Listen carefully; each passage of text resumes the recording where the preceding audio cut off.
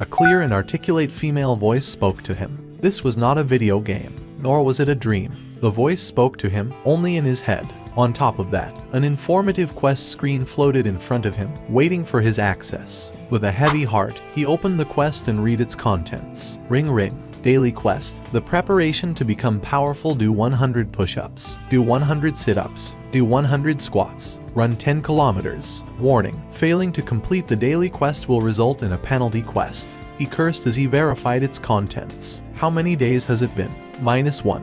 E-rank Hunter Sung Jinwoo. It was a title that followed him wherever he went. Even as a hunter, his abilities were barely above that of an ordinary person. If it wasn't for his slightly more durable constitution or his slightly increased healing factor, there was but a little difference between him and a non-hunter. As such, his hunting career was riddled with variety of injuries. There were even times where he towed the line between life and death itself. But he was not a hunter because he enjoyed the job. It was dangerous, filled with ridicule, and the pay was disappointing. No, if it wasn't for the fact that the Hunter Association provided support for the medical bills of his mother, he was more than ready to give it up and start an ordinary employment as an ordinary person. But how could he, a man in his 20s with no special talents or background, afford to pay the medical bills that amounted to several million won a month? You could say he had no choice in the matter. And so today, with a silent cry in his heart, Jinwoo took part in an association-supervised raid, same as any other day. Hunters who operated in the same area knew each other well. This was due to the collective gathering of all hunters in the area whenever a gate opened up. And today, the hunters who have gathered shared a cup of coffee while greeting each other. Oi, Mr. Kim, over here. Ooh, Mr. Park, what are you doing here? I thought you were done with the hunter business. All that. The wife just got pregnant with number 2. Hahaha, is that so? Well, nothing better than a raid to fill the pockets of a hunter. Both Mr. Kim and Mr. Park laughed. You know, it seems like the association's been calling us less and less lately. Wonder if the rate of gate appearances decreased. Nonsense. It's because the guilds have been working harder than the association lately. Whenever large sums of money's involved, you just know the guilds pounce on them with that fiery look in their eyes. Well then, I guess this raid being supervised by the association means it'll be pretty safe, right? With a slight concern, Mr. Park took a look around the area. A gate ignored by a guild meant low pay, and a low-paying gate meant low difficulty. Of course, there was nothing in life that was 100% certain. Similar to Mr. Park, other hunters in the area shifted their eyes with nervousness. Perhaps, as he finished the coffee, Mr. Kim suddenly waved to someone he saw approaching in the distance. Oh, wait, look who it is. Mr. Sung. Hey, Mr. Sung. Other hunters also looked at the newcomer with familiarity and relief. Hello. It was Sung Jinwoo. Briefly greeting Mr. Kim with a nod, Jinwoo continued his walk. After he passed, Mr. Kim lightly chuckled and loosened his worries. So Jinwoo came. Then this place should be safe. With his eyes widened, Mr. Park asked Mr. Kim, "What? Is Hunter Sung Jinwoo that strong?" Mr. Park wouldn't know. He started the job a little after you left. There's no hunter here who doesn't know Sung Jinwoo. That's strong. Why is he working under the association, then? Why not freelance or join a large guild? Chuckling, Mr. Kim's eyes narrowed. You know what that man's nickname is. How would I know? Come on, spit it out. Humanity's weakest soldier. Weakest, not strongest. Listen to yourself, that kind of title belongs only to the S-rank hunters. That man over there is the weakest soldier. Probably the weakest hunter in all of Korea. Mr. Park furrowed his brows. If he was that weak, why would the hunters look so relieved at his appearance? A fellow hunter was someone who had to be relied upon in a raid. He could not understand the other hunters' reactions. Seeing Mr. Park's tilted head in contemplation, Mr. Park ribbed him with his elbows while laughing. Don't you get it? If Sung Jinwoo appeared in today's raid, it means it's gotta be an easy one. The association wouldn't risk putting him on anything hard. Nobody wants to see someone die pointlessly. And now, Mr. Park's face brightened. Mr. Kim continued. Once, that man got injured in an E-rank gate and had to be hospitalized for a week. A hunter got injured in an E-rank gate. Yep, nobody expected someone to actually get hurt in an E-rank gate. I heard they didn't even take a healer class hunter. Seeing Mr. Park laugh loudly in response, Mr. Kim shifted his eyes toward Jinwoo. Hey, not too loud. He might hear. Oops, didn't think about that. Mr. Park shifted his eyes towards Jinwoo and quieted his laughter. Fortunately, Jinwoo appeared some distance away and probably couldn't hear their conversation. But he did. I heard everything, you geezers. Doing his best to ignore their laughter, he met their gaze and put on an ignorant smile. At times like this, he cursed his rather keen hearing. Did I come too soon? It was some time before the raid would begin. While waiting, Jinwoo approached an association employee for some coffee. "Could I get a cup as well?" "Ah, Hunter Sung Jinwoo Nim. I'm so sorry, we just ran out." A cold winter breeze slapped his face. Jinwoo wiped his nose with fingers. It was a rather sad day where even the coffee ran out just as he got to it. "Why are you so stubborn about this whole Hunter business, Mr. Jinwoo?" "Sorry." Jinwoo bowed his head. As she healed him, Lee Juhee's face was filled with complaint. "I'm not trying to get an apology from you. I'm just worried about you, you know. I swear, one of these days, you're going to get seriously hurt. Once you pass through the gate, you would be in the dungeon." The dungeon this time around was probably D rank. Jinwoo looked over Juhee's shoulders at his fellow hunters. 10-something number of hunters were taking down monsters left and right. They did not appear to be particularly struggling. Yet here he was, injured. It was the role of the healer class hunters to heal the injured hunters from the rear. As a man who was hurt in nearly every raid he participated in, Jinwoo was rather famous among the healer class hunters. Juhee carefully asked him, "Do you perhaps have a reason why you can't quit?" Jinwoo firmly shook his head. He didn't like revealing personal details about himself so easily. "I'm just doing this as a hobby. I'll probably die of boredom if it wasn't for this." Juhee pouted in response. "You'll end up raiding in the afterlife because of your hobby." Not expecting such a response, Jinwoo laughed. "Hey, don't laugh. You'll open your wounds." As they laughed and conversed, the healing was completed. But it was too late. The raid was pretty much over at that point. Jinwoo grimaced. "I only killed one magic beast today. And even then, it was only a E-rank monster." Jinwoo fidgeted with the E-rank magic core in his hand. Such low-level magic core from an E-rank magic beast was barely worth 100,000 won. The fact that he put his life on the line to earn it made it seem all the more pathetic. "I heard a magic core from a C-rank magic beast is worth at least few 10 millions. But to Jinwoo, an E-rank hunter, the thought of taking down a C-rank magic beast was an impossibility. Suddenly, someone shouted, "Hey, there's another entrance here." The hunters swarmed towards the voice. "You're right, really, another entrance." As the first person noted, there indeed was another dungeon entrance here. A double dungeon, so they really do exist. A hunter with 10 years worth of experience, Mr. Song looked at the newly found entrance with wonder. Unable to see far into the dark tunnel, Mr. Song used his specialty, fire magic. The fireball that shot out from his hand flew through the tunnel, illuminating its darkness. However, the tunnel was deeper than expected, and the fireball eventually lost its energy and fell to the ground and quickly extinguished as a spark. Darkness returned before their eyes. Everyone, please gather around." As the de facto leader of the raid, Mr. Song gathered the hunters before him. Juhee and Jinwoo, having completed Jinwoo's healing, also joined the crowd. Mr. Song addressed gathered hunters. "As you all may know, gates do not close until the dungeon's boss is taken down. Since our gate is still open, even though we've cleared all the mobs in the area, it appears that the real boss is down that tunnel." Mr. Song gestured towards the newly found dungeon entrance. Looking at each other, the hunters also nodded in agreement. The protocol in situations like this is to exit the dungeon, contact the association, and let them handle things going forward. But if we do that, and some other group of hunters take down the boss, there's a chance that our income for this raid will drastically decrease. The gathered hunters' expressions hardened. Mr. Park, who came here to support his expecting wife, looked doubly troubled. Postnatal care these days is really expensive. If he left now, the efforts he risked his life for would be wasted. And so I was thinking, what if we just went ahead and go kill the boss? What do you guys think? The hunters fell in contemplation. It was not a decision that could be made easily. Some knew that there was no guarantee that the double dungeon would be as safe as the one that they had just cleared. Others came to the conclusion that if the outer dungeon was this easy, perhaps the inner dungeon would be just as easy. Regardless, it was not a situation where everyone would be in agreement.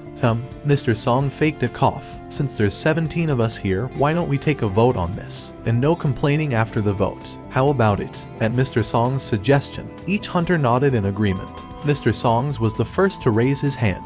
"I'll go." Mr. Park was the first to follow Mr. Song. "I'll go too." Me too." "Same here." One more vote for yes. Mr. Kim had also joined the Go group, but there were opposing votes as well. "Let's not. I think we should wait on the association's judgment." As the yes crowd and the no crowd clashed at 8:07, all gazes fell on the two last undecided people. "Sorry." Shaking her head, Juhee voted no, putting the count at 8:08. Mr. Song turned and asked the last person for his vote. "Mr. Sung."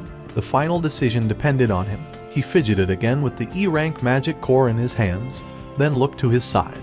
Juhi shook her head at his eyes. She had a bad feeling about this. Well, even Jinwoo felt the same way. Under any other circumstance, he would not have dared to jump into danger. After all, he lacked the skills and courage to do so. But Jinwoo had a little sister who was preparing for college. I don't have anything saved up for that. He was 24 years old, but he had to give up on college due to their poverty. He didn't want that poverty to hinder his sister's life as well. Their lives were counting on every penny that came and went. Mr. Park wasn't the only one who needed money. Jinwoo raised his hand. I'll also go. At his side, Juhi let out a small sigh disappointedly. The tunnel went on and on and on. At the vanguard stood Mr. Song and other veteran hunters, led by the light from the fireball in Mr. Song's hand. The party walked through the dimly lit tunnel. Mr. Kim spoke up from the party. Isn't this going in a little too deep? Maybe we should think about turning back. How long have we been walking? Mr. Kim checked his watch. About 40 minutes. When we take down the boss, we'll have 1 hour before the gate closes. Taking into account the time for the return trip, we still have a breathing room of 20 minutes, right? Then if we don't come across the boss after 20 more minutes of walking, we should leave, right? I suppose so. Nodding, Mr. Song pointed towards his back with his thumb. Hey Mr. Kim, it's dark ahead of me, so fall back a little bit. Mr. Kim looked at Mr. Song's fireball, then took out his cell phone and turned on its flashlight function. The light from the phone brightly illuminated their path. Looking back and forth between his fireball and the phone's light, Mr. Song quietly searched pockets for his phone. At the rear of the party walked Jinwoo, who was injured, and Juhi, who had no fighting skills. Jinwoo scratched his head. I'm sorry. For what? Dragging you along like this? I'm fine. You don't have to worry about me. Jinwoo discreetly read her expression. It was not a face without worry. Tilting his head, Jinwoo carefully asked, Are you sure? Juhi abruptly turned to face him. Of course I'm not okay. Are you in your right mind? Earlier, if the place you were stabbed in was just a bit higher, it would have pierced your heart. And what about the injuries on your wrist and thigh? I barely healed all those, and you're already jumping into another dungeon. Especially when you don't know anything about it. At her rant, Jinwoo felt himself becoming lightheaded. But she was not wrong. Juhi was a healer class hunter, and more than that, a B-rank hunter, a rare sight in the association. If it was not for her healing, Jinwoo would have probably succumbed to injuries that would have put his normal life out of commission. Much less being a hunter. I really owe her a lot. A healer class hunter. Not only that, a B-rank healer class hunter. Whenever a gate appeared, the association would request her as a healer, and of course, Jinwoo would always find himself sitting or lying down next to her in treatment in their raids. You're hurting? Right. Please hang in there. You look familiar. Are you from that time? You got hurt again. Seems like I see you again and again. You said your name was Jinwoo. Are you? Alright. Do you ever think maybe the hunter life isn't for you? You're here again. Hold out your arm. No, not there. You can mend it with just bandages. The other arm. Surpassing his gratitude, he now felt apologetic to her. Seeing his silent face, Juhi felt bad about her rant and calmed down. Are you really sorry? Of course. After some thought, Juhi looked at Jinwoo at her side, with corners of her mouth rising ever so slightly. Well, maybe you could treat me to a meal sometime. It was not a response he expected. Shocked, Jinwoo looked at Juhi's face, now showing a mischievous smile. A girl. He remembered Juhi was 20 going on 21. If she had cut her long hair into a proper length and put on a school uniform, she'd be a fitting image of a student. Imagining her in a uniform, his face blushed. Seeing his delayed response, Juhi blew air into her cheeks and pouted. Do you not want to eat with me? It was then, suddenly, a commotion rose from the vanguard of the party. This is it. The boss room. Jinwoo and Juhi turned their gazes forward. There stood a giant door signaling the end of the tunnel. The hunters gathered before the door. To think there was a door at the end of the tunnel. Do you think this was always here? First time I'm seeing something like this. Do you think it's dangerous? As they quietly whispered back and forth, the hunters became uneasy. After all, their lives were on the line. They had to be careful. But too much care may impede progress, Mr. Song thought. So you guys want to turn back after all that? To go back empty-handed? He placed his hand on the door. You're free to go back. I'll go alone. Mr. Song was a C-rank hunter with 10 years of experience. If it wasn't for the fact that he was past 60 years old, he could have probably raided under a large guild. So when such a veteran hunter spoke with confidence, the uneasiness of the other hunters slowly disappeared. Now that I think about it, one of the hunters spoke of a rumor regarding double dungeons. I heard that double dungeons have some crazy treasures. Yeah, I heard some mid-level guild once found a double dungeon and shot straight to a large guild status. And wherever magic beasts may appear in a dungeon, they should all be the same level generally. And so the hunters thought, what if this double dungeon contained a phenomenal treasure? And what if the magic beasts beyond this door were the same level as before? Can't let that old man take all the treasures by himself. Even Jinwoo renewed his determination. I can't just return with the E rank magic core. At the very least, a D rank. No, just even one more E rank is good enough. It didn't have to be a magic beast either. If we find treasure beyond that door. It was a standard agreement that any treasures or artifacts found in a dungeon would be divided evenly amongst party members. This was different than the case where magic core from magic beasts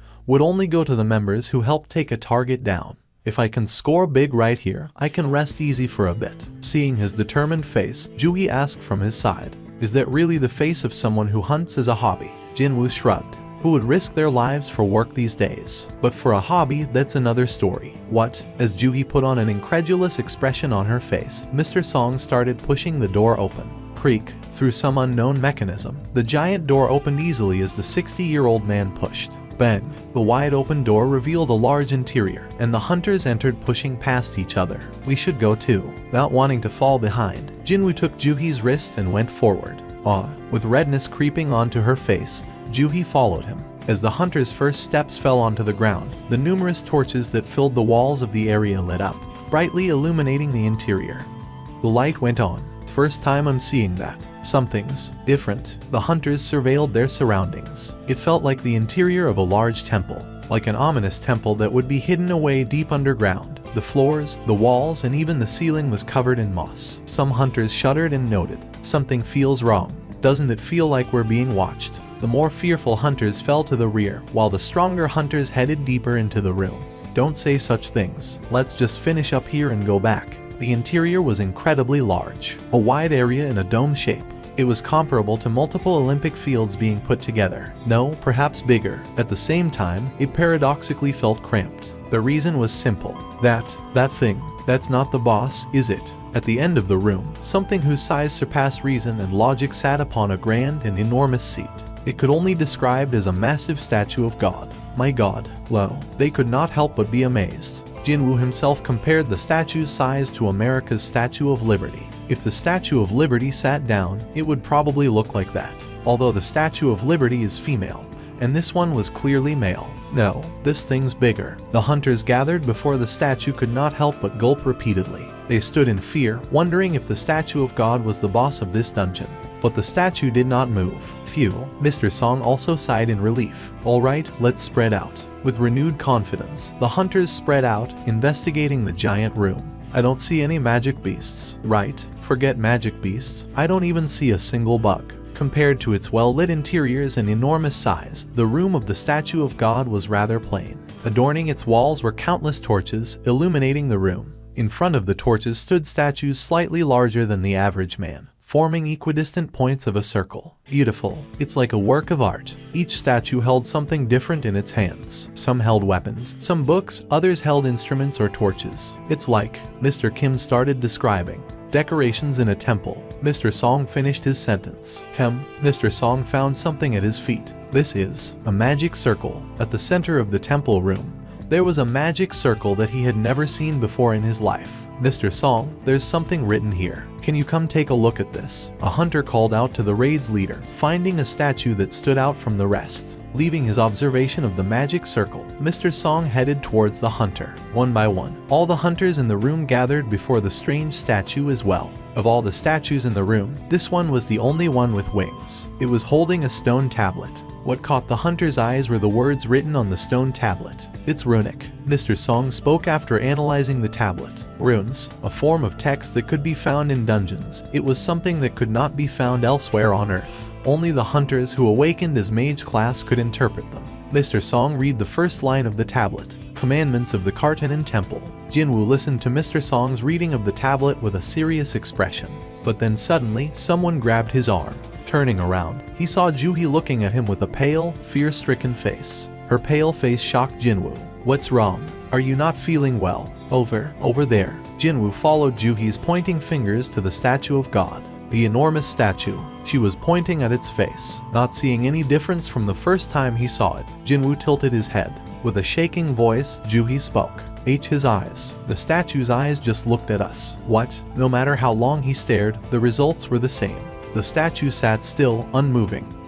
You must have imagined it. But his words fell on deaf ears. Casting her gaze to the ground, Juhi simply held onto his arms and trembled. Wait, a sense of dread washed over Jinwoo. Where did the sound go? The crackling sound from the torch's fires suddenly became silent.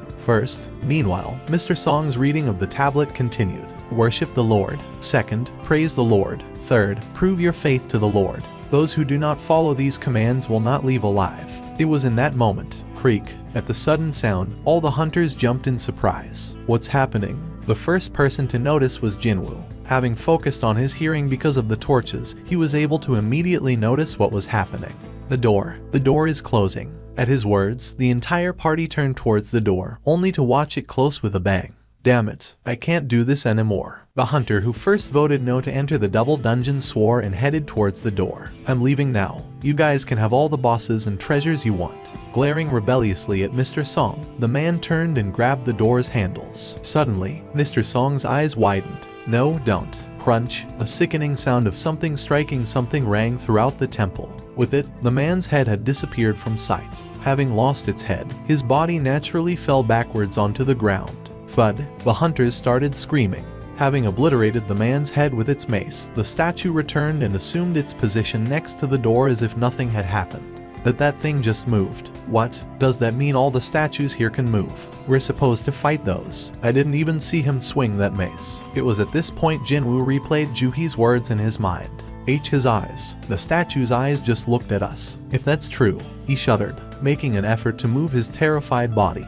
He turned and looked at the statue of God, and found the statue of God looking back at him. Jinwoo realized this was just the beginning. The statue of God's eyes were lit with a crimson light. Was it a hunter's instinct? No, it was the survival instincts of a living being. Something was coming, something that could not be stopped. Jinwoo turned and shouted on top of his lungs, "Get down!" Right as his mouth opened, a crimson ray of light shot out from the statue's eyes. Jinwoo threw himself at Juhi and pulled her to the ground. The ray of light passed through where Jinwoo was standing moments before. 1/10 of a second. No, 1/100th of a second. If the timing of his actions were off by just an infinitesimal amount. The other hunters were not as lucky. The screams did not come from the hunters who were struck by the light. After all, the ones who were struck disintegrated instantly, leaving only a trace of ash and burnt stone in their wake. No, the screams were coming from the hunters who survived. What the hell is this? How could this? The hunters were in shock. 11 remaining alive out of 16. They had never seen an attack like this before. I'd barely dodged after hearing Jinwoo. If Mr. Sung didn't shout just now. The hunters looked at Jinwoo and gulped. Their lives' savior. If it was not for him, they knew that they would be counted among the fallen. With his entire body bowed on the ground, Jinwoo turned his head and peeked at the statue. Its eyes were still lit with crimson glow but did not continue its attack. Is it done attacking? Jinwoo turned his head towards the ground again. Juhi lay below him, shaking in fear. Although she was a B-rank hunter, this was the reason she hunted in simple raids under the association and not an advanced raid under a large guild. Her breathing became more and more irregular. He couldn't just leave her like this. Thinking he had to do something to help her, Jinwoo began to get up when a strong hand forced him back down. Don't stand up. It was Mr. Song. Although surprised, Jinwoo sternly listened to his words. Mr. Song shouted at the other hunters as well. Everyone stay where you are. Don't move from your position. After taking a quick look across the party, Mr. Song turned to Jinwoo again. The ones who were moving got hit. Those that listened to you and got down survived. I see. Mr. Song tilted his head in confusion.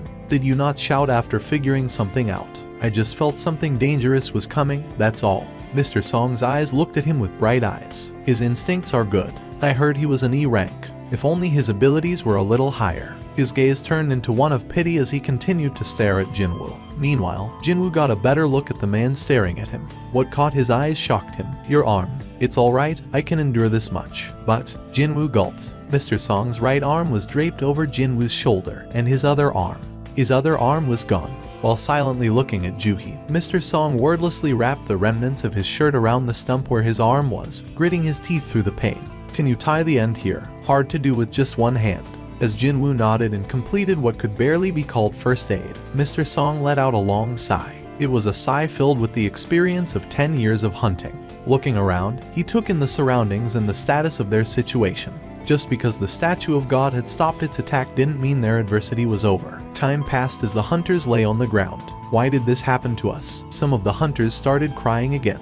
We can't stay like this forever. The patience of the survivors was slowly reaching its limits. Jinwoo felt the same. We can't stay like this forever. But what could they do? If Mr. Song's guess was correct, they would be attacked the moment they started moving. And even if they managed to dodge the statue of God's attack, they still had to go through the statues guarding the door. And therein lied the other problem. The movement of the one guarding the door was so fast that it could barely be seen by the naked eye. How could they get past something like that? It was an impossible situation. The hunter's annihilation was simply a matter of time. Wait, a matter of time. As the thought appeared in his head, an uncomfortable thought followed. Something that no one else had noticed. There's something we missed. Perhaps the answer was there. It was in that moment. Don't move.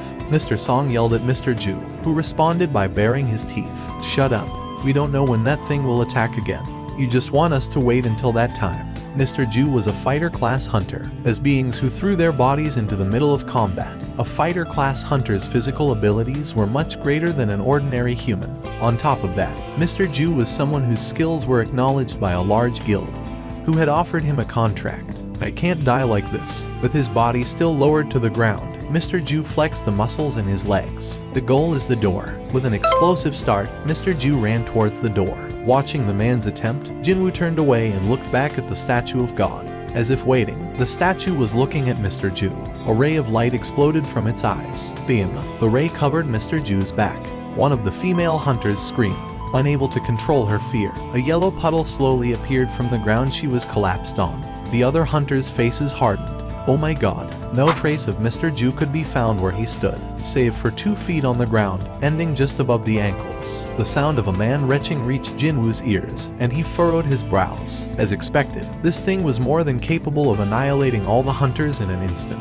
It was easier than stepping on an insect. So why isn't it? It could kill them all, yet it did not. Compared to the magic beasts that always threw themselves at the hunters, these things were different. Attacking someone only when they moved. Attacking someone only when they neared the door. There was a pattern and condition to their aggression, like a game with rules. Perhaps there are rules to this room. In that moment, Jinwoo found a piece of the puzzle in his head. It was the tablet that Mr. Song was reading earlier. Commandments of the Carton and Temple. A commandment was a rule, and rules must be followed. If there was a way out of this place, away from these things, the key was written on that tablet. Worship the Lord. Jinwoo spoke the first commandment out loud. Did you say something? Mr. Song asked, facing Jinwoo. Instead of answering, Jinwoo put a finger to his lips. If I'm correct. Slowly, Jinwoo got up. Mr. Song frantically tried to stop him, but Jinwoo shook his head at him with a determined face. That's not a face that's given up on living. Mr. Song nodded at Jinwoo. Without looking away from the statue of God, Jinwoo slowly rose and raised his body gradually higher and higher. Suddenly, the statue of God's gaze fell upon him. If he hesitated even for a split second on getting back to the ground, Jinwoo would have lost a lot more than few strands of hair on his head. Back on the ground, Jinwoo panted heavily. He had almost died just now. When his eyes met the statue of God's, he knew he had looked at death right in the eyes. Having dodged the attack by a hair, Jinwoo's legs could not stop shaking. But it was not for naught. He's not attacking someone who's moving. Having his body lowered to the ground, no amount of movement caused a reaction from the statue of God. No, his attacks are towards someone who rises above a certain height. To confirm, he had just put his life on the line, and now he had that confirmation. The meaning of the first commandment. Jinwoo shouted towards the other hunters. Everyone, they turned their heads toward his voice. You have to bow before the statue of God. The hunters tilted their heads in confusion. Bow to that thing. The hunters who were looking at each other started cursing at Jinwoo. What the hell are you saying? Is this a situation where you could say something like that? Have you gone crazy? Sung Jinwoo. Mr. Kim flared his nostrils. Looks like I judged you wrong. If I could get up from this spot, I'd sock you right in the nose. Jinwoo bit his lips. After all, 6 of their comrades had fallen to the statue of God. To think that he'd asked the others to bow before it understandably invited their ire. More importantly, there was no solid proof to his guesses, only a gut feeling. One could not easily explain or put to words what they felt through instinct. While he was lost for words, someone spoke up, I'll do it. The voice came from behind Jinwoo. The hunter's eyes turned toward the raid leader who had spoken. Mr. Song, you're going to bow before that goddamn statue. As the hunters spoke out in confusion, Mr. Song turned and met Jinwoo's eyes. What have you discovered? Jinwoo shook his head. Just a gut feeling. Yes, for now. I see. Jinwoo's instincts resulted in 11 of them being still alive, well, 10 after Mr. Ju's death. As such, was it not worth it to try and put some faith in him? This was what Mr. Song believed. As the raid leader bowed before the statue of God, the mood in the air became somber. You're really going to do it? Taking advantage of the opportunity Mr. Song had provided, Jinwoo spoke up. Please, bow before the statue of God. This might be our only way to leave here alive. Alive. To leave here alive. That phrase reached the other's ears with a great weight. Leave here alive. We can get out of here, just by bowing before that thing. One by one, the hesitant hunters started bowing before the statue, imitating a scene of worship. Eventually, even the angry Mr. Kim also took his place bowing before the statue. However, there was no response from the statue of God. Its two eyes still glowed with the terrifying crimson light. Jinwoo felt his heart sinking to his stomach. Was I wrong? And his gaze turned to Juhi at his side, lying completely prone on the ground with her hands covering her head. It was hard to say that she was in a position of bowing before the statue. Jinwoo gently grabbed Juhi's wrists. Startled, Juhi looked up at him like a terrified prey. He wordlessly nodded at her, then released his hand. Slowly, Jinwoo helped Juhi assume the position of worship before the statue of God. This should do it. And then there was one. Himself. Jinwoo faced the statue, kneeling, then put his hands on the ground and slowly bowed his head. And a change occurred. The hunters who noticed started making noise. The statue of God. Everyone, look at the statue of God. Its eyes. The crimson light that adorned the statue's eyes were fading away. What? You mean this really is working? And just like that, the lights completely disappeared from the statue's eyes. The hunters cheered in unison. The light disappeared. We're alive. The excited hunters rose from their spots and cheered. But the statue of God did not react. Jinwoo, who followed suit, sighed with relief. Phew, as he had guessed, this room was operating accordingly to a set of rules and conditions, just like a game. If that's true, the game was not over yet. There were 2 more commandments. Second, praise the Lord. Third, prove your faith. Suddenly, with a deep rumbling, the entire room started to shake. Jinwoo's expression hardened. As I thought, his guesses were correct. This was not over. The statue of God's enormous body was slowly rising from its seat. The hunters who were celebrating together with tears of joy froze. What? Wasn't it all over? No, it can't be. Frozen in fear, the hunters could not say much more. Their faces were filled with terror and despair. No. The statue of God assumed a standing position. It looked around, taking in the surrounding, then started walking towards the hunters. Boom. With each step it took, the statue of God shook the earth. Boom. Its massive figure was such that its head almost reached the ceiling. Boom. As its sheer size put pressure on the hunters, it slowly closed the gap between it and them. Hey, Mr. Sung, Jinwoo, what should we do? The hunters who were cursing Jinwoo only moments ago now looked towards him for hope. Is there anything else we have to do? Say something. Even as grown adults, the hunters' faces were on the verge of breaking down in tears. Yet they looked at Jinwoo as their only remaining hope.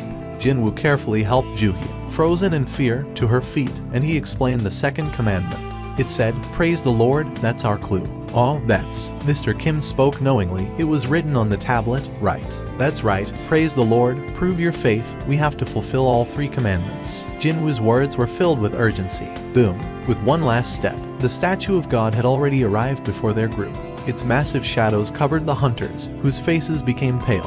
I'll try. One of the hunters, normally a shy, youthful man, stepped forward. Hey, what are you going to try? I'm part of my church's choir. If it's praise, I'm confident in it. The young man answered Mr. Kim and walked towards the statue of God. As he neared the statue, he took a deep breath and started singing. As I walked to the Lord, his youthful voice rang throughout the room. Please renew me and provide me with your blessing. The statue of God stopped before him. The hunters gasped in surprise and awe. As if it was satisfied by the song, the statue of God stood motionless. All other sounds of the room disappeared. Only the youth's voice was heard in the room. Gaining courage from the apparent result, the hunter strengthened his voice and continued to sing.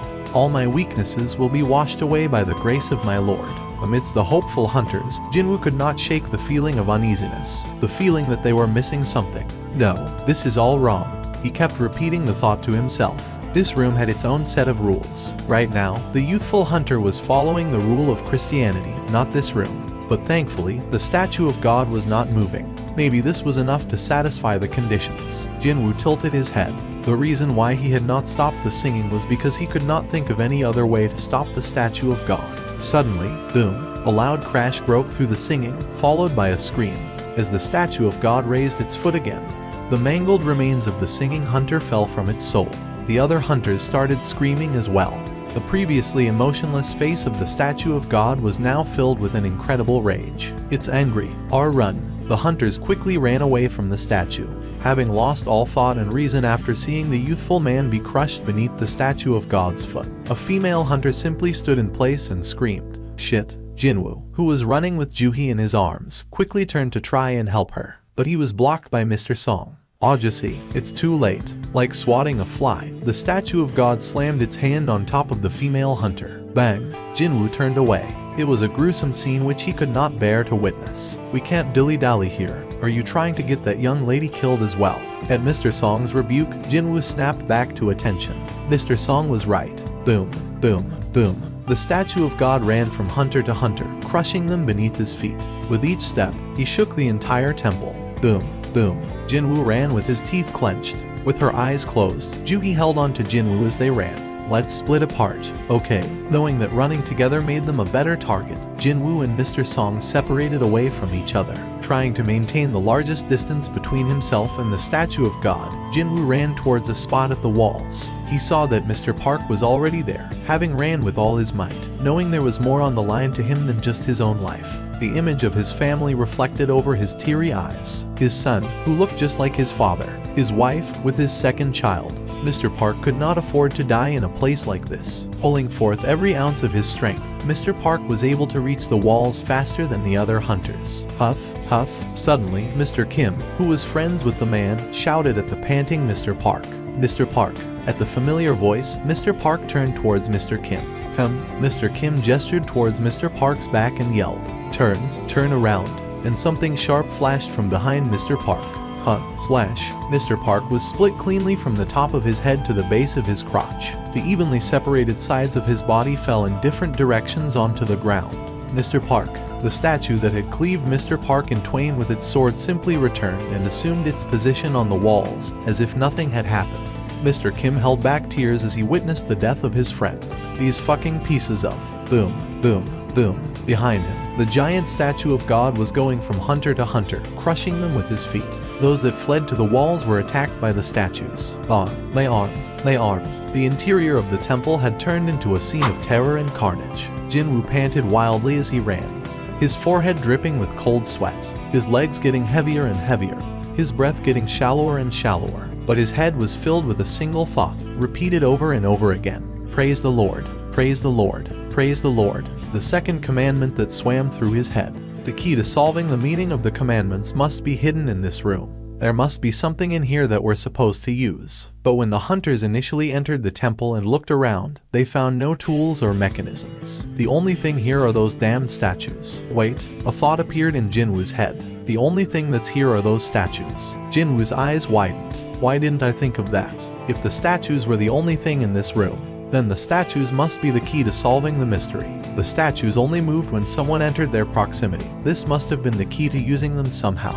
If that's correct, gathering what energy he had left, Jinwoo screamed through his panting breath. Everyone, head to the statues with instruments. Jinwoo's shout reached all the hunters' ears. Instruments, hope returned to their eyes. Unlike the time where Jinwoo asked them to bow, the hunters this time did not hesitate to respond.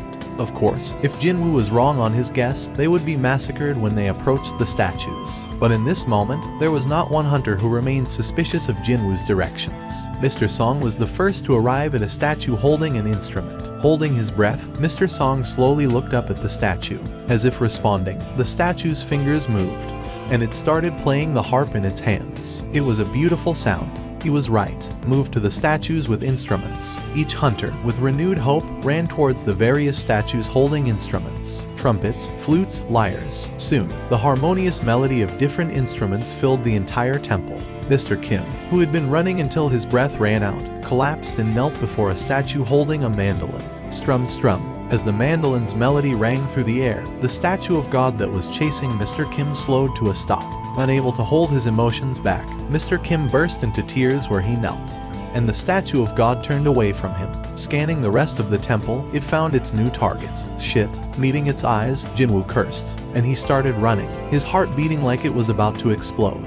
His sweating back was soaked. Why is this one not playing? Jinwoo glared at the statue he had arrived at with resentment. Holding drums in its hands, its silent figure made no indication that it would play its instrument. Boom, boom, boom. With terrifying speed, the statue of God closed the gap between them. As the statue, which had been at the opposite end of the room only moments ago, neared them, Jinwoo gulped. Is it because Juhi and I are both here at the same time? That must have been the answer. As he looked around, no other hunter had trouble with their statues. I don't have time to think about this. He put down Juhi and prepared to run to a different spot.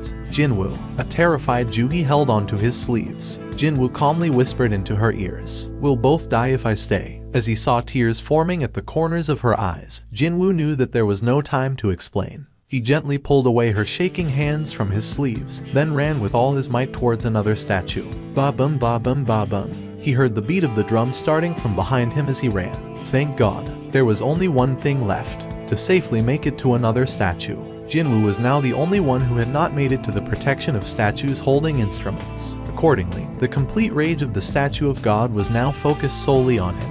Jinwoo ran away from the crashing footsteps of his chaser and sped across the room. Boom, boom. As he barely dodged and rolled away from the statue's stomps, his panting became heavier and heavier. Although he was the lowest of the E-rank hunters, as a fighter-class hunter, his body offered what little help it could in this situation. Just a little bit more. Taking notice of the statue of God's footsteps closing in on him, he focused and strengthened his legs. His speed increased. There was but a few steps until he reached his target statue. "No, not that way," Mr. Song had shouted at him. Having focused on the statue of God's movements until now, Jinwoo turned his attention to the statue he had arrived at. It's not holding an instrument. He now realized what appeared to be an instrument in the statue's hands was actually a shield. Without mercy, the statue raised and brought down the shield in its hands. Jinwoo threw his body to the side. Juhi screamed. As he rolled across on the floor, he looked up. The statue of God was almost upon him, out of the frying pan. His tumble on the ground had opened a cut on his forehead. Blood flowed down to his eyes, obscuring his vision. Jinwoo rapidly looked left and right. Instrument, instrument. But no instrument registered in his eyes. The statue of God raised its foot. Shit. Boom. Jinwoo barely evaded the stomp by throwing his body to the side. But he was reaching his limits. Feeling faint, he found it hard to maintain balance for some reason. Please, if there was a god, he wanted to pray to it. In that moment, Jinwoo noticed a statue that was neither holding a weapon nor an instrument. He crawled with last vestiges of his strength, placing his hopes on the statue. With a final twist of his body, he threw himself at the feet of the statue with a book in its hands. Facing the statue of God that was heading toward him, he realized he had no strength left to move. Panting heavily, he looked at the face of the statue of God.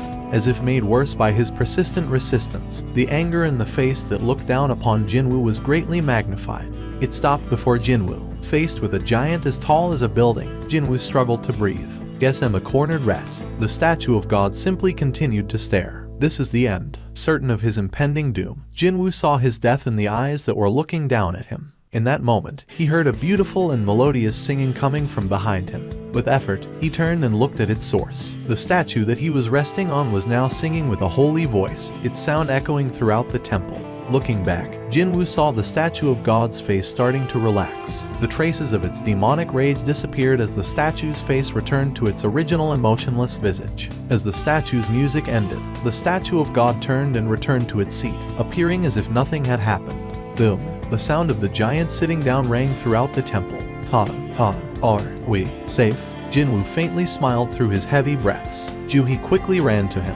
Jinwoo, having reached him after running with all her might, Juhi collapsed next to him in tears. Oh my god, oh my god. She used all the mana at her disposal and tried every healing magic she knew, but it had no effect. One by one, the scattered hunters gathered before Jinwoo, their expressions equally dark.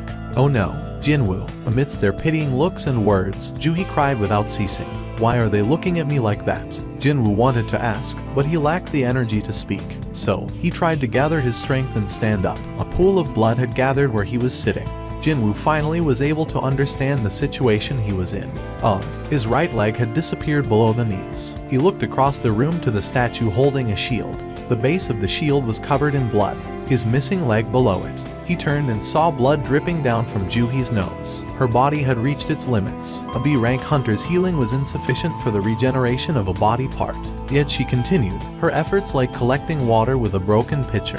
And as she continued, both her mana and vitality quickly decreased. It's okay, Juhi. You can stop now. No, I can heal this. I'll heal you. The hunters watched the pair with pity. Of the 17 that had entered, only 6 remained. Of the 6 remaining, 2 had received a seriously injury. Mr. Song and his arm, and now Jinwoo with his leg. Although their lives were saved, no one could put on a smile. Suddenly, a thundering noise rang throughout the temple. At its center, the ground with the magic circle inscribed upon it started rising, forming a platform. Jinwoo realized the final trial had arrived. Prove your faith. He had already been contemplating its meaning. The rising ground stopped at waist height. An altar. Jinwoo absent-mindedly spoke to himself. An altar? Did he just say an altar? The man who had saved their lives not once but twice. Jinwoo was not a high-leveled awakened being, but a lowly E-rank hunter that they looked down on in the past. If it wasn't for Mr. Sung, we would be. The hunter's thoughts were in union. Jinwoo's words up until now were a lifeline to them. And now this man had uttered the words, altar. The quick-witted Mr. Kim was the first to speak. I think I understand.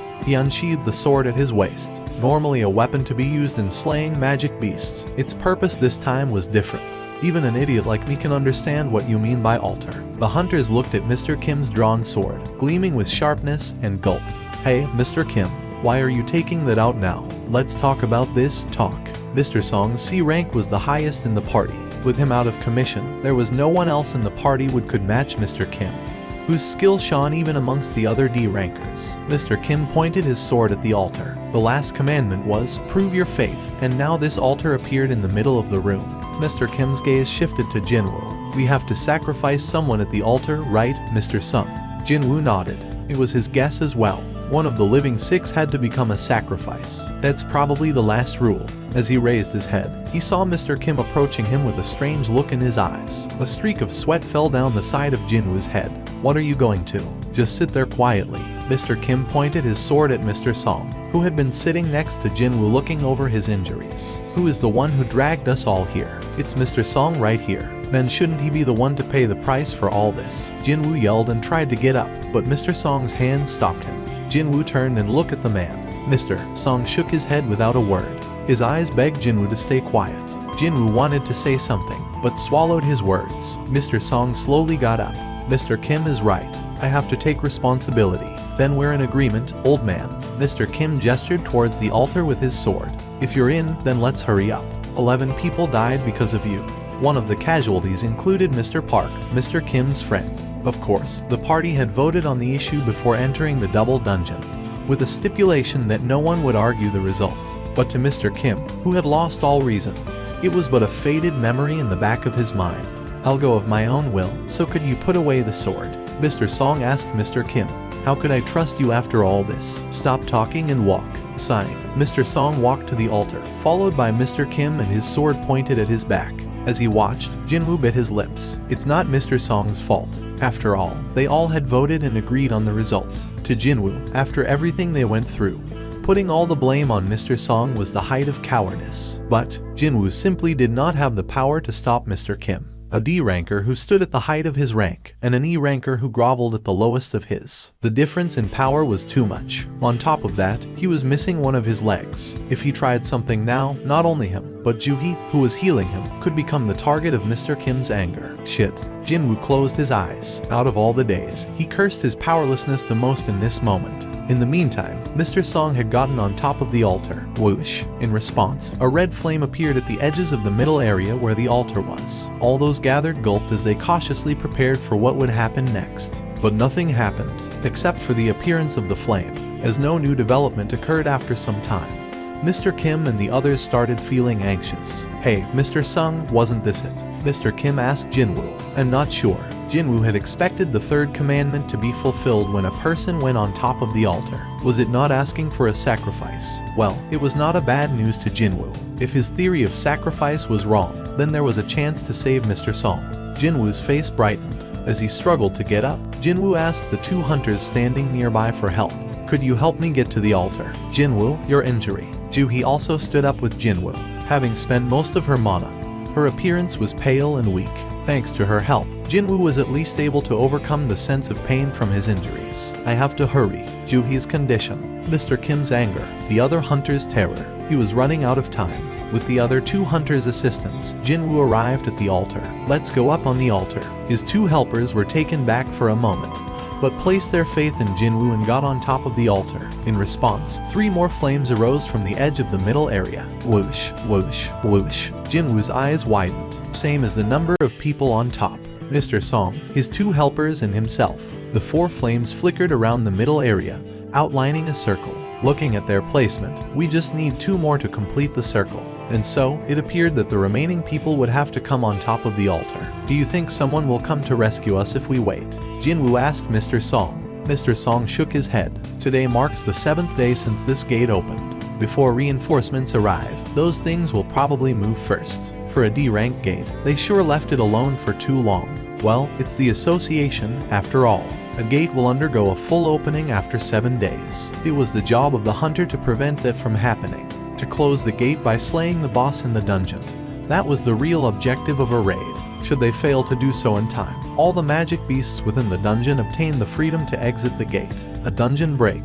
Jinwoo looked around him. The statue of God remained in its seat, looking down upon their party from distance. If that thing is allowed to leave here, he could not imagine the destruction that would follow. Of course, their party would be the first to be massacred if the statues in the room gained the freedom to move about.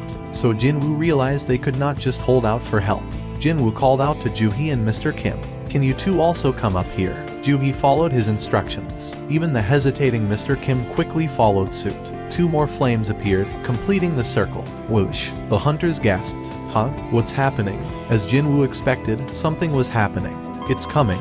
From the outermost circle of the middle area, small blue flames started appearing. One by one, they flared into existence and formed a circle around the middle area. 34, 35, 36. Jinwoo counted 36 blue flames. The red flames that matched the number of people. The blue flames that number 36. Is there a meaning to their number? In that moment, creak, the door blocking their exit opened without a warning. The hunters flinched in reaction. Every single one of them wanted to run towards the exit. But the memory of the final moments of the singing hunter remained fresh in their minds, and no one made any movements. They did not know what fate would await the first person to leave the altar. As if waiting for an answer, all their gazes fell upon Jinwoo, who closed his mouth in silence. It was too early to make a conclusion, whether or not the opening of the door was a trap, or if it was the dungeon's way of letting them know that they had fulfilled the final commandment. He did not know. As the hunters waited for Jinwoo's directions, noises that carried bad news came from edges of the room. The 6 heads turned in unison, looking around the room. What the hell? They've come closer. They're all just moved. The hunters' breathing quickened. The statues that only responded to humans being nearby suddenly appeared to be few steps closer than before. In that short time, Jinwoo was able to fully ascertain the situation. No, the statues didn't move. It was the pedestals beneath the statues that moved closer. The sliding sound from earlier was the sound of stone pedestals grinding against the floor. They've stopped moving. Mr. Kim wiped away the sweat on his brows. As everyone else's attentions were focused on the statues, Jinwoo looked at the blue flames around them. Disappearing one by one, 3 blue flames had already gone out. Jinwoo raised his head. The sound came from his direction. The statues that faced him had moved closer. Why only me? Was it because he had looked away? Jinwoo closed his eyes to test the theory. What do we do now? With renewed understanding, Jinwoo shouted at the others. Don't look away from the statues. Now that he thought about it, the initial movements of the pedestals were probably caused when everyone looked towards him for guidance earlier. These bastards don't move when we're looking at them. Another blue flame went out, but it did not elicit a response from the statues. Could it be? Without taking his eyes off the statues, Jinwoo carefully raised his arm and looked at his watch. As I thought, the blue flames were disappearing every minute. The blue flames are a timer. Jinwoo surmised that the final commandment's trial was to wait on top of the altar until the 36 blue flames disappeared. As long as each of them covered all the statues, they would be safe. There was a chance no one had to die in this final trial. Jinwoo checked his watch and the blue flames to determine the time remaining. 30 left. They just had to wait for 30 minutes. But Jinwoo had made a mistake. While he was counting the blue flames, he had looked away from the statues, and as such, they started moving toward him again. I can't do this. The man who was positioned across Jinwoo screamed and ran towards the open door. Having startled by the sound of movement coming from behind him, unable to turn around, the man lost all courage and made the decision to run. As he jumped from the altar, one of the red flames disappeared. No, don't. Jinwoo shouted. but the man who ran with all his might ignored him and safely passed through the open doors. What? Mr. Sung, what just happened? He got out safely. Jinwoo, unable to turn around towards the door, did not know what had happened. Did anything change? The door moved slightly inwards. Is it closing right now? No. It started closing a little after that man went through but isn't moving anymore. Jinwoo remembered the red flame disappearing after the man left the altar. Of course, his heart sank to his stomach. The riddle that plagued his mind atop the altar had finally revealed its answer. What part of this was proving faith to the Lord? The answer had come to him. However, to a man who could only walk with someone else's assistance, it was the worst answer possible. The open door was a trap, a false hope to their eyes. Had the entire party ran towards the exit after seeing the door open, the door would have closed immediately, and the party would have ran towards their massacre. On the contrary, the altar was the safe zone. If they had just waited on top and waited out the blue flames while watching the statues, it would have guaranteed their safety. A false hope they could see versus a promise they could not. This was how one proved their faith to the Lord. It was a test to overcome the temptation of freedom amidst the approaching danger. Here, two variables appeared before their situation. 1. Jinwoo's presence. Instead of running to the open door to their doom, the party stopped to listen to Jinwoo, avoiding a certain death. We got lucky. It was only possible due to the presence of a man who had solved the 2 commandments before and saved their lives, earning their respect and attention in the process. But the second variable was not as favorable. Someone had left their party to safety. How would those that remained behind react to this appearance of hope?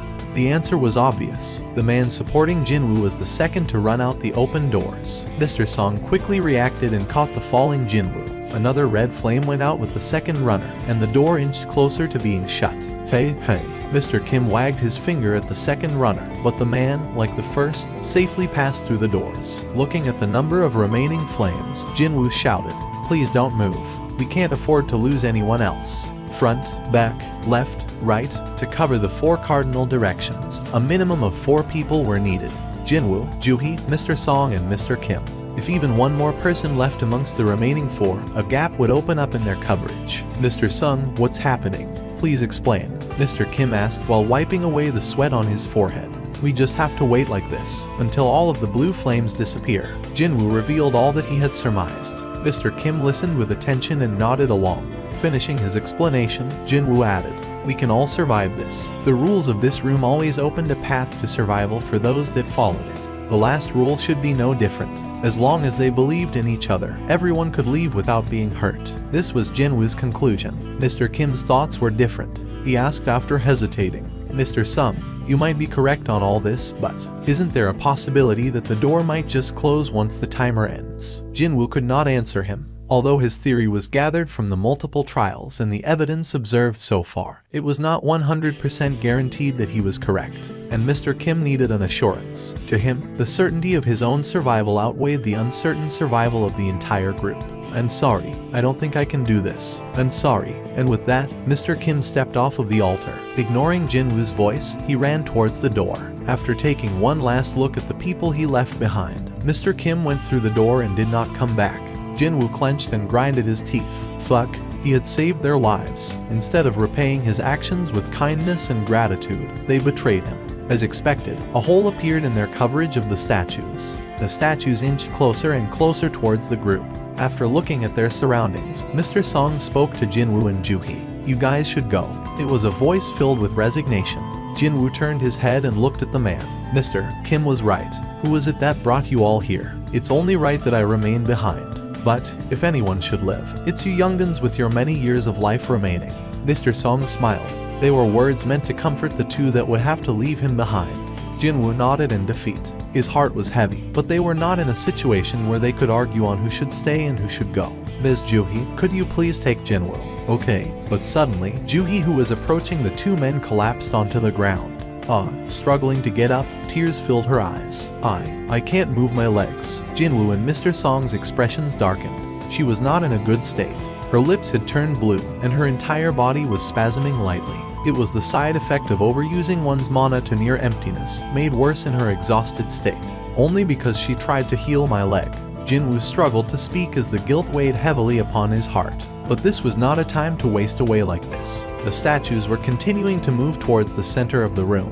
Jinwoo pulled away from Mr. Song's arms and collapsed onto the floor of the altar. Mr. Song's eyes widened. "You." Jinwoo spoke to him with a determined look. "Please take Juhee and get out of here. I told you I would remain."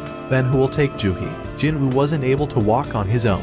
It was impossible for him to take Juhee, also incapacitated, to the doors. Of course, there was the option of leaving her behind, but she was someone who had saved his life countless times before, and even her current state was due to spending all her mana in efforts to heal him.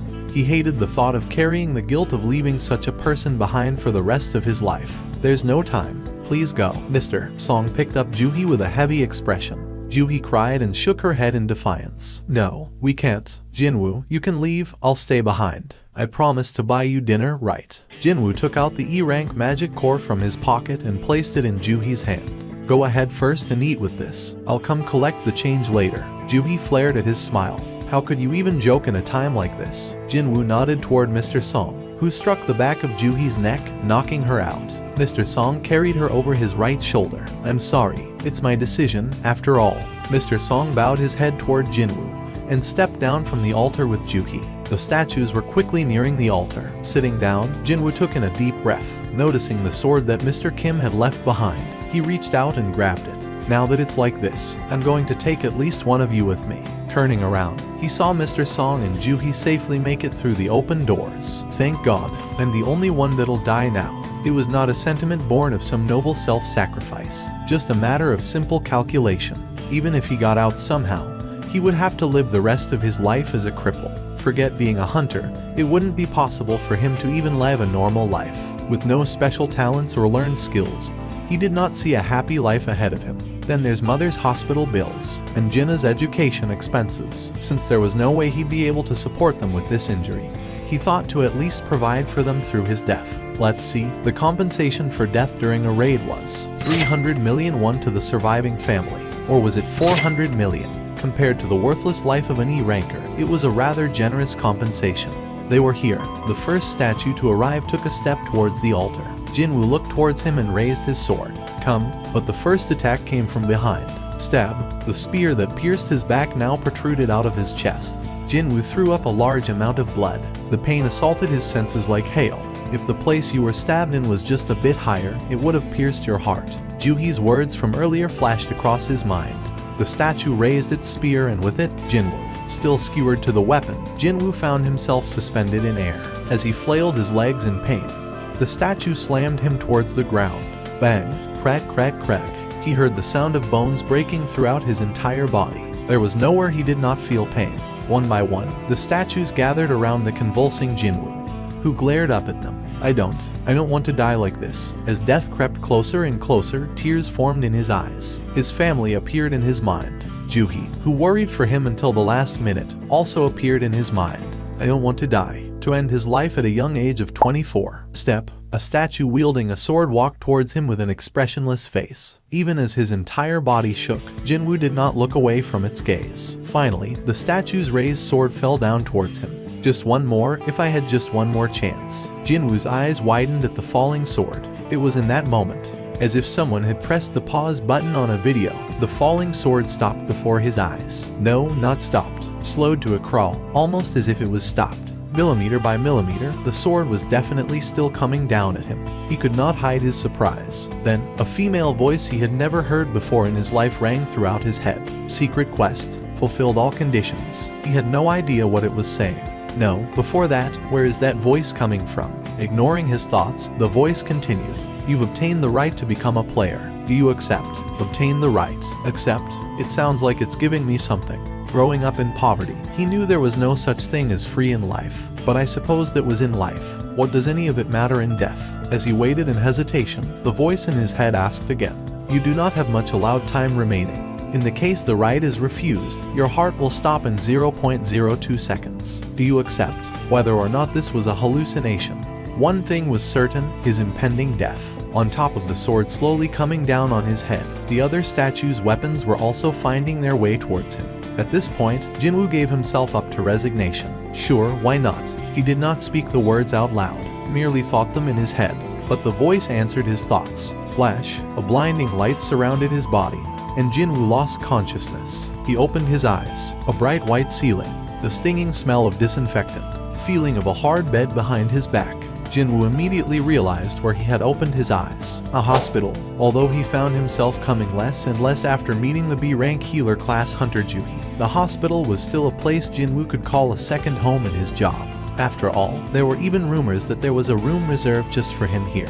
Jinwoo sat upright, holding his hand up to his chest. He felt the regular beating of his heart. I'm alive, not just alive. His entire body felt lighter than usual. Compared to the heaviness he felt when he would normally open his eyes here, something was different. It was as if he woke up after a good rest in his own home. When he remembered the scene before he passed out, it was an unthinkable occurrence. The falling sword, the statues that surrounded him. Even if he had somehow dodged the sword, it would take a party composed of a rank, no, S-rank hunters to defeat the enemies in that room. And I came out of there alive. Was it a dream? Thankfully, there was an easy way to find out. Jinwoo looked underneath the blanket covering him. If it was all real, he would be missing a leg. Then, a deep voice interrupted him. Have you regained consciousness?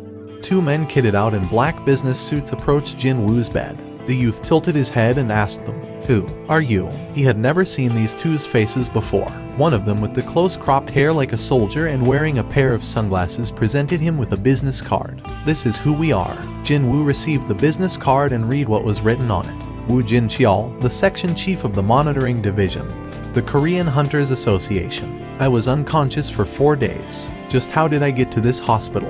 Did a large guild participate and kill those DMN things? Well, actually, Woo Jin-cheol awkwardly opened his mouth. By the time the agents of the monitoring division and the White Tiger Guild arrived at the scene after being briefed by the survivors, everything was gone. The only thing to be found within that open space was you, Mr. Seong Jin-woo. There was not one trace of the god statue nor the stone statues. Come again. Jinwoo displayed a shocked, disbelieving face. It's hard for us to believe it as well. If there had been any inconsistencies in the testimonies of the survivors, or if we had failed to find the remains of the victims in the chamber, we might have suspected something fishy was going on. Woo Jin-cheol carefully studied Jinwoo's reactions as he continued on. We suspect that Hunter Seong Jinwoo Nim might have gone through another awakening. Another awakening.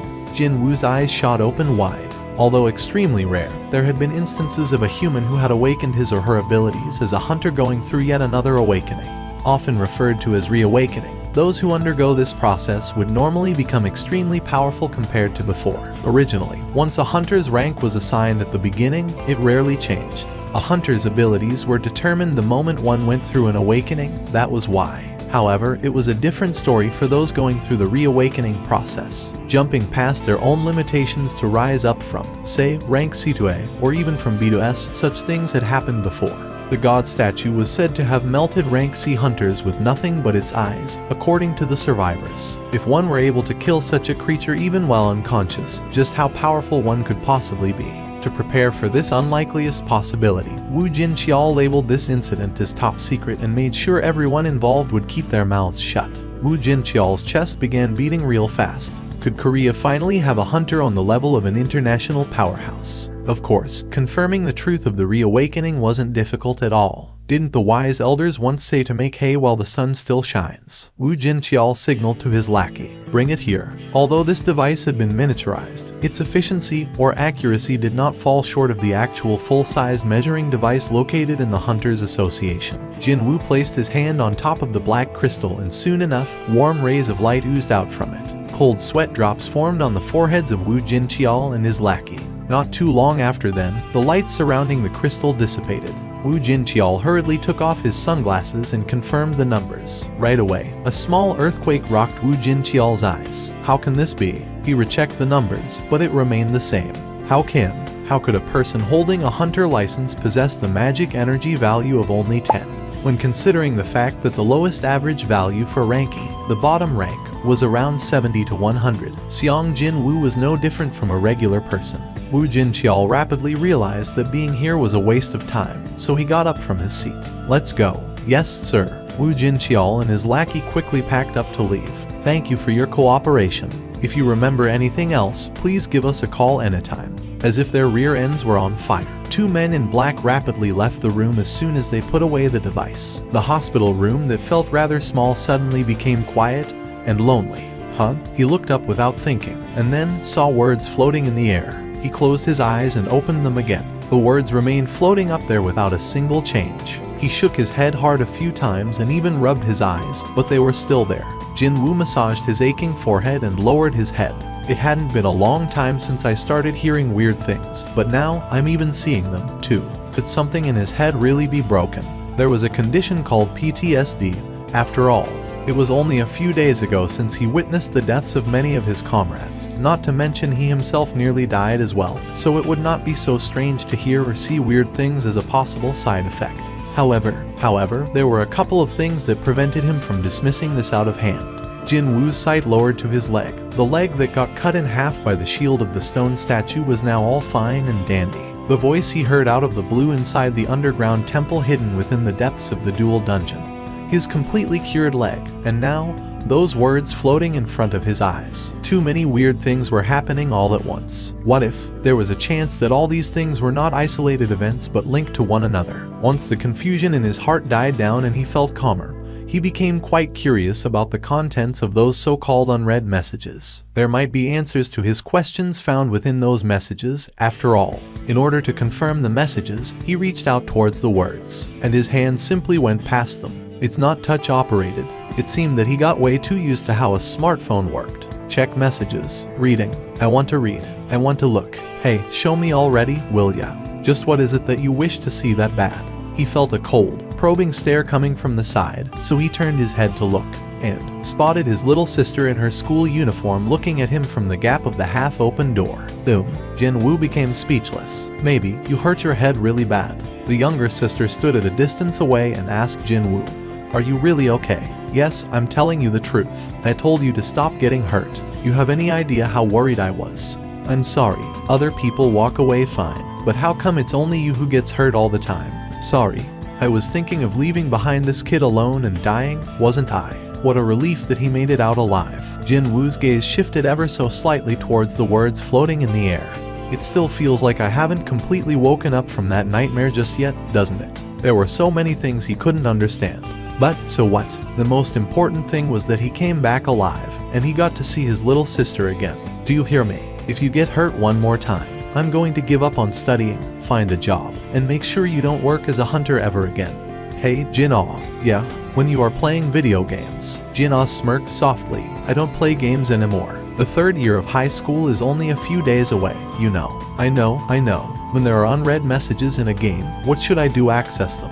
You gotta open the mailbox first. As soon as Jinwoo said the word open, a clear beep entered his head and the hidden messages revealed themselves. Congratulations on becoming a.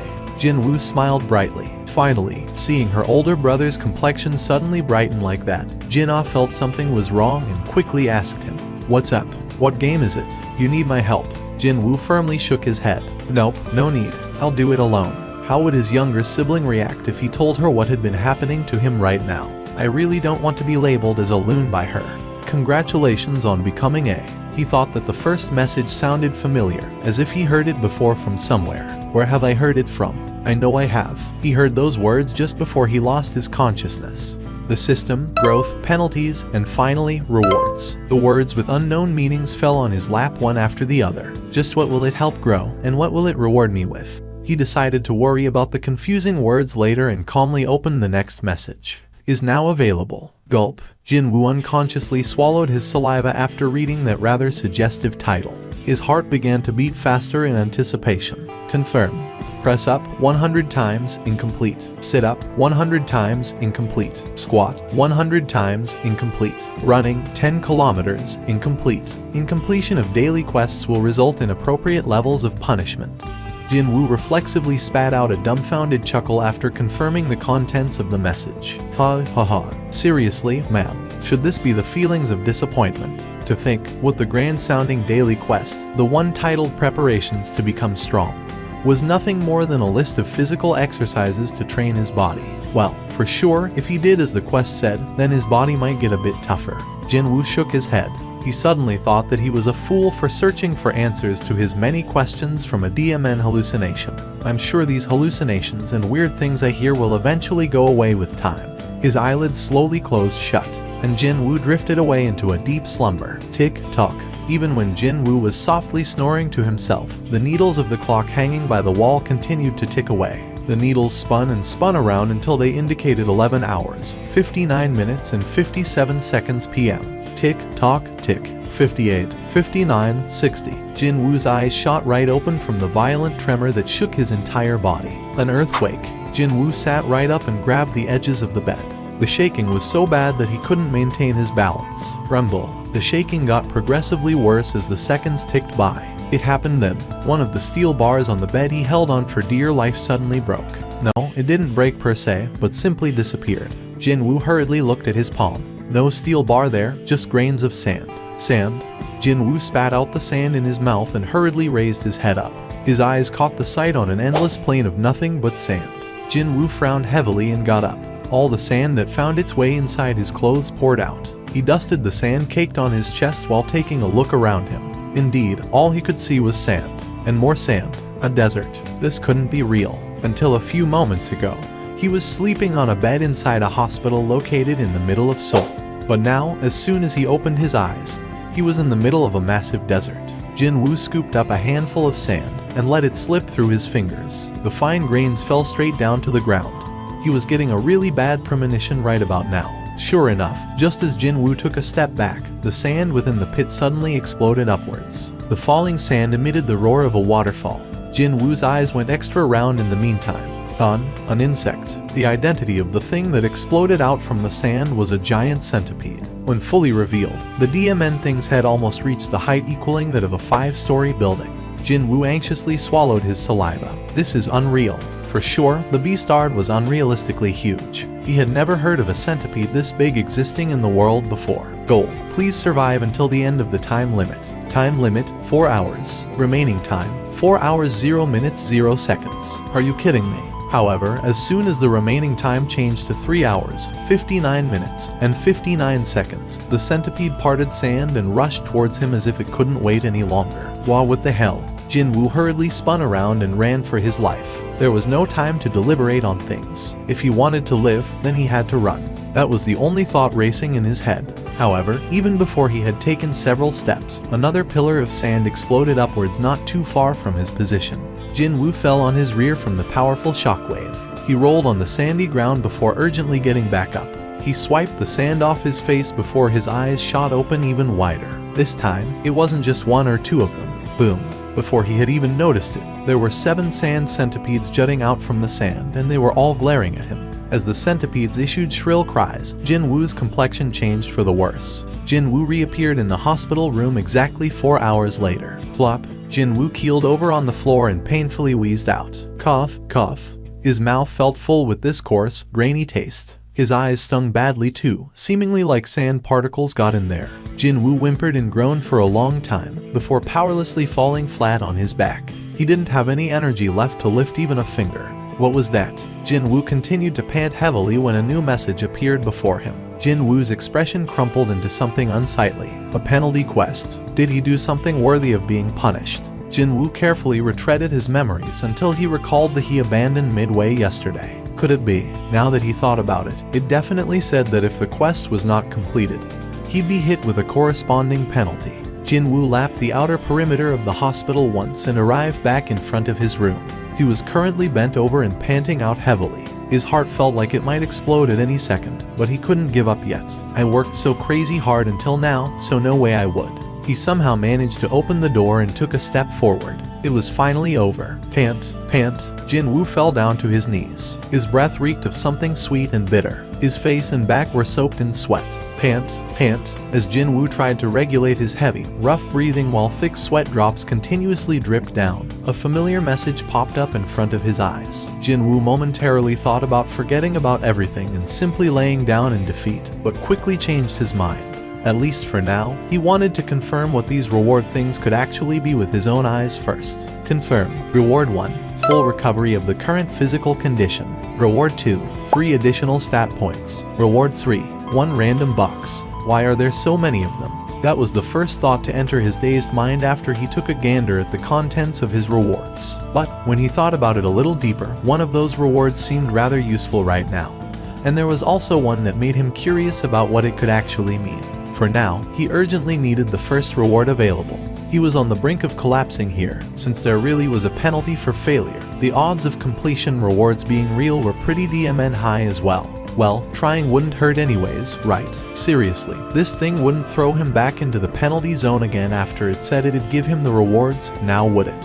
When Jinwoo shifted his gaze around, he spotted a small box resting on top of the bed as well as his own stat window floating in the air. I guess that thing over there is the random box. The important thing was his stat window, though. This window displayed simple information about himself. What he paid attention to was the skills column, a passive skill called tenacity and an active one called dash. For some reason, he felt rather familiar with them. I remember now. Yesterday, or to be more precise, back in the early dawn of this morning. He remembered hearing those words while being chased around by the centipedes in the penalty zone. It happened probably after 3 hours of him constantly running for his dear life. He was suddenly greeted by a couple of new messages, the daily quest that would continue to show up every day, and the stat points as the reward. As long as this unexplainable phenomenon didn't come to a sudden end, he'd be able to live a completely different life to the one he'd been leading until now. This was an unbelievable opportunity for him. Besides that, the stat window also showed his level. Does this mean I can also increase my level, too? Eventually, though, Jinwoo shook his head. There's no way. Now that would be too good to be true. He wasn't hoping that far, anyway. The rewards from the quests alone were plenty enough for him. It had been a week since he started taking on the daily quests. Several changes took place during this time. One of them happened to be the transformation of his body. He had definitely changed. His body was in the middle of a transformation. I've got muscles now. The most eye-catching change was the drastic increase of his muscles. The normal-looking flabby flesh was gradually disappearing, only to be replaced by hard muscles. Thanks to that, his shoulders had widened more and his overall frame had grown bigger as well. Even then, doesn't seem heavy and slow. Only the necessary amount of muscles in the necessary places. If you were to describe the overall impression his body gave off, then would it be kinda like looking swift and athletic? He was a guy and even he found this rather appealing, so it wasn't such a strange thing for young nurses to whisper about him. And it's all due to this guy over here. However, it is way too eye-catching, isn't it? The number of times he was mentioned by the nurses was constantly on the rise. It was quite likely that, since their job involved looking after human bodies, their levels of discernment could have been higher than most. Jinwoo possessed quite a keen sense of hearing, so whenever his name was mentioned in the vicinity, he took note of it. I guess it's time for me to leave this hospital. It was not good to be the center of attention. Not only would he feel uncomfortable being placed under the spotlight, but he also didn't want to let others know of this strange phenomenon. Didn't the old saying go something like, scratching unnecessarily results in more flakes to clean up, or something like that? He wanted to increase his stat points as quietly as possible, and it shouldn't be a problem for me to leave the hospital now, too. Thankfully, tests had shown that he was normal and healthy, meaning he could leave at any time he wanted. No, hang on a minute, it kinda felt like that both the hospital and the association wanted him to leave in the first place. Well, it'd be a waste to spend that much money as hospital fee on a measly rankie like him. One of the special privileges the S-ranked hunters enjoyed was the government paying for all of their health-related expenses. Of course, that was a story happening in another cosmos as far as Jinwoo was concerned. So, he figured that it wouldn't be such a bad idea to leave this hospital right about now. And there was something he wanted to confirm as well. Now, where did I put it? Jinwoo rummaged around his pockets and brought something out. It was a key gleaming in a golden hue.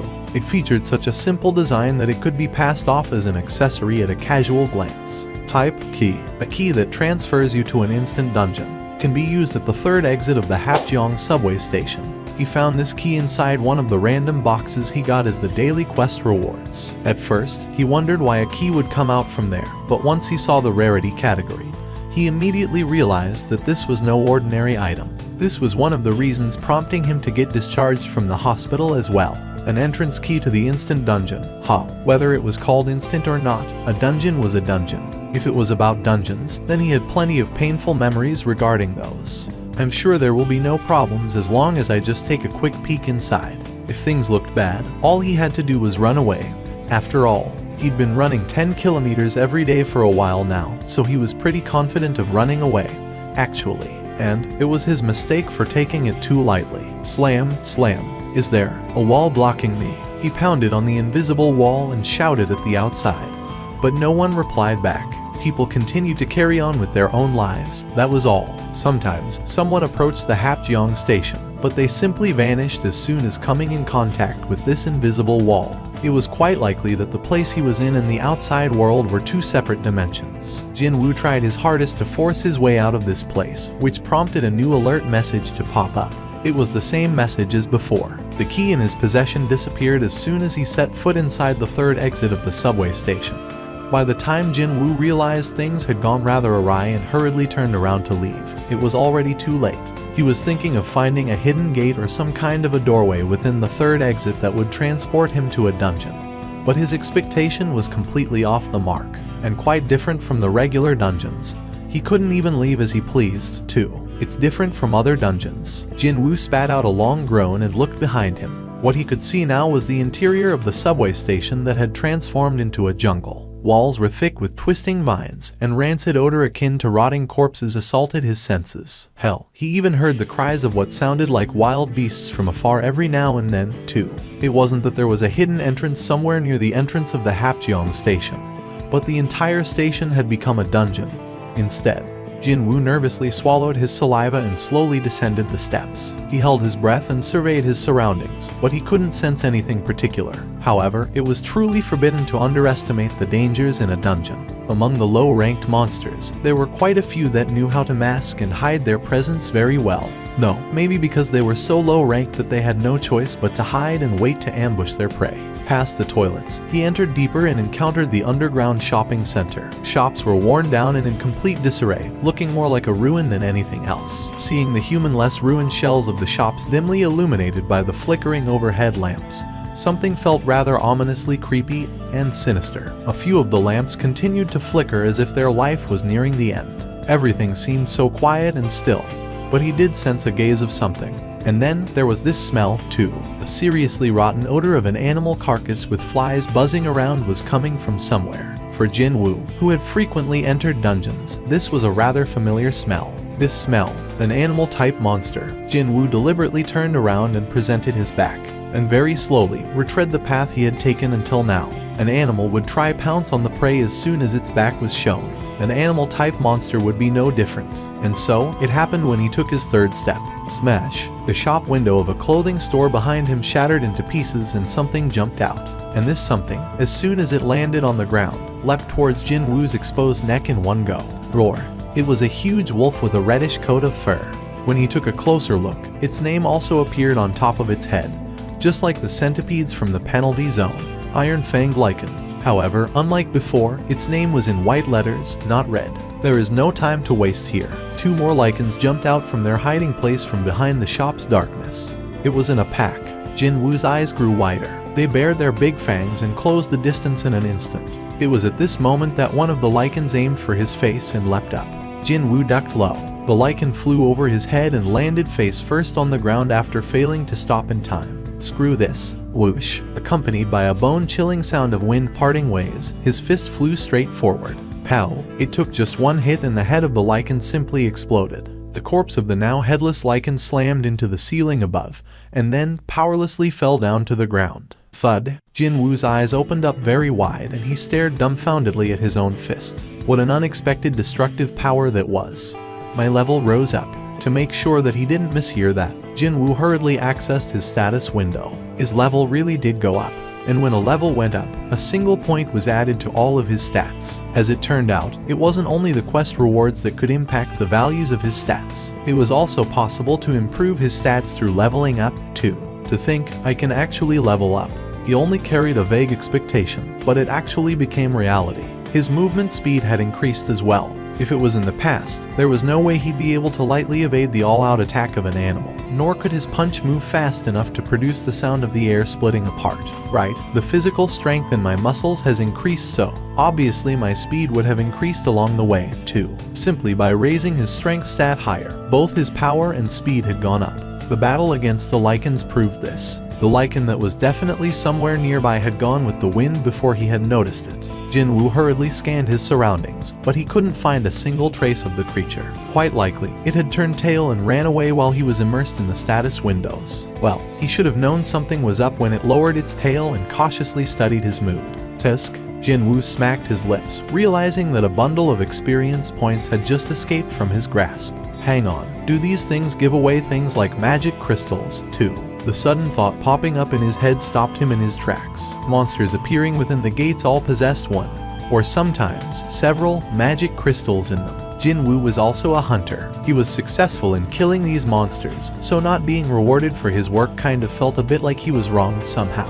Feeling a little rueful, he sliced open the lycan's stomach, but it turned out to be a waste of time. It seemed that these creatures were fundamentally different from the regular monsters. Jinwoo dusted his hands and was about to stand back up, but then he spotted something glittering within the dead lycan's mouth. So he opened the creature's maws. One of the lycan's fangs was emitting a beam of light. When Jinwoo reached out, a new message popped up before him. Sure thing. Rarity, none. Type, miscellaneous. A large and sharp canine of a lycan. Can be stored in the inventory or can be sold at the store. Jinwoo got flustered a bit while staring at the canine tooth. There was a store, too. Where would you find a system less friendly than the one he was saddled with? To think, it was designed in such a way that the end user had to personally experience it with his own body before learning about any of its functions. Hell, he wasn't given much of an explanation during the penalty quest and he almost died as a result back then. Jinwoo gnashed his teeth and tried to summon this store thing. Store. He couldn't help but feel his anticipation build up, wondering if a shop with a signboard declaring store and manned by an NPC merchant, kinda like from video games, might really appear before him. With the clanging sounds of coins, his inventory appeared next. Right at the bottom of the display, in the column saying gold, he could see the number 20 appearing there. That space had been empty yesterday. 20 gold, hey. He couldn't really use that money in real life, and he couldn't even use the store properly yet, so he had no idea just how much this 20 gold was actually worth. Oh well, a creature from the Ranky dungeon wouldn't have given me any decent loot to begin with, even if there was a difference between the dungeons found beyond the gates and this so-called instant dungeon. It would be the same difference at the end of the day. The lycan he thought had ran away actually came back with a bunch of its friends. A wonderfully bright smile bloomed on Jinwoo's face. Even at a casual glance, there must be over 20 of them here. Eureka! Hang on a minute. Was that the right word to use in this sort of situation? Whatever, it was definitely a word to express one's joy anyway. Jinwoo tightly grasped the sword and spoke up. With the exception of your canines, I'm gonna massacre all of you. When the chilling glare of a man who was obsessed about making money landed on the lycans, they became intimidated and shuddered slightly. It was at this point that Jinwoo pounced on them without mercy. As he expected, his levels rose up quite quickly, simply from searching every nook and cranny of the first floor and killing all the lycans he could find. Jinwoo's level shot right up to 7.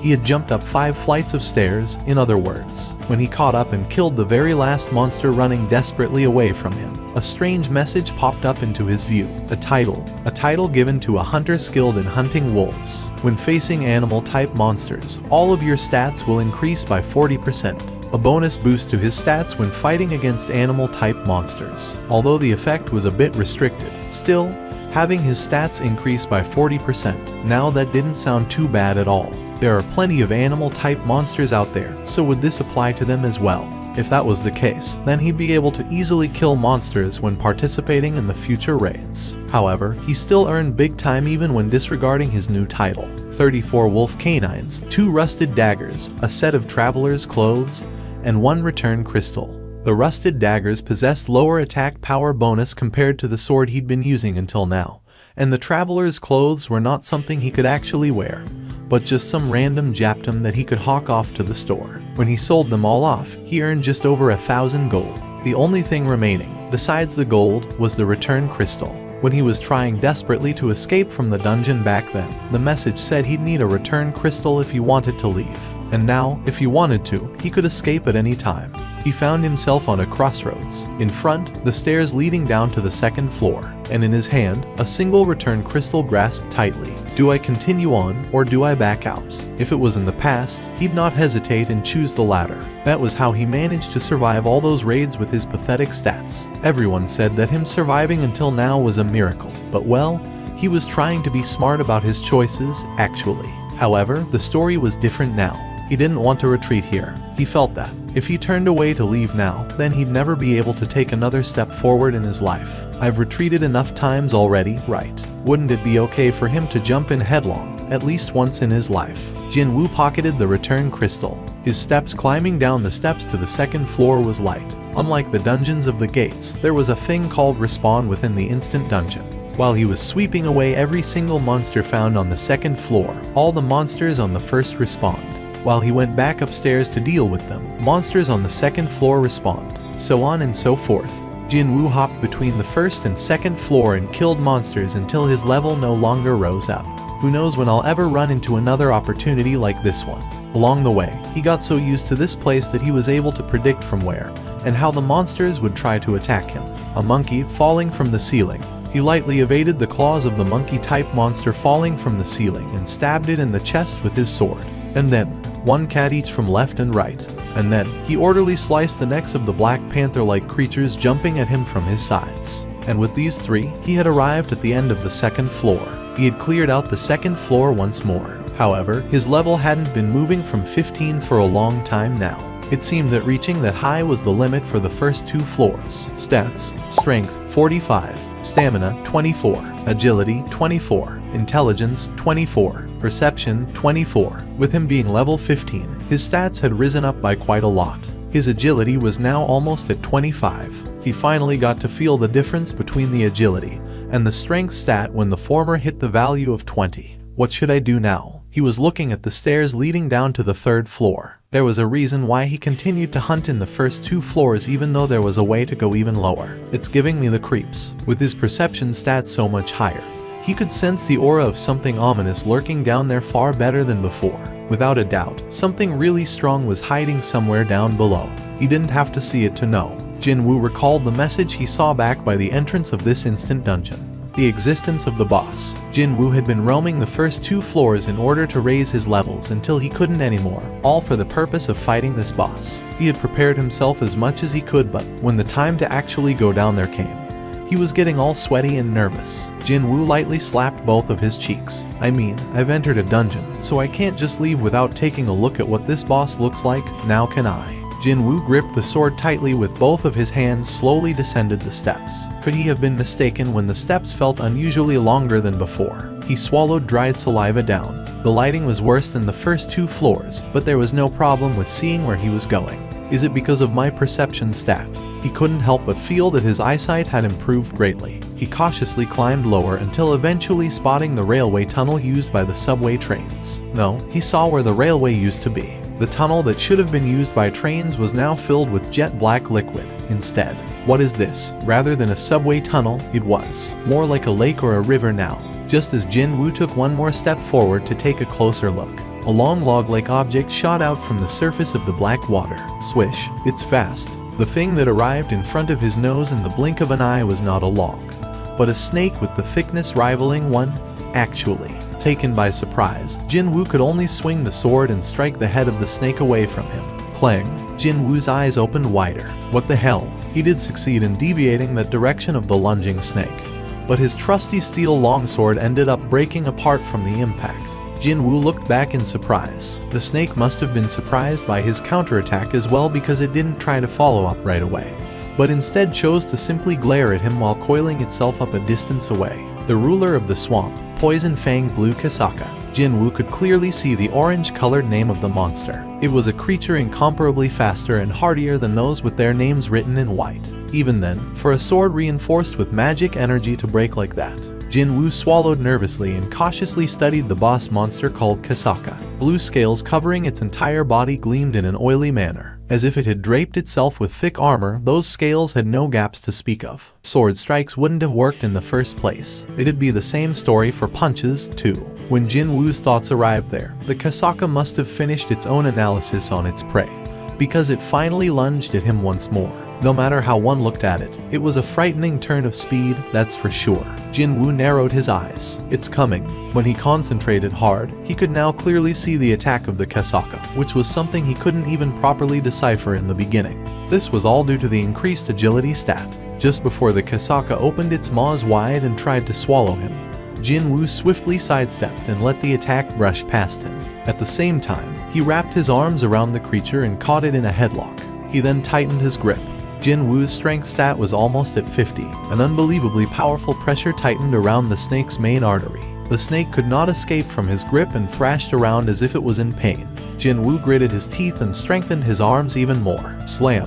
Boom. Jinwoo's body slammed against the walls and on the floor, but he never released his arms. If I didn't raise my levels as high as I could before coming here, there was literally no end to wondering about what ifs and what could have beens. However, all kinds of thoughts still swirled in Jinwoo's head. If he didn't raise his level to the limit, if his strength stat wasn't so illogically high, then he'd have gone through incredible hell in order to kill the Kasaka. No, he might even have died here. So, his decision not to come down right away proved to be the smart one. His choice was indeed the right one. Crack, accompanied by a rather awful noise, the skull of Kasaka gave in and cracked apart. As expected of a boss mob, his level rose up by 2 after killing the Kasaka. Jinwoo tightly clenched his fists. The level that had been stagnating at 15 had jumped up to 17. In just a single day, he crazily raised his level from 1 all the way up to 17. However, no one hunted boss mobs for experience points. Indeed, if it was a boss mob, then it'd be all about the loot drops. When he started checking out the dead snake, 2 spots of light began gleaming from somewhere within its limp body. 2 items, because it was a boss. Jinwoo reached out towards the spots of light. Take them all. As soon as he said those words, a dagger made out of a bone and a small pouch with liquid in it appeared on his palms. Rarity C. Type dagger. Attack plus 25. A dagger fashioned from the poison fang of the Kasaka. There are traces of the Kasaka's poison on it, so when attacking, it will cause paralysis and bleeding status effects. Can be stored in the inventory or can be sold at the store. Status effect paralysis. The target will be unable to move. Success rate is fixed. Status effect bleeding. The target's stamina will be reduced by 1% per second. Jinwoo nodded his head. A dagger made not out of bone, but from the fang. Ha. It's not a bad item with those options. Yeah. Next up was the pouch. Rarity A. Type medicine. A pouch containing the refined poison of the Kasaka. Can be found very rarely when hunting Kasakas. Drinking this poison will give you strong skin, but the toxicity will permanently damage your muscles. Affect the iron scales of Kasaka. 20% reduction in physical damage. Side effect damaged muscles. Strength minus 35. Jinwoo's expression alternated between joy and anguish. The poison fang of Kasaka was a good weapon to replace the broken longsword. Not only did it possess over twice the attack power, but he really liked the 2 status effects of paralysis and bleeding, too. However, this poison sac is a bit. Initially, he was really pleased to find an item with the rarity rating. But when reading the description, he realized this was not something he could feel completely chuffed about. Of course, that effect of reducing all physical damage taken by 20% was a great option befitting a rank item.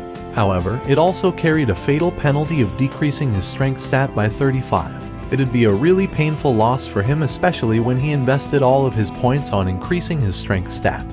It was then a new message popped up. Suddenly, his sights blurred for a bit, and then they were restored back to normal, along with a slight bit of dizziness assaulting his senses. When he took a look around, he found himself inside a normal subway station. The lights overhead shone brightly, and the black liquid filling up the tunnel was all gone, too.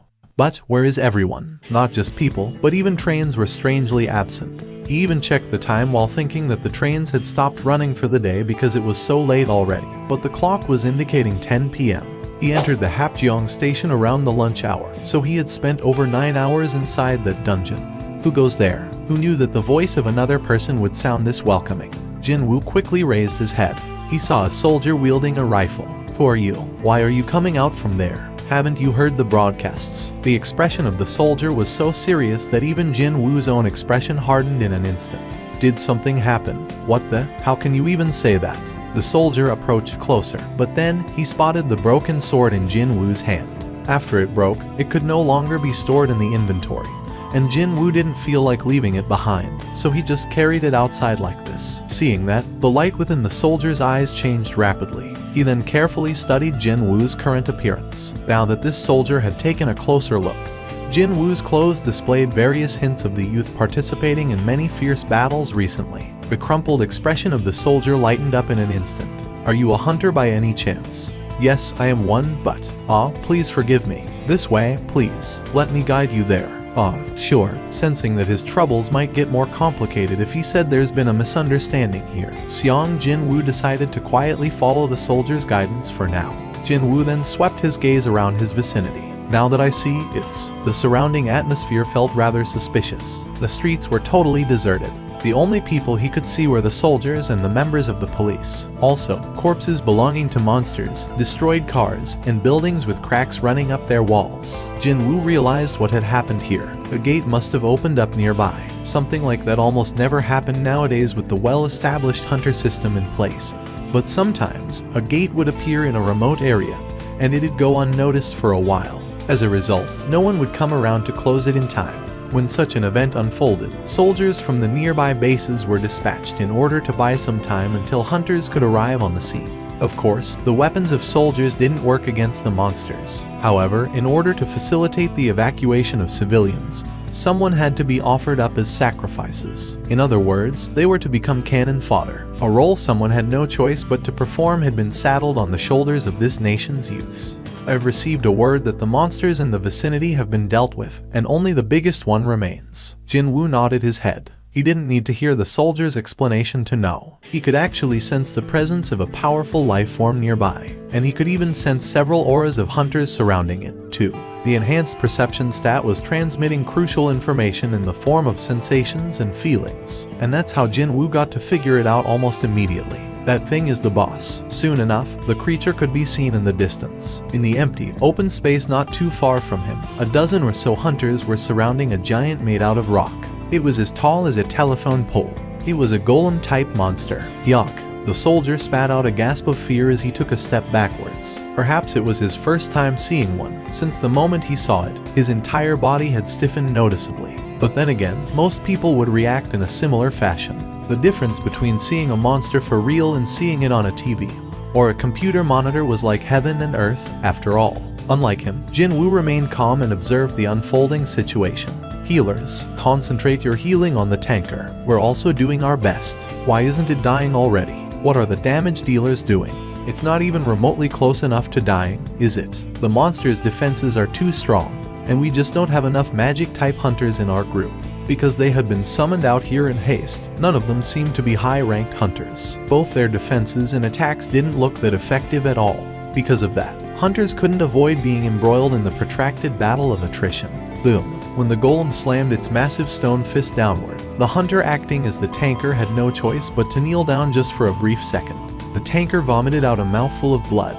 The tanker might die at this rate. Jin-woo's gaze, as he took all of these in, gleamed quite sharply. If it's only that much, I can do this. Jin-woo slowly took several steps back. This golem-type boss might possess the high defense, but its rank was probably lower than its scary outer appearance might suggest. Just from the aura it emitted, it was definitely weaker than the boss of the instant dungeon, the poison fang blue whatever. So, if I could just render its high defenses to nothing. What's needed right now was a powerful strike that could penetrate past the dumb rock giant's defenses. Jin-woo got to enough distance away and took a position of throwing something. The muscles in the arm holding the broken sword began swelling up quite violently out of the blue. Thick, pulsing veins even popped up on the back of his hand, too. All of his physical strength was concentrated in his right arm. A short while after that, the arm pulled back taut like the string of a bow was shot forward at the speed of sound. Go. The view of the rank D hunter, Lee Han-soo, was turning dark. He couldn't continue on anymore. His prized shield had begun developing cracks as well, as if their magic energy had been depleted.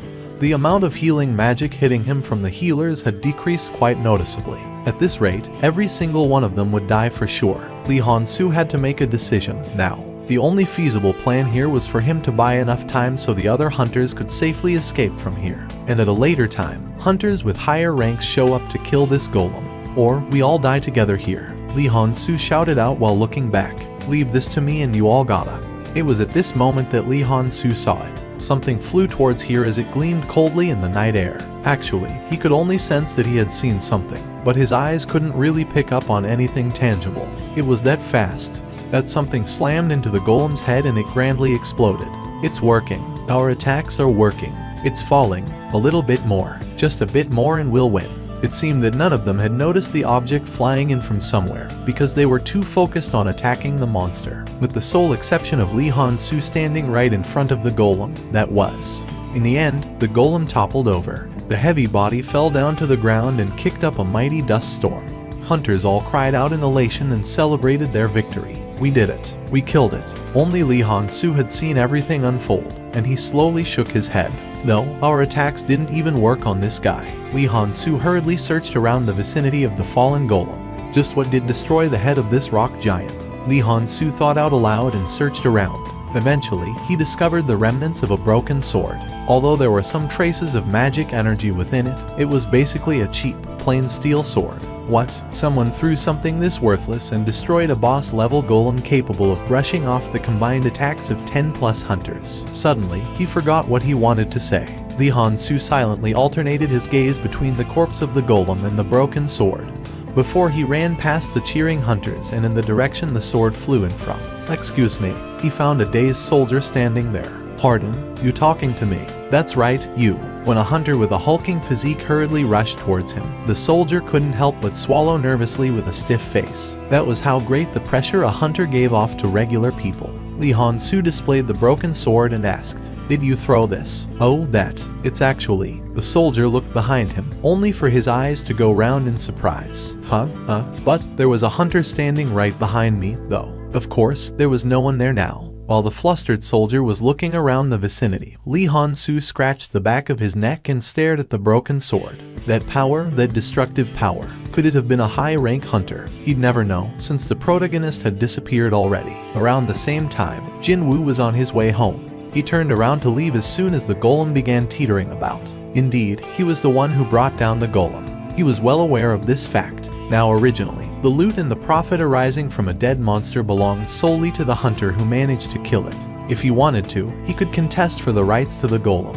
However, it had become problematic when trying to prove that I am capable of bringing down a golem like that. Who would believe the notion of a giant golem crashing down because of an attack from a measly little rankie? His level rose up by 1 because he had killed the golem. Indeed, my levels will rise if I hunt the monsters from the normal dungeons. He had learned some valuable information. That alone was worth it. A person stepping outside the house in the early hours of dawn would inevitably be cautious in their movements. Well, they might end up accidentally waking up their family members, after all. That was why Seong Jin-ah was silently closing the front door to her home, so that her brother wouldn't wake up from his sleep, as she was about to leave for school. But then, "You going to school now?" She was taken by surprise when a voice came from near her, and she quickly turned around to look. Jin-ah's eyes opened up real wide in shock. "What the heck? You were up already?" "Yup, been a while since I was up, you know. Hey, have fun today and be careful on the road." Sure." Now that I think about it, her older brother's back seemed broader than before, for some reason. No way that's true. A human's body wasn't made out of some rubber band. So how could it make any sense for him to expand and contract in a space of a few days? I've probably made a mistake. Just as Jin-ah shook her head, Jin-woo suddenly pushed forward an umbrella to her. Why an umbrella? Jin-ah received it and took a look at the sky. As it was still early dawn, the sky remained dark, but it seemed to be more or less clear and cloudless. But it doesn't look like it's going to rain, though. Take it anyway. But it's heavy, you know. Take it with you regardless. Besides, it's a folding type umbrella, so it doesn't even weigh anything. Jin-ah lightly kicked the door a couple of times to express her disgruntlement, folded the umbrella and shoved it inside the empty space in her school bag, and turned around to leave. Hang on. Her steps came to an abrupt halt after she remembered the difference in the eye levels between her and her brother. Something was rather odd. He had been saving up the stat points earned from the quests of the past 4 days. He made sure to complete the daily quest every day. Of course, he also didn't forget to always check his rewards, too. However, he hadn't distributed the points until now. The issue was, this is tough. Indeed, he found it rather difficult to come to a decision. The strength stat. It was a wonderful stat, that's for sure. He hadn't regretted it once, investing all of his points into this one back when he started this thing. Agility. This was also a pretty darn good stat, too. Against weak enemies, it only helped a little, but as the levels of his opponents rose up in the future, no doubt he'd be relying on this stat more and more. Well, the speed was a relative thing, after all. And then, stamina and perception. It'd be great if his stamina was high, obviously, and this perception turned out to be very useful as well. Finally, intelligence. This was the problem child. He hadn't been able to figure out this stat's uses yet. His level had increased by quite a lot, but he didn't feel any smarter than before. His memories didn't seem to have improved, nor did his ability to calculate quickly, either. I think it has to be related to magic. After a lengthy deliberation, he decided on the order of priority. Strength, 50. Stamina, 27. agility 35, intelligence 27, perception 29. It was then he could hear the telephone ringing from the living room. Is the association calling me? In the past, he didn't want to participate in the raid, so he did his best to ignore the calls until the last possible moment. But right now, he was raring to go and test out his raised abilities against various monsters. Jinwoo quickly snatched up the receiver. This is the Hunter Xiang Jinwoo. You finally picked up the phone. Too bad, it wasn't a call from the association. A rueful sigh leaked out of his mouth. Learner Jinwoo, why is it so difficult to get in touch with you lately? The voice coming from the speaker was a familiar one. It had been 4 years already since he graduated from high school, and therefore stopped being a learner. But the owner of the building always attached the prefix in front of Jinwoo's name ever since taking in both the Xiang siblings when they were still young kids. I'm really sorry about that. I was admitted to the hospital because of an incident a few days ago, so that's what happened. I should have known. Well, there's that, and learner Jinwoo. The rent for this month hadn't come in yet, so what should I do? If it's a bit too tough for you, should I delay it for a month or two? Oh no, it's fine. I'll send the money in a bit later. Okay, but don't force yourself, you hear. Trying to look after your mom and your younger sister, you're going through so much hardship there. I know money is important, but don't forget to take care of your body too. Thank you, I won't forget that. The call ended there. Jinwoo pulled out the bank balance book from one of the drawers. The remaining amount in the account was only around 800,000. Just over $700. I gotta make some money first. Jinwoo decided to take care of the urgent matters first. He was no longer the same guy from a few days ago who couldn't even kill a single E-ranked monster and shiver in fear. Should I just take the rank reassignment test and increase my rank right away? Eventually, Jinwoo shook his head. He knew that was a stupid thing to do, no matter how hard he thought about it. A hunter ranked E suddenly became a high-ranked one. Whether that was or B, or maybe even C, it didn't matter. The reawakening would always become a hot topic of conversation. The masses loved nothing more than a good gossip, and hunters just so happened to be a good subject to chew on. The old saying went that, if there were 5 mouths, then there would be 10 eyes. Meaning, the more people talked about you, the more eyes would be focused on you. His stats would continue to rise up in the future, so it'd be only a matter of time before his special constitution was discovered by the others. He was far too weak as he was now. Until he possessed enough power to protect himself, he didn't want the world to know of his existence. Meaning, taking the test to reassign his ranks was out of the question. But, I still need to make money here. Hello. Jinwoo stated his reasons for calling as precisely as possible and calmly waited for the answer. Oh, you're an E rank. The response from the other side was better than expected. It's fine. We just need someone to show up and fill up the head count, that is all. However, it's a gate rank C, so it'd be hard for you to hunt there. So, we'll just split the profits among ourselves and we just give you 2 million in cash. How about it? Can you come right away? 2 million for a day's work. Around $1,765. It was a lot of money for simply being there to make up the numbers. A rather tempting offer this was. It was regrettable that he couldn't get to share the dungeon's loot. But he might end up losing out on making 2 million just by trying to be too greedy. For now, let's put out the urgent fires first. Such an opportunity wouldn't come around every day, after all. 2 million was enough for him and his sister's monthly living expenses. Jinwoo said yes to the offer. I'll be there in less than 15 minutes. The man who looked like the leader of the group waved his hand at Jinwoo. Hey, over here. It was a bearded man with a fairly big physique. He smiled softly and walked closer while speaking to Jinwoo. Are you Mr. Xiang Jinwoo? That's correct. It's a relief that you found the right place so quickly. I guess this is fate. So how about we greet each other before we get started? The bearded man briefly introduced the members of his team. The 8 of them, including himself, were regular teammates that worked together all the time, while the remaining guy was someone who also came here to make up the numbers, just like Jinwoo. Jinwoo greeted other team members and studied their countenance carefully. Thanks to his enhanced perception stat, he was able to more or less sense everyone's capabilities. 5 with a similar rank, 4 with a slightly lower rank than them, 5 rank CS and around 4 with D or lower. There was a regulation when attempting to clear a gate rated C. The minimum number of a party had to be 10 hunters, and more than half had to be at least ranked C or higher. Excuse me, looks like we're both pieces of fluff in this party, huh? He was none other than the other hunter Hwang Dong Seok had brought along in order to fill up the numbers. He was a young man with a bright expression. However, unlike Jinwoo, he was actually going to participate in battles. Jinwoo lightly nodded his head as Yu Jinho greeted him, before shifting his gaze away. Before we enter, you two, take a look at these. H1 Dong-seok pushed forward a page of a document to Jin-woo and Yu Jin-ho each. It turned out to be a simple contract. Write your names on the bottom and sign it, and we're good to go. The contents said he'd not participate in any hunting. He'd not participate in sharing of the loot. And when the raid was over, he'd be paid 2 million won right away. The terms were the same as what he heard over the phone. However, they were not the ones to catch his attention. I have to promise not to question them regardless of whatever incident happens inside the dungeon. Unlike the raids organized by the association, one would not be able to claim for compensation if something happened during a raid organized by the freelancers. One of the reasons why hunters couldn't get a life insurance either. One had to look after one's own neck, in other words. Only now did it feel real that Jin-woo had entered an assault team. What am I supposed to do when we're inside? Nothing too particular. Just follow us and help us carry the luggage, that's all. Your luggage. H1 Dong-seok pointed at the huge backpack one of his Dongseens pulled out from the minivan. You'll be carrying around lunch boxes to eat when inside, several sets of clothing and equipment, first aid kits and some other stuff. Wait, first aid kits when entering a dungeon? Jin-woo couldn't help but question this. You are not entering with a healer. I'm sure you already know that it's not easy to hire a healer if you're running your own assault party. Well, we've been doing things this way until now, so it'll be fine.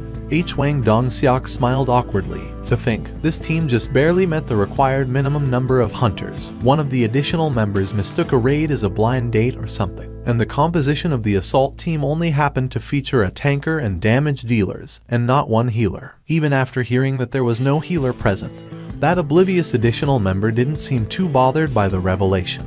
It was the sure proof that he was a newbie. Jin-woo smirked inwardly. They are a bunch of wannabes. However, he still signed on the contract. Not because he needed that 2 million, but because he knew very well that he could protect himself now. H1 Dong-seok confirmed the signatures of both men and shouted out in a loud voice as if he was feeling really pleased today. Okay, let's get going, everyone. The party headed straight to the location of the gate. It was in the middle of the halted construction site for an apartment complex. The economy nowadays isn't so good. But still, H1 Dong-seok clicked his tongue. Like large tombstones, unfinished apartment buildings stood still sporadically, imparting a certain sense of foreboding to all who looked at them. For the cemetery of giants feel this way to observers. Did you know? Yu Jin-ho had walked closer to Jin-woo and whispered softly. While the employees and the investors are going through hell at the moment, the CEO of the project ran off to overseas 2 months ago along with 900 billion. Jin-woo gave the other guy plenty of hints, but it seemed like Yu Jin-ho didn't want to leave his side at all. Hyun, are you always this quiet? Before anyone had noticed it, the honorific had become Hyun. Jin-woo couldn't ignore this kid anymore. Don't you know how to take the hint? Well, I've never lived while worrying about taking hints, so...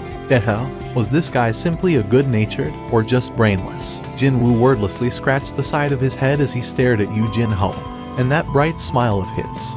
Oh, the hunters all let out a surprised gasp. H1 Hyun, is this really a gate-rated C?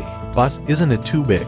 You think the association was lying to us? They said that investigators came around here twice already. A hole in the air, floating like a black hole.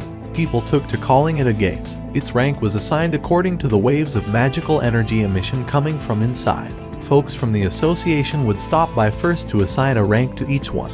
After that, individuals or guilds wanting to clear the gate could follow the procedure and apply for a permit. Gates ranked or B were, most of the time, left to the big guilds. Well, they were too difficult for freelancers to clear, after all. So, assault parties formed by freelancers took care of the gates ranked lower than that, which meant that a gate rank C was effectively the hardest one for hunters not affiliated with anyone to clear. H1 Dong-seok stood in front of the gate and looked back at his team. I'll be entering first. Do your best to keep up, everyone. The tanker entered first, and the other hunters began entering one by one. Yu Jin-ho began pulling out his own equipment from his bag. The sword and the shield coming out from his bag gleamed attractively under the light. Even a casual glance could tell that they were very expensive.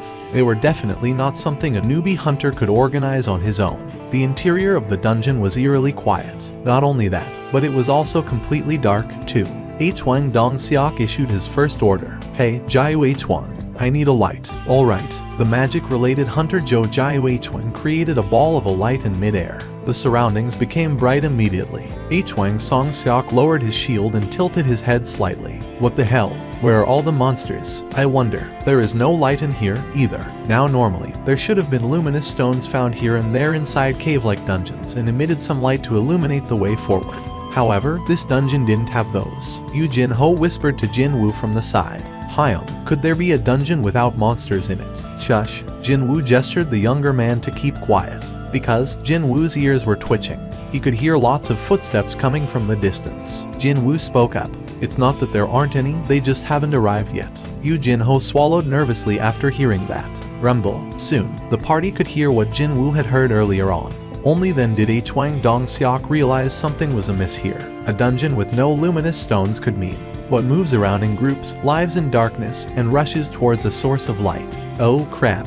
The complexions of Hwang Dong-seok and his Dongseings became ashen all at the same time. It's bugs. Bugs are coming.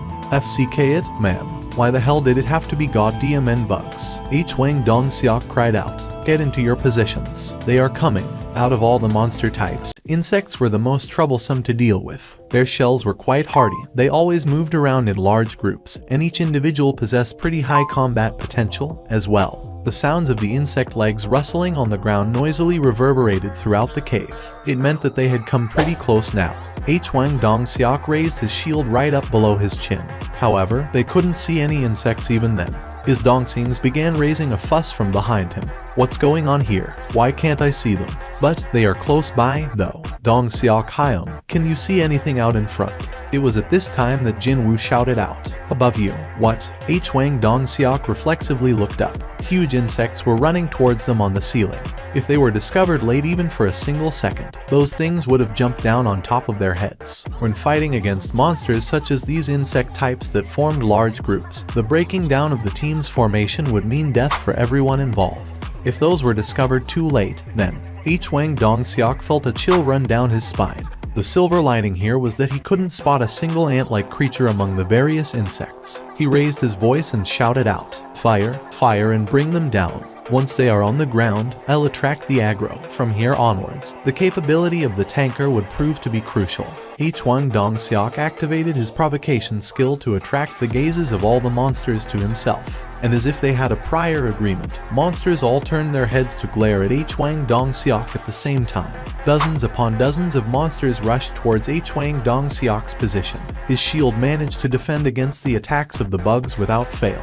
The strong jaws and claws couldn't tear the shield in half. The tanker Hwang Dong-seok defended commendably well from the front, all stable and unmoving. Attack. Along with that short but manly shout, all the accumulated firepower of the team poured out on the marauding insect horde. The pained screams of the monsters rose up from here, there, and everywhere. Jin-woo stood at the back and observed this situation as it unfolded. That was the contractual obligation he had to adhere to for this raid. He inwardly simulated how he'd fight alone as his eyes continued to take in the battle happening in front. How frustrating. Jin-woo had to suppress his urges to rush out there several times already. He could see so many open gaps within the ranks of the monsters, and he also spotted the hunters missing those gaps and continue to commit simple errors. So, how could he not feel frustrated when he was not allowed to do anything and simply had to stand around? Even then, the damage to Hwang Dong-seok's team proved to be surprisingly non-existent. It was all because their teamwork was rather excellent. It seemed that the relaxed demeanor of Hwang Dong-seok before the raid began was not just for a show, after all. Perhaps because they've been working together for so long, they were able to communicate quite smoothly. Being able to communicate quickly like this would inevitably result in an excellent teamwork as well. It was a world apart from the ragtag bunch of hunters brought together by the association. What's more surprising is that this kid turns out to be pretty handy, too. Jin-woo's gaze shifted over to Yu Jin-ho next. When a monster bit into his shield, he kicked it away and swung his sword quickly at it. The expensive sword easily separated the monster's head from its body. For a newbie rank D hunter, he was defending himself admirably well. The end of the battle was drawing nearer. Once the coast was more or less clear, Hwang Dong-seok issued another order to his Dongseings. Don't forget the magic crystals. We split them exactly 9 ways. Yep, this is my favorite part of the raid. Me too. Hwang Dong-seok confirmed his giggling Dongseings collecting the loot and walked closer to Jin-woo. We survived all thanks to you. Excuse me. Well, you were the first one to alert us about them monsters coming up from above, weren't you? How did you know, though? It was a gut feeling. Jin-woo came up with a half-cooked story on the spot. Quite obviously, he couldn't come out and say that his perception stat was high, now could he? Oh, really? A gut feeling, huh? Well, we got lucky today. I don't even want to imagine what might have happened if we didn't discover them in time. Wang Dong-seok patted his chest while speaking up. It was then, one of the hunters rummaging through the carcass of the insect gestured at Wang Dong-seok to come closer. The Dongseings had all gathered in one spot, so Wang Dong-seok went there to join them as well. Something's a bit off about these crawlies. The hunters parted ways when Wang Dong-seok arrived, allowing the bearded man to squat down and take a look at the surroundings. He couldn't spot anything out of the ordinary, though. I'm pretty sure that wound didn't come from us.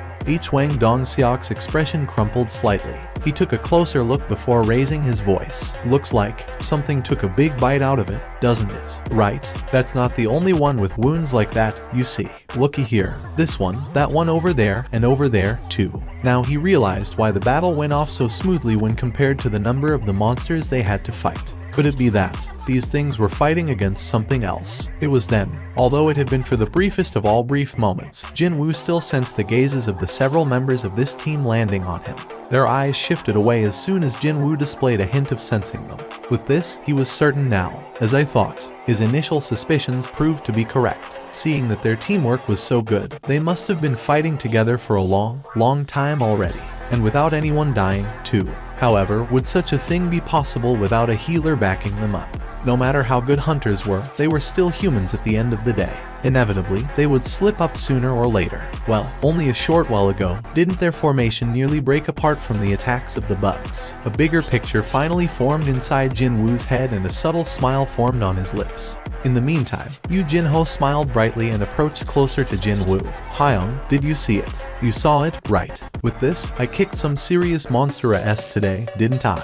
Yu Jin-ho swung the sword around in the air. Seeing this, Jin-woo quietly asked him, "Hey, that sword and the shield, they are really expensive, right?" "Pardon? When I told my dad that I'd be participating in my first raid, he got them for me." "Well, in that case, I think you should keep your wits about you, too." Jin-woo lightly patted Yu Jin-ho on his shoulder and followed after the other hunters walking deeper inside the dungeon. What is he talking about now, out of the blue? Yu Jin-ho tilted his head in confusion before chasing after the departing group. The cave seemed to go on forever. However, bizarrely enough, they hadn't come across a single monster as of yet. Since the dungeon was shaped like a long cavern, there was no way that they'd miss each other, too. Could it be that the crawlies at the entrance were everything? No way. Now that would be really strange. Still, there should be a boss at the end, right? Without one, why would a gate remain open, then? The opinions of the hunters were shared among themselves as they roamed the expansive but empty interior of this big dungeon. Hold it. Wang Dong-seok in the lead suddenly stopped walking. He stopped so abruptly that people behind him ran into his back. The hunter whose nose had slammed into the head of the guy in front asked with a sullen expression, "Ouch, what the heck? I need a light over there."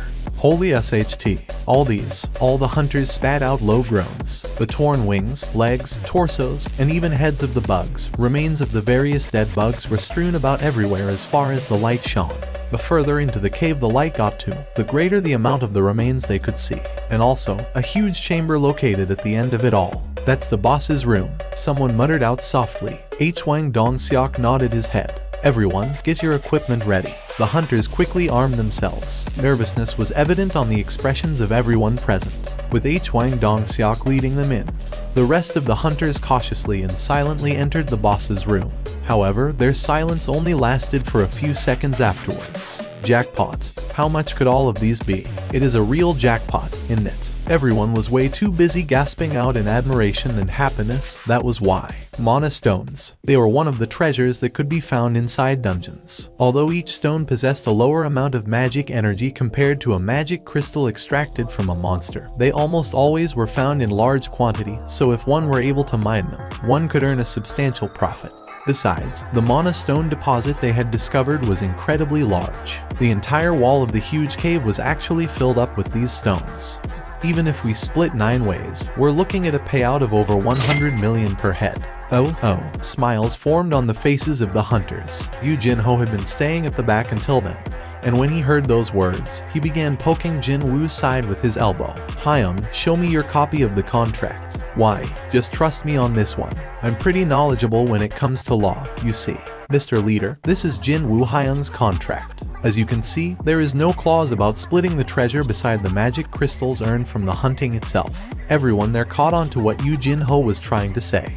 It's customary to share the treasures or other rare items found in a dungeon equally among all the participants of the raid. The splitting of the profit, in this case, is different from monopolizing the magic crystals of the monsters one hunted themselves. In other words, the mana stones had to be split 10 ways, not 9. The light within the hunter's eyes changed greatly, but Hwang Dong-seok simply smiled and took a step forward. Of course, we'll be sharing them equally. I know the rules well.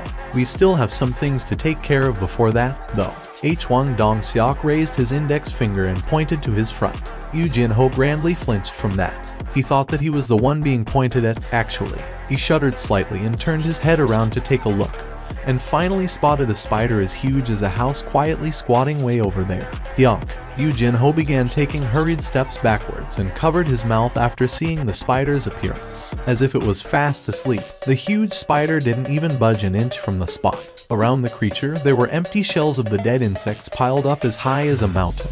A fair few of them were half-eaten, and there were bodily fluids mixed in among them as well, basically resembling a trash pit full of food waste. That's the boss, huh? Did that thing eat the bugs inside the dungeon? Well, it sure did eat a lot, didn't it? Hunters glared at the spider and passed their opinions one at a time. Hwang Dong-seok called the others to gather around. Jin-woo and Yu Jin-ho, too, stood in front of Hwang Dong-seok as well. As you all know very well, as soon as the boss is killed, the gate will start closing up. So, before we kill the spider, let's mine the mana stones first. Everyone nodded their heads. Did you bring along the equipment for the job? The man named Lee Cheol-jin shook his head. No, who knew we'd find mana stones inside a C-rank dungeon? All the mining equipment is back in the van. Oh, come on now, dude. Didn't this Hyung always tell you to keep it around just in case? My bad, my bad. I'm really sorry about this. Lee Cheol-jin grinned brightly and began apologizing to Hwang Dong-seok, the rest of his teammates, and even to Jin-woo. What a bother this has become. In that case, why don't you two stay here and wait? We'll go outside and fetch the equipment in the meantime. When the hunters tried to leave all at the same time, Yu Jin-ho formed a confused expression and quickly asked them, "Are you telling me and Jin-woo Hyung to remain in the boss room?"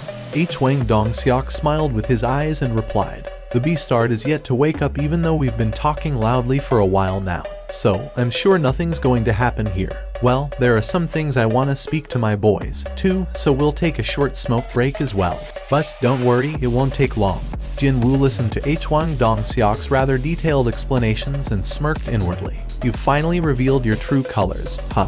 The regulations stated that in order to enter a gate ranked C, the minimum number of participants had to be 10.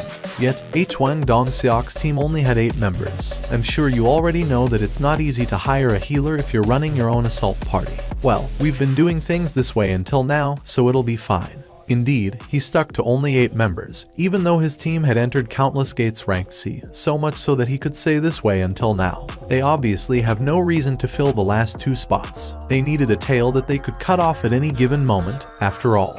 There was a reason why they were willing to accept anyone, whether it was a hunter ranked E or a newbie. Jin-woo had figured out Hwang Dong-seok's intentions pretty early on, but chose to say nothing. This was what he wanted, actually. Hwang Dong-seok smiled deeply and signaled to Jo Jae-hwan next to him with his chin. "Hey, Jae-hwan, I'll block up the entrance to the boss room. Should I blow it up?" "That's right, but don't block it up completely, okay? We gotta go in there a bit later, too. We mine the mana stones when the spider goes back to sleep with a full belly." The permit they got from the association would last for 5 days. They still had over 4.5 days of leeway. In other words, they would wait, and if the spider didn't go back to sleep, they would simply dispose of it and mine as much as they could before the gate closed shut. They wouldn't be able to mine everything within the hour, but with Seong Jin-woo and Yu Jin-ho no longer in the picture, they should be able to avoid losing out too much. With a loud explosion, the entrance of the boss room suddenly caved in. Yu Jin-ho hurriedly ran towards the entrance. Unfortunately for him, the entrance was completely blocked up by the fallen rocks. He pushed on with all his might, but not a single stone budged. Jin-woo slowly walked over there in the meantime. Yu Jin-ho was still giving his all to push the blockade of stones away. He said his name was Jo Jae-hwan. Before the explosion, there was a flash of light. A sorcerer ranked C that controlled light. This was no doubt that Beastard's handiwork. those sons of BTChes are trying to kill us. They don't want to share the mana stones, so they blocked the exit and let the spider devour us. Wow, you figured that out so quickly, Sherlock. Jinwoo was rolling his eyes in his head, but still played along for the time being. Looks that way. Suddenly, Yu Jinho's reddened complexion paled in an instant. Would that be the look of someone whose blood had gone cold? No need to ask him what happened. There, the silhouette of the giant monster was oh so clearly reflected in Yu Jinho's eyes. Jinwoo turned around. The spider's sleep had been interrupted by that loud explosion, and it was slowly raising its massive body up. The body the size of a house, dozens upon dozens of eyes, that horrifying mouth, 8 long legs. Now that it had begun moving for real, it looked far more terrifying than when it was actually in a deep slumber. Yu Jinho leaked out a fearful gasp. His body had frozen stiff like a statue. On the other hand, Jinwoo kept his sight firmly locked on the spider as he calmly summoned the poison fang of Kasaka from his inventory. You're mine. This was the perfect opportunity to test out his enhanced stats. The poison fang of Kasaka appeared in his right hand, as if it had always been there. Jinwoo gripped the dagger's hilt tightly. The reason why a hunter was called a hunter. From this moment on was when the true hunt would begin. Hang on a second, Hyom. However, Yu Jinho swiftly snatched up Jinwoo's sleeve just as the latter took a couple of steps towards the spider. What are you trying to do? Yu Jinho's hands were shaking pretty bad. Jinwoo used his left thumb to point over his shoulder. Obviously, I'm going to hunt that. Jinwoo had been following around Hwang Dongseok's group until now for that purpose, in order to monopolize the remaining monsters in the dungeon as soon as Hwang Dongseok cut the tail and ran away. This was a splendid opportunity to swallow whole all the experience points and magic crystals. Well, only if the boss hadn't devoured every monster in this dungeon. That is, if that hadn't been the case, then he would have profited a lot more, though. What a missed opportunity that was. However, Yu Jinho's facial expression clearly displayed his disbelief, as he had no idea about Jinwoo's special constitution. What is this Hyun rambling on about? There was something he'd heard from someone somewhere before. A person would stop thinking rationally the moment he or she received a mental shock beyond their capability to deal with. The hunter ranked E standing right in front said that he'd hunt the boss of a C-rank dungeon. If this was not an act of irrationality, then what else could it be? Yu Jinho asked again, this time looking rather dumbfounded. Hyun, you want to hunt that thing? For real? Jinwoo scratched the top of his head, looking somewhat troubled, before replying back with a question of his own. What, you want to hunt it, then? Jinwoo controlled his wayward breathing and did his absolute best to calm himself down. He had to remain focused and steady here. He recalled the exact feelings he felt when he stood at the end of the second floor of the Hapjeong Station's instant dungeon. He then recalled seeing the poison fang blue Kasaka for the first time. However, this giant spider in front of him didn't emit as much pressure as that snake did, meaning he could definitely do this from the get-go. If he thought that this boss was impossible to clear alone, he wouldn't even have stayed here. Slam.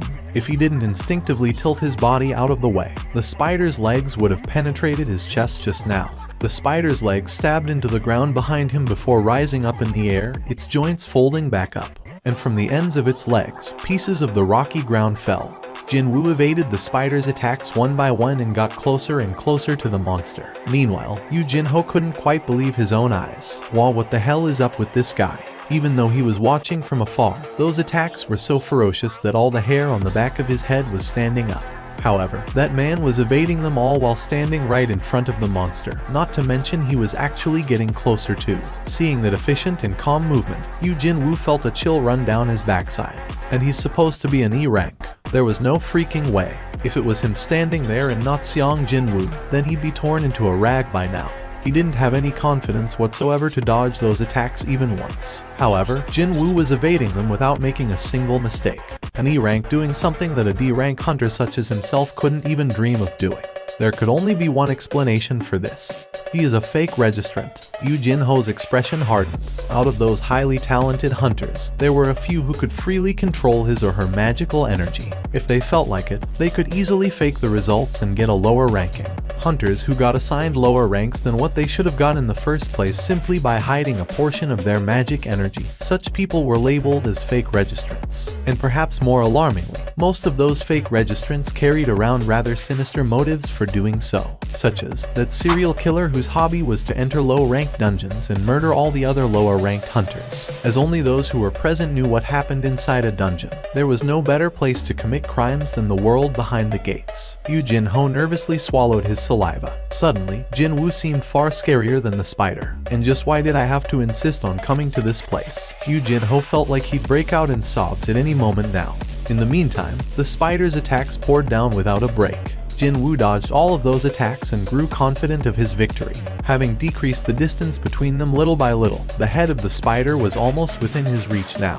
The attack pattern of the spider was rather simple, so he could get close to it pretty easily. For now, I'll aim for its eyes. It was the basics of all basic rules to attack the monster's weak points. So, he decided to attack the eyes of the spider, which looked to be the weakest point in its defenses. As soon as I stabbed my dagger in those eyes, just as Jinwoo made up his mind, he suddenly sensed that the spider's attacks had slowed down for some reason.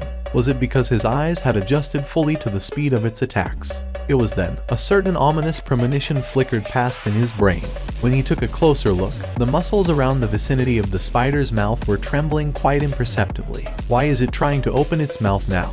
Jinwoo had been getting ready to jump up 3 meters and reach the head of the spider, but he sensed something ominous was about to happen. Jinwoo hurriedly changed the direction of his jump from forward to his rear. And then, splash, from the mouth of the spider, dirty and turbid liquid spewed out. Jinwoo rolled on the floor for a second before regaining his balance. He quickly took a look behind him. The spot on the floor he had been standing only until a second ago was now emitting smoke as it got scorched black. Sizzle. Stones on the floor melted away powerlessly. Jinwoo swallowed his saliva after seeing that.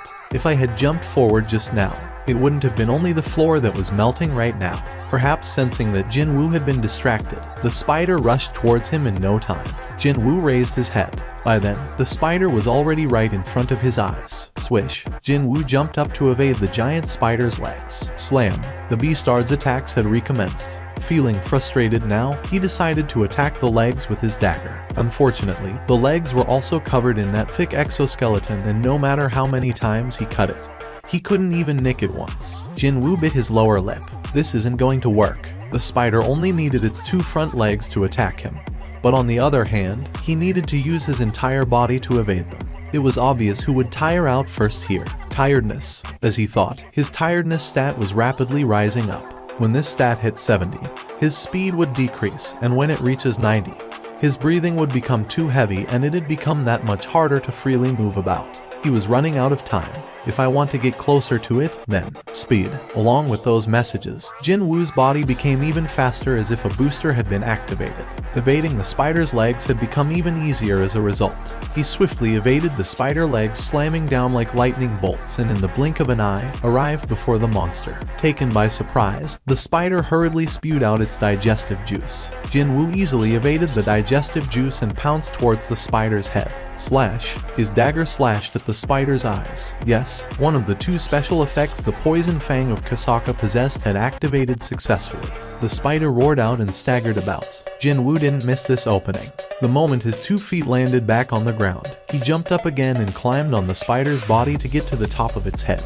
The spider went crazy and swung its legs all over the place, but Jinwoo wasn't going to let those blind attacks land on him. Holes continued to appear on the poor, blameless ground instead. Now standing on top of the spider's head, Jinwoo began stabbing the eyes of the spider with his dagger. Stab, stab, stab. The spider rampaged around this way and that, but Jinwoo endured till the end and continued to shove his dagger into the head of the spider. The spider began tottering about dangerously. It was obviously getting damaged now. Seeing this, Jinwoo's hands picked up speed, and eventually, the huge body of the spider finally tilted to the side. Thud.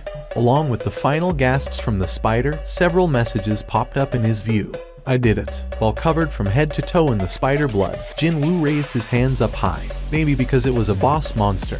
His level jumped up by 3. Status window. Name, Seong Jinwoo. Level, 21. Class, none. Title, none. HP, 2600. MP, 391. Tiredness, 0. Strength, 53. Stamina, 30. Agility, 38. Intelligence, 30. Perception, 32. Rumble. The cave began to shake just a little. Indeed, he had to get out of this place before the gate closed on him, after all. Just as Jinwoo was about to climb down, he spotted something gleaming brightly in the middle of the spider's head. Is that an item? However, unlike the monsters from the instant dungeon, there was no message about recovered items, nor could he automatically claim them. What could it be, then? Jinwoo pondered briefly before realizing what it was. These things have magic crystals, don't they? No matter how busy he was, how could he forget something so valuable like that? When Jinwoo looked back, he saw Yu Jinho there. Please, put them in here. Yu Jinho then proceeded to carefully tuck in the magic crystals belonging to Jinwoo inside his equipment bag. Next, he reached inside the corner of the same bag and pulled out a thermos, before pouring the flask's content on its lid. Hyungnim, you must be feeling thirsty. Please, drink this. It's water. Indeed, it was a cold, refreshing cup of water, filled right up to the edge. Why is this kid doing something no one asked him to? Gulp, gulp. The water slid down his throat and refreshed him quite nicely. The things you saw in here. Even before Jinwoo could finish his sentence, Yu Jinho quickly cut in, as if to say that there's nothing to worry about. Of course, I won't say anything to anyone and take this secret with me to my grave. No, hang on. No need to take it to your grave. It wasn't as if anyone would believe the claim that Aranki saw the boss of Aranki Gate anyway. Still, the kid was saying he'd voluntarily keep his mouth shut, and that would certainly make his life a bit easier. There was a sudden flash of light, and the rocks blocking up the entrance collapsed. Boom. Afterwards, Hwang Dong-seok and his goons rushed into the boss room. As soon as spotting the dead spider behind Jinwoo, their expressions became dumbfounded. What the hell? It's really dead. Did those two hunt it? That spider must have been nothing much, even with that big body and all. Well, if a rank D and a rank E managed to kill it, then Hwang Hyung, what should we do now? Hwang Dong-seok scratched his chin while gazing at Jinwoo and Yu Jinho. With the spider dead, the gate would soon close. It'd be too late to start mining the mana stones now. They hadn't even finished getting ready, yet the remaining time was now less than an hour. It was time for the plan B. So, he loudly called out to Yu Jinho. Yu Jinho. Yu Jinho flinched and took a step back. His face was full of nervous tension. An oily smile floated up on Hwang Dong-seok's face. I thought your gear looked real eye-catching, so we did a background check on you, and it turns out that you're a son of a real big shot. The son of the Eugene Constructions owner, Yu Myung-han, no less. So what? We'll give you a chance. I've got some stuff to discuss with your old man, you see. However, it'd get real troublesome for us if the matters of this place get out. So, if you wish to live, you better become our accomplice. An accomplice? Hwang Dong-seok pointed at Jinwoo with his chin. Being on the receiving end of that disgusting stare, Jinwoo's forehead creased for a second. Kill Seong Jinwoo. What? Yu Jinho freaked out, and Hwang Dong-seok chuckled as if he found that expression rather funny. The thing was, he used his phone to do an online search and found out that Yu Jinho's father was the owner of the top construction company in the country. Seeing that, a sinister scheme formed in his head. He'd filmed the scene of Yu Jinho killing Seong Jinwoo and then, under the pretext of keeping his mouth shut, blackmail Yu Myung-han. The known wealth of Yu Myung-han is supposedly around 10 trillion won, wasn't it? He might be able to reel in several times more money than mining these mana stones if he played his cards right. That's the only way you'll leave this place alive. As long as you kill Seong Jinwoo with your own hands, we'll let you live. If not, we kill both of you. Hwang Dong-seok's eyes became very hostile right away. What are you hesitating for? No one will know what happens inside a dungeon? Anyway, wait, could it be that you're scared of a ranking? Even though you're a rank D. Yu Jinho turned his head to his side. Jinwoo shrugged his shoulders as his answer. He was implying that Yu Jinho should do whatever he felt like. With a determined expression, Yu Jinho unsheathed the sword on his hips. Finally, he made up his mind. A smile formed on Hwang Dong-seok's mouth. Unfortunately for him, his expectation was not met. Still holding that sword, Yu Jinho stood alongside Jinwoo. Hello, so, you want to team up with that guy and fight us, is that right? Hwang Dong-seok muttered softly. For now, take care of Seong Jinwoo first. We gotta hold on to that potential money back. Our losses today are pretty substantial after all. Okay, will do. Jogai Hwan's hands began emitting bright light next. Seeing this, Jinwoo's eyes narrowed to a slit. In the end, they want to have a go, This would be his very first time fighting against other hunters. However, he wasn't planning to go easy on these beastards that have aimed for his life several times already. But then, this happened. There was that mechanical beep again.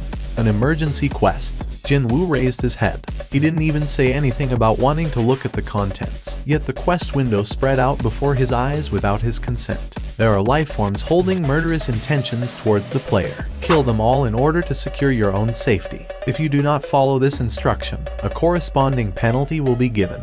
The number of enemies left to kill, 8. The number of killed enemies, 0. Jin Woo's eyes opened wider. In order to complete the quest, Hwang Dong-seok and his teammates must all die. It was then, a beam of light flashed right before his eyes. The light beams left Zhou Jiao Hwang's hands and flew straight at Jin Woo. Boom. Flung away by the explosion. Jin Woo's figure flew at a frightening speed and slammed into the cave wall. Slam. A portion of the wall collapsed and fell on top of Jin Woo. Yu Jin-ho froze on the spot from surprise. Don't sweat over the dead guy, and why don't you come over here? You murderers. Tears pooled around Yu Jin-ho's eyes. Hwang Dong-seok and his Dong-sing simply giggled at the label of murderers thrown at their way. Well, that was the truth to begin with anyway. Just how many died by their hands inside many other dungeons? While they were looking at Yu Jin-ho and continued to smile, Jin Woo was under the pile of rubble, doubting his own eyes at the moment. The contents of the quest were slowly changing. That was why. There are life forms holding murderous intentions towards you. Kill them all in order to secure your own safety. If you do not follow this instruction, your heart will cease functioning. The number of enemies left to kill, 8. The number of killed enemies, 0. What a clear-cut threat that was. If he didn't finish the quest as intended, it would kill him instead. Kill if I don't want to be killed, is that it? The contents were pretty shocking, but Jin Woo's fluster didn't remain for long. No, his flustered mind rapidly morphed into one of relief. Even he found it hard to believe, but that was the truth. There was this fear that always lingered in his mind, starting from the day these quests popped up in front of his eyes alongside stat values and such. What would happen to me if this mysterious phenomenon suddenly stopped? What if all these things only happened as a coincidence, and they could end at any given moment? Such fear always accompanied him. However, through this emergency quest, the truth became clear. Things happening to him were not a coincidence, nor were they some weird goodwill from someone. If the quest was generated by something holding some form of goodwill, then it should have just said overcome this danger, and not threaten him to kill him as a penalty. The system had a clear purpose. The system is using me, and I'm using the system. That was all there was to it. Intense malice filled up Jin Woo's eyes. He began walking towards Hwang Dong-seok. What's going on here? He's still alive. What an embarrassment this is. He's a measly ranky, you know. Hey, Jiao Hwang, why didn't you finish him properly the first time? Zhou Jiao Hwang's face reddened somewhat. Yeah, I should've. But this wasn't right. He really did pour his all with that shot. He had spent over a third of his overall magical energy, yet how could this kid stand back up? Since you're playing around with people's lives, Jin Woo spoke with a dry voice. You've all sufficiently resolved yourselves, right? Hwang Dong-seok let off a snort after hearing that. What the hell is this fool even saying? Hyungnim, let me handle this kid. A hunter with tiny little eyes approached Jin Woo and placed his arms around the latter's neck. It looks like you mister hasn't really figured the situation out yet. But the thing is, the expression of the tiny eyes became weirder and weirder as he strengthened his arms. What the hell? Why can't I pull him down? He tried to perform a headlock with his physical strength, but no matter how hard he pulled, Jin Woo's upper body showed no sign of budging. It happened then. Slice. The head of the tiny eyes fell to the ground. Thud. That knife, just when did he? Where did he get that? Hwang Dong-seok and his goons quickly took several steps back and yanked their weapons out. Jin Woo's hand was already holding the poison fang of Kasaka. Blood dripped from the tip of the blade.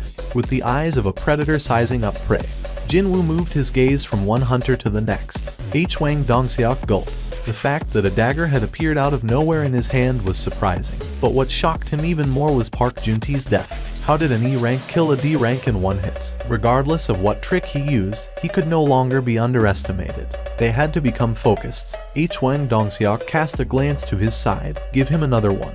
Zhou Jiwen nodded. He would not make the same mistake. The determined hands once more gathered light in them.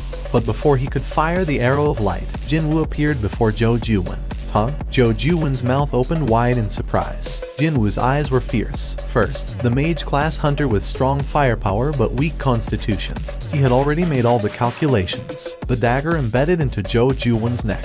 The man's death signaled the start of the fight. All the hunters came at Jin Woo. Jin Woo sharpened his nerves and focused on each of their movements. Sound disappeared, and time slowed down. The power of the agility stat, raised to 38 points, began to show off. He blocked and dodged the torrent of swords, spears, and arrows that were coming at him. The hunter's eyes widened. How is an E-ranker moving like this? He's too fast. I can't hit him. Their faces became pale. Speed was relative. To their eyes, Jinwoo's movements were terrifyingly swift. Jinwoo weaved between the hunters, stabbing them one by one. Paralysis has been inflicted. Bleeding has been inflicted. Paralysis has been inflicted. Kasaka's Poison Fang inflicted its debuffs left and right, throwing the hunters into chaos. I can't move my body. Magic? Is this magic? This son of a bitch. Bleeding has been inflicted. Paralysis has been inflicted. All around the room, the hunters' screams spilled forth. 5 of the surrounding enemies had already fallen. Jinwoo faced the last man remaining. The hairy man with a large physique, Hwang Dongseok. With a determined face, he threw aside his shield and gathered his energy. He kicked the ground and charged. Boom, boom, boom, boom. As he ran, he thought to himself. He was a tanker who shone in the upper echelon of C-rankers. His movements were fast, but there was no way that he would have the power to go through his body, reinforced with the strength and skill. You cannot give me a mortal wound with a mere dagger. The one who would be destroyed in their clash will be Sung Jinwoo. He tackled with his shoulder as the distance closed. The room suddenly spun around him, and the dungeon's ceiling appeared before his eyes. Slam! His head shook and he felt a great pain on his neck and back. He tried to rise, but his body did not listen. The struggling Hwang Dongseok sprawled on the ground. Cough! Blood came out of his mouth. Did he just throw me? Hwang Dongseok, just lost in power. In a contest of strength, a mere E-rank trash like you. He realized his mistake. There was no way Jinwoo was an E-ranker. Jinwoo stood next to Hwang Dongseok. Wait. Hwang Dongseok raised a feeble hand. Please, let me live. If you want money, I'll give you money. Plenty of it, just let me live. 3 times. Jinwoo replied with ice in his voice. Aren't you embarrassed to ask someone you tried to kill 3 times for mercy? 1.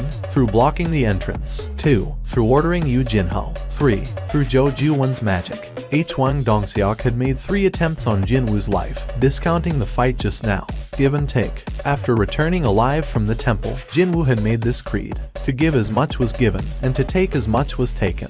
Whether it was good or bad, there would be no compromise. Realizing he could not beg for mercy, Hwang Dongseok opened his eyes wide and foamed at the mouth. You think you'll just get away with this? Do you know who my little brother? Snap. Hwang Dongseok could not continue with his crushed neck. His eyes rolled back to reveal their whites. The quest was finally over. Phew. Jinwoo's lengthy sigh carried many meanings. He took his hand off Hwang Dongseok's throat and looked at it. Although it was a one-sided battle, his hands were shaking at the fact that he had just taken 8 lives. Is this really okay? He placed the hand on his chest and felt his heart. Ba-dum ba-dum ba-dum. It was beating normally. I wonder, from the day that he had returned from the underground temple, perhaps the system wasn't the only change within Jinwoo. But his worries were brief, interrupted by the familiar electronic tone. You've completed the emergency quest. Deal with the enemies. The reward for completing the quest has arrived. Would you like to verify? He had expected this. Without delay, he confirmed the rewards. Verify.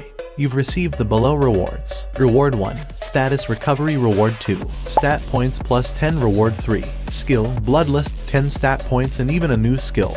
Bloodlust active skill. Mana cost 100. Activate to inflict fear on a target for 1 minute. Multiple targets can be selected.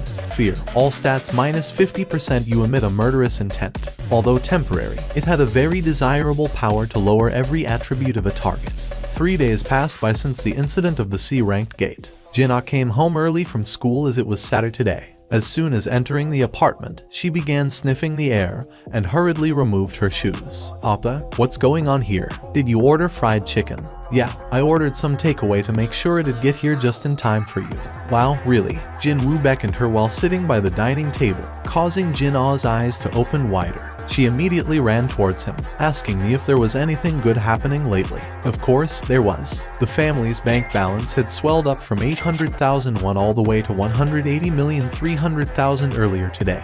Just under $160,000. 180 million was from the sale of the magic crystals, and 500 grand was used for the month's rent. Still, 180 million. Just one raid and he was able to get his hands on an absurd amount of money, totaling 180 million. He had been one for a while now, but this was the first time he felt like a real hunter. Well, this was the era where a casual mention of hunters instantly brought up the images of wealth, so that couldn't be helped. just as Jin-ah had implied with her question. The chicken and beer meal was to celebrate the big earnings sitting pretty in the family bank account right at this moment. Thank you for this meal. Jin-ah sneakily reached towards the beer can.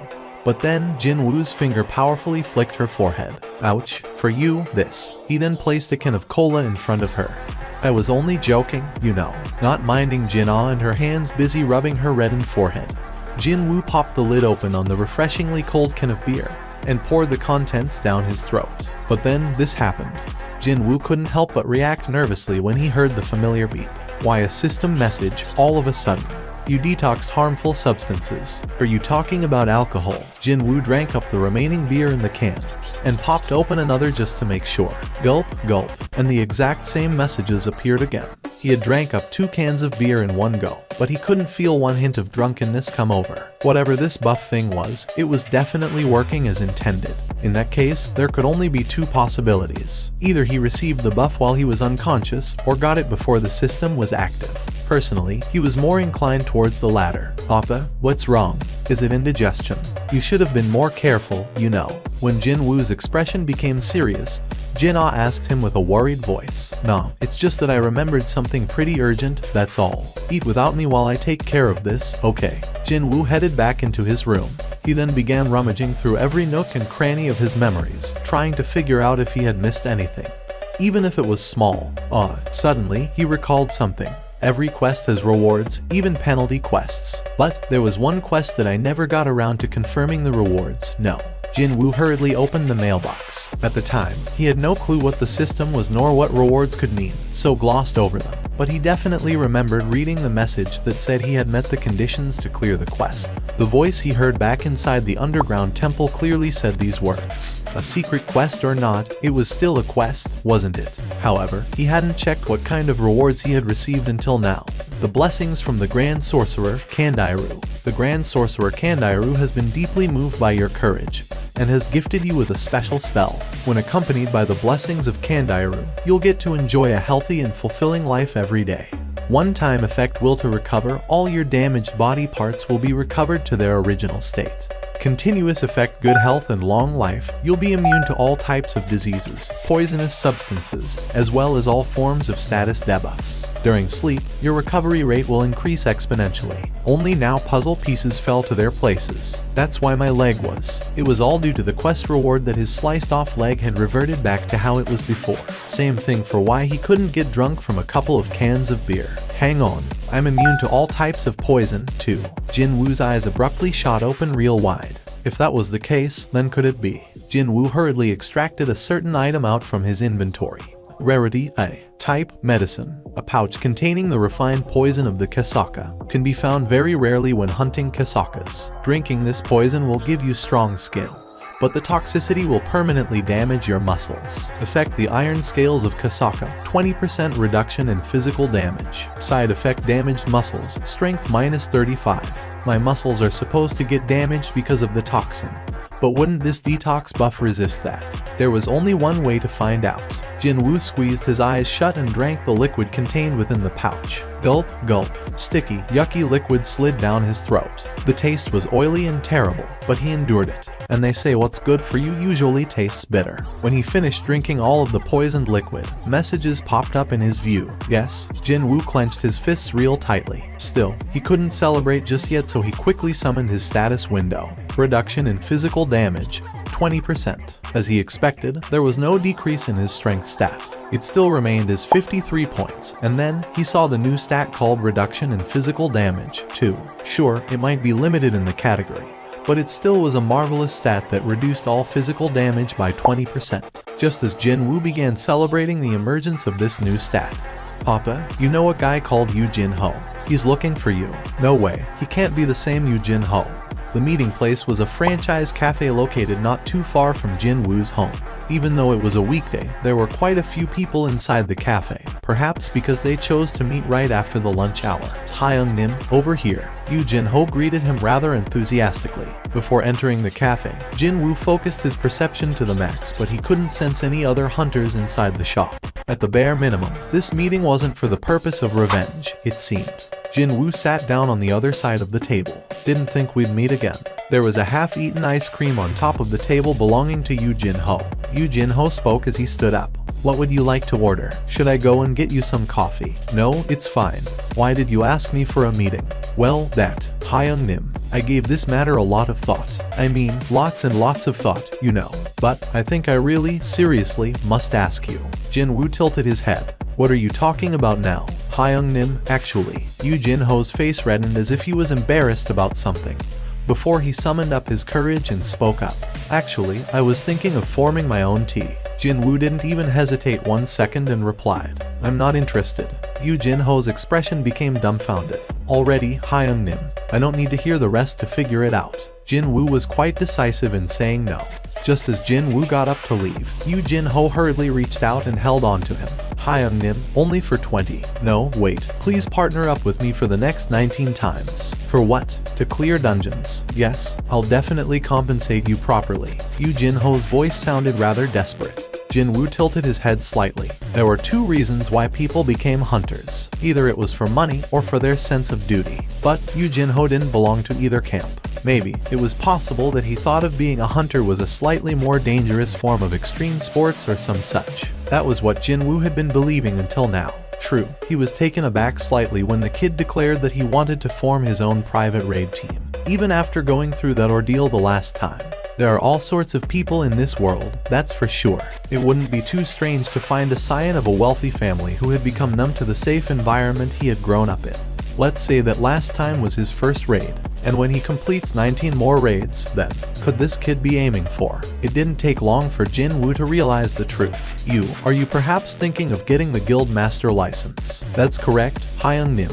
What a smart decision it was not to order coffee. Otherwise, he might have sprayed the bitter liquid all over the table by now while trying to drink it. You want to become a guild master? Well, the story's a bit complicated there, Hyung-nim. Yu Jin-ho's face reddened considerably compared to before as he spoke. Hyung-nim, please listen to my story.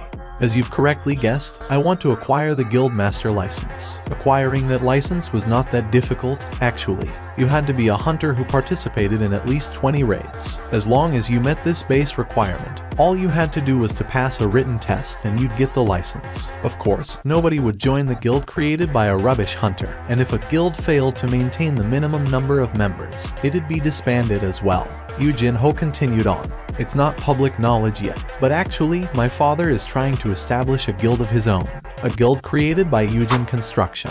Yes, Yujin Construction was one of the biggest corporations in South Korea. It had expanded its business well beyond the fields of construction, and into other sectors and had been making a killing there. Jin-woo had heard that recently. They reaped huge profit after jumping into the hunter-related businesses as well, and they want to form a guild of their own.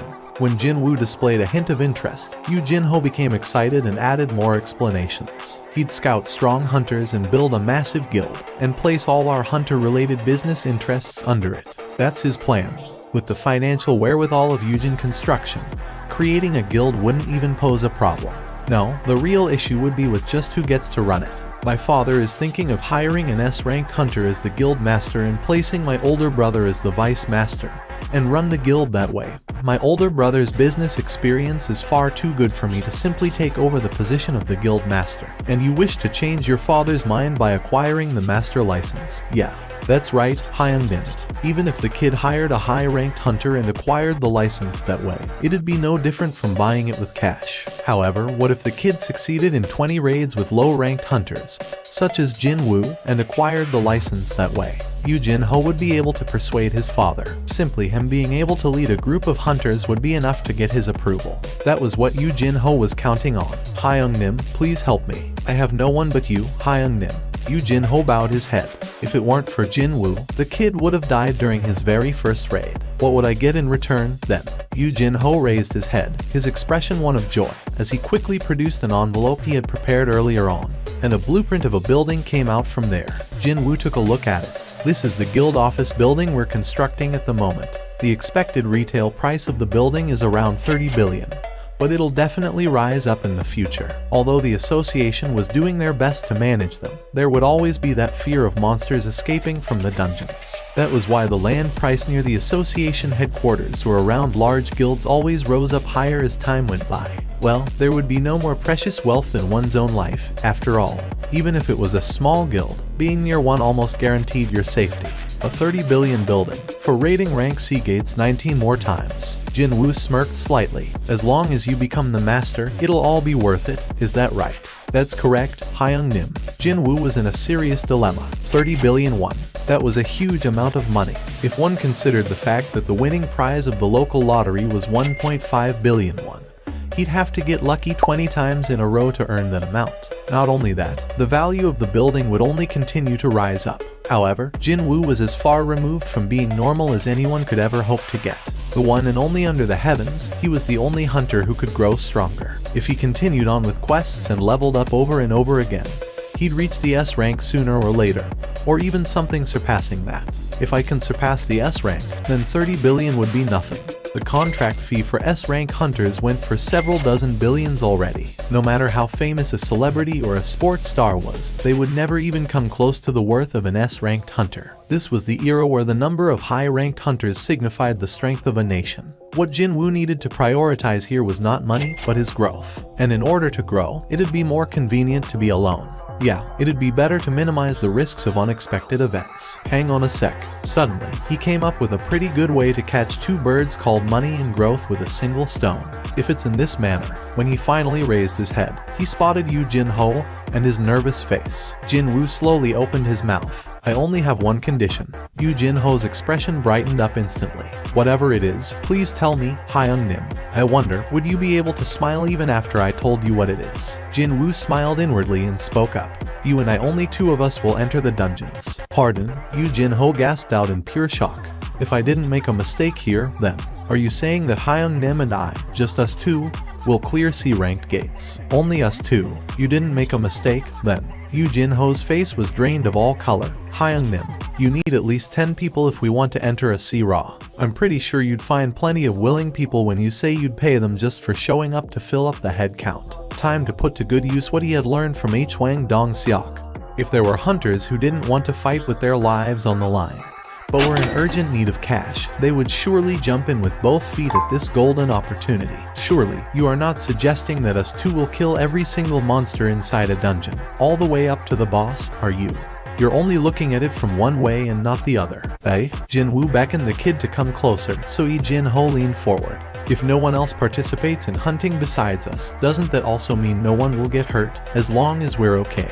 Oh, of course. For the first raid, you were like a third wheel being dragged along, so you couldn't do anything about the incident that had happened. But think about for the moment the ramifications of your own raid team finishing up all 19 raids without a single casualty. Yu Jin Ho's eyes shot open right up. If that was the case, then persuading his father would become one level easier. Yu Jin Ho finally made his mind up, albeit after some serious internal struggle. We'll do it your way, Hyung Nim.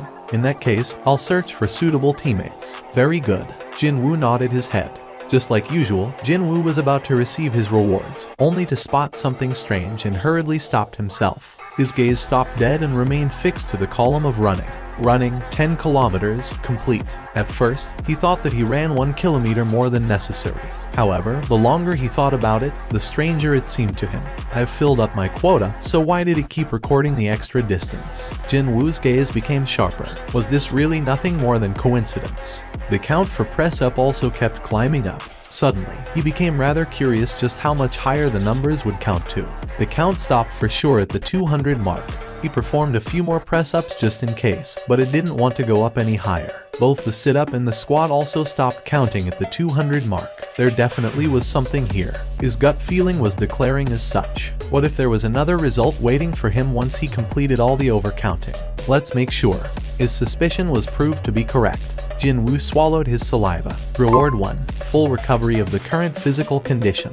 Reward 2. All stats plus 3. Reward 3. 1 blessed random box. Or 2 cursed random box. All stats raised by 3. His eyes shot open wide. The rewards from the hidden quest proved to be really exceptional.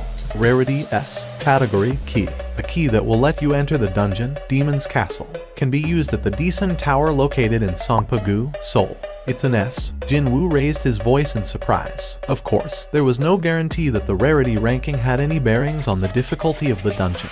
Jin Woo stared at the key in his hand for a long while. This is what I really wanted. If there was one silver lining to be found here, then that would be the explanation saying he'd be able to enter the dungeon with this key, unlike the previous one which said he'd be transferred instead. The implication being that he could escape at any time if he felt like it. Jin-woo took a good look around him, before pulling up the hood attached to his top to hide his face. If someone saw a person disappearing and appearing again in thin air without a gate around, that might cause a bit of ruckus. Not only that, there were several CCTV cameras installed here and there in the near vicinity, so it wasn't such a bad idea to avoid being too conspicuous. Actually, there was someone busy eyeing Jin-woo right at that moment. Who could that kid be? To think there would be a straggler wearing a hoodie busy loitering around the building at this time of the night. The security guard watching on from inside the building found Jin-woo's behavior rather suspicious and stood up from his chair. However, as this guard walked towards the door, he couldn't help but come to an abrupt stop and his eyes opened up real wider. "Whoa, what the heck?" The security guard gasped out in a surprise and hurriedly ran outside. The man was definitely walking towards here, yet he had vanished from the view, just like that. Jin-woo pulled the hood back and took a look behind him. It was a sight shocking enough to make him groan. Just now, when he was taking a few steps towards the Daesung Tower, the world in front of his eyes transformed in an instant. Could this place even be called a dungeon anymore? A completely different world was waiting for him. Instead of the vanished Daesung Tower, a massive tower-like structure stood there. Wait, is that really a tower, or should I call it a castle instead? A tower rising up high into the air without an end, wrapped in reddish-black flames. It was as if the tower wasn't burning, but it was spewing out billowing flames instead. A burning tower? Huh. Rather than the name of Demon's Castle, maybe that nickname suited it better. Jin-woo slowly walked towards this burning tower. The closer he got, the louder the noises of flames rampaging around grew. Can I even enter this thing in the first place? However, even if he did, there was yet another problem to consider. Just like the last instant dungeon that was based off on the subway station, there was a good chance that, since this dungeon was based off on the Daesung Tower, he'd have to climb up 100 floors to clear it completely. He couldn't even begin to imagine just how long that would take. Jin-woo's steps came to a halt. He sensed a strong aura near the entrance. He slowly surveyed the surroundings and spotted a black lifeform the size of a bull huddled in slumber right in front of the doorway. Jin-woo carefully summoned the poison fang of Kasaka. It'd be nice if the paralysis works and I get to kill it easily. Jin-woo walked as quietly as possible while approaching that creature. However, it was impossible to fool the olfactory senses of a monster. Soon enough, the creature sniffed the air and raised its body up. Jin-woo clicked his tongue. The creature stood up completely and all three of its heads turned in Jin-woo's direction. It was a huge dog possessing 3 heads. The name written in red letters floating on top of its heads immediately drew his attention. It was proof that the monster's level was very high. Since it's red, does that mean it's around the same level as those centipedes from the penalty zone? Back then, he managed to barely run away from the centipedes. Well, he was only a level 1 back then, so it couldn't be helped. But it's different this time. He had grown stronger quite quickly during the short space of time. Without a doubt, that black creature was strong, but still, it didn't come across as truly overwhelming. His enhanced, alert perception was telling him that he could do this. The monster attacked him. Roar. Jin-woo's eyes opened much wider. Too fast. Jin-woo barely evaded the Cerberus's fangs by sliding underneath the leaping monster. The Cerberus landed back on the ground and spun around, before began biting at him with its 3 heads. The sharp fangs gleamed coldly in between the biting snouts, a title given to a hunter skilled in hunting wolves. When facing animal-type monsters, all of your stats will increase by 40%. He sensed his body getting lighter. Nice. Jin-woo quickly retreated and wielded his dagger at the Cerberus as it continued to stick close to him. The dagger collided with the fangs and issued loud noises. The blade moved at a blinding pace, yet all he could do at the moment was to deflect the Cerberus's attacks and nothing else. Even after I buffed up, it's still this strong. The Cerberus's agility had easily exceeded his imaginations. In order to overturn this situation, Jin-woo activated his intimidation skill. Jin-woo's eyes widened. It didn't work. It was at that moment that the long tail of Cerberus flew in like a whip. Whoosh. Jin-woo reflexively ducked his head lower and evaded the tail, but that caused his legs to stop moving for a second, and the monster didn't miss this opportunity. One of its heads powerfully bit into Jin-woo's left shoulder. Jin-woo summoned all of his strength and stabbed the dagger into the middle of the biting head. The Cerberus cried out and let go of him. Thankfully, he was able to minimize the damage done before other heads had the chance to join in on the attack. but his left shoulder was now in tatters. What a scary biting power that was. He tried to move his left arm, but it didn't want to budge. Jin Woo's expression crumpled unsightly. He managed to wound the Cerberus, but when comparing the severity of their injuries, then it was clear that he came off far worse in that exchange. Then, something else happened. The eyes of the Cerberus were being dyed in a crimson color all of a sudden. Inexplicably, Jin Woo sensed something ominous was about to happen. What could it be? Jin Woo cried out. What did you just say? A monster just used a skill. In that instant, the Cerberus leaped off the ground. FCK. Even before he could react, the Cerberus appeared right before his eyes. He hurriedly swung his dagger, but it only managed to graze the side of one of its heads, and all three heads bit into Jin Woo simultaneously. The Cerberus ran at its top speed and slammed Jin Woo against the castle's gate. Slam. Jin Woo's HP hit the rock bottom in an instant. Thanks to the damage reduction and the tenacity passive, he was able to avoid getting killed in one hit. Jin Woo's eyebrows shot up in anger. It'd be easy to go mad from pain and wildly thrash about, but he'd lose this great opportunity, which would most likely never happen again. Losing his consciousness now would mean his end. He immediately collected the first reward from the daily quest he had saved up until now. A blue light enveloped him and all depleted health reverted back to full. Even his tattered left arm was healed as good as new in the blink of an eye. This is my chance. Jin Woo's eyes gleamed coldly. In such close proximity, no matter how agile this monster was, it did not be able to dodge his attacks. Jin Woo rapidly caught one of Cerberus's necks with his left arm, and stabbed the poison fang of Kasaka in the middle of that neck. Stab, stab, stab. The rage state had ended by now, and the Cerberus began to violently thrash about trying to escape from Jin Woo's embrace. However, Jin Woo did not let go and held on with his powerful arms. The harder the Cerberus struggled, the stronger he gripped the neck of the monster. In the meantime, his dagger continued to stab into the creature's neck. The Cerberus bit into Jin Woo as it struggled to the bitter end. But the battle had already been decided by then. In the end, the heads of the Cerberus fell to the side, lifeless. In one breath, his level rose up by 4. That was how difficult this battle was. Jin Woo only let go of the Cerberus's neck after confirming its body going limp with his own eyes. The heavy body sprawled to the floor without any resistance whatsoever. Only now could he breathe a sigh of relief. A monster that could use a skill. If he didn't prepare a hidden trump card, then he'd have been killed for sure. A chill crawled down his spine just from thinking about it. After calming himself down, Jin Woo reached out towards the Cerberus. A steel necklace originally found around one of the Cerberus's necks, a gray key, and 3 molars of a monster appeared in his hand. Rarity A. Type necklace. Agility plus 20, perception plus 20. Rarity A. Type key. The key to unlock the gates of the demon's castle. Can only be acquired after killing the gatekeeper. Rarity none. Type miscellaneous. Oh, Jin Woo's eyes went round. This necklace can boost both my agility and perception by 20 points. A necklace with eye-spinningly good options came out. Its rarity was also ranked out of all the items he'd seen so far. This one featured the highest rarity ranking yet. It was a rather nice baseline to judge the overall difficulty of this dungeon. In other words, the difficulty of clearing the demon's castle would be incredibly high. Jin Woo stared up at the burning tower. Crackle, pop. The very top of the structure was completely shrouded in some kind of blurry fog. He had to actually enter the tower if he wanted to see what was going on inside. But Jin Woo shook his head. Now's not the time. He only barely managed to hunt down a single sentry standing guard by the door, even with his title buffing him up and resorting to using up the quest reward, too. He couldn't even guess just what kind of danger would be waiting for him beyond that gate. Although he was slightly unwilling, he stored the gray key inside his inventory. I'll return, definitely, very soon. Jin Woo smiled as he turned around to leave. Pardon me, young man. I see that you're feeling much better now.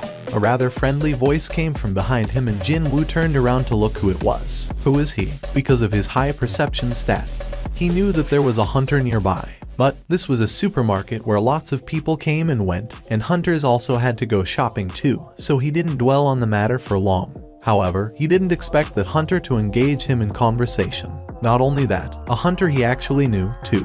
Jin Woo's expression brightened in an instant. Mr. Song. Song Kai-yol looked at Seong Jin Woo with an expression half in disbelief and the other half in delight. I did hear the news that you were fine, but I still can't believe it, even after running into you like this. Song Kai-yol's gaze naturally headed lower, and then his eyes grew extra wide in shock.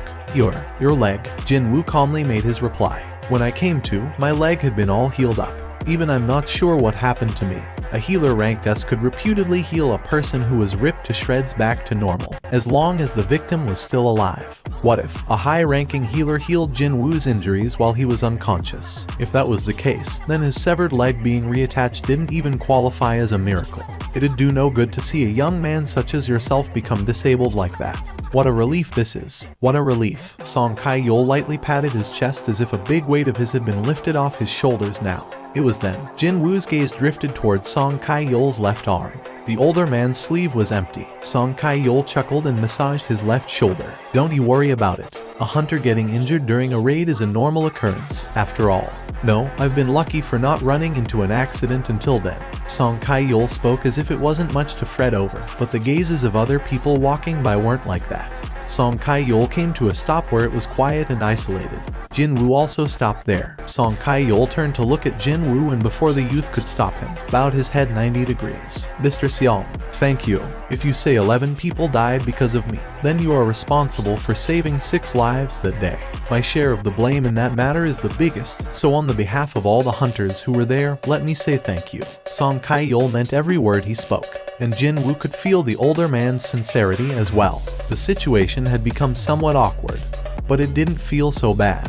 How should he go about describing it? He was feeling proud. Of course, that didn't mean he should let an elder remain in that bowing position. The two men arrived at the meeting place. The gate had formed in the middle of the road pretty close to residential areas, so the police officers called in to control the access to the location. However, there were almost no onlookers present here to begin with. The majority of gates the association took on were those dangerous ones that had been left alone for too long after their initial discovery. Besides, even if one were to stick around a gate, one would still not get to see how hunters fought anyway. It was only a couple of curious, naughty kids loitering around who got chased away by the officers every now and then.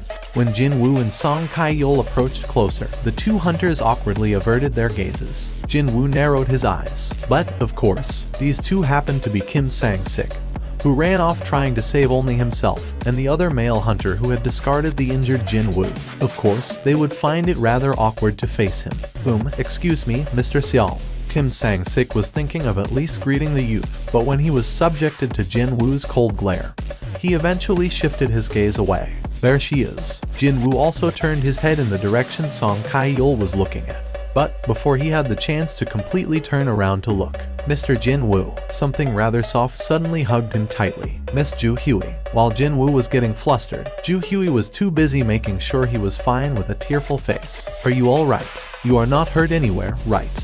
Your leg. Mr. Jin Woo, how come your leg is? Ju Hui's eyes went extra round as she alternated her gaze between his face and his leg. Oh, that. Just as Jin Woo was about to reply. How steamy, eh? It's steamy, I say. Both the gazes of Jin Woo and Ju Hui shifted over in the direction of that voice. From afar, an unknown man was whistling loudly at them. Is there a film shoot going on around nearby or something? While Jin Woo was tilting his head in confusion, a man wearing a business suit climbed down from the front seat of a certain minivan. Shut your mouth. He quickly threw an oily wink at Ju Hui when the business suit looked back inside the van. Immediately, Jin Woo's expression crumpled. 2 more people climbed out of the van right away. Both of them were men, and particularly worthy of note was the fact that they all wore prison overalls and had been cuffed as well.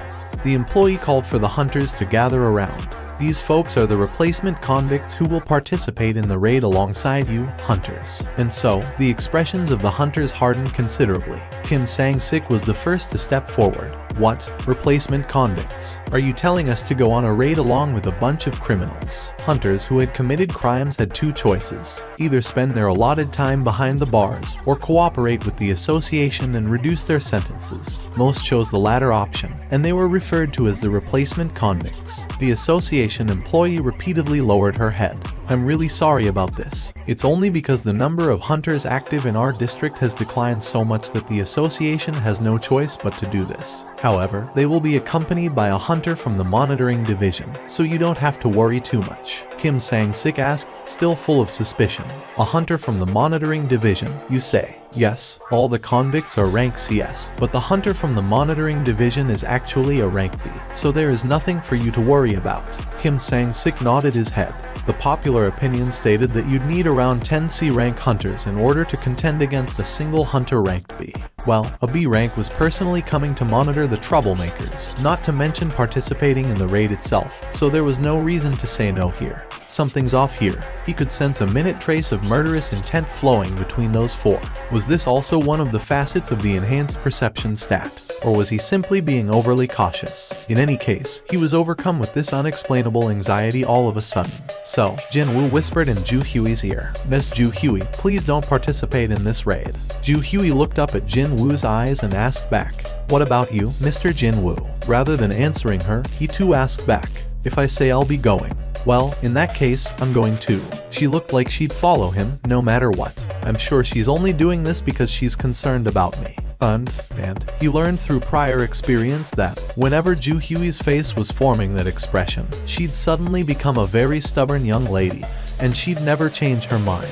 No matter what. There shouldn't be a problem with me around, right? After all, he had experience dealing with Hwang Dong-seok's gang, which contained 5 rank CS in their midst. The agent from the monitoring division finished signing on all of the documents, and then came to speak to the gathered hunters. "My name is Kong T-Sik from the monitoring division. I believe you've been informed of the situation. I'll keep a very close eye on those 3, so you can rest easy." Kong T-Sik then beckoned the 3 convicts to come closer. They all trudged towards him and presented their hands. With a practiced hand of his own, Kong T-Sik swiftly undid their cuffs. "Wowzers, I thought I was gonna die from the stuffiness just now. We ain't even slaves, so isn't it against our rights for you to drag us around here and there like this?" The convicts massaged their freed wrists and continued to pile on their complaints.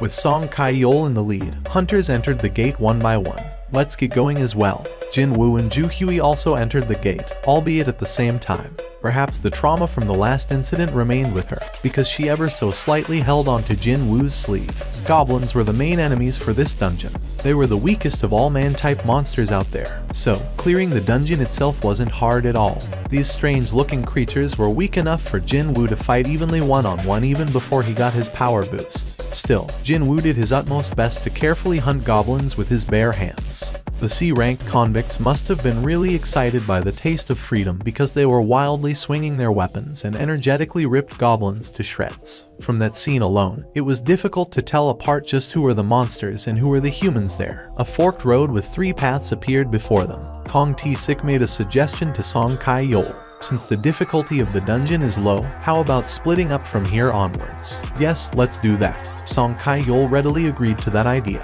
Jinwoo closed his eyes and extended his perception to the max. Now, which path leads to the boss? He was hoping that maybe the boss would give him a few experience points, at the very least. Soon enough, he could pick up on the auras of all living creatures inside the dungeon. Jinwoo opened his eyes and spoke to Song Kai-yeol. "Let's go left." "Okay." Jinwoo, Song Kai-yeol, and Ju Hui chose the left pathway, Kong T-Sik and the 3 convicts the right one, and the remaining 2 went down the middle one. Jinwoo's heart began beating a little bit faster. The boss is at the end of this passage. Although it couldn't be described as strong, a unique and different aura from that of a goblin was leaking out from the end of this cavern-like passageway. He wanted to quickly kill the boss. However, groups of goblins kept jumping out at him every couple of steps he took, and this hindered their progress. And this time, there were around 10 of them or so. One carried a wooden club. One held a wooden sword. One even held a long wooden shaft with a stone shard crudely tied around the tip. They had armed themselves to the best of their abilities, but none of them managed to threaten him. "Haven't you guys had enough yet?" Jinwoo frowned really deeply. And so, as they steadily cleared the dungeon, out of the blue, screams reverberated throughout the dungeon from somewhere, one after the other. Those weren't from the goblins. No, they definitely belonged to humans. Jinwoo, Song Kai-yeol, and Ju Hui exchanged glances. They thought the things had calmed down, only for yet another desperate scream to enter their ears. Song Kai-yeol's expression hardened. "Let's go take a look." The 3 of them quickly ran to where the screams came from. Jinwoo could have run faster than his 2 companions, but for the sake of their safety, matched their speeds. Just how long did they have to run? Ju Hui cried out in alarm after finding a person. There's a person there, and it just so happened to be the hunter from the monitoring division, Kong T-Sik. Ju Hui couldn't watch on anymore and hurriedly ran towards Kong T-Sik. "Hold on, I'll heal you right now." Kong T-Sik rapidly raised his upper body up and took aim at the center of Ju Hui's neck with his hand full of magical energy. Swish! Just before his fingertip could touch Ju Hui's Adam's apple, someone managed to grab Kong T-Sik's wrist just in time. Kong T6's gaze followed the hand grabbing his wrist and to its owner, and Jin Woo's face was at the end. Jin Woo's eyes were emitting a very strong light of murderous intent. Kong T6 frowned deeply. How dare you, FC King Association bottom feeder. Kong T6 hurriedly yanked his arm loose from Jin Woo's grasp. Now that both of his hands were freed, Kong T6 began pouring out attacks without a rest. However, Jin Woo also moved at the speed that didn't lose out to Kong T6 and went on the offensive of his own. 2 fists and arms belonging to men endlessly collided and traded countless blows. None of them showed any signs of backing off. Seizing this opportunity, Song Kai-yol quickly dragged Ju Hui away from the area. However, there was one person here who was even more shocked than Ju Hui, and that was none other than Song Kai-yol.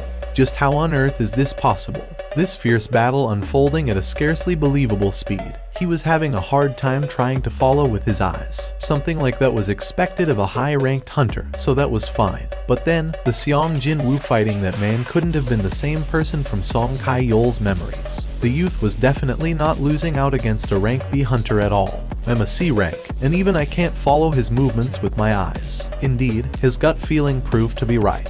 The Jin Woo in front of his eyes right now was not the same youth from his memories, an E rank who was weak but possessing a good head on his shoulders. In the blink of an eye, the two traded hundreds of blows and they quickly stepped back while trying to catch their breaths. Kong T6 couldn't control his curiosity and asked out aloud, "Who the hell are you? What rank are you?" Jin Woo summoned the poison fang of Kasaka, and while grasping it tightly in his hand, replied rather curtly, "Seong Jin Woo, I'm rank E." Kong T6 felt like someone had hit him in the back of his head. A B-star that displayed the movement equal to his own speed, which was unmatched within the rank B, introduced himself as a measly rank E just now. Is he trying to make fun of me? Kong T6 gnashed his teeth. No, hang on. Indeed, there was something odd here. If he's really a high-rank hunter, there is no reason for him to be here, isn't it? The jobs these bottom feeder association hunters did were quite obvious. Their main role was to clear those gates that guilds and freelancers gave up on because of their low monetary values. Their earnings were pathetically small compared to other hunters, and they were not widely acknowledged by other hunters, either. In other words, there was a very good chance that this B-star really was an E rank. Only that, his abilities were anything but. Still, a fake registrant wouldn't brazenly work under the association like this, so Kong T6 eventually arrived at the only logical conclusion. He's a reawakened. When he thought about it, he remembered the upper echelons of the association getting a bit noisier with a rumor of someone going through a reawakening somewhere nearby this location. And that person was supposedly a hunter affiliated with the association. He should have memorized that name back then, as that matter happened only a couple of weeks ago. If this B-star had been delaying getting a reassignment test for some reason until now, it was very much possible for him to remain as an E rank and assist the association with their work. Who could have guessed that such a guy would show up today? Kong T6 had made sure to perform thorough background checks on the hunters participating in today's raid, but he had missed the existence of this one. I really have terrible luck, don't I? That's the only conclusion he could arrive at. I should have asked for more money if things turned out this way. Kong T6 recalled the events of a few days ago while licking his dried lips. A cafe near the headquarters of the association. The middle-aged man muttered as if he was speaking to himself. I've heard that no one knows what happens exactly inside dungeons. The man's voice was so soft that Kong T6 had to ask again. What did you say? This is every cent I have in my name. And why are you showing me this? When Kong T6 formed a questioning expression, the middle-aged man's head dropped lower. Among the criminals you're in charge of, there is one who had hurt my little girl. Because of that, she took her own life, and my wife is still in the hospital from the shock. The middle-aged man's voice became tearful. Yet, such a B-star will be able to roam the streets again in a few years' time. You think I'll be able to rest easy knowing that? The man raised his sorrow and rage-filled face. I'm sure you can already tell what I'm implying here. The man lowered his head again. I beg of you, Hunter Nim. A deafening silence descended between these two men. Kong T6 leaned against the back of his chair and fell into a deep contemplation. Can you guess why I chose to work for the association's monitoring division? Pardon me. The middle-aged man raised his head. Kong T6 explained himself. As a B-rank hunter, I'm considered as one of the higher-ranked hunters. Large guilds continue to send their scouting offers in my direction all the time. Yet, can you guess why I persist in doing this job while getting a pittance in return? I don't know. The corners of Kong T6's lips arched up. You see, I find it more enjoyable to fight against people rather than monsters. In that sense, the monitoring division was like the heaven-sent job for Kong T6. Well, he could beat up other hunters in the name of the law, after all. And he'd end up killing one or two due to unavoidable circumstances, too. The father of a girl who was raped by those beastards came to ask me for the favor. Those beastards were animals worthy of getting killed, and I simply took care of animals that hurt other people, that was all. The Ranky Hunter was listening without saying anything. Although the matter had come down to this, I don't wish to hurt you. How about ignoring today's matter altogether? As long as we make this deal here, I promise I won't try anything to you and your group. Of course, he couldn't let a potential source of trouble fester. You should have said those things before you tried your little tricks. You want us to ignore everything just because you failed your sneak attack. That man didn't say anything wrong there. Kong T6 smirked in dumbfoundedness. In the end, you want to have a go, is that it? Where did he get his dagger from? Since before he had noticed it, the E-rank hunter was holding a dagger. Well, it shouldn't be too important, is it? It didn't matter where that weapon came from. Indeed. What's important here, though, was the type of the weapon. Kong T6 quickly concluded his assessment. The class that used daggers and utilized quick movements. His opponent was a super close type damage dealer. Most likely, his speciality was assassination. What a coincidence that their specialities happened to be the same. However, this guy only underwent his reawakening not too long ago. The difference in experience should be absolutely massive.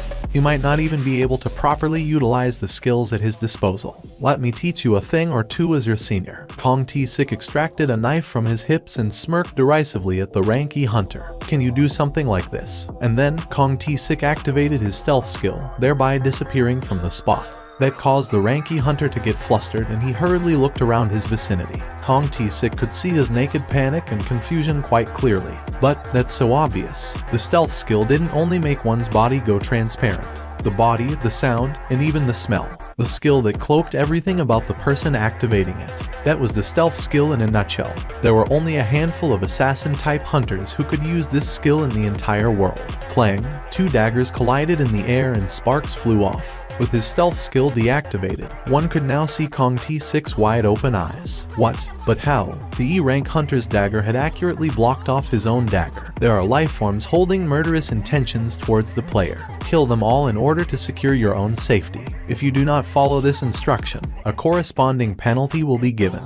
The number of enemies left to kill, 1. The number of killed enemies, 0. Jin Woo confirmed the emergency quest message and breathed a sigh of relief. It wasn't a waste of time.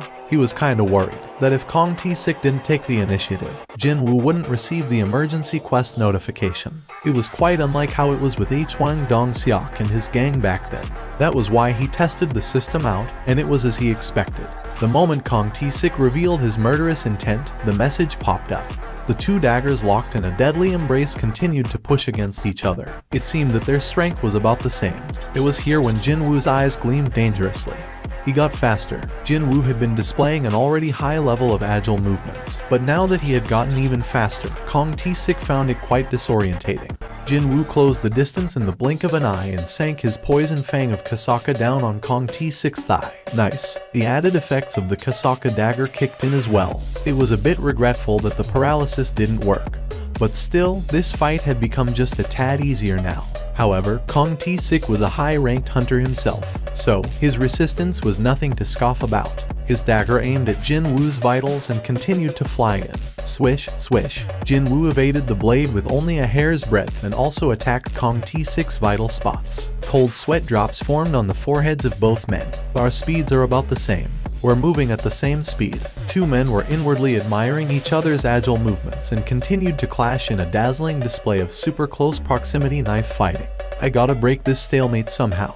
Jin Woo gathered strength in his eyes. The moment his eyes met Jin Woo's, Kong T6 flinched slightly for some reason. What was that? It worked. Jin Woo knew that he had won now. On the other hand, a small earthquake erupted in Kong T6's eyes. How come my body is? After he had met Jin Woo's gaze, his body felt as heavy as if he was floundering in deep water or some such. His trusty speed began decreasing as well. Wounds on Kong T6's body increased quickly one by one. This is impossible. Kong T6's thoughts became confused and messy. This was, without a doubt, a debuffing effect. But he had never, ever heard of a case where an assassin class was able to use a debuff magic. Assassination was not his speciality then. If that was the case, then what was up with his crazy speed? However, Kong T6 had stopped his train of thoughts there. His confusion had rapidly morphed into panic. Instead, Jin Woo succeeded in getting close to Kong T6's chest and stabbed down on the latter with the poison fang of Kasaka. Kong T6's eyes shot open wider. Both men knew right away at that moment. The victor had been truly decided with that one move.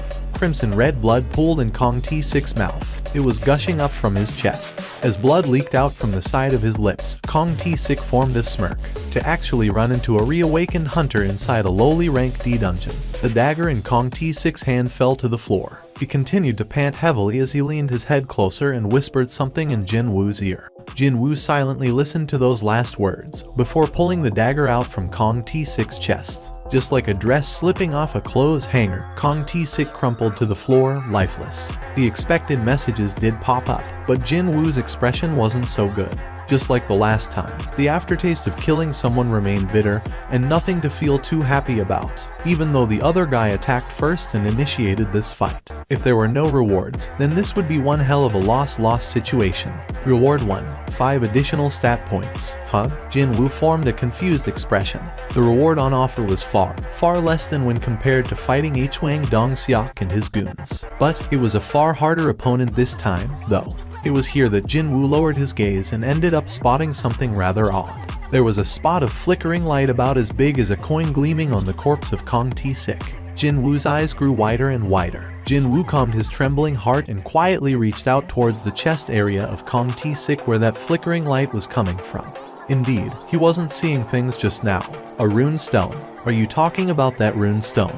His heart began pounding even harder than before. The skill Kong T6 used had now become a rune stone and was waiting to be discovered on his body. Stealth was a rare skill that only a select few hunters could use. Jin Woo looked back at Song Kai-yeol. With what has happened here, I think it's impossible to continue on with this raid anymore. For the time being, you two should leave the dungeon and contact the association. I'll remain here and search for other survivors. Song Kai-yeol instantly realized what Jin Woo was trying to do.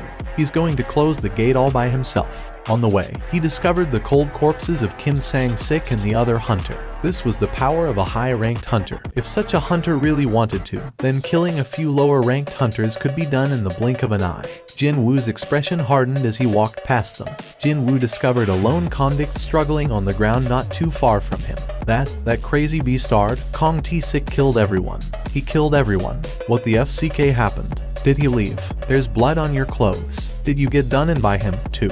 Jin Woo didn't reply and simply raised his head to stare straight ahead, towards where the boss was. A confused, questioning expression floated up on the face of the convict. Feels like it's a bit stronger than a regular rank D dungeon boss, too. I'm getting really curious about its attack patterns, you see. The convict listened to those words and lost his cool, roaring out at the top of his voice. What the FCK are you even talking about? Jin Woo calmly continued on with what he wanted to say. Before all that, though, I gotta ask you about something. You remember the girl you raped before? What? Which one are you talking about? You a family member of the victim?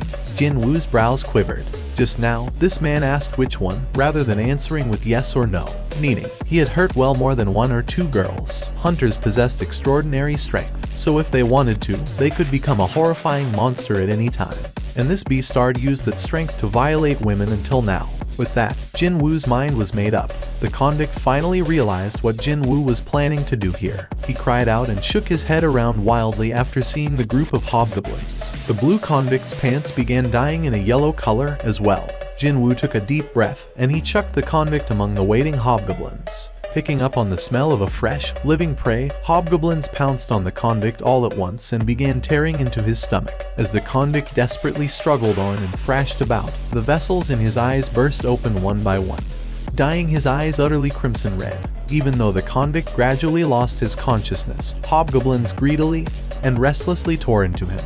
Just what would it feel like to be devoured alive by the disgusting monsters? There it is, a huge hobgoblin, definitely the boss of this dungeon, sat arrogantly over yonder on the other side of the boss room. With its subordinates all too preoccupied with the fresh prey, there was not one guard around the boss itself, which meant that this was the perfect opportunity. Jinwoo immediately dashed past the hobgoblins in the blink of an eye and arrived before the boss. The surprised hobgoblin boss quickly stood up, but before it could complete the action, its head fell and rolled on the ground. The expressions of the agents hardened in an instant. 9 people entered it, yet only 3 walked out alive. This undoubtedly qualified as a huge incident. What with several similarly bad incidents occurring within a single district, it was little wonder why these association agents felt like they had stepped on an almighty pile of dog poo at this very moment. They wanted to make sure there were no other survivors, but the gate closed on them, so that was no longer possible. 2. This was precisely the reason why Jinwoo waited around until the time limit was almost up, however. With this, the testimonies of the 3 survivors would have to suffice. One of the agents spoke with a complicated tone of voice. Just now, the investigation department has received a telephone call from the chairman of the Joomgang Industries, wishing to hand himself over. It was here that Song Kai-yeol entered into the conversation. The chairman of the Joomgang Industries, you say. He's the father of the victim, and he allegedly has paid off the hunter Kong T-Sik from the monitoring division to murder the convicts. Oh, the chairman had confessed to everything after he heard that Kong T-Sik was indeed successful in killing the rapist. There was nothing here that could be seen as problematic, except for one thing. One of the agents asked the part that felt the most suspicious to him. Just who delivered the final killing blow to Mr. Kong T-Sik, who was a rank B hunter. Just before Jinwoo was about to speak the truth, he recalled the face of Yu Jin-ho. What a missed opportunity this is, but looks like I won't be helping the kid out with his raid quota after all, by making an excuse of him being a reawakened hunter and going ahead with the reassignment test. He'd not be able to humor Yu Jin-ho's plan anymore. Sure, Jinwoo was kind of bummed out about the promised building, but oh well. Well, naught I can do here now. Jinwoo thought as such and was about to open his mouth, but then, it was me. I'm the one who killed Kong T-Sik. The questioning agent still didn't look convinced, however. Song Kai-yeol Hunter Nim, are you saying that you brought down Kong T-Sik Hunter Nim? His suspicions had merit. Not only was Song Kai-yeol a rank C hunter, but he also had lost his left arm as well. On the other hand, wasn't Kong T-Sik often referred to as a high-ranked hunter, someone who was ranked B? Have you all forgotten just who is behind me? Just as the gazes of everyone focused on her, Lee Ju-hui's face reddened and she quickly lowered her head. Lee Ju-hui was a B-ranked hunter. She hadn't been mentioned until now because her class was not combat related. But when looking only at her rank, then she was a high-ranked hunter, just like Kong T-Sik had been. Why wouldn't a rank C hunter be able to defeat a rank B hunter when a rank B healer was lending her aid from the side? Why are you lying to them? Song Kai-yeol replied back in a whisper as well. I thought that there must be a good reason why you were trying to conceal your abilities. Did I overstep my boundaries? Of course, he didn't. I've received a lot of your help until now, so I'm glad to hear that I was able to help out you now, even if it's just a small thing. Meanwhile, one of the agents walked closer to the 2 men. Mr. Song Kai-yeol, why don't you come with us? Help us for a minute or two with writing up the report. Alright, let's get going, then. Would you like to walk with me for a little while? Is she talking about that dinner date? He was starving after moving around for a bit today, so he found her suggestion to his liking. Jinwoo agreed with a welcoming expression. Okay, let's. As if they had made a promise earlier, the 2 young people began quietly walking side by side under the soft lights of the street lamps. Ju-hui's eyes remained fixed to her toes, because, if she tried to raise her head, her gaze automatically drifted towards to her side. She tried very hard not to think about it, but it was of no use. In the past, she found him comfortable to talk to, but now, the current Jinwoo was overflowing with this certain sense of power. She found it much harder to talk to him now as a result. Just what happened? He was strong enough to subdue a rank B hunter without too much trouble. He had changed so drastically. Ju-hui stopped walking first and with some difficulty, broke the ice. Actually, I think it'll be impossible for me to eat anything today. Let me return this to you in the meantime. Ju-hui handed over a magic crystal to Jinwoo. It was none other than the same crystal he entrusted to her back in the underground temple. But today isn't the only day, you know. There's no need to return this to me now. Ju-hui shook her head slowly. I'm going back home next week. He heard that she was quitting the life of a hunter, but now it seemed that she was leaving the city altogether. Jinwoo formed a rueful expression. Is it because of that incident back then? Well, it's not simply because of that, but perhaps she ended up recalling the events of that day. Ju-hui's complexion darkened. Back then, when everyone else was trembling from despair, only Jin Woo's eyes burned fiercely with a strong resolve. Ju Hui was nearest to him, so she got to see those eyes. It was like they were shouting out to the rest of the world so they can hear his will to survive. She had no regrets over quitting the life of a hunter, since it didn't even suit her personality to begin with. However, she couldn't help but feel really bad after realizing that it'd be tough to meet Jin Woo ever again. Will he think of me as a weird person if I ask him about meeting each other again? It was rather unfortunate, but there were some things in this world that she couldn't really do anything about. If you come down to Busan one day, please give me a call. I'll buy you really good sushi. Sounds good. When Jin Woo formed a smile, Ju Hui smiled back at him. And so, Ju Hui didn't get to say the words she truly wanted to say. She simply performed a short goodbye and turned around to leave. The way back home never felt this long to her before. After sending Ju Hui home, Jin Woo also returned to his place, the east of the United States. Late at night, Hwang Dong-soo was the main hunter of the guild, Scavenger, one of the top guilds in the entire USA. Not only that, but he was also an S rank as well. And just before he went to sleep, he received a phone call informing him of a shocking matter. My older brother is dead. I want you to speak slowly and tell me everything in detail. Got that? The name of his older brother was Hwang Dong-seok. My older brother and his 8 teammates all died, and only 2 others escaped unhurt. And the 2 who survived were only a rank D and a bloody E. Something smelled fishy here. The older brother Hwang Dong-soo knew would never sacrifice his own life for a far weaker teammate. Also, what if that said teammate happened to be a temp? There was no need to even mention it. However, only the ranks D and E walked away alive, while his older brother and other C-ranked hunters all perished in that dungeon. Right now, he was in a far-off foreign nation after being scouted away by one of America's top guilds. But back when he was still in Korea, his brother did everything possible to look after him and be a good brother. He might not have been a good human being, but he was a great, precious brother. I was planning to invite him here once I've secured my foothold. But now, to think, he'd meet an accident before that happened.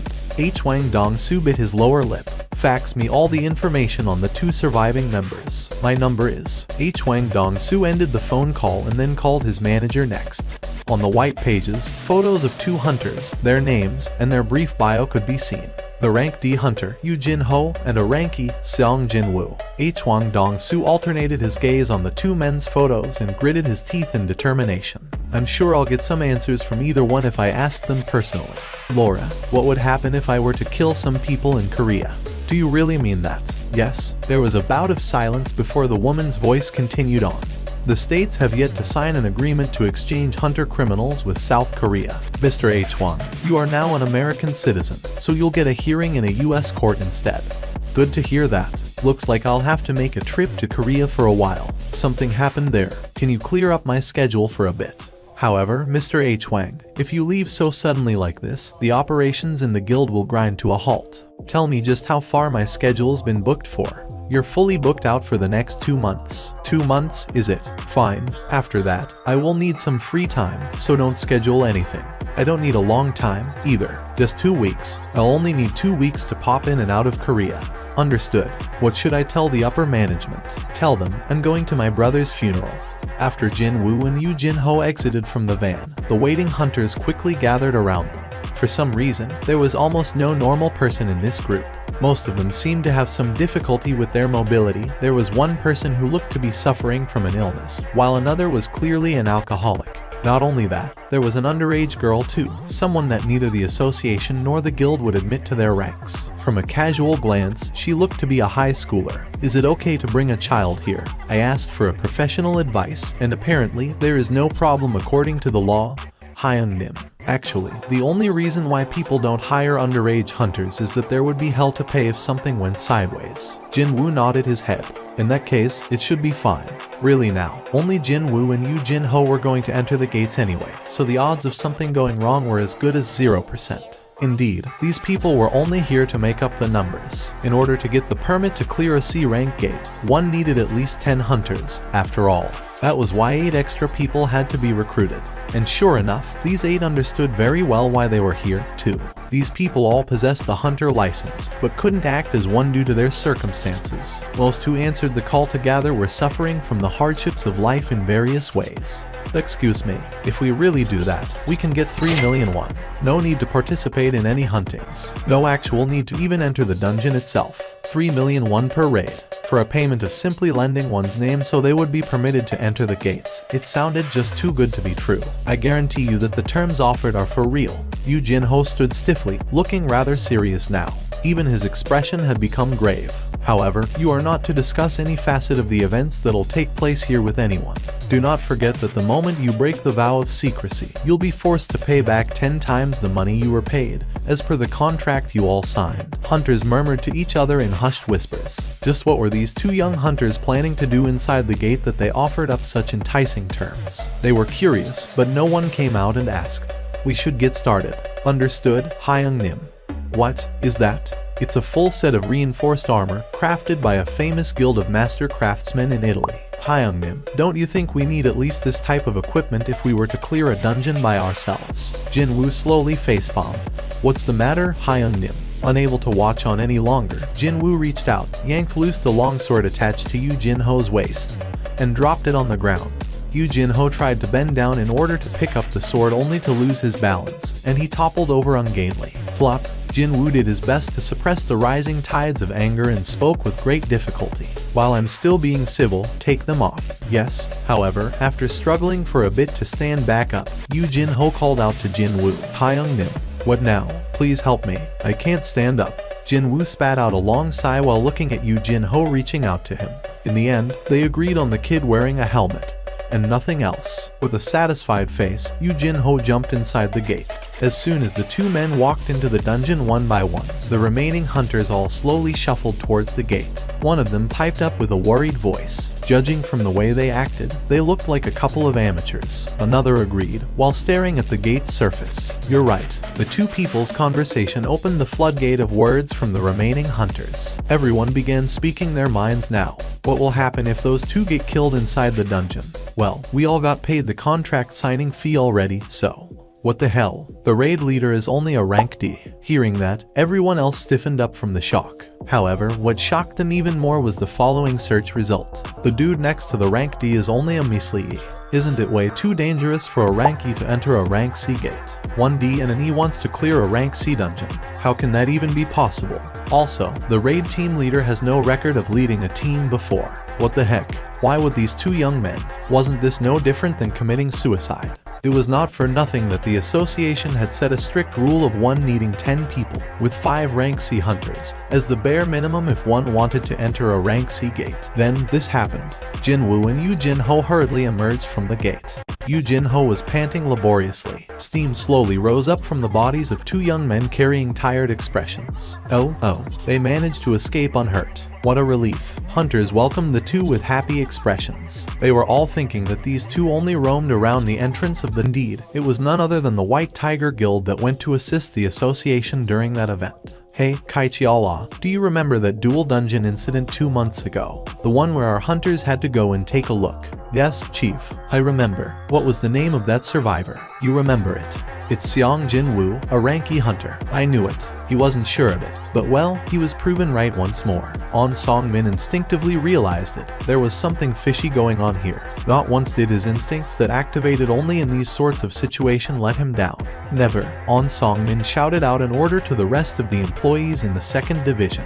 Everyone, stop what you're doing, and get me every single data and information on the hunters Yu Jin-ho, ranked D, and Seong Jin-woo, ranked E. Right now, the responses from these excellent employees, when facing a dangerous situation regarding their own survival, simply exceeded one's imaginations. It wasn't for nothing that they were called the elites of all elites. Reports came in one after the other, fast. As it turned out, Yu Jin-ho didn't possess any particularly noteworthy background that required an immediate attention. Disregarding the fact that he was the 2nd son of Yujin Construction's owner, he could be described as ordinary, even. However, Xiang Jinwu was quite a different story altogether. Since the dual dungeon incident, he's been involved in 3 more incidents, and he walked away from all of them unscathed. When An Songmin spoke in a questioning tone of voice, Haiyan Kaichial quickly followed up. Not only that, he's a ranky hunter too, Chief. The first time Xiang Jinwu and Yu Jinho met was when the latter went for his very first raid. Only the 2 of them walked away alive. And now, these 2 had formed a raid team and were going around like a pair of madmen, clearing 2-3 dungeons in a single day. This definitely stinks. What could they possibly be doing in the dungeons? I wonder. Hold on, I remember now. There was a rumor about a really influential owner of a big company busy wooing S-ranked hunters in private doing the rounds, wasn't there? Could it be? A single puzzle piece fell to its place inside An Songmin's head. If his guess was right, then it made sense. This guy, he's definitely a reawakened hunter. A reawakened hunter, you say? Haiyan Kaichial's eyes became round dots resembling a rabbit's eyes. But An Songmin was sure of it. That's right, a ranky hunter was no different from a regular person. If there was an incident, then such hunters were as good as dead. However, this Xiang Jinwu kept surviving, totally unhurt to boot, from several large-scale incidents that killed most of the participating hunters. Of course, he could be lucky, sure. However, the third and last incident. The situation with this particular incident caused by the agent of the monitoring division, Kong T-Sik, was rather different from the rest. The record said that a rank C mage combined strength with a rank B healer to defeat Kong T-Sik. Bullshit. Hunters in the monitoring division all specialize in combat. If Kong T-Sik wasn't a moron, he'd try to dispose of the highest ranked hunter with the low combat potential, the rank B healer, first. There was no physical evidence, but he was getting more and more sure of his guesses being right. Xiang Jinwu now possessed abilities matching that of a high-ranking hunter after going through a reawakening process. Yu Jinho coincidentally took part in the raid and saw the abilities of Xiang Jinwu. And now, Yu Jinho was testing out this and that in preparation to scout Xiang Jinwu to his father's new guild. When he thought like that, everything seemed to click. An Songmin picked up his coat hanging on the back of his chair and quickly put it on. Kaichiala, let's go. He also didn't forget to mobilize his right-hand man, of course. Pardon me, where are we going, Chief? What do you mean, where? We're going to scout a new talent, that's what. And you have to personally go to scout this new guy. Why not? Is there a law against doing that? An Songmin retorted and hurriedly left the office, causing Haiyan Kaichial to tilt his head this way and that, but still, he chased after the senior officer. Now this is so strange. It had been over 2 years since he became the vice chief, yet it was his first time seeing An Songmin personally go out on a job. Hi Young Nim, is there some other business you need to attend to later? No, not really. Why do you ask? I haven't seen you hurrying up this much with hunting before. Yu Jinho was feeling truly astonished today. He already knew very well that Jinwu was strong, but today, he seemed to be on another dimension altogether. But that was par for the course, really. Jinwu inwardly laughed out. Well, monsters in this dungeon were werewolves, after all, a title given to a hunter skilled in hunting wolves. When facing animal-type monsters, all of your stats will increase by 40%. The buff given by the title Slaughterer of Wolves of course came into effect against the werewolves as well. How could the monsters from a rank C dungeon contend with him, when his level was already so high to begin with? Never mind the effect of that buff helping him out, too. Thanks to that, Yu Jinho had been kept real busy while trying to extract all those magic crystals from the dead monsters. He even had to drink 5 vials of the HP potion, too. He shook his head several times, complaining that he wouldn't be able to eat lunch now, after the potions filled him up completely.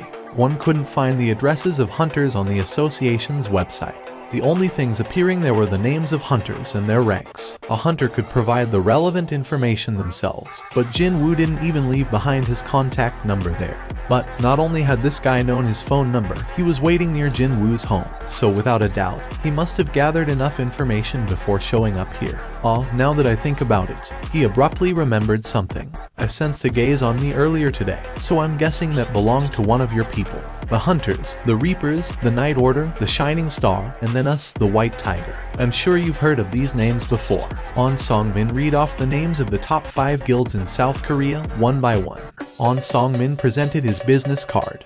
My name is An Songmin, and I'm in charge of the 2nd Division of the White Tiger Guild, one of the top 5 in the country. Our role is to scout talented hunters and manage them. If Xiang Jinwu was any other hunter, he'd have lowered his head 90 degrees before a business card was even brought out, and only then get to the main topic. unless one was an S rank or an A. Pretty much all hunters dreamed of entering the White Tiger. Honestly, On Song-min was hoping for that kind of reaction as well. Unfortunately, Jin-woo was different, not showing much reaction at all. He calmly asked what he wanted to ask first. Why does an officer of the White Tiger Guild perform background checks on someone like me? On Song-min inwardly flinched. We wish to scout you, Mr. Seong Jin-woo. We promise to offer you double the amount of terms as offered by the Yujin Construction. No strings attached. On Song-min smiled deeply. Yujin Construction was still in the middle of testing Seong Jin-woo out. They are being stupid. The speed at which he could clear a rank C dungeon, the publicity value of a reawakened hunter, and the calmness he was displaying in the current situation, etc. No matter which side it was, there was no need to test this man out at all. There's no way that they have offered anything good, since they wouldn't have figured out what his true worth is. That was why On Song-min was confident of doubling whatever terms Yujin offered this man. No, he was confident of offering something even better. However, Jin-woo's stare became even colder. How did you find out about me? If Seong Jin-woo's voice actually had any physical weight, then that sentence would have crushed him to death, thought On Song-min. What is this? This incredible pressure. It was almost as if the other party was considering him as an enemy. Well, it was true that he had Jin-woo followed, and one-sidedly demanded to meet like this. From Jin-woo's perspective, it would be perfectly reasonable to consider On Song-min as his enemy. On Song-min hurriedly explained himself. It wasn't our original intention to pry into your private affairs. We received information that someone was clearing rank C dungeons in our district at an alarming rate, so we were investigating that. And that led us to find out about you, Seong Jin-woo Hunter Nim. The corners of Jin-woo's lips slowly arched up. On Song-min thought that was a sign of an incoming positive answer and smiled along as well. Have you made up your mind? You promised to double the amount offered? Yes, that's correct. In that case, how much is the building the White Tiger calls home? On Song-min's face froze for a second there. Is he questioning the financial muscle of the White Tiger? But there was no need to get worked up here. Indeed, this was a great opportunity to advertise his guild. There was nothing to hide, and absolutely no reason why he couldn't talk, either. This was for the better, he thought. The estimated price is around 50 billion won. Also, although there are different businesses using the building aside from us, it still belongs to the White Tiger Guild. On Song-min proudly spoke. Can you hand over that building to me, then? I beg your pardon. On Song-min's eyes opened up real wide. He doubted his own hearing, so he asked back. Can you explain what you mean by that? Jin-woo calmly explained himself. You see, Yujin has promised to hand over a building worth around 30 billion won. If the White Tiger's building is indeed around 50 billion, well, it's not exactly the double the price, but I can overlook such things. 30 billion. On Song-min couldn't close his slack jaw. Seong Jin-woo's career spanned 4 years. However, most of those were spent as a rank E, and it hadn't been long since he got noticed by someone. In other words, he must have gone through his reawakening process not too long ago. Yet, just how incredible was his ability that someone like Yu Myung-hwan, famous for his wily business smarts, promised the huge amount of 30 billion won. Could he be lying here? Because I won't be able to confirm if this is true or not. On Song-min narrowed his eyes, feeling suspicious. As if he had read On Song-min's thoughts, Jin-woo pulled out his phone and quickly dialed a number. That building you wanted to give to me. How much did you say it was? Well, the appraised value is around 30 billion won. But once it's finished and our guild starts occupying it, the value should rise up even higher. Hyung-nim. On Song-min was now deeply mired in uncertainty and confusion. That is, I should say that such a big amount is, well beyond my ability to. If you just give me some time, I can speak to the higher-ups in the guild and then. Jin-woo abruptly cut him off. In that case, our discussion ends here. On Song-min became speechless. His head drooped slightly, as his head was quickly filled with the reason for this failure. In the end, we simply didn't have enough information. Being too hasty brought about this failure. After he picked up on the scent of this huge jackpot, he got too excited and forgot to move in a more cautious and prepared manner. If he had learned of what Yujin's offer was like, get the full backing of his guild, and go about his business step by step, then. For now, I need to report this to the guild master. I want to ask you about something. On Song-min raised his head. Jin-woo was no longer smiling. Gulp. Just as On Song-min swallowed some dry saliva, Jin-woo asked him a question with a low, heavy voice. How many people know about me? It's only me for the time being. I was too anxious to scout you, so I didn't even stop to report to my superiors yet. Actually, there was one more person. Hyan Kaichial, his subordinate but also his right-hand man. On Song-min concealed the presence of Hyan Kaichial for the time being. He was worried that Jin-woo might get real unhappy if he learned that there were two people instead of one. All the hair on his back stood up at once. "Don't turn around." A cold voice came from his side. Jin-woo, who had been sitting across him until then, had vanished without making a sound and was now standing right next to him, still not visible to the naked eye. As stealth, cold sweat drops formed on Song-min's forehead. Could he be angry at me? Hunters were, in general, monsters. He knew this well, because he got to observe them from a close vantage point every single day. That was why he was always super respectful towards them. Did me spying on him and following him around cause an issue here? Should I have requested protection from the guild before coming here? I don't want to see the number of people who know about me increase. So, if I start hearing things about me, can I assume that it came from you, Chief On Sang-min, or your subordinate? It had been a while since Jin-woo stopped grabbing his shoulder, yet On Song-min felt like he was being crushed by the younger man's words. He's not putting on airs, either. Why did he feel this way? On Song-min was so sure of the fact that Jin-woo was fully capable of harming him. My gut instinct when evaluating people is almost always right. A thick strand of cold sweat rolled down the side of On Song-min's forehead. Who knew he could use stealth, excellent abilities, and even a rare skill, too? It was not for nothing that Yujin came up with an offer of 30 billion. They aren't ones to start a losing business deal. Indeed. I'll never talk about this matter ever again. I'll make sure that Kaichial, no, my subordinate, will keep his mouth shut as well. Keeping everything hush-hush was something On Song-min also wanted, too. Heck, he probably would have requested it himself first. An excellent hunter not affiliated with anyone. There was no reason to increase the competition by spreading the rumor around. I'll trust you, Chief On. With those words, the presence beside On Song-min disappeared completely. Chief, On Song-min's complexion was poor. Hyan Kaichial asked, his voice full of worry. What happened? Did it not work out with Seong Jin-woo? On Song-min's trembling hands managed to pull out a cigarette. While sliding it between his lips, he made his reply. Hey, Kaichial, I think we just ran into a far bigger jackpot than our initial estimates. He definitely had to scout that man. That was the only line of thought in his head.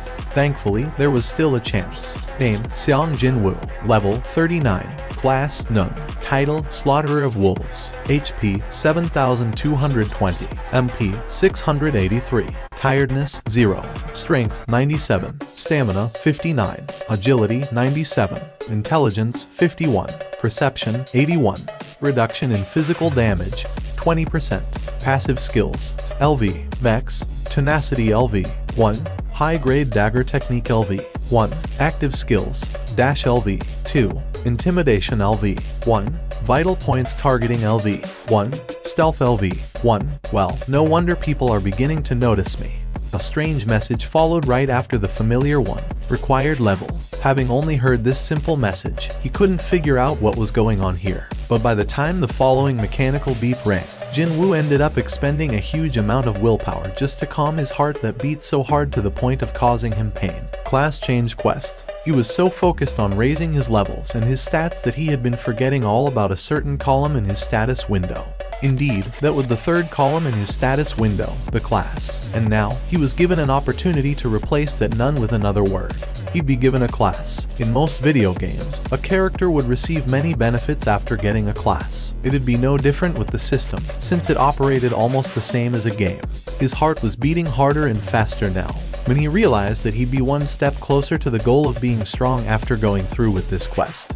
He simply could not calm himself down anymore. Yes and no continued to flicker in front of his eyes. Jin-woo was about to choose yes and take on the quest to change his class. However, he stopped almost instinctively. No, hang on a sec. Who knew just what kind of a quest might show up here? Following right after the notice from his instincts, the warning bells from his brain rang true and clear inside his head. I'm inside a dungeon. A dungeon was one of the most dangerous places in the world. Even though he was fully accustomed to the rank C dungeons by now, a dungeon was still a dungeon after all. There was no reason for him to increase the risk even more. Besides, Yu Jin-ho was standing next to him as well. It wasn't as if he didn't trust the kid, no. Still, he didn't have any particular reason to let the kid in on the existence of the system, or explain the weird phenomenon that might occur when he changed his class. There was absolutely no one here. Only the dense forest greeted his searching eyes. In order to make sure he'd get to enjoy a relatively safe quest, He searched for a mountainside with almost no human presence and found the most suitable candidate.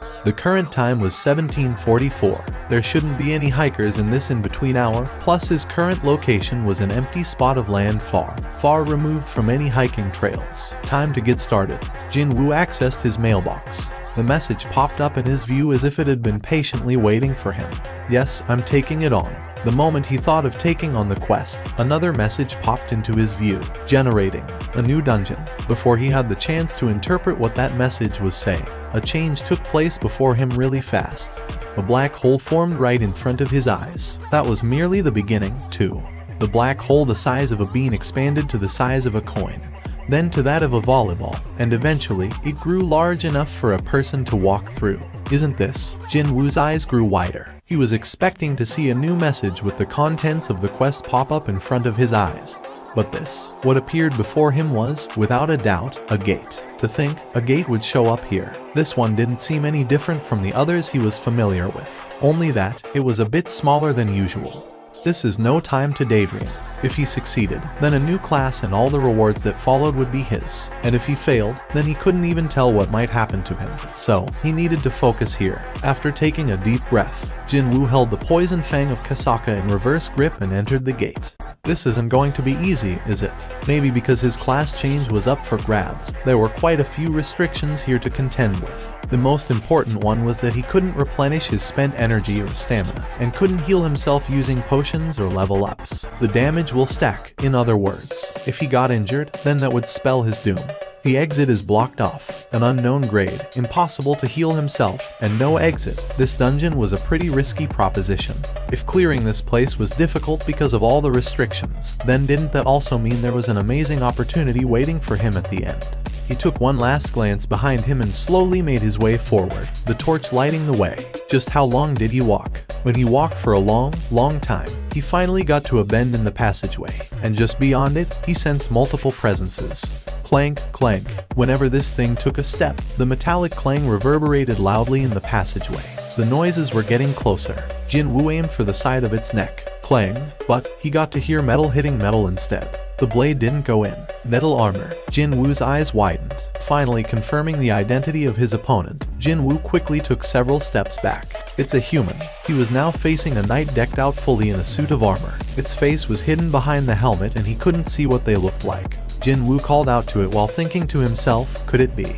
However, the knight didn't even utter a word and simply lunged in Jin-woo's direction. He couldn't sense the beating heart that a normal person should possess, so, most likely, it was not a human. He was now facing off against a type of monster he'd never even heard of before.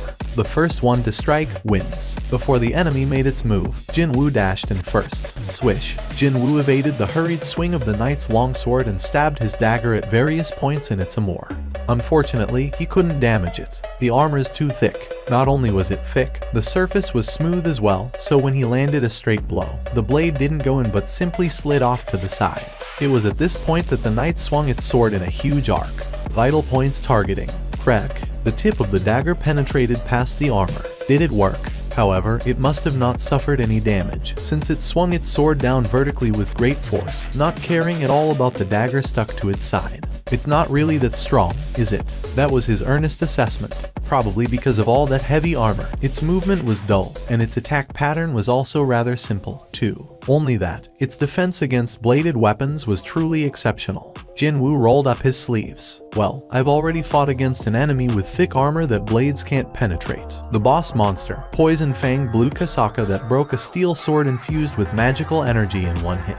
He had experienced killing such a snake before. Compared to the Kasaka, that thing is nothing. A thin smile slowly formed on Jin-woo's lips, since that was a pretty good memory to recall. Jin-woo easily evaded the knight's attack aimed at his shoulder, slid to its back, and caught it in a headlock. Crack. Along with a pretty sickening noise, the helmet was ripped off. This was the moment when his strength stat exceeding 100 points had begun shining ever so brightly. A simple but concise message announcing the end of the battle popped up.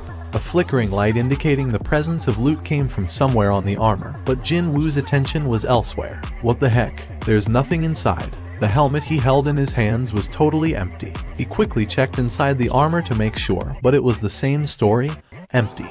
Does that mean I was fighting against a suit of armor that was moving by itself? Just as he arrived at his conclusion, 2 more knights rushed into view from around the bend. It seemed that they had belatedly sensed the unfolding battle. The knights discovered Jin Woo, and as if they had made a prior arrangement, they unsheathed their long swords in unison. Jin Woo tossed the empty helmet away and loosened the muscles on his neck and shoulders. He now knew how to fight these things. So, this is the real beginning, huh? Jin Woo's lips formed a slight grin as he stared at the knights rushing towards him.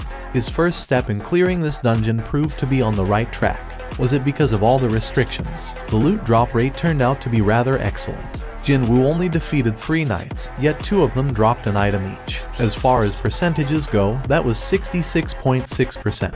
It was an unimaginably high drop rate compared to other instant dungeons. Rarity B. Type Armor. Reduction in physical damage, plus 7%. Jin Woo picked up the breastplate. As expected, a message regarding equipping the armor popped up in his view.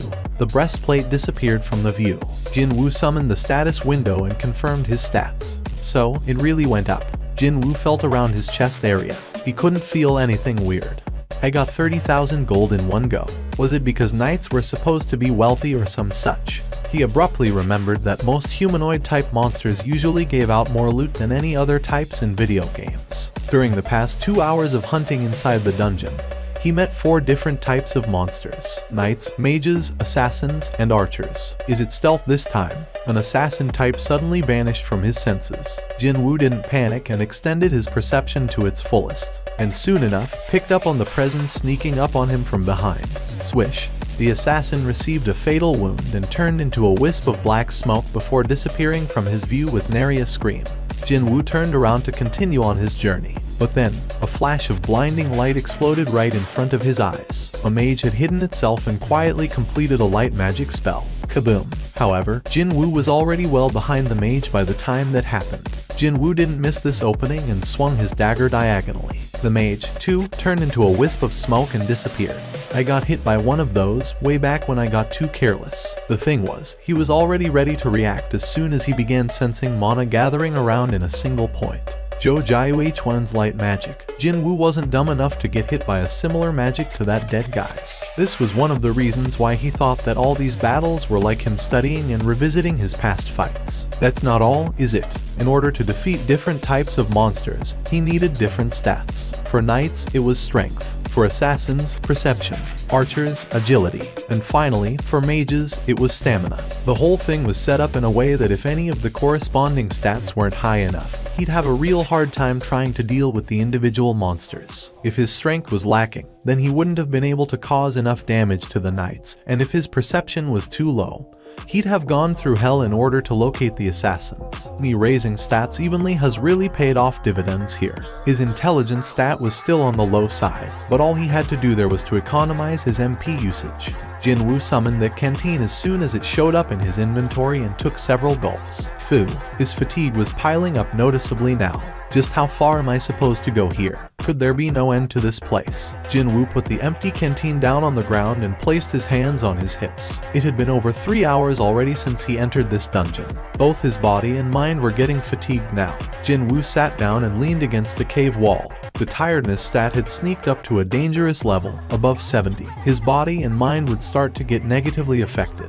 He needed to take a short nap and decrease that stat right away. Jin Woo leaned his head against the wall. Sleepiness came over him almost instantly. However, he heard the sharp whistle of air parting ways. Time slowed down, and Jin Woo accurately snatched the flying arrow with his hand. Grab. Jin Woo's eyes opened up. He saw an archer knocking another arrow from some distance away. So, it's still too early to fall asleep, is it? Jin Woo summoned the poison fang of Kasaka once more and stood back up. Crunch. One single punch caused the knight's breastplate to crack and cave in. The lifeless monster slowly slid to the ground in between Jin Woo's stretched fist and the wall. Jin Woo looked down on his slightly skinned fist and clicked his tongue.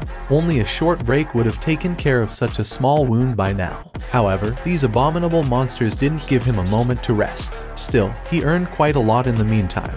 Gatekeeper's necklace, superior knight's breastplate, intermediate assassin's shoes, inferior archer's gloves, superior maid's ring.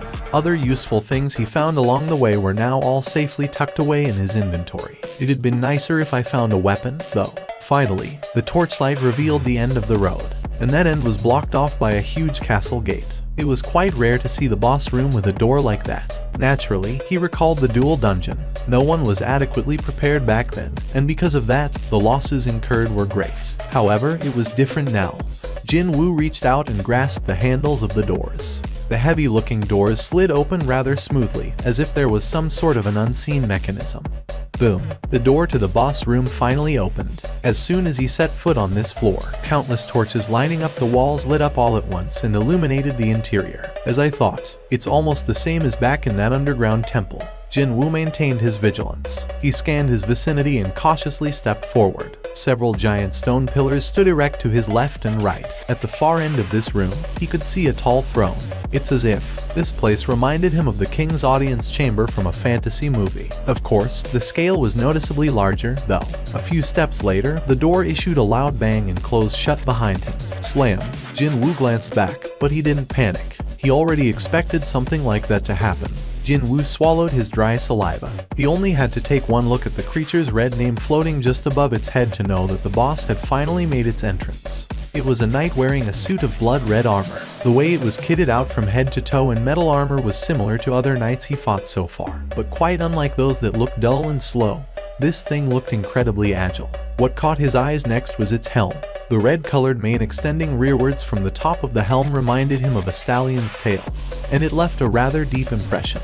While he studied its helm, Jin Woo discovered one more difference between it and the other knights. This guy has eyes, but were they eyes or irises? Whatever the case may be, the pair of silvery lights oozed out from where one's eyes should be. They felt so cold and uncaring, utterly mechanical and lifeless. Jin Woo observed the movements of this egret while slowly raising his clenched fists. My dagger won't work on it anyway. What was needed in defeating a knight was blunt force. He needed strength to overwhelm him. Ygritte quietly observed Jin Woo for a while, before it abruptly took off its red cape. Plop, the cape fell to the floor. What's it doing?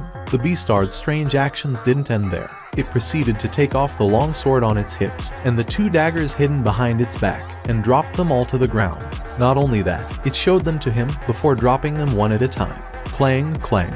The interior of the boss room had been quiet until then. The loud clangs of the metal hitting the stone tiles reverberated noisily throughout this vast chamber. Ygritte finished discarding all of its weapons, and as if to imitate Jin Woo, clenched its fists and got into a fighting stance. Jin Woo's eyes grew wider. Could this beastard be thinking of? Was this thing going to fight him bare-handed because he was also bare-handed? Jin Woo bit his lower lip. It's looking down on me. Come, perhaps reading his mind, Ygritte made a beeline towards him.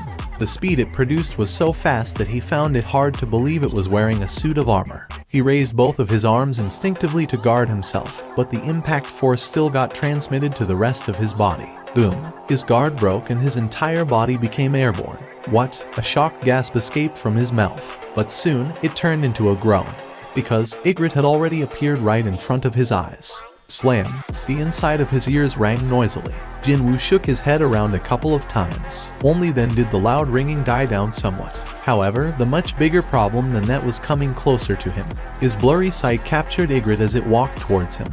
Jin Woo opened his eyes wider and got ready. Eventually, Ygritte arrived right before Jin Woo's nose, and so, a bloody dogfight erupted between the two. Ygritte didn't even try to dodge Jin Woo's punches. No, it simply took on the hits and counter-attacked right away. Pow! Ygritte's head was forced slightly to the side.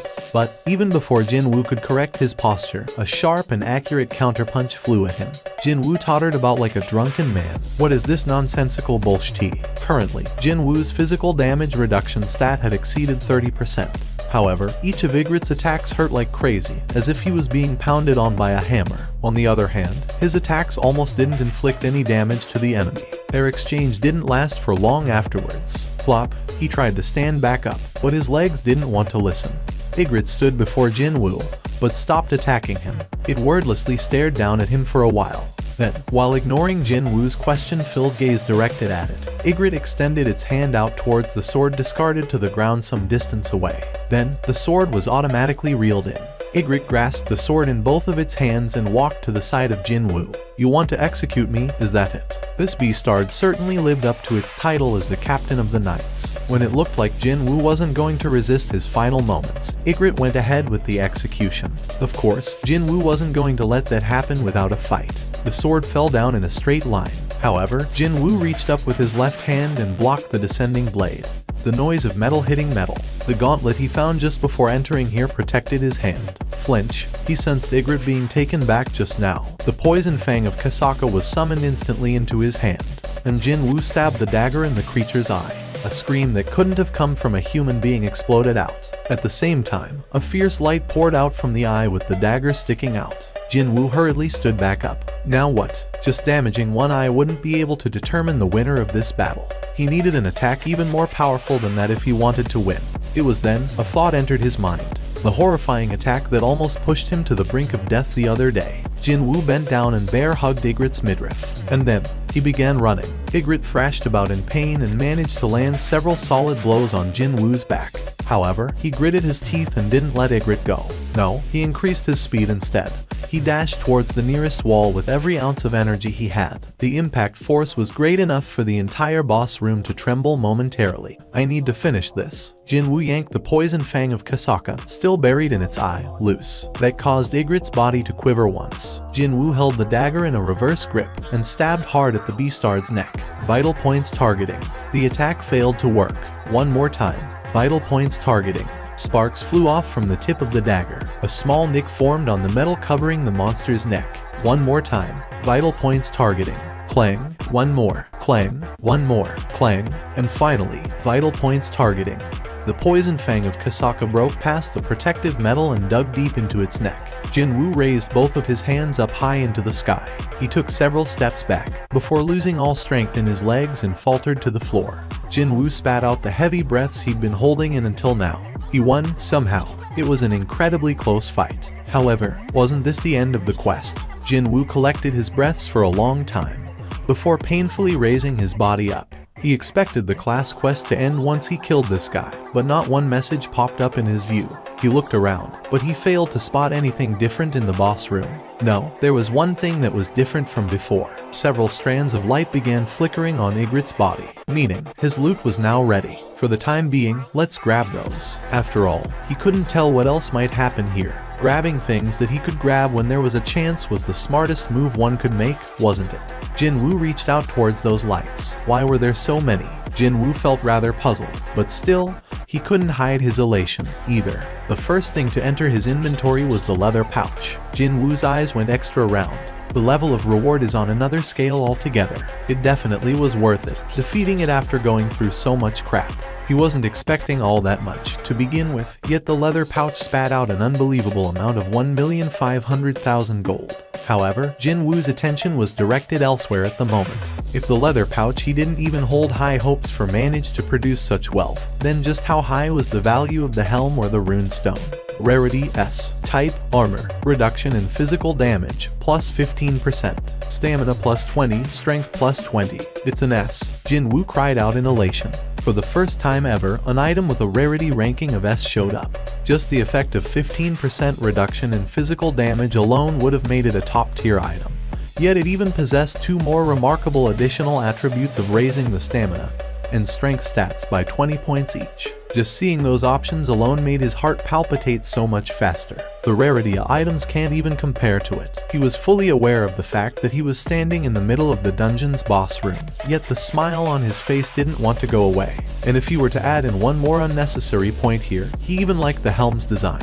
It's a bit of a pity to hide this thing, though. The crimson helm that immediately reminded all onlookers of the flowing blood, and the mane connected to the helm itself, made him feel like he was holding an artistic masterpiece. It was only for a brief moment, but he even felt compelled to put on the full set of this armor if it existed somewhere. However, what a waste. Ygritte's other armor pieces weren't considered to be loot, as there were no lights coming off from them. Only the helm could be taken away. With the trace of excitement still lingering in his mind, Jinwoo shifted his gaze to the other two items. Two pieces of stones. Out of the two walnut-sized stones, the first one to grab his curious gaze was the immediate return stone. I know what is a rune stone, but just what could this immediate return stone do? His curiosity got resolved pretty quickly.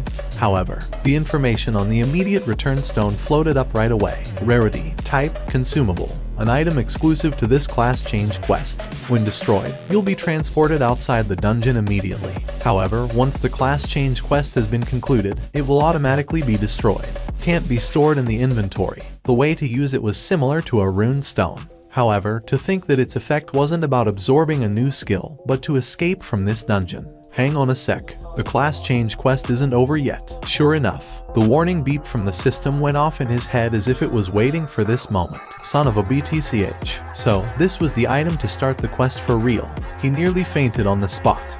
He felt like he had stepped on something he shouldn't have in the first place. If I knew this might happen, I'd have taken a short break first. What would regret do for him now? No matter how much one relied on one's experience and knowledge to predict the future, one would never be able to correctly guess the tricks of fate. A strand of cold sweat dripped down from Jin Woo's forehead. Just as he swallowed a bit of dry spit and his Adam's apple bobbed up and down, the system's new message popped up in his view. Endure. Endure what exactly? He ended up shouting out loudly as his frustration mounted. For the first time ever, the system expressed emotion. Too bad. He had no time to stew inside his shock. The moment the timer hit 0, several gates began forming all around him.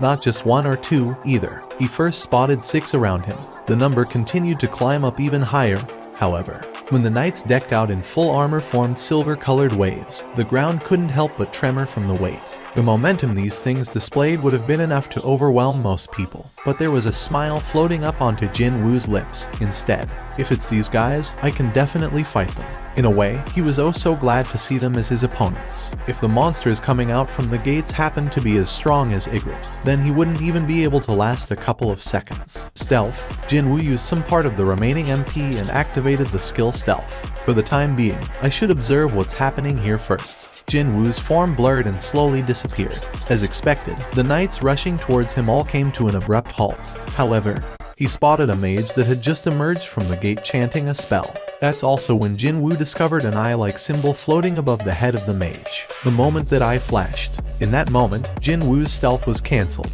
FCK. From the get-go, his calculation proved to be way off the mark. The knights that stood around like telephone poles snapped their heads all at once towards Jin Woo's direction. It was a scene straight out of a horror movie, and soon enough, the silver waves pounced on him. Jin Woo's eyes opened wider and he gritted his teeth. Boom. His punch blew away the head of the incoming knight. That guy died where it stood. Crazed lights shone in Jin Woo's eyes. Intimidation. The movements of the monsters became much duller through the effects of fear, but his mana fell down to 90 points. The intimidation required 100 MP in order to activate. He wouldn't be able to use it the second time. However, I just bought myself a minute, intending to use this precious minute to the best of his abilities as the monsters were noticeably weakened. Jin Woo began wailing on them with everything he had. With a terrifying momentum, he proceeded to utterly dismantle the knights. Too bad. The speed of him defeating knights was far inferior to the rate of the replacement knights popping out from the gates. Even in the midst of the maddened battle, Jin Woo sneaked a glance at the timer. It had only been 3 minutes and 19 seconds. If that was converted into points, how much would he get? Wouldn't it be fine for him to leave this place now? However, he didn't have any leeway to dwell on that matter. Even while he was thinking to himself, knights were continuously pouring out from the gates like unstoppable waves. He managed to destroy countless knights, yet he simply couldn't deal with so many of them. In the end, Jin Woo was buried in the sea of knights. His HP was in a freefall now and eventually, it hit rock bottom. The time is 5 minutes and 8 seconds. He had endured enough, hadn't he? Let's get out of here. Now completely entrapped among the knights, Jin Woo flailed about helplessly in this silver prison and dug through his back pocket.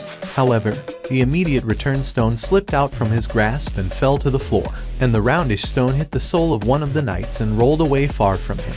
Jin Woo hurriedly reached out towards the stone, but the knights blocked him. Soon, knights piled up on top of him, too. It became almost impossible to breathe in an instant. His consciousness began to blur. Pow, pow. He continuously got struck by the knights while trapped below them, and as his mind began to grow dimmer, he thought he heard a snarky cackle coming from somewhere. The knights surrounding and pressing down on Jin Woo were suddenly all blown away. Even though he somehow managed to crawl out from death, his eyes were burning with life. As a matter of fact, his eyes were burning with a stubborn will and sheer malice. I won't let it end like this. He earned this opportunity after going through so much. So, how could he let it end like this? Never, because he was stuck at the very bottom for so long. He yearned to be on top more than anyone else. He knew the sorrow of the weak better than anyone. He tried everything to survive. And when he did survive, others kept pointing fingers at him. How will a Ranky be of any help here? The association is being way too much. They should have dispatched someone who could actually lend a bit of help. that bastard. Maybe he keeps surviving by hiding behind his colleagues every time. So, how could he simply watch and do nothing when a ladder that could take him to the very top was put in front of his eyes? I remember now, that voice ringing around his head just now. That voice belonged to those bastards. The voice that always yapped on and on from behind his back. Fine, laugh all you want. I'll struggle on until the bitter end. It's fine if my HP drops to 10, no 1. I'll struggle and struggle on like crazy, right until the end. I'll fight until I won't be able to move anymore. Slam. 2 more knights were destroyed in the meantime. Unlike Jin Woo's unyielding stubbornness, though, his entire body was now riddled with all sorts of wounds. It progressively much harder to lift his arms. His weakened fist wasn't enough to stop the knight's tackles and charges anymore. From the front, one, from the back, another one. Slam. Jin Woo was sandwiched powerfully by the 2 knights slamming into him from the front and back, and he spat out a pained groan. Other knights pounced on him as if they didn't want to miss this chance. In the blink of an eye, Jin Woo was buried under the masses of knights and couldn't even lift a finger. Even during that, more knights continued to pile on top of Jin Woo. He was in a truly desperate situation. Even then, Jin Woo did not give up, though. No, not yet. I can still go on. Just as Jin Woo managed to clench the hand pointing at the sky, the mysterious countdown ticking down finally announced its conclusion. Penalty zone. He then remembered it. He didn't do the daily quest for today. He was planning on confirming the results of his constant leveling up, and to help him decide whether he was ready to tackle the demon's castle or not. Who could have guessed that things might unfold in this manner? Just like back in the hospital, everything began to violently shake. The knights piling on top of Jin Woo turned into figures of sand one by one. The world surrounding him was changing. Jin Woo soundlessly laughed to himself. For some reason, the words the system spoke to him before the beginning of the quest circled around inside his head. Was it trying to imply that the quest itself was unimaginably hard, to the point that he needed luck to complete it? Or was it implying that it'd cheer him on, as he resorted to borrowing the power of luck and earn a ton of advancement points that way? His fingers dug into the desert sand as the held-up breaths exploded out of his mouth. Fresh air entered and flowed into every corner of his body via his lungs. Finally, I feel alive. The sense of relief wrapped Jin Woo up tightly as he rolled onto his back. He was wondering why it was so difficult to move his body, but as it turned out, the DMN tiredness stat was over 90. This is probably my first time that stat has gone past 90, right? 2 words, buy and sell, popped up in the air. Although the layout of this store imparted not one hint of sincerity, no matter how kind he looked at it, he found it such a welcoming sight right now. He picked out the most expensive healing potion on sale. As soon as he confirmed the purchase, the glass bottle containing red liquid appeared on his wide open palm. Jin Woo laboriously popped the cork open and poured the potion down his mouth. Just 1 bottle was enough to lower the tiredness value at a visible rate. However, for some reason, his HP value didn't change at all. Even after he finished the whole bottle, his HP didn't recover. It was such a noticeable contrast to his tiredness stat hitting 0. Why is it doing this? Only after he completely drained the bottle did he finally get to understand the reason for this anomaly. What a simple reason, that his remaining HP was too low. And sure, they should pop up right about now. And just as he expected, he sensed the presence of life forms beneath the surface. Jin Woo tightly shrunk his body for a second before springing up to his feet. His entire body felt as light as feather. His strength had returned in full thanks to the potion. The sand exploded up like a pillar and the huge centipede revealed itself. Everything matched up to his memories so far, and I found this thing so terrifying to look at back then, too. But now, he couldn't help feeling like he was looking at some video footage being played in slow motion. Jin Woo raised his eyes a bit higher, and he got to clearly confirm those red letters floating above the centipede's head. Its name was in red letters, the same color as the Cerberus from the demon's castle. It was then, the quest message appeared before his eyes. Please survive until the end of the time limit. Time limit, 4 hours. Remaining time, 4 hours 0 minutes 0 seconds. Confirming the details of the message, Jin Woo clenched his fist tightly. I can buy myself time with this, since he hadn't used the immediate return stone to escape from the dungeon. He still had a shot here. I'm pretty sure that, as soon as the penalty quest is over, I will be sent back to that place. What if time spent inside the penalty zone was acknowledged as the time he endured during the quest? His advancement points tally would be enormous. There was one issue he still had to resolve first, however, and that would be whether he could get out of this place unscathed with only 100 or so HP remaining.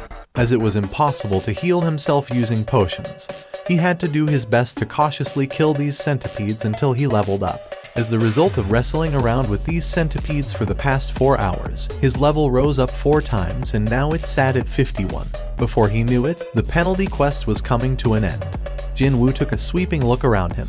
The corpses of centipedes filled up his view everywhere he looked. Thanks to them, he got to recover his HP back to full. It's a bit of waste that these things don't give any loot or gold. Well, it'd be strange that loot would come out when he was supposed to get punished in this place. He stopped worrying about that and got ready instead. Store. Humanoid-type monsters dropped the gold-containing leather pouch really often. And also, Ygritte also gave him 1.5 million gold in one go. So, he now had enough funds to spend. Jinwoo spent all that gold to buy one single weapon. As a matter of fact, there was this one dagger that caught his eye. Rarity B. Type dagger. Attack plus 75. A sharp and sturdy dagger designed to cut through the armor worn by the knights. The edges of the blade are shaped like the teeth of a saw blade, thus it won't slide off the armor's surface easily. Effect killing knights, plus 25% additional damage when attacking heavily armored opponents. It was a specially crafted weapon to deal with armor-wearing enemies, and it cost 2.8 million gold. He had to spend almost every gold he had in reserve to buy this weapon, but he didn't have any leeway to shed a tear over it. It's not like I can take the gold with me to the grave anyway. He didn't hesitate and bought the dagger. Along with the Night Killer, Jinwoo also bought a roll of bandages. He held the dagger with a rather scary-looking saw blade-like cutting edge in his right hand, and wrapped them both tightly with the bandage. Swish, swish. When he swung the Night Killer around a couple of times, it felt like the dagger had become a part of his limb now. At a bare minimum, I shouldn't drop it accidentally. While he was putting away the leftover bandage into inventory, he spotted the rune stone from Ygritte. There was this thing, too. You can absorb the skill by breaking this rune stone. Right now, he needed to grasp at everything, even if that was a piece of straw. Whether that was an item or a skill, he needed to obtain whatever that could become his combat strength. Jinwoo didn't hesitate and broke the rune stone. Active skill. Required mana to activate, none. Even without touching, you can physically influence an object. As soon as he read that description, he recalled a certain scene. It was when Ygritte extended its hand towards its longsword that was discarded on the floor far away. So, this is the skill that made the sword move back then. A skill that could move objects around from a distance with nothing but his will. On top of that, he didn't even have to spend any mana either. If I am able to move any object I see just like the description says, then this would be one hell of a skill to possess. Jinwoo immediately tried to experiment with the skill on the corpse of the centipede next to him. If he wanted to move something heavy, then it was likely that his proficiency with the skill had to be much higher. From here onwards, it's back to the class change quest. Inside that boss room, hundreds of monsters were waiting for his return. Or, the number could be even higher now. If he was being kind here, he was returning to that place, but truthfully, it was more like him being thrown back in there. HP, MP, tiredness, equipment, and even a new skill. And his renewed resolve. His current condition was so much better than when he first set foot in that place, but when he thought about going back there, he couldn't help but get tense and nervous. The knights all began rushing violently towards him. Where are the mages? Not too far from him, he spotted a lone mage. As I thought, what he witnessed back then was right. Indeed, he didn't see wrong. Back then, when he was being squeezed tight by the group of knights and only his arm could flail about helplessly, Jinwoo spotted something through the narrow gaps he couldn't quite understand at the time. And that was a mage continuously chanting a spell. A mage busy chanting a spell. At a casual glance, that wouldn't be something out of place. However, Jinwoo still felt a strong sense of discord from that. If that's the case, then how come? How come he saw not one single spell flying at him? Mages busy chanting but not casting any spells. Knights that apparently didn't give out any experience points. When he took these actions of the two separate groups that puzzled him so much and combined them into one singular puzzle, a new possibility formed in Jinwoo's head. It could be. It was possible that all of the knights there were fake. He sensed the mage panicking after spotting his approach, and its casting speed had increased. Suddenly, the knights no longer attacked him without a plan and tried to gather around the mage to protect it. With that, Jinwoo was convinced now. Stab. The mage soundlessly turned into a wisp of black smoke and disappeared from the view. And at the same time, hundreds of knights rushing in to attack Jinwoo all collapsed at the same time. It was as if they were puppets with their strings cut. The knights collapsed on the floor were now, more or less, empty suits of armor. This was my answer, Jinwoo cried out inwardly in elation. He had to go through several near-death situations just to get to this conclusion. Stealth. Jinwoo's form blurred in an instant. Of course, he wasn't trying to hide via stealth. What he was aiming for was. The ear-piercing mechanical beeps rang out from several directions. Jinwoo ran on top of the knights and quickly confirmed the positions of the eye-like symbols. There are a total of 5 mages. Jinwoo targeted the closest mage to him. The mage hurriedly gathered knights around it the moment Jinwoo turned to stare at it, but, swish, the poison fang of Kasaka flew out of his left hand in a straight line and stabbed accurately in the middle of the mage's forehead. Once more, hundreds of knights tumbled to the ground. He sneaked a glance towards the poison fang of Kasaka he hadn't recovered yet. It was time to use his new skill, Ruler's Reach. Jinwoo extended his left hand towards the dagger, and as if a magnet was pulling it in, the weapon flew back in. Yes, Jinwoo snatched the dagger off the air. Now that he didn't have to personally retrieve his dagger, he could take the most efficient route to his target. In the next second, he arrived before the next mage, and, even before the knights could try anything, he cut the beastard up in half. War knights collapsed again. The initiative was clearly with him now. Jinwoo's glare became harsher. There are 3 left. Perhaps sensing the threat, the remaining mages all gathered in one spot. It wasn't only them, either. The knights they controlled also gathered around them. And then, the mages all chanted a certain spell together. Their ominous and creepy voices reverberated throughout the boss room, and soon, they finished their spell. The knights guarding the mages were suddenly pulled into one lump and got compressed as if they were thrown into an industrial crusher. And then, they were reborn as one huge metal golem which began glaring at Jinwoo right away. Wow, this is no joke, huh? Jinwoo leaked out a gasp of pure admiration after sensing the overwhelming pressure emitted from this giant monster. However, he wasn't scared by its appearance at all, perhaps because he had encountered several life or death situations already. He was feeling expectant rather than nervous. Jinwoo ducked lower and dodged the golem's fist. The stone pillar behind Jinwoo shattered into pieces after its metallic fist grazed it.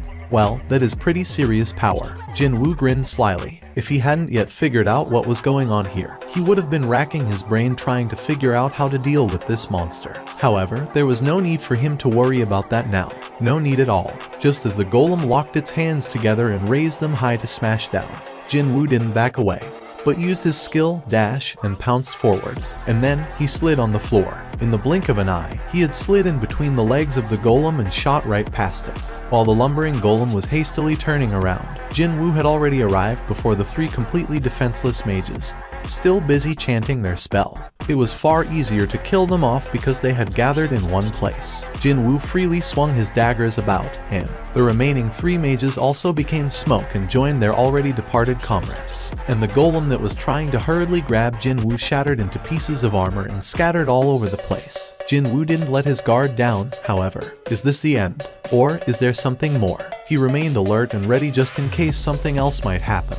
But then, the familiar beep went off in his head. Jinwoo swallowed his saliva, perhaps to laugh at his unnecessary worries. The system announced the end of the quest, instead. Only now could Jinwoo spit out a sigh of relief. He had endured for almost 4.5 hours, and that wasn't all. In a quest that could be cleared simply by enduring the combined assault of the countless enemies for a while, he actually managed to kill them all, just from wondering about how many points he got to accumulate and what kind of a class he'd earn from that. His heart began trembling in anticipation. Yup, that sounds good. If his past actions were used as the basis for the selection of his class, then the odds of him ending up with something weird and struggling in the future would be close to 0 now. It was probably the most welcoming thing he'd heard in a while. He thought that this description was a bit too heartless and cold. But after looking back, he couldn't come up with anything to rebut those words. I only did those in order to raise my level, though. After entering an instant dungeon, he kept hunting monsters down until his level would not rise anymore. And while inside a regular dungeon, he made sure to find every single hidden monster there and slew them all, too. Also, although it wasn't his intention, he ended up fighting other hunters a couple of times, too. Assassin, corpses, and the scent of blood. No matter how you look at it, just as he suspected from the beginning, it seemed that his class would be set at assassin now. Nod. Jinwoo nodded his head in agreement with the system's assessment. Well, it's not like I had any trustworthy comrades to begin with. However, he couldn't understand why those points were being addressed during the selection of his class. The system's explanation continued on. The army of the deceased. Only now had Jinwoo realized something had gone awry here. Too bad, though. No, wait. even before he had any chance to raise his objections. The system read off the result of the selection in its usual dry and humorless voice. What the FCK? What was the meaning of this sudden slap to the back of his head? Everything was going well, so why did Necromancer pop out instead of the expected assassin? Jinwoo dazedly stared at the message. He even rubbed his eyes several times, but nothing changed. The message still floated up there, unchanging. He couldn't believe it at first, then he became really angry next. I've never even touched the intelligence stat, so what the hell? Just how did he end up with a rare class not even found among countless mage-type hunters in the world? From the moment Jinwoo awoke as a ranky hunter, he was always a close-quarters fighter. With the exception of the steel longsword, he always used daggers, and the skills he got until now were perfectly suited for the role of an assassin. That was why he hadn't even thought of the possibility that his class would end up belonging to a different type altogether. It was a magic type, no less. No, more than that, a necromancer. His knowledge of different classes came from video games, but even then, he knew enough about what being a necromancer entailed. A gloomy-looking mage, and an army of undead following that dude. No matter how much he thought about it, that image just didn't correlate to him whatsoever.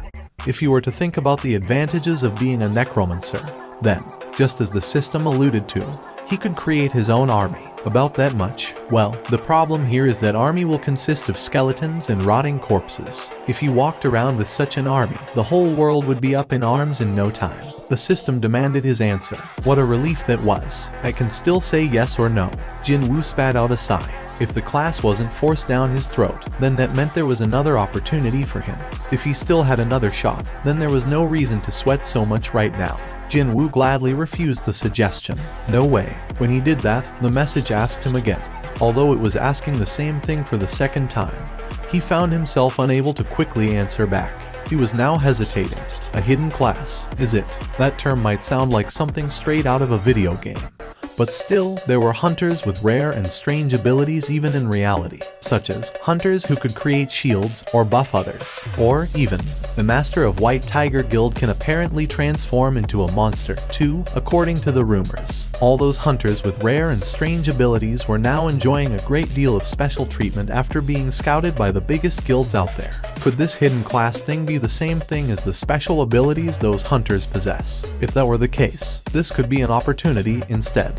If I could only get to experience the class of Necromancer just for a bit, I wouldn't even need to weigh my options this much. However, would anything in this world be that easy? There was no way the matters of this world would revolve according to his wishes, and worse still, he had never heard of anyone possessing an ability similar to that of a Necromancer. Oh, Jinwoo took a sweeping look at all the broken remnants of the knights strewn about this place. Those mages. One could say that those mages in the class change quest were using roughly the same ability as a Necromancer. It was certainly very difficult to fight all those knights who attacked him with complete disregard for their own lives. If he failed to figure out how to fight them until the end, or if the mages possessed very high close quarters combat abilities, then the one lying on the floor right now would be me instead of these scrap metal bits. Jinwoo stopped looking at the knights and raised his head. A certain look of determination flashed by in his eyes. I already possessed the close quarters combat ability, meaning he was different from those mages. What if there was a mage possessing excellent hand-to-hand combat skills who also happened to command an army?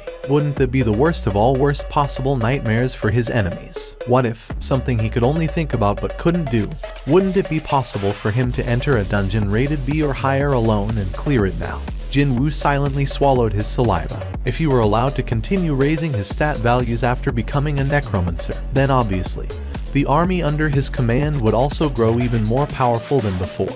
He couldn't even begin to imagine the effect of that. It'll no longer be only me leveling up. His own army would be leveling up, too. Bonus points, it said. But that was rather obvious, wasn't it? Not sure how long was the expected time. But well, I did endure for quite a long time, didn't I? He began smirking in satisfaction. Then all of a sudden, several messages inundated his vision. What's this? His ears hurt from all the beepings, but Jinwoo's focus was fixed elsewhere and didn't care anymore. As a matter of fact, he couldn't even hear those beeps now. A special reward. Those words jumped right up at him. A reward. Not only that, it was special, too. Jinwoo stopped trying to store the night killer in his inventory and concentrated on the message. His stares were now firmly fixed on it. Soon, follow-up messages popped up. Shadow Sovereign. Hearing that strange term, Jinwoo hurriedly summoned his status window. Indeed, there was a new term added to his class column. It's not a necromancer anymore. The system definitely said that he'd be able to get a higher ranked version of his class according to the amount of advancement points he had earned. And also, it mentioned that the point tally had exceeded the limits of the class itself, too. The end result from all that was this Shadow Sovereign. So, is this the special reward the system was talking about? The thing was, though, Jinwoo couldn't continue on with what he wanted to say. Right in front of his disbelieving eyes, a truly bizarre and hard to explain phenomenon began unfolding. Behind the hologram-like messages, unknown black smoke was slowly and eerily leaking out from the night strewn about on the floor like scrap metal. No such thing happened prior to him getting his class. Whenever his eyes landed on targets with black smoke oozing out from them, the words with hard-to-fathom meanings possible to perform extraction popped up into his view. Shadow extraction. He couldn't understand why. But to Jinwoo, those rising smokes looked like they were writhing in pain. As a matter of fact, it felt like they were reaching out to him, begging him to save them. Would it be strange if he said that? He could hear their screams, but he was sure of one thing. He was sure of him being able to free them from their pain. Shadow extraction. I gotta set a separate activation phrase for this skill. Jinwoo pondered for a bit, before muttering out almost instinctively, "Rise up." Thick, heavy moans resounded out from somewhere, and at the same time, the shadows of the fallen knights began wiggling as if they were still alive. Jinwoo scanned his surroundings once more. All the shadows found near him were beginning to move. Soon enough, a black hand rose up from one of the shadows. It pressed down on the ground hard, and slowly, the arm attached to it rose up. Oh my god. Jinwoo's eyes opened wider and wider. Those things were people. No, soldiers possessing the outer appearance of a person. Soldiers kitted out head to toe in jet black armor climbed out of the shadows one by one. This is my new skill. By the time Jinwoo recovered his wits, there were a couple dozen soldiers standing by his side, waiting. Tens of soldiers were now surrounding him. What the hell is this? Jinwoo approached the nearest soldier. At first glance, they look like people, don't they? However, they weren't people. He couldn't sense any signs of life from them. They didn't breathe, and there were no heartbeats he could hear. On top of this, Jinwoo swallowed down his shocked gasp. He sneaked a glance inside the helmet through the eye holes and found nothing but pure darkness in there. Jinwoo slowly took several steps back after feeling like he was being sucked in. These things came out from the shadows. He immediately checked his skill window. Just as the system informed him, new class-specific skills could be found there now. Active skills. Shadow Extraction LV 1. Shadow Storage LV 1. He checked the details of the first skill. Class-specific skill. Required mana to activate, none. Creates a shadow soldier by extracting mana from the recently deceased life form. The odds of extraction failure will rise higher depending on the target's original stat values, as well as the length of time since its death. Number of shadows that can be extracted, 30/30. Oops, a thought flashed by in Jinwoo's head. I shouldn't be wasting time like this. He had witnessed the power of his new skill. He could now turn the defeated monsters into his soldiers. If that was the case, then wasn't there a monster nearby that he just had to turn into his lackey right away? Jinwoo searched around as his glare became sharper. Found it. Jinwoo stood before Ygritte. It might have been a fearsome enemy that threatened to kill him only a few hours ago, but now it was probably the best ingredient he could find. Fortunately enough, he saw the black smoke slowly oozing out from Ygritte, just like how it was with other fallen knights. Jinwoo's expression brightened. Nice, he already knew the drill. Oh yeah, there was something like that, wasn't there? At the end of the skill's explanation, there was something he should have taken note of. The maximum number of extractions he could perform was 30, which meant the number of his soldiers was currently 30. As his eyes swept past the soldiers, their names and levels appeared before his view. Regular grade. Everyone possessed the same name and level. Oh well, their origins were exactly the same, so. But then, he discovered 3 somewhat different colored soldiers right at the back of the infantrymen. Are those? Unlike the regular infantrymen, these guys were wearing robes. Elite grade. Oh, he quickly figured out what they were. The 3 mages that were controlling the Iron Golem must have been revived as undeads as well when he gave out his rise up command just now. So, 27 infantrymen and 3 mages, This was why being rare was a good thing. He excluded the low-numbered mages and selected the closest infantryman from him to cancel the extraction. And he was really sorry about this. Extraction cancellation.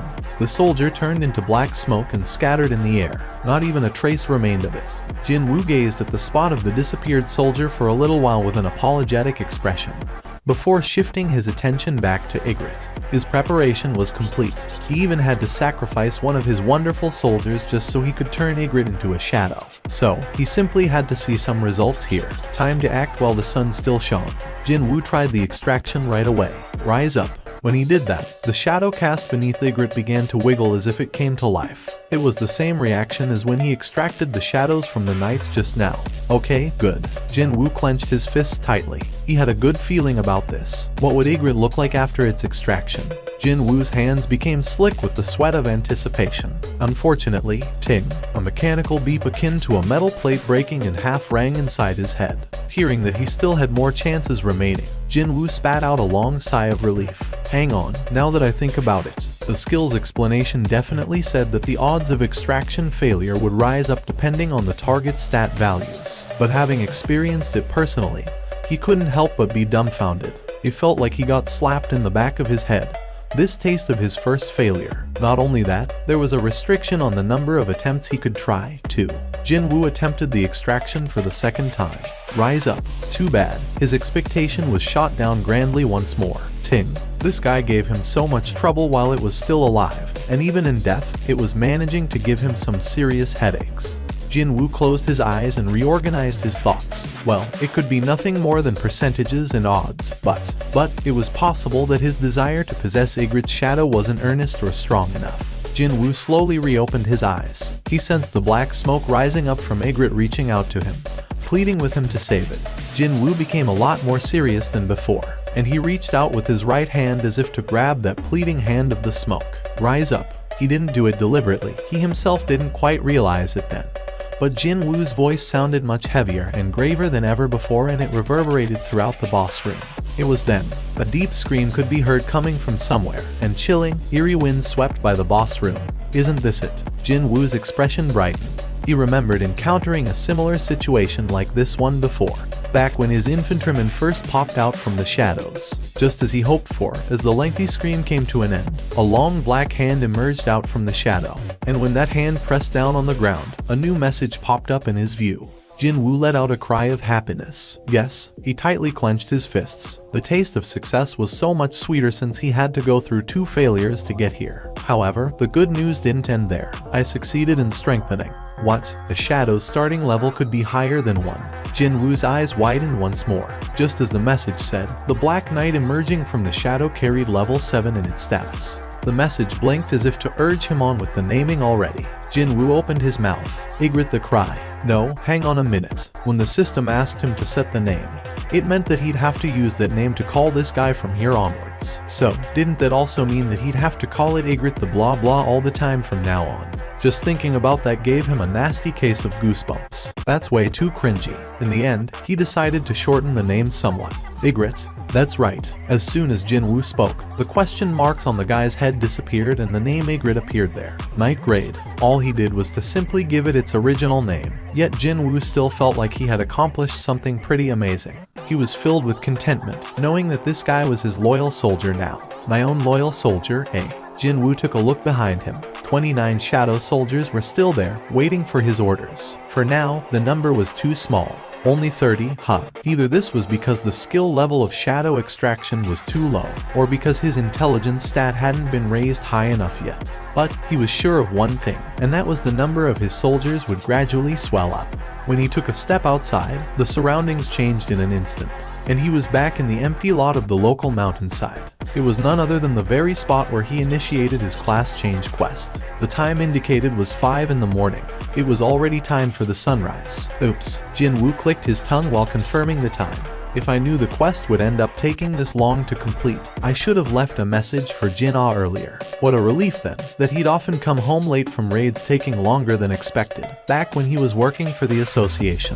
Jinwoo took one last look behind him, but the gate he exited from just now was already gone without a trace. Huh? When looking at the spot where the gate used to be, it kind of felt like he had woken up from a long dream. Jinwoo slept until late in the day, but that couldn't be helped. By the time he got back home, the sun had risen up pretty high already. Jinwoo's sweet slumber was eventually disrupted by the ringtone from his smartphone. His hand fumbled around near his head and with some difficulty located his phone. Hello. His voice cracked up from his dry throat. Appa, you are still asleep. You know what time it is. Jin Ah's shocked voice came out from the speaker. So, he asked her back. Okay, what time is it now? It's 2 in the afternoon. What? He glanced at the time on the phone screen with half-open eyes. She was telling the truth. Appa, you haven't forgotten that you're supposed to come to my school today, have you? Her voice sounded anxious. What time should I get there at the latest? Before 5. I won't be late, so don't worry. When you're near the school, give me a call first, okay? He didn't have a lot of time left if he were to get ready. Well, I'm going to meet my sister's homeroom teacher after all. Not only that, this teacher would be in charge of her 3rd year in high school, one of the most important periods in a person's life. So, I can't just wear whatever now, right? He opened the closet and rummaged through the clothes in there. However, he was greeted by a rather dusty, moldy odor. Of course, it was not something pleasant to smell at all. Jin Woo's frown deepened. He continued to dig around, but all he could find was an old business suit he wore once during his own high school graduation. Will it even fit me now? Been a while, but should I go on a shopping spree then? Before that, though, there was this small thing he had to confirm first. Actually, it was a bit bigger than that, but still. Jin Woo took off the old business suit and while sitting on the edge of the bed, summoned his status window. Stats. With that, a long board full of letters and numbers appeared before his eyes. Jin Woo could only chuckle wryly as his status window seemed to go on forever and ever. It was only a short while ago that there was nothing on this section over here. Indeed, there had been a time like that once. But now, just from looking at his skills and equipped items, his head grew fuzzy. Jin Woo lowered his gaze slightly while feeling rather pleased with himself. Then he spotted something else in the status window. Jin Woo checked out the hidden title's description, a title only given to those who have splendidly overcome their adversity. Your stat values will rise as your HP decreases. After reading the description, he thought that this title's effect would match up quite nicely with his passive, tenacity. The title Slaughterer of Wolves was a wonderful title as well that would give him a 40% stats increase against any and all beast-type monsters. However, because there was a strict activation condition attached to it, he often had to do without receiving the stat buff. He got his number in the queue, waited for his turn, before eventually sitting down in front of a bank teller. Hello there. A female teller with a bob-cut hair reaching just below her ears and a refreshing smile asked him politely, "How may I be of service today? I'd like to see the amount currently in the bank account, please." "I understand." With a smile, the female teller took the bank book Jin Woo presented to her. The female teller got to confirm the amount resting in Jin Woo's account and her eyes shot open super wide. She checked the number of digits again, but without a doubt, it started from 1 billion. Not only that, he hadn't even accumulated this amount over a long period of time. For the past week or so, the records showed that over 100 million won had been deposited every single day. He looked so young, so how could he? The female teller asked him, her voice containing just a sliver of ulterior motive. "Oh my goodness, may I ask what you do for a living?" Perhaps she herself was embarrassed by her own ulterior motive. The female bank teller's cheeks blushed softly as she cautiously studied Jin Woo's reactions. He replied as if it was nothing. "I'm a hunter." The female teller slowly nodded her head almost instinctively. The popular rumor she heard was indeed true. "I heard that hunters made lots of money, but to think it'd be on this level." All of a sudden, her life as a normal working-class employee came across as rather pathetic. Only until a minute ago, this man was a regular customer, just like everyone else. But now, Jin Woo looked like a person from another galaxy altogether. "Our bank has launched brand new products and services especially catered for VIP customers such as yourself." Her smile was no longer the business one, but a real one, too. The female bank teller's gaze was now firmly fixed on Jin Woo. "This product has proven really popular with our customers lately, so how about taking a closer look at the benefits it offers, sir?" Too bad for her, Jin Woo refused right away. "No, thank you. I'm fine." Is that so?" The female bank teller's voice was thickly laden with regrets over missed chances. Now that he was done confirming his financial status, Jin Woo splurged on a nice-looking business suit at a department store. He still found himself with more than enough free time, so he stopped by a hair salon nearby and got a much-needed haircut as well. He had transformed into someone completely different compared to when leaving the apartment. This is why having money is way better than not having any. and they said that good clothes would become one's wings, too. Discovering her older brother belatedly, she gasped out in pure shock. Papa, Jin-ah's eyes became extra round like a rabbit's as she asked cautiously, Are you really Mr. Seong Jin-woo? Can't you recognize your own brother? Jin-ah swept her gaze all over Jin-woo with a stunned expression still etched on her face, her voice naturally rising higher. It's because you've changed so much, you know. What? So you wanted me to show up in my tracksuit and slippers when meeting your new homeroom teacher? Wow, Jin-ah still couldn't close her slack jaw. Hey, your chin might fall off at this rate. 5 years ago, Jin-woo too was a student in this very school. He already knew its layout like the back of his hand. Hello there, Teacher Nim. Yes, hello to you too. While on his way, Jin-woo greeted several teachers he ran into. All of them stopped in their tracks without exception, and took a look behind them at the departing back of Jin-woo. Who was that? Is he a graduate from this school? But there's no way I'd have forgotten about such an eye-catching student like that. Is he a new teacher? It wasn't only the teachers who were looking at him, though. Wow, he's good looking, isn't he? Who is he? Wait, isn't that Jin-ah next to him? He must be Jin-ah's appa. Wow, he's pretty cool. A well-built frame and a stylish business suit. Although his facial features were on the plain side, the synergy between those 2 points were powerful enough to attract the attention of the female students. Too bad, the guy in question wasn't interested at all, though.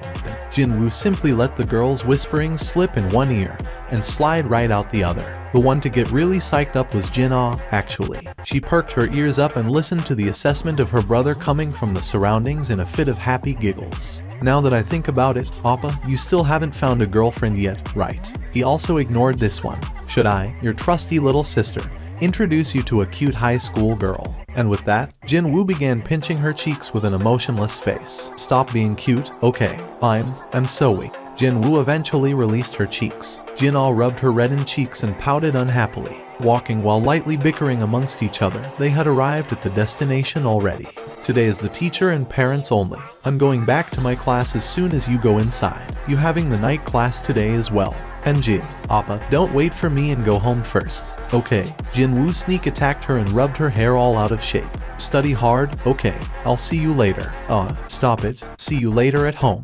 Jin-woo grinned and disappeared into the counseling office. Jin-ah's cheeks puffed up as she smoothed her hair, still treating me like a little kid. Of course, she didn't display any hint of disliking that. You must be Jin-ah's appa. She was a middle-aged teacher with a wizened look about her. The overall impression she gave off was someone who could make other people feel better with a gentle and warm smile on her face. She perhaps knew his story, because she wasn't surprised in the slightest to see Jin-woo being here as Jin-ah's guardian. How do you do? I'm Jin-ah's homeroom teacher. I didn't quite expect Jin-ah to be hiding someone this cool as her brother, to be honest. Please, take a seat over here. She showed him to a chair. Jin-woo settled down on the opposite side to Jin-ah's homeroom teacher across a large desk. We can rest easy about Jin-ah now. They conversed for a while with typical topics that a homeroom teacher and parents would normally share, the atmosphere remaining cordial and rather cheery throughout the chat. Since Jin-ah was a model student, there was no reason for either Jin-woo or the teacher to raise their voices at each other. Are you aware that Jin-ah has set her sights on entering a medical school?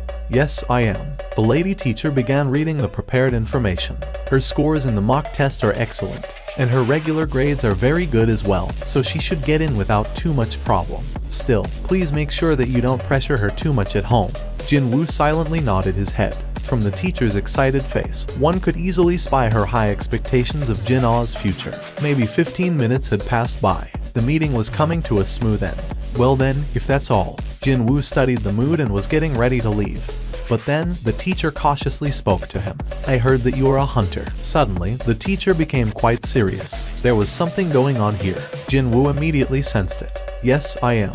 If Jin-ah is adjudged to be an awakened, will you let her do hunter's work as well? Never. He'd never allow her. Jin-woo decisively stated his position. There was no need to even reconsider this. Exactly as he had suspected, there was something here, and as proof, the teacher's expression became heavier still. If it's not too much trouble, may I ask you for a favor? Jin-woo nodded his head.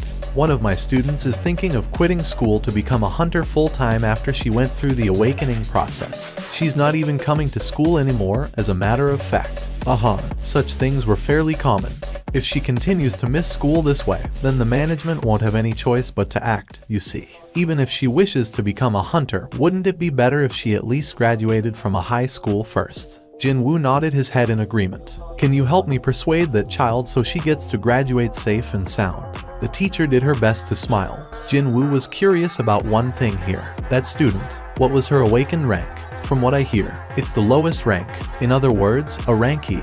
She won't get to live long, then. Jin-woo inwardly clicked his tongue. That was the rank where one had to be especially careful about entering a dungeon. If one entered with an overly hyped mindset and without much preparation to boot, then one would become a cripple or dead almost without an exception. Such a thing happening to a kid around the same age as his little sister was a sad thing. Unfortunately, at the end of the day, that choice was that girl's to make. No one could say otherwise. It was a rather lamentable thing indeed.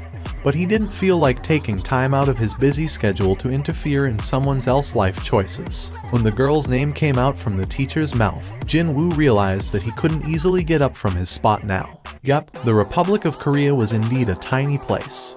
Jin-woo became rather speechless. The female student who declared that she'd become a hunter, she was none other than the underage kid, the lone female in the raiding team Yoo Jin-ho had assembled. The one that briefly caused Jin-woo to worry slightly since she was still so young and all. Is it okay to bring a child here? Han Song-gi. When he heard that name from Jin-ah's homeroom teacher, a flood of emotions briefly inundated him. So, he just had to confirm it for himself. And sure enough, the date Han Song-gi began missing school coincided with the day Yoo Jin-ho's team began its raiding missions. With that, it kinda became a bit harder to think of this matter as someone else's mess.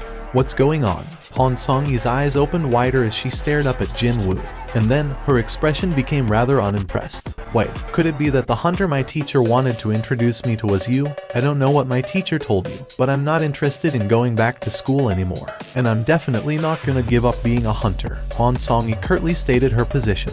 Jin-woo spoke to her in an even tone of voice. I wasn't planning to tell you to quit being a hunter. Han Song-gi's eyes widened further. I'm sorry, kids like her would always act completely opposite to what you tell them to do. So, he wasn't even planning to talk her out of it. No, all he had to was to show her what the reality was like, just once. That's what happened to me, anyway. He realized the truth after participating in his first raid.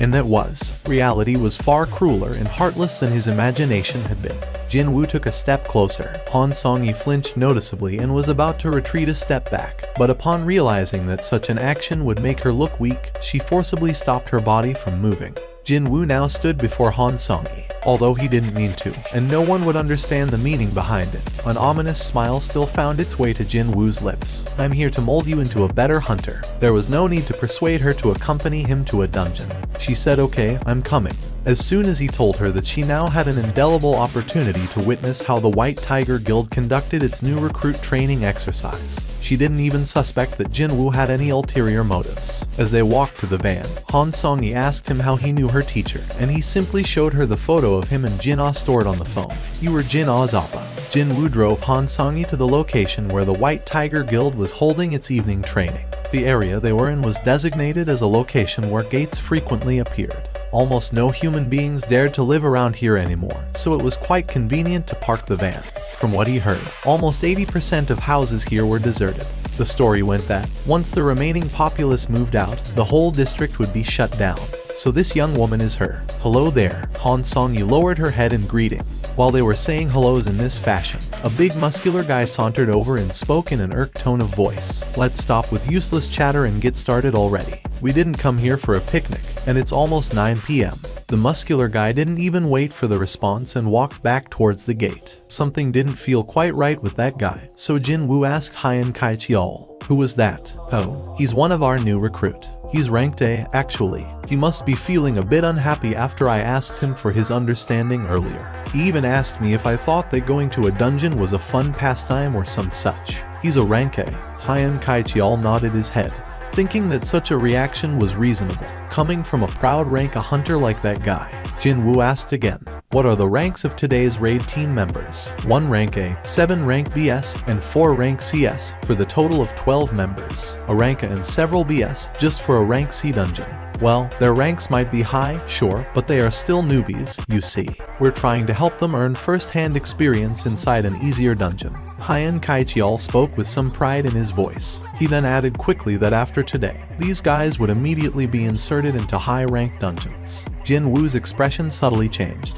The gate was rated at C. Compared to that, the members of the raiding team were simply too brilliant to the point that they were even blinding the onlookers with their auras. If the raid is too easy, the shock factor will lessen, though. That was what his main worry was about. But he slowly shook his head. No, wait. If she sees it with her own eyes, she should still be able to feel it. Feel how weak and powerless a rank E would become inside a dungeon. That alone would be sufficient. When can we enter? Still utterly oblivious to Jin Woo's real intentions, Han Songyi began whining already. When Jin Woo took a look at her, her expression showed how pumped up she was. Let's see how long you can keep that up. Wait, hold up for a second, please. Hyan Kaichial sneaked a glance around him, and then whispered something to Jin Woo's ears. Excuse me, Seong Jin Woo Hunter Nim.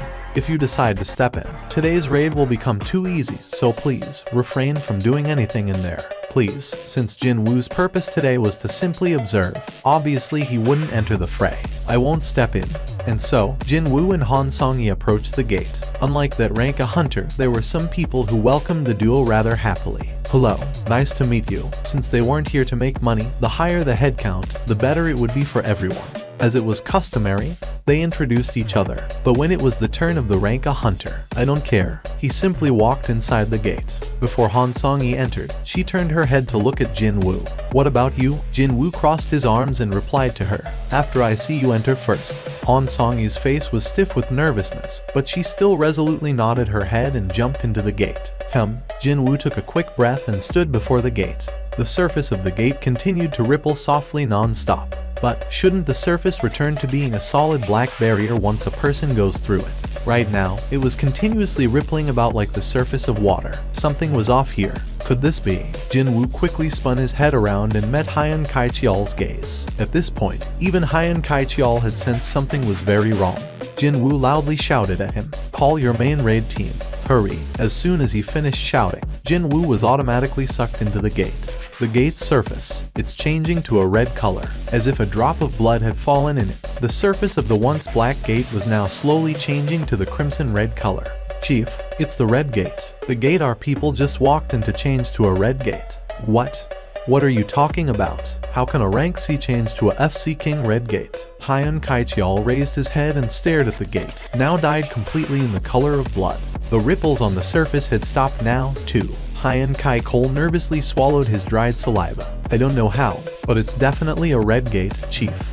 It really is a red gate. Baek Yun-ho's own complexion hardened instantly after checking out the gate's color. What was a red gate? It was a terrifying phenomenon where the dungeon beyond it would actually connect to a whole new world, not some underground cavern.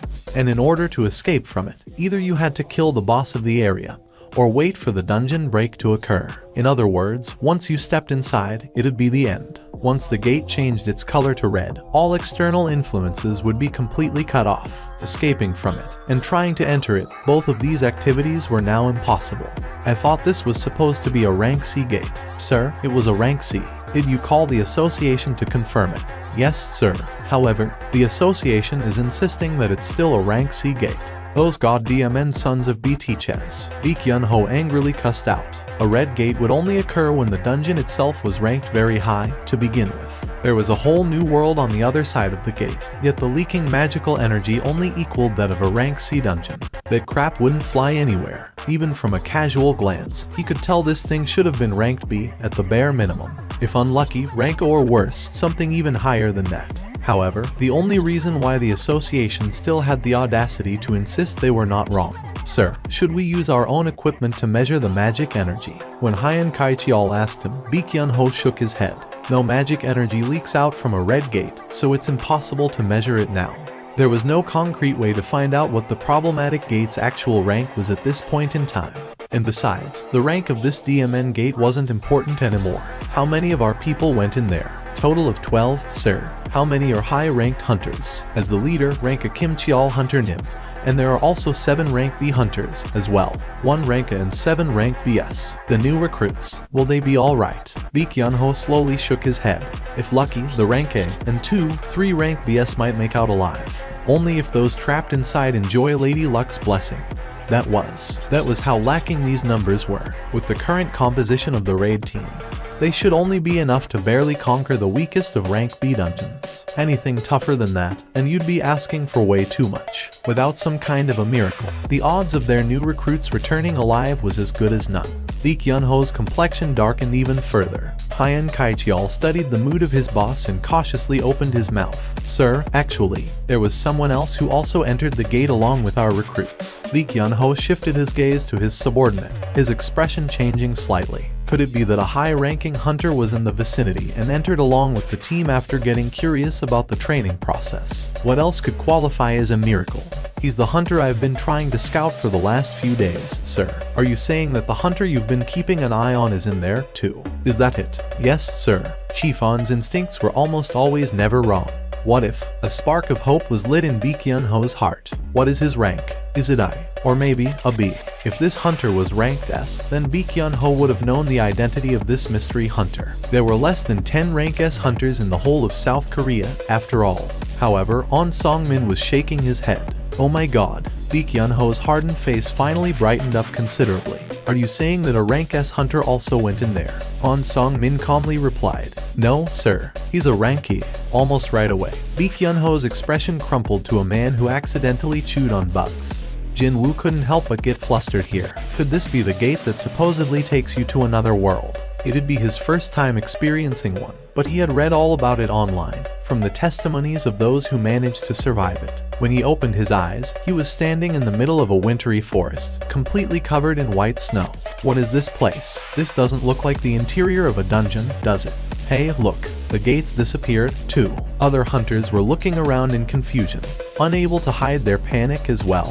While they were getting more and more flustered, Jin-woo calmed himself down, narrowed his eyes, and scanned the surrounding area. I don't sense anything suspicious. Thanks to the system repeatedly sending him to weird places, Jin-woo had gotten used to being in an unexpected foreign environment, which also meant that he could gain his calmness quickly. Han Song-yi had approached him and began tugging at his clothes in the meantime. Excuse me, something bad happened just now, right? She looked really scared. Her previous self-confidence was nowhere to be found. But then, Jin-woo's hand suddenly shot out towards Han Song-yi's face. Han Song-yi's eyes opened super wide. The arrow caught in Jin-woo's hand trembled continuously as if it lamented missing its target. And that would be the middle of Han Song-yi's forehead. Finally realizing what just happened, her face paled in an instant. However, the expected scream came from somewhere else. A male hunter fell to the snowy ground with blood bubbling out of his mouth, an arrow lodged deep in his temple. The snowy ground was soon dyed in his blood. Hunters began gasping out in shock. 2 arrows flew in at the same time, one aimed at Han Song-yi, while the other one hit its mark. Because of that, though, no one saw Jin-woo catching the other arrow. Over there, it's those beastards. One of the rank B hunters pointed towards the top of a tree located far away. But, even before he had begun pointing his finger, both the gazes of Jin-woo and Kim Cheol were fixed there. They could see 2 life forms standing over there on the snow-covered branches. 2 people. No, I should say 2 creatures.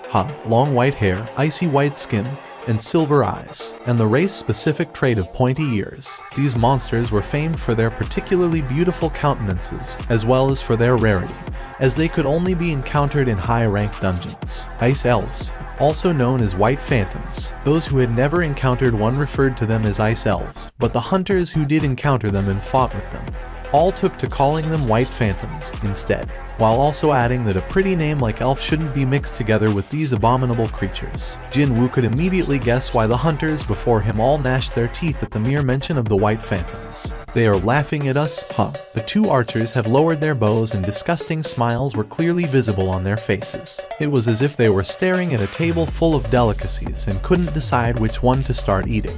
And you decided on this, Jin-woo's eyes narrowed to a slit. 1 arrow to the far left, and another one to the far right. That was no coincidence. The hunter with an arrow stuck in his head was a 30-something who had gone through the awakening process only recently. With the exception of Han Song-yi, he'd be the weakest of the group.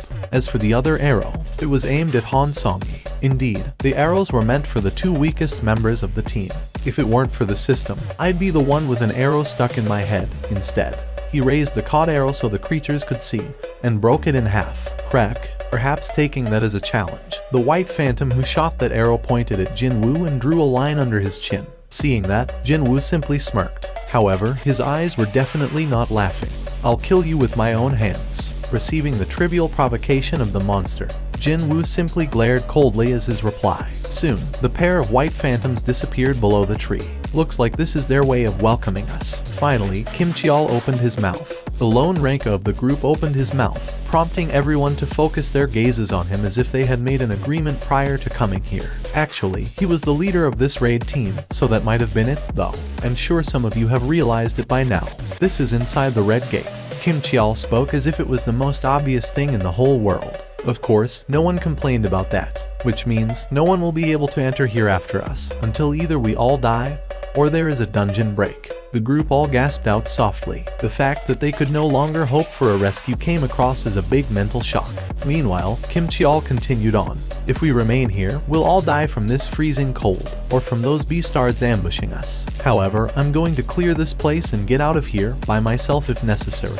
Are there any of you who wish to join me? Kim Cheol's powerful, confident stare and his broad shoulders imparted a certain sense of trust. Hunters glanced at each other for a bit, before unanimously voicing their desire to travel together with him. Let us move together. I'd like to join you. Let's go back together alive. I want to help too. However, Kim Cheol shoved away the chest of the male hunter who said he wanted to help. Even though he controlled his physical strength, at the end of the day, he was still a rank of the male hunter retreated several steps back. A deep frown etched on his face from the immense pain coming from his chest. Excluding you, excuse me, and also you, and you. Kim Cheol pointed to a few more others, not just that male hunter. Of course, both Jin Woo and Han Sang-hee were included in that. It was here that Jin Woo's own forehead creased up ever so slightly. All in all, 5 people in total. They were all either rank C or lower. It's unfortunate, but I won't be taking you along. What did you say? Do you know anything about red gates? The male hunter shook his head at Kim Cheol's question. In here, 1 day equates to 1 hour outside. The worst case scenario, it'll take several months for the dungeon break to occur, or I kill the boss. Under that kind of situation, I can't walk around with baggage like you. We're baggage to you. The hunters who were pointed out by Kim Cheol got all riled up. But once the rank a hunter glared at them, they all shut their mouths close. Kim Cheol continued on, now sounding as if he was being considerate and all. Don't feel too bad, however. If all of you manage to survive until we kill the boss, then all of you will go back home alive, too. Even still, the singled-out hunters sent out desperate, pleading stares to the hunters near Kim Cheol, but not a single one stepped forward. No, they were far too busy avoiding meeting the gazes. It was then, excuse me, a rank B female hunter from Kim Cheol's group raised her hand. Kim Cheol turned to look at her, and she pointed at Jin Woo. It's fine to go over there from here, right? Do what you want. She didn't even look back once and walked straight to Jin Woo's side. Kim Cheol alternated his gaze between the woman and Jin Woo and smirked derisively, before declaring out loudly, "We've got an opening this side, so I'll accept one more person." Me. The male hunter who got shoved away by Kim Cheol just now hurriedly ran over, fearing that the lone ranker in the group and the leader might change his mind. Jin Woo stared at the woman now standing next to him with a puzzled expression on his face. Her gaze met with Jin Woo's, and she whispered in a low voice so no one else could hear. That man Kim Cheol, well, he couldn't see the arrow flying in, you see. Even if one was a high-ranked hunter, there was no way every stat of his would be developed equally. For instance, he might be a rank A, but his agility could be low. Jin Woo knew how stats worked, so he didn't think too much about that. So, what are you saying? Then, the woman smiled refreshingly. I'm guessing you're not a rank E, am I right? Baek Yun-ho's expression remained gloomy. On Song-min provided a short summary on who Seong Jin Woo was, but his anxiety level hadn't decreased by one bit. In the end, that's all speculation, isn't it? Yes, sir, you're right. On Song-min readily accepted that assessment. It was true that he didn't know anything about Seong Jin Woo, after all.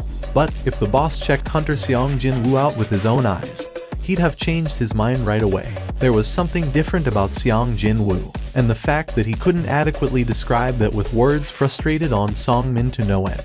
Baek Yun-ho's gaze shifted back to the red gate. In the end, the only person I can believe in is Kim Cheol. It was then, sir, there won't be any problems with Hunter Kim Cheol, I assure you. It was Ju Seong-chan, chief of the 1st Division of the White Tiger Guild. He scanned the 3 people in front and spoke in a proud voice. I've been training Hunter Kim Cheol quite strictly, so he could be ready for all contingencies. Originally, the initial training of new recruits was left to the 2nd Division, but the first division would be in charge of the awakened ranked or higher. Those promising individuals who were scheduled to enter the ranks of the main combat force soon got to enjoy a different starting point from everyone else. Seeing Ju Seong-chan's confidence, Baek Yun-ho's expression softened slightly. How were Hunter Kim Cheol's grades? They are excellent, sir. Just his combat capabilities alone. He'd not fall behind anyone from the current members of the guild's main combat force. Is that so? A smile managed to return to Baek Yun-ho's lips. Kim Cheol was a rank even among high-ranked hunters. He was a talent that must be held onto. Ju Seong-chan managed to calm the boss man down and narrowed his eyes at On Song-min, clearly in derision. From what I heard just now, a ranky hunter who might have gone through a reawakening process, was it? You were saying something about that. Ju Seong-chan snorted dismissively. My hunter Kim Cheol should prove to be more effective than someone like that, a hunter with no proven qualities. On Song-min's expression hardened. He was being looked down on here. However, he didn't raise his voice and let anger take over him. Let's just wait and see who's correct at the end of the day. The four men shifted their gazes at the same time over to the red gate that had trapped their hunters. I'm guessing you're not a ranky, am I right? The female hunter asked Jin Woo quite openly. Jin Woo opened his mouth in response. Well, then, let me ask you something as well. Of course. Jin Woo shifted his gaze over to Kim Cheol and the hunters gathering around him. They were busy planning their next move before they got going. You guys, you're supposed to be new recruits, yet how can you be this calm? The first thing we've been taught is that anything can happen inside a dungeon, you see.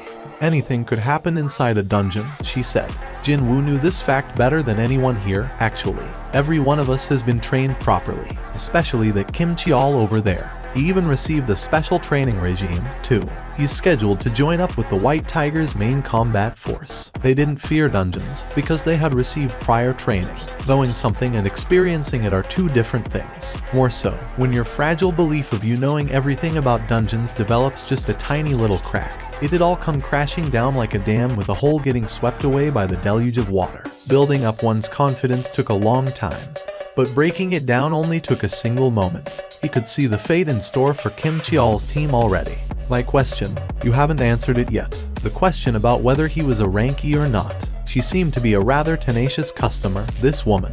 Why should I tell you that? He replied in a blunt and a bit curt manner, but the female hunter, Park Hye-jin, was now crying out in elation and clenched her fists. Inwardly, of course, Park Hye-jin had met many people in her life and she immediately knew what Jin Woo's response meant, and that would be his unbridled confidence. Jin Woo's eyes and Kim Cheol's met. We will. Kim Cheol's voice was harsh, low. Didn't matter what he was trying to convey here. He sounded threatening and menacing. He using the road. He didn't saunter over here just to declare which path they would be using, though. No, Kim Cheol's eyes were asking what Jin Woo's group would do, along with the hidden threat of don't you dare follow us. Jin Woo scanned his surroundings once more, before reverting his gaze back to Kim Cheol. And we will be going through the forest. I'll wish you luck. Well, you guys will be the ones needing that luck later on, though. Jin Woo didn't mouth his inner thoughts, however. What a bunch of idiots. Excuse me, look over there. Kim Cheol uncrossed his arms and pointed towards some trees. Not just one or two, either. Everywhere he pointed at, trees bore the scars that suspiciously looked like claw marks of potentially gigantic creatures. That, isn't that? It's a bear. An ice bear. A bear-type monster, infamous among all the beast-type monsters as the most ferocious. Those claw marks were them marking their territory. The hunters in Kim Cheol's group saw those and clicked their tongues. Tisk, tisk. It had been better if they stayed put here and waited till the end. Looks like innocent people will die because of a ranky taking the lead. I mean, would that ranky have received any prior training like us? Kim Cheol stared at the forest and chuckled derisively. That's to be expected from a measly ranky. Wait, suddenly, Kim Cheol's smile disappeared. Most of that group is rank CS, and there is a rank B among them too, so how come? How come he thought Jin Woo was that group's leader? Indeed, he hadn't felt that anything was amiss, right up until he realized this weird incongruency by himself. Still, Kim Cheol shook his head. Well, it doesn't matter. They were all going to die soon, anyway. Worrying about themselves took precedence over what would happen to the weaklings who wouldn't last for long, to begin with. There was nothing he could do about the dead, but well, shouldn't the ones that were supposed to live on? Jin Woo took the lead and walked up ahead. But before long, Park Hye-jin stood in front of him. What is it? Have you lost your mind? Jin Woo crossed his arms and displayed how unhappy he was to hear that, meaning she'd have to be careful with her follow-up. Perhaps she understood Jin Woo's warning. Park Hye-jin's voice had softened somewhat. I'm sorry, but I need to say this. Park Hye-jin's finger pointed towards one of the surrounding trees. Can you see that? There was a huge claw mark on the tree's bark.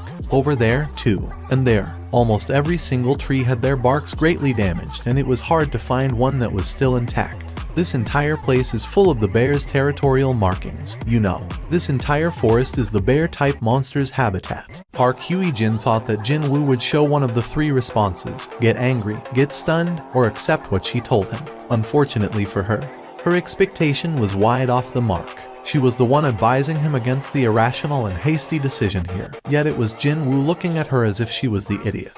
Why? Why is he looking at me like that? Park Hye-jin's face reddened up from anger. Her voice rose up again. Jin-woo spat out a long sigh and opened his mouth. That is precisely why we're moving through the forest. Eh? Park Hye-jin's eyes went round in confusion. She still doesn't get it even with that massive hint. Jin-woo had little choice but to tell it straight to her. When we're moving through the forest, we only have to worry about ice bears. Only then did Park Hye-jin understood Jin-woo's intention. The meaning behind lots of ice bears was simple, that there were no other monsters strong enough to hunt ice bears in this forest. To be more precise, the group didn't have to worry about fighting monsters stronger than ice bears here. Why haven't I thought about that? Park Hye-jin became ashamed about shouting at Jin-woo just now. Her head dropped low, even the skin of her neck reddening up from embarrassment.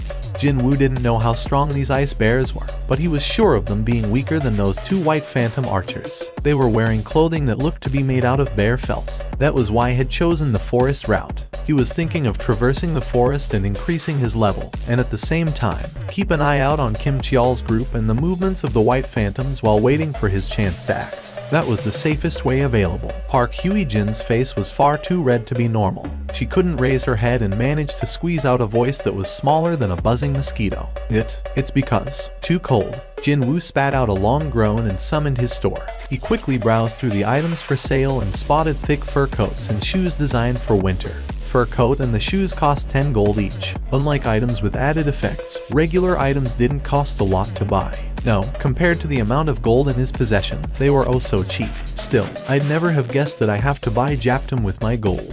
Jin-woo chose buy for all of them. Since he couldn't just give to some and ignore others, Jin-woo spent 100 gold and bought the articles of clothing for all 5 people. 5 coats and 5 pairs of boots suddenly popped up in front of his eyes. And of course, the eyes of all 4 people, excluding Jin-woo, all grew super wide. Was that separate space magic? Park Hye-jin was taken aback, too, and she hurriedly raised her head to look at Jin-woo. Not caring whether they were shocked or not, Jin-woo spoke to them disinterestedly. Put them on. He finished speaking and reached down to grab the closest fur coat. But then, Han Song-hee suddenly grasped his sleeve. Just what's going on with you? You managed to catch that arrow, and now you use some strange magic to take these clothes out, too. Frowns formed on the forehead of Jin-woo. It didn't take a genius to figure out that, at this rate, he'd be swarmed by the endless streams of questions and get irritated to no end. Right, let's use this chance to clearly draw the line. Jin-woo raised his voice and spoke in a firm voice. Han Song-hee, I brought you here with me, so I will take full responsibility and protect you. However, Jin-woo's voice became colder next. Don't ask me about anything. Jin-woo then swept his gaze against Park Hye-jin as well as other hunters tagging along. The same goes for the rest of you. Do not ask me anything, and do not demand anything from me. He didn't stop there, though. If you don't like it, then you can just leave now. I won't stop you. There was one more thing, one more reason why Jin-woo chose the forest route. Status window. Jin-woo silently summoned his status window and swapped his current title from the one who overcame the adversity to that of the slaughterer of wolves, a title given to a hunter skilled in hunting wolves. When facing animal-type monsters, all of your stats will increase by 40%.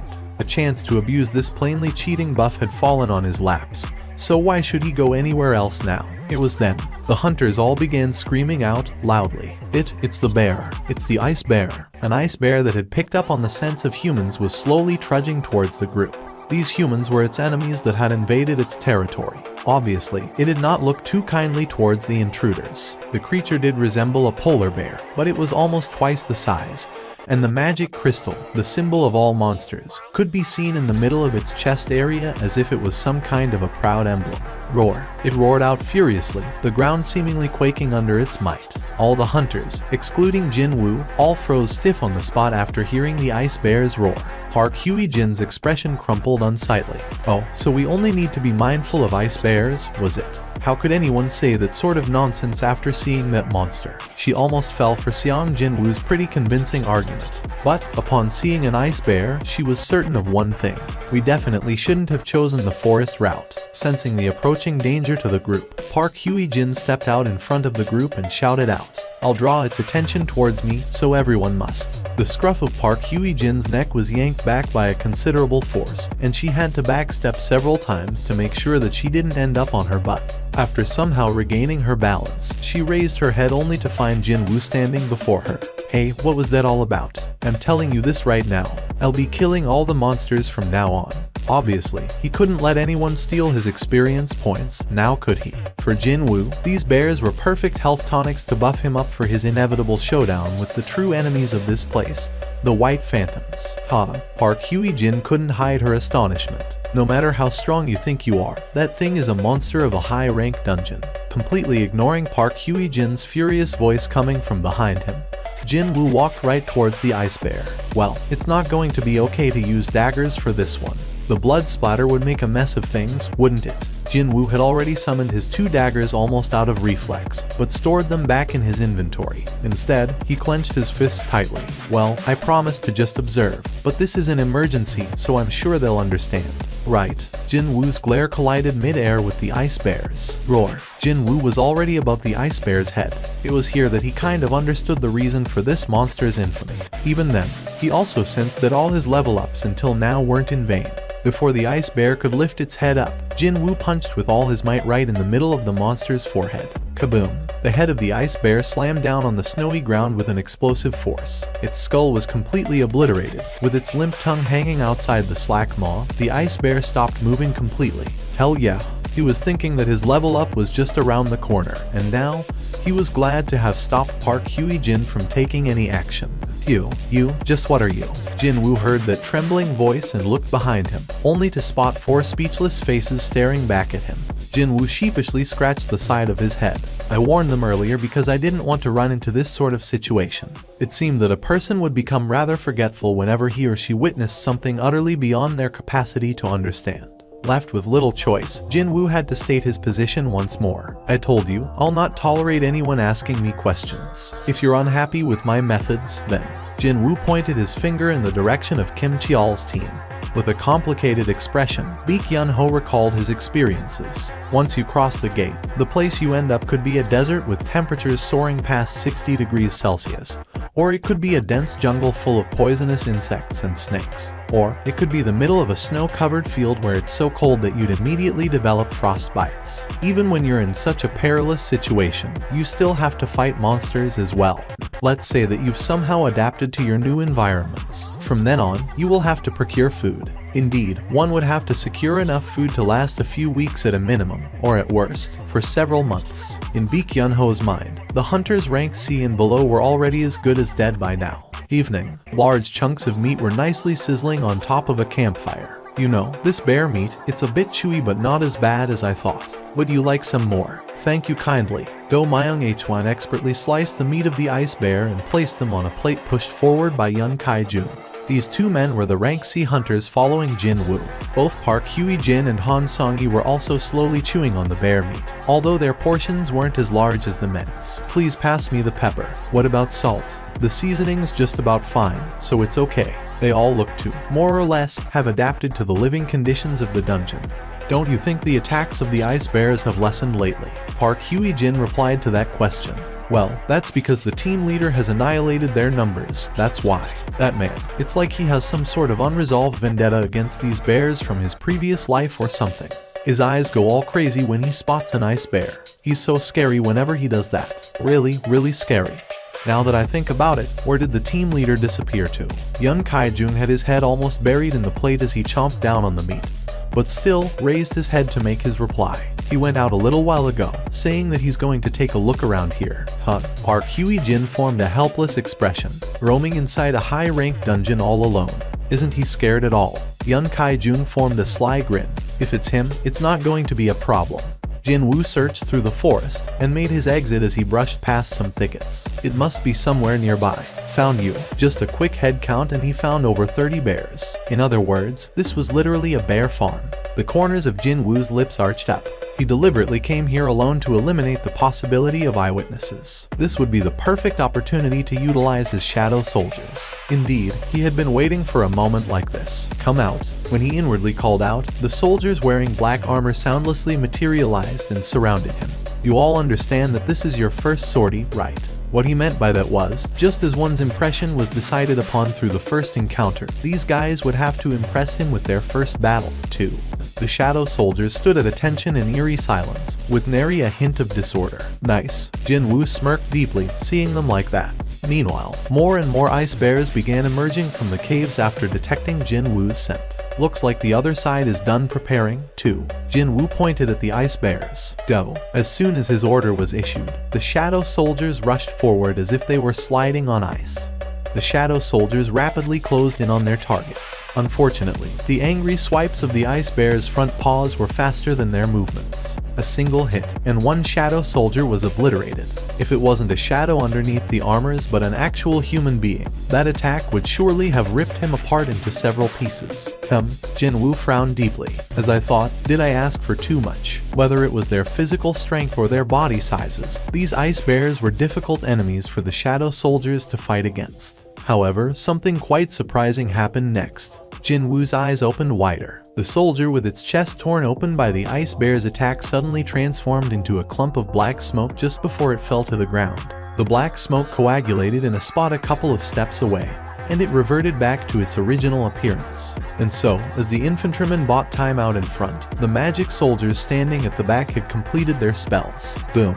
The balls of flames leaving the ends of the magic soldiers' hands exploded here, there, and everywhere. The shadow soldiers swept up and the explosions regenerated right away. But on the other hand, the ice bears could only roll around screaming in sheer pain and agony as their bodies caught on fire. Meanwhile, the shadow soldiers didn't waste time and swiftly approached the defenseless bears before stabbing down on them with their blades. Jinwoo continued to spectate on the proceedings with an expression filled with great interest and happiness. The infantrymen and their quick regenerative abilities, the magic soldiers and their superb firepower. The overall combat prowess of the shadow soldiers had far exceeded his initial expectations. Soon, the ice bears were forced into retreat by the might of the shadow soldiers and were pushed back towards the entrance of the caves.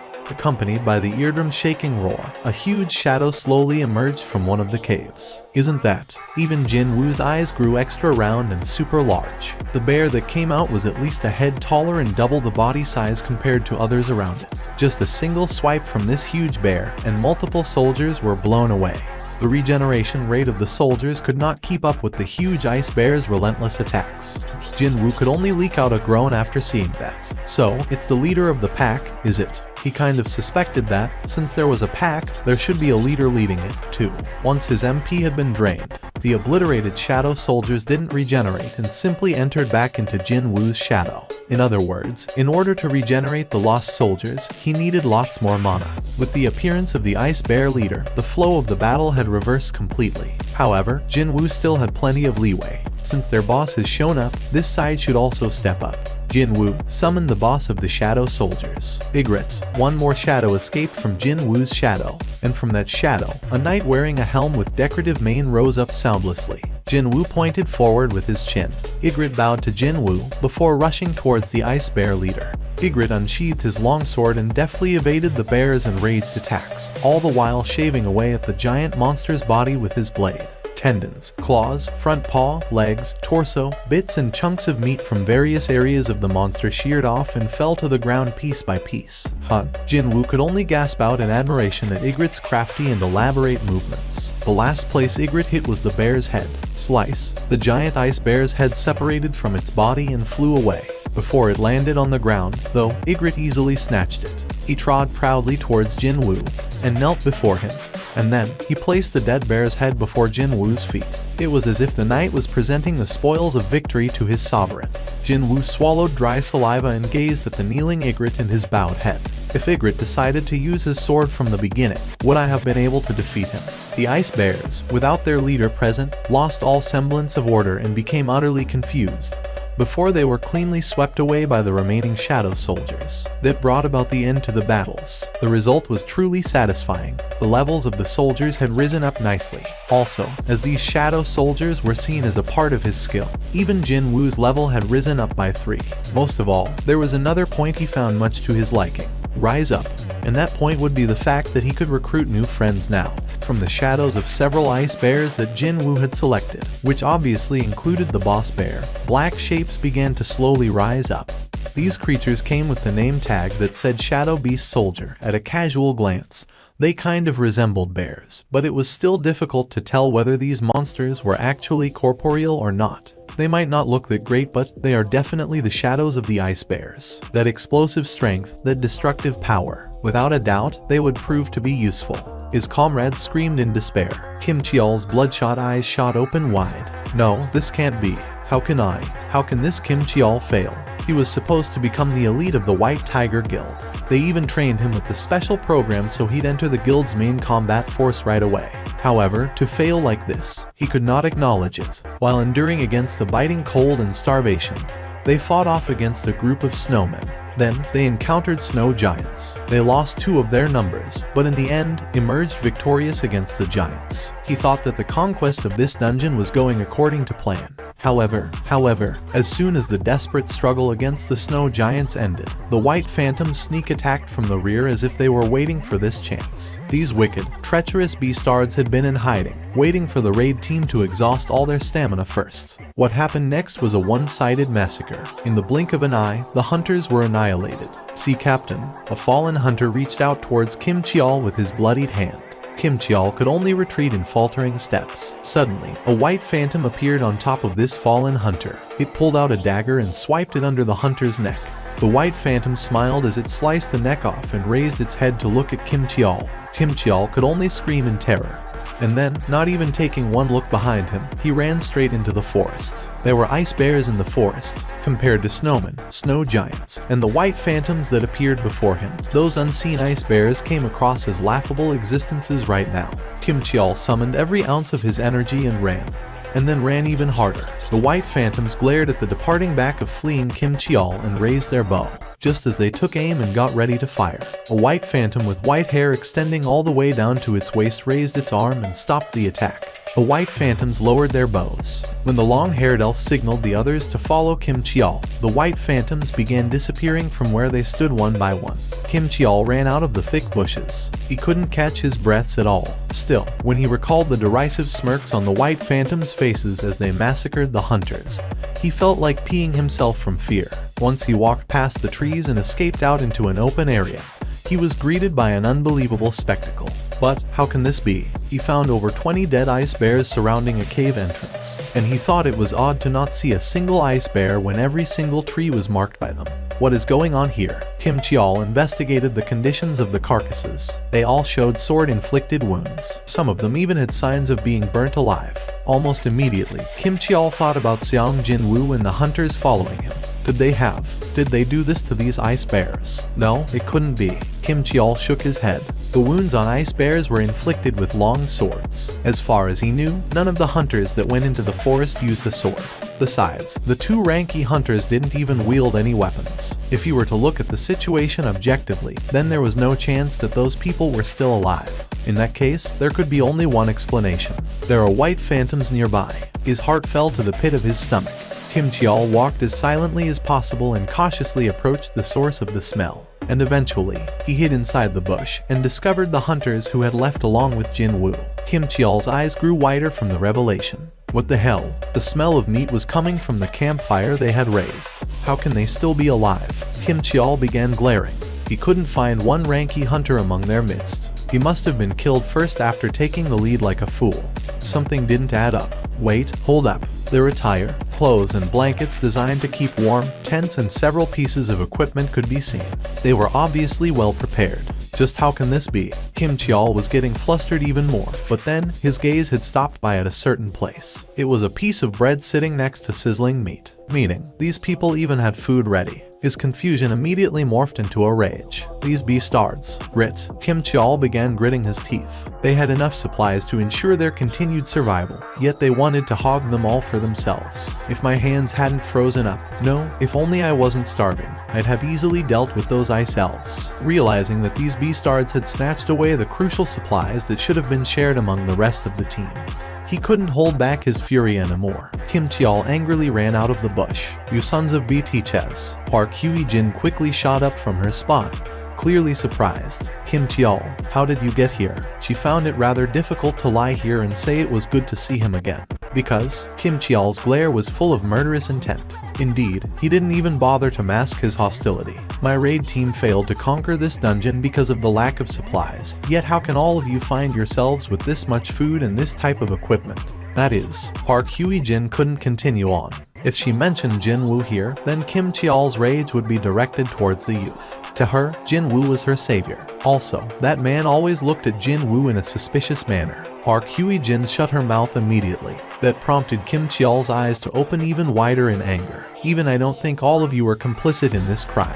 So, who had hidden these? Tell me the truth, and I will ignore everything else." A thick vein popped up on Kim Cheol's neck. "Tell me who monopolized all the gear and drove his comrades to death." His angry roar reverberated throughout the forest. Kim Cheol was planning to shed blood here if it would appease the sin of betraying his comrades. "I'll count to 3. If you don't reveal who it was by then, I'll take it as the sign of all of you being complicit in this matter." Han Song-yi tugged at Park Hye-jin's sleeve. Park Hye-jin hugged Han Song-yi. Both Go Myung Hwan and Yun Kai-jun swallowed their saliva as cold sweat soaked their backs. Kim Cheol was a rank. Even if everyone present worked together, they wouldn't be able to win against him. However, none of them still mentioned Jin Woo's name. 1. Kim Cheol yanked loose his sword from the scabbard attached to his waist. 2. Even then, the lower-ranked hunters showed not one sign of opening their mouths. How dare lower-ranked hunters ignore his order? That point alone stoked the flames of Kim Cheol's anger even higher. Just what these beastards think of me as. Murderous intent burned brightly in his eyes. He'd kill that woman first. He'd kill Park Hye-jin before anyone else, the one who betrayed the raid team and left along with these lower-ranked hunters. That's right, she left the raid team because she must have been scheming something. He could only think that way. Kim Cheol stood before Park Hye-jin and spat out the last countdown. 3. Park Hye-jin squeezed her eyes shut. It was then. 4. Cow. Kim Cheol was struck super hard by something in the back of his head and kissed the ground as his entire body slid across the snowy ground for several meters. The eyes of the hunters grew wider. Team leader. Jin Woo had hit Kim Cheol so hard that steam was still rising up from his palm. Jin Woo spoke in a dumbfounded voice. "How dare you speak rubbish when it was you who drove your friends to death?" Jin Woo Appa. Han Song-yi displayed her happiness as tears formed in her eyes. Team leader. It wasn't as much as Han Song-yi, but still, the two male hunters' expressions also brightened up considerably. Jin Woo placed his finger on his lips and gestured them to keep quiet. The 4 people, seemingly getting ready to embrace Jin Woo at any moment now, all froze up like ice statues. Looks like Kim Cheol brought along unwanted visitors. He sensed countless presences hiding in the forest. After sensing Jin Woo's glare, the white phantoms undid their stealth and revealed themselves one by one. At a quick count, there were around 20 of them, and among them, Jin Woo's glare was fixed on a long-haired white phantom riding on horseback.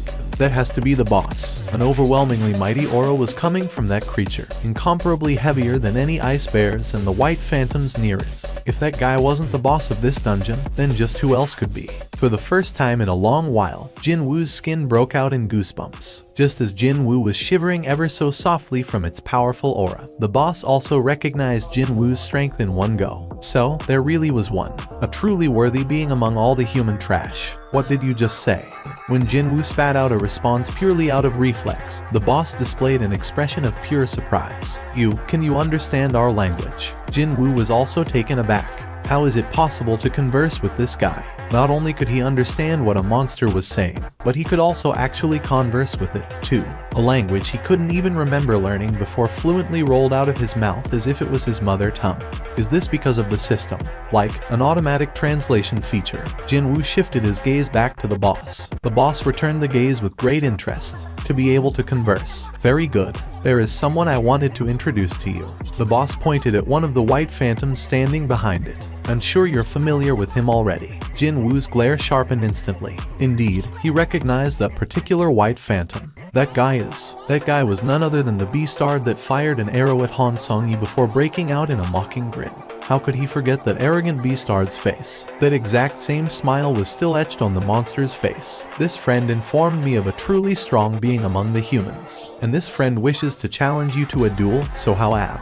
Even before the boss finished his words, the night killer Jin Woo flew in a straight line. Stab. The white phantom collapsed on the ground. Anything else you want to say? The boss spoke up in admiration. You are indeed very strong. Then, it climbed off the horse. However, as if it wasn't planning to fight yet, it didn't draw its weapons nor showed any willingness to engage in battles. So, I shall make a simple suggestion. A suggestion. That's right. It won't be such a bad suggestion for yourself. Jin Woo was inwardly surprised. It was a well-known fact that humanoid-type monsters possessed intelligence. But he never expected to see a monster trying to negotiate with a human.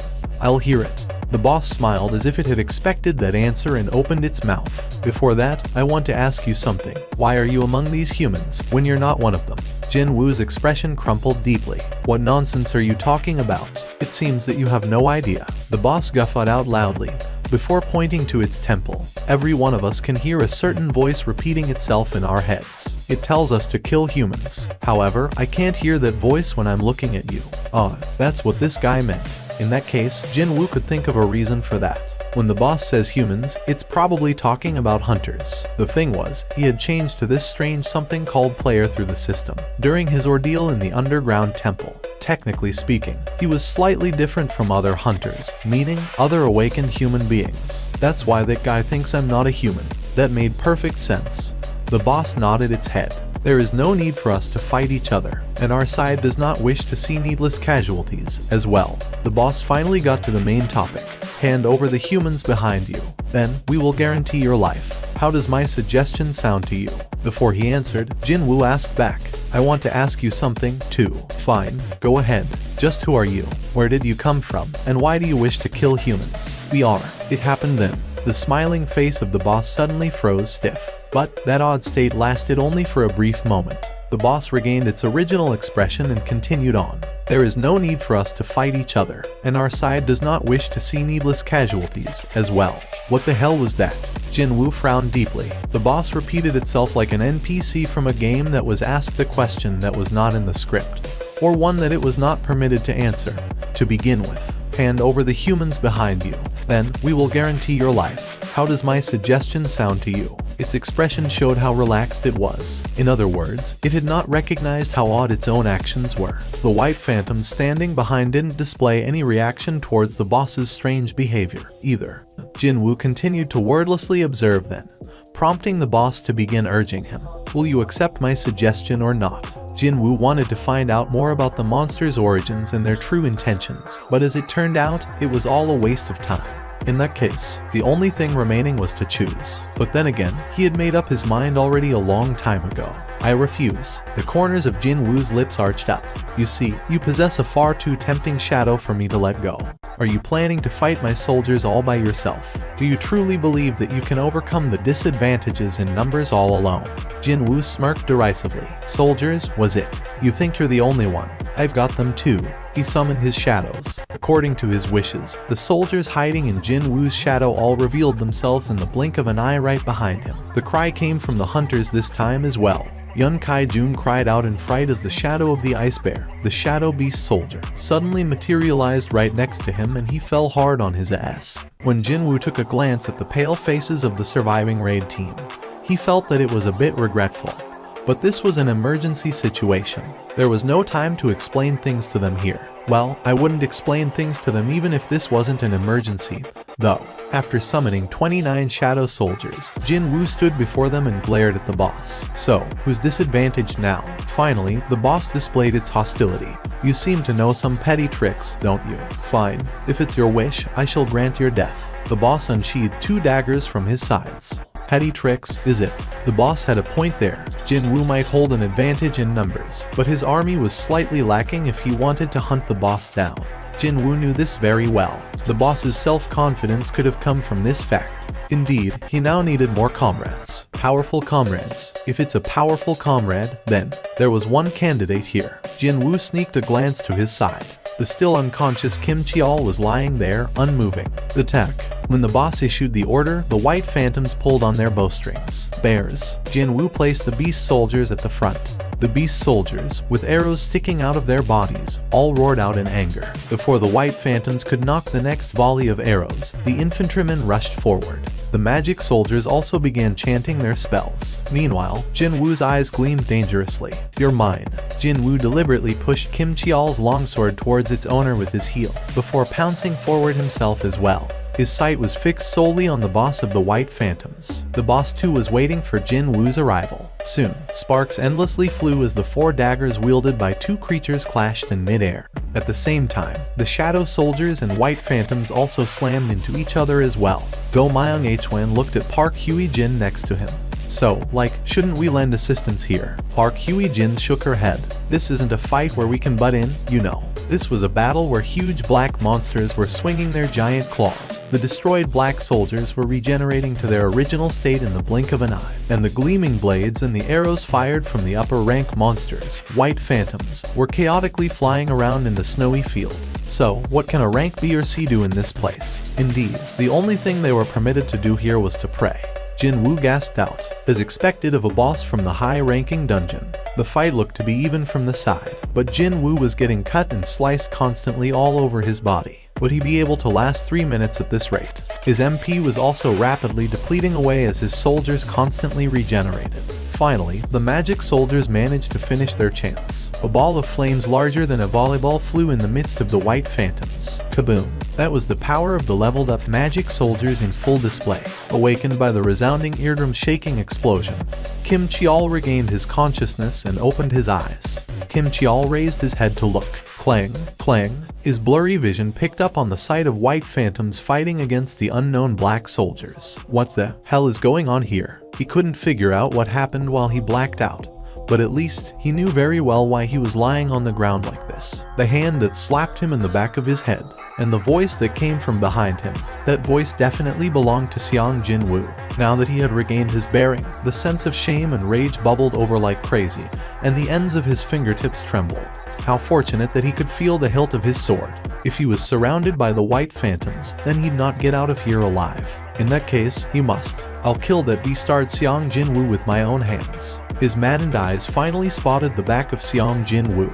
There he was. He was too busy fighting a White Phantom and wasn't paying any attention to his rear. This was his chance. Kim Cheol stood up right away. After sensing Kim Cheol running towards him, Jin Woo laughed out inwardly in elation.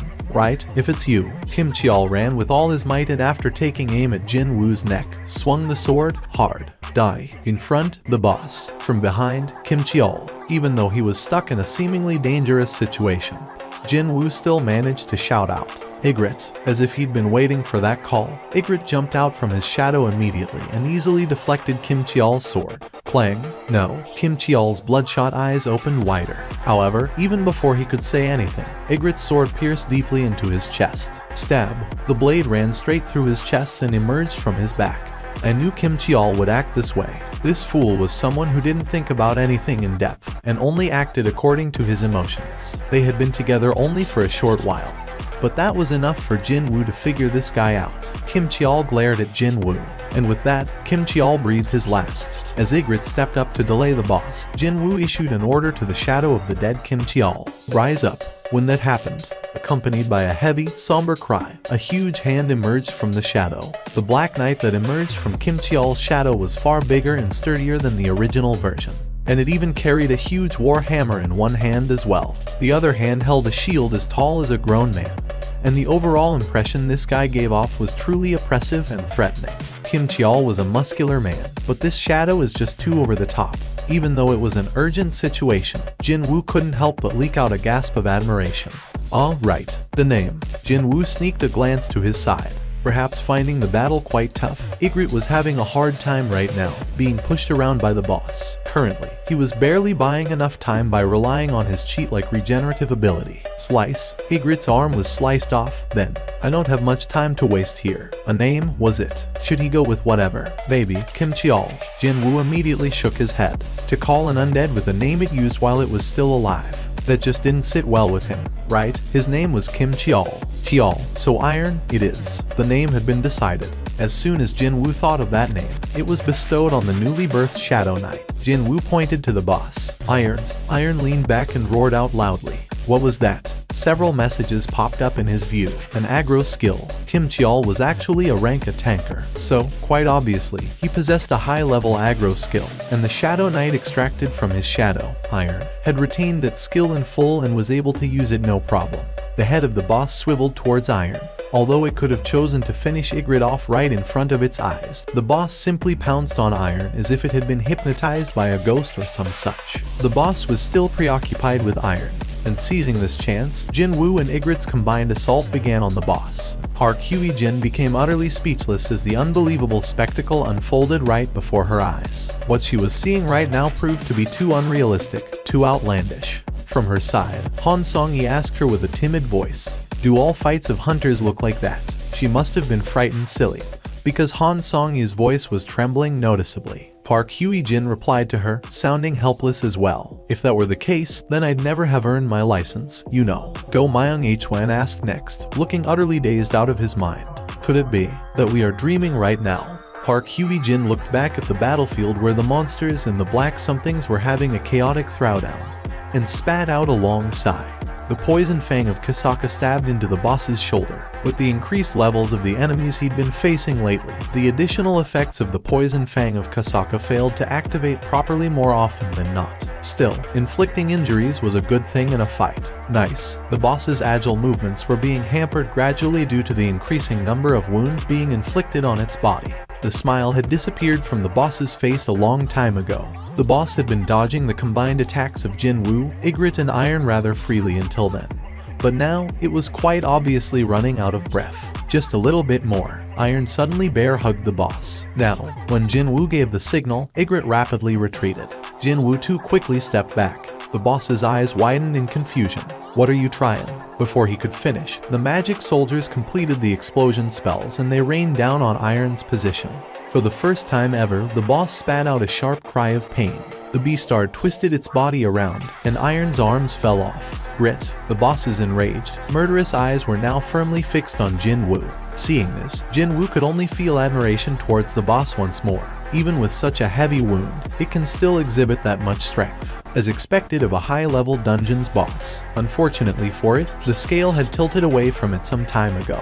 Jin Woo used stealth and dash skills to close the distance to the boss, and stabbed the poison fang of Kasaka deeply into the beastard's waist. The boss's eyes widened considerably. However, the boss still managed to grab Jin Woo's wrist even in the midst of all this. It was not that hard to see the boss's desire to not go down without a fight from its crazed eyes. Just as the boss raised its dagger above its head to stab at Jin Woo simply smirked. At the same time, a huge warhammer slammed into the head of the boss. Slam! The boss's face crashed into the snowy ground. Behind the boss, Iron was raising his hammer up high again. Both of his arms already fully regenerated. The huge hammer flew down again. Splat! Ygritte was getting ready to attack, but then sheathed his sword back into the scabbard attached to his waist. Jin Woo also stored his daggers back inside the inventory, and the expected messages popped up right away. "It's finally over." Jin Woo sighed grandly in relief. What a hard-fought victory this was. He was about to take a breather, but then saw Iron and his eyes went extra round in surprise. Hey, you can stop now." Jin Woo hurriedly stopped Iron. He was about to smash down with his hammer again, but finally stayed his hands. Perhaps it resembled the original too much, because the guy turned out to be a bit simple in the head like the original. Meanwhile, the boss's corpse had been pummeled into a meat paste already. However, its shadow isn't affected, so it's fine. Jin Woo smirked deeply. Finally, the reward for this incredibly hard battle, the one he'd been salivating over, was right by his feet, waiting to be taken. Jin Woo issued his order. "Rise up." It was now 3 a.m. The facial expressions of 4 men waiting around the red gate were, as expected, not so good. Unable to endure any longer, Hyan Kaichial finally opened his mouth. "Guildmaster, we'll remain here and wait, so how about going home first, sir? My guild members are trapped in there, so how can I even think about going home to relax now?" It was here that On Song-min's eye widened. "Huh? Look, the red gate." Hyan Kaichial and Ju Sung Chan also discovered an oddity with the red gate. The red gate is opening up. The dungeon's been cleared. There are people coming out. Baek Yun-ho clenched his fists tightly. That Kim Cheol. Did he manage to pull it off? Everyone waiting there hurriedly rushed towards the front of the gate. Baek Yun-ho, unable to hide his excitement, began searching for the leader of this team, Kim Cheol. However, even though all of the survivors came out, the big guy couldn't be seen. This can't be right. The one who had been insisting on believing in Kim Cheol. Ju Sung-chan's previously confident attitude was gone now, and his expression was getting warped as well. After spotting Jin-woo walking along with Han Song-yi right behind the others, Han Song-min's face was quickly filled up with a huge smile. I thought as much. It was such a noticeable contrast from the face of Ju Sung-chan. However, his smile also faded away quickly. When 5 people, including Seong Jin-woo, walked out from the gate, the portal to another world slowly disappeared from their view. It can't be. Is this everyone? Jin-woo nodded his head, looking rather exhausted. Hyun Kai-cheol had asked the question, and after getting that silent answer, his expression hardened instantly. How can this be? Hyun Kai-cheol's eyes teared up, and he reluctantly began crossing out the names of the deceased off the member list. This was a terrible job, but it had to be done regardless. Baek Yun-ho had been staring at this in a daze, before gasping out in sheer shock and disbelief. Only the lower-ranked hunters returned. Never mind the A rank, only a single rank B survived. Such a thing should not happen. Just what on earth happened inside that dungeon? Let's go. I'll take you home. Jin-woo was about to lead Han Song-yi and leave the location, but Baek Yun-ho reached out and grabbed his wrist first. Excuse me, wait, slap. Jin-woo fiercely shook off that hand. Baek Yun-ho's eyes sharpened immediately. We need to talk for a second here. Jin-woo turned around. I'm too tired. If you have questions, you should ask your own guild members. Baek Yun-ho couldn't hold back and revealed his identity. I'm Baek Yun-ho, the guild master of the White Tiger. Jin-woo's eyes remained cold, however. So what? Being on the receiving end of Jin-woo's cold response, Baek Yun-ho's eyes suddenly transformed to that of a monster's. No, they completely resembled a beast now, instead. We lost 9 guild members through this incident. As the master, I have the right to ask you a couple of questions regarding this matter. This was no longer a request. It was an order, or even a threat. Didn't matter what anyone thought of his words. He was not planning to let Jin-woo go that easily here. But then, Jin-woo too angrily glared back. He was not being cowered by the intense hostile aura oozing out in full force from the rank S hunter. Baek Yun-ho, I rescued 3 of your people. If you're really their leader, shouldn't you be saying thanks to me first? It was Baek Yun-ho who had to withdraw his threatening aura first, as he was bombarded with this incredible pressure emanating from Jin-woo. Besides that, what he said was logical as well. Baek Yun-ho couldn't argue against the point raised. I apologize. Baek Yun-ho lowered his head. Seeing this, Jin-woo turned around once more to leave. Han Song-yi, let's get going. Okay, Han Song-yi carefully studied the mood of this place and followed after Jin-woo. The two of them got on the van and not too long after, left the location. This doesn't make any sense. Baek Yun-ho's thoughts were now in complete disarray. He quickly ran towards the sole surviving upper-rank hunter, Park Hye-jin. Excuse me, Miss Park Hye-jin. She had been trying to warm herself up with the cup of hot tea Hyun Kai-cheol had handed over. She raised her head to meet Baek Yun-ho's gaze. What is the matter with that guy? Why was he so downbeat like that? Indeed, that man had probably gone through an unimaginable hell and finally managed to escape from the Red Gate. Yet why was his attitude so murderous? Park Hye-jin shook her head, displaying her own confusion. I also don't know, sir. After killing the boss, he stood in front of the dead body and shouted something out 3 times, and after that, he's been like that. He was okay until then. Park Hye-jin looked at Go Myung-hwan and Yun Kai-jo. The 2 men nodded their heads simultaneously. What a strange man. Baek Yun-ho muttered to himself as he stared helplessly at the street Jin-woo had disappeared in. Han Song-min saw the state his boss was in, and became incredibly nervous as if he had done something wrong instead. My apologies, Guildmaster. I'm sure he's like that because he's just exhausted. He's not a bad person, I assure you. At least, I believe he's not. No, that's not the problem. Pardon me. Baek Yun-ho turned around to stare squarely at Han Song-min. Why haven't you scouted that man already? Han Song-min couldn't hide his fluster, but it wasn't strong enough to best the fluster Baek Yun-ho had felt just now. Against me. Baek Yun-ho recalled Jin-woo's fierce glare and could only nervously swallow his dry saliva. Gulp. Abruptly, he thought that, were he to fight that man, he'd have to resolve himself to lose an arm or 2. Maybe, even worse than that. Quickly figuring out what Baek-Yun-ho meant, On Song-min hurriedly replied, "We're doing our very best, sir." That is clearly not enough. Baek-Yun-ho's eyes began to sparkle rather dangerously. Seong Jin-woo. Indeed, Chief On's discerning eyes were on the money again. From today onwards, you'll receive all the resources you need. You must bring that man into our guild, no matter what. On the way home, Jin-woo was busy licking his lips in unhappiness as he drove the van. Tisk, was it because the gap between his stat values and the extraction targets were too great? What a disappointment it was, but his extraction attempts ended in failure. What a waste, but there's nothing I can do now. Jin-woo's hand left the steering wheel for a little while, as a dagger with an elegant, flowing, arched blade appeared in his grip. Rarity A. Type Dagger. A dagger used by the great warrior Baruka. Weight reduction magic has been applied to it, allowing the wielder's movements to become even more agile than before. Attack, plus 110. Agility, plus 10. Well, he didn't walk away completely empty-handed. This was the dagger the boss had been using.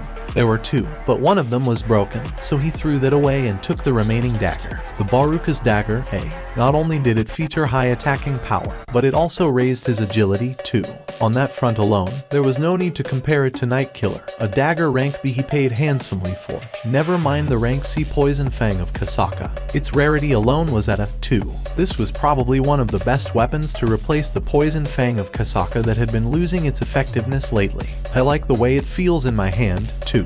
While he was mulling over the things that happened inside the Red Gate, they had arrived before Han Song-yi's home. Screech. She had been sitting in the passenger seat without saying a word, as if she wasn't even there in the first place. As soon as the van came to a stop, she climbed out of the seat and bowed her head. "Drive safely. I will. Good night." Han Song-yi turned around to leave. Seeing her slumped shoulders and powerless gait, it seemed that the original goal of this trip had been met, one way or the other. Well, although things did get a lot complicated, I was trying to change her mind anyway. It was rather likely that she wouldn't try to become a hunter in the future. It'd be the same story for anybody if their first dungeon experience just so happened to be a Red Gate. He nodded his head in satisfaction and was about to start the van again. But then, the passenger side door was abruptly opened from the outside. Jin-woo shifted his gaze. Han Song-yi had returned to the van and was holding onto the door. What's the matter with her? His curiosity only lasted for a little while. Han Song-yi bowed her head deeply again, this time looking much calmer than before. "Thank you for everything, Appa." He only now realized that, from some time ago, the honorific she used to address him changed from Aujasi to Appa.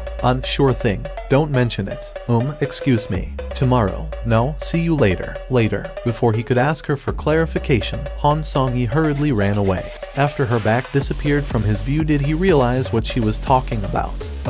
From today onwards, he'd be teaming up with Yu Jin-ho again to mop up the rest of the raids. Han Song-yi was a raid team member, so of course, they'd see each other again later on.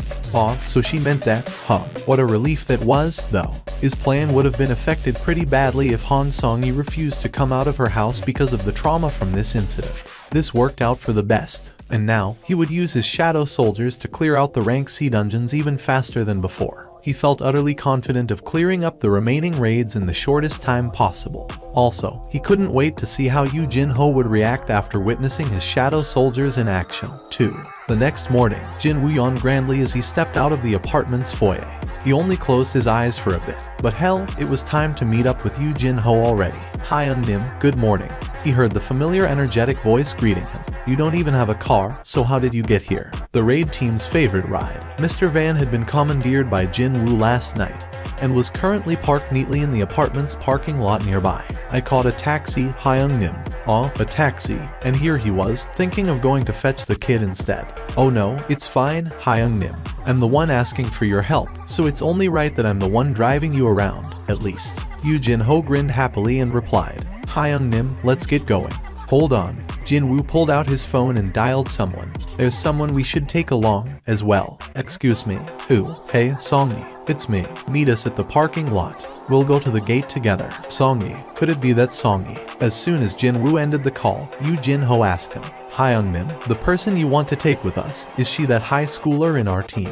Jin-woo nodded his head. Han Song-yi lived near here, and their destination was the same, so there wasn't any reason to go there separately, now was there. Unfortunately, Yu Jin-ho didn't see it that way. Han Song-yi, the rather cute high school girl with her hair tied up in a bun.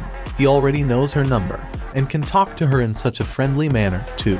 Could Hyung-nim and her have formed a much deeper relationship than meets the eye? For sure, Hyung-nim was a cool guy even from another man's perspective. While Hyung-nim wouldn't be interested at all, it'd not be a strange thing for an impressionable schoolgirl to fall for a man like that. Yoo Jin-ho nodded his head. If this was the case, then there was something he had to make sure right away. Hyung-nim, should I call Miss Han's sister-in-law from now on? Did this guy fall off the bed and hit his head or something? Jin-woo's crumpled expression was implicitly implying that, even if Yoo Jin-ho was not too quick on the uptake, he should still be able to figure that one out pretty easily. You two aren't dating. She's a friend of my little sister. So that's what happened. Yoo Jin-ho finally understood the situation. He didn't even know what was going on, yet he was thinking of calling that girl his sister-in-law. His face reddened up considerably. Soon enough, Han Sung-yi came to the parking lot. Not only that, she was noticeably better dressed than how she was usually. Seeing this, Yoo Jin-ho grinned slightly. Yep, she's definitely a teen girl, wanting to look nice in front of the brother of her friend and all. As the leader of the raid team, he was thinking of praising the fellow raid team members' choice of wardrobe. But then, Jin-woo greeted her first. Did you get some sleep? In that instant, Yoo Jin-ho's expression froze stiff. Han Sung-yi smiled and shook her head. I couldn't catch a wink. I'm sure you're still exhausted, so get some rest in the van. Listening to the two young people's conversation, the thought process of Yoo Jin-ho became more and more messed up. Han Sung-yi asked Jin-woo this time. What about you, Papa? Did you get some sleep? Well, only for a little bit. It was already 4 a.m. by the time I got back home. Anyway. Well, true that. Night. Couldn't catch a wink. Still exhausted. 4 a.m. by the time he got back home. Just as Yoo Jin-ho's panic state was morphing into a full-blown freak-out. What are you doing, Yoo Jin-ho? Well, Hyung-nim. Well, the thing is, this Han Sung-yi is still a minor. Hyung-nim. Okay, so, never mind, Hyung-nim. Truly now, Hyung-nim was a man among men. Yoo Jin-ho was deeply impressed by Jin-woo, who didn't care about the glares of the public and thought that, indeed, he's extraordinary. He also began to reflect on his foolish ways of trying to apply the standards of the regular people on Hyung-nim. As soon as he stepped foot inside the dungeon, Jin-woo took in a deep breath. After being confined to an open field type dungeon for a few days, the air inside the cavern type dungeon felt new and refreshing. The floor of the cave began rising up here, there, and everywhere. Humanoid monsters with skins made out of rocks appeared. Yoo Jin-ho quickly recalled their name. Hyung-nim, it's the Stoneman. In the blink of an eye, the head of the Stoneman in front of the pack rolled to the ground. Jin-woo looked at the Baruka's dagger and smiled in satisfaction. Time to summon his shadow soldiers. Oopsie, Jin-woo facepalmed and turned around. I forgot he was here with me. He got way too excited and completely forgot about Yoo Jin-ho for a moment there. While plopped on his ass, Yoo Jin-ho pointed his trembling finger at the shadow soldiers standing right in front of him. It's a bit complicated to explain. Well, it's my skill. You can summon these things as your skill. Jin-woo nodded his head. Yoo Jin-ho's jaw remained slack and didn't want to close. Him and Hyung-nim had entered dungeons together 11 times already. He thought that he wouldn't get shocked anymore, but he was proven wrong once more. A rank C dungeon was destroyed in no time at all, in other words. Jin-woo exclaimed in admiration. At this rate, we might get to mop up the rest of the raids pretty quickly. As soon as the battle ended, the shadow soldiers retrieved the magic crystals and stood before Jin-woo in orderly columns. Yoo Jin-ho hesitated slightly, before opening his mouth with some difficulty. Can I be the one to retrieve the magic stones? Why, I'm kinda upset because it feels like my role's been stolen by these guys, Hyung-nim. Jin-woo burst out into a soft chuckle. Yup, this kid really is a weird one. And a day later, Jin-woo finished the 19 raids he had promised Yoo Jin-ho. Now that the raids are over, how about we celebrate with a hearty meal? Yoo Jin-ho took a look around and pointed towards the empty table by the windows. Can't we sit over there? I'm sorry, sir. That table has been booked already. A large group must have made a booking, because several tables had been brought together. Currently, they were all empty. Yoo Jin-ho stared at the empty tables with a rueful expression and shook his head. In the end, the two of them had to occupy the most secluded, out-of-the-way spot in the diner. Yoo Jin-ho lowered his head in shame. I'm sorry, Hyung-nim. There's nothing for you to apologize for. I was the one who suggested that we come here anyway. Even still, I should have taken you to a bit better spot than this one.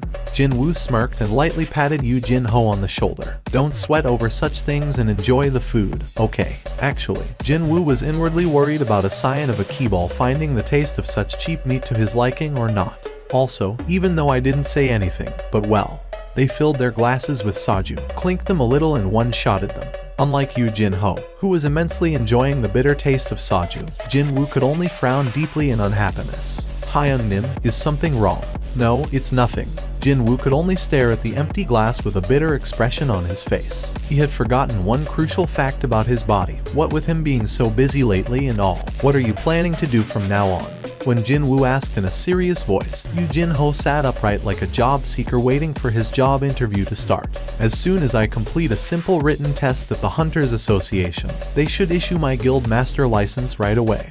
Hyung-nim, I'm planning to negotiate with my father with that license in hand. Determination flooded in Yu Jin-ho's eyes. He had invested a lot of his own moolah for this purpose, and there was no room to retreat now. Besides, I also made a promise with Hyung-nim, too. The guild building he promised to Jin-woo. That part of the bargain could be upheld only after Yu Jin-ho successfully persuades his father, Yu Myung-hwan, to install him as the new guild master. On the other hand, Jin-woo was feeling rather liberated. Sure, it'd be nice to get my hands on that 30 billion won building. But well, that would only be an added bonus to him. His real purpose had always been leveling up. While entering all those rank C gates, he had reached a far higher level than he initially bargained for. In other words, he had achieved his goal, and the results of his frantic leveling up spree. One punch from him, and the rank a hunter with a guaranteed annual salary of billions of won, Kim Cheol lost his consciousness. Just like that, at the bare minimum, I can make more money than that guy now.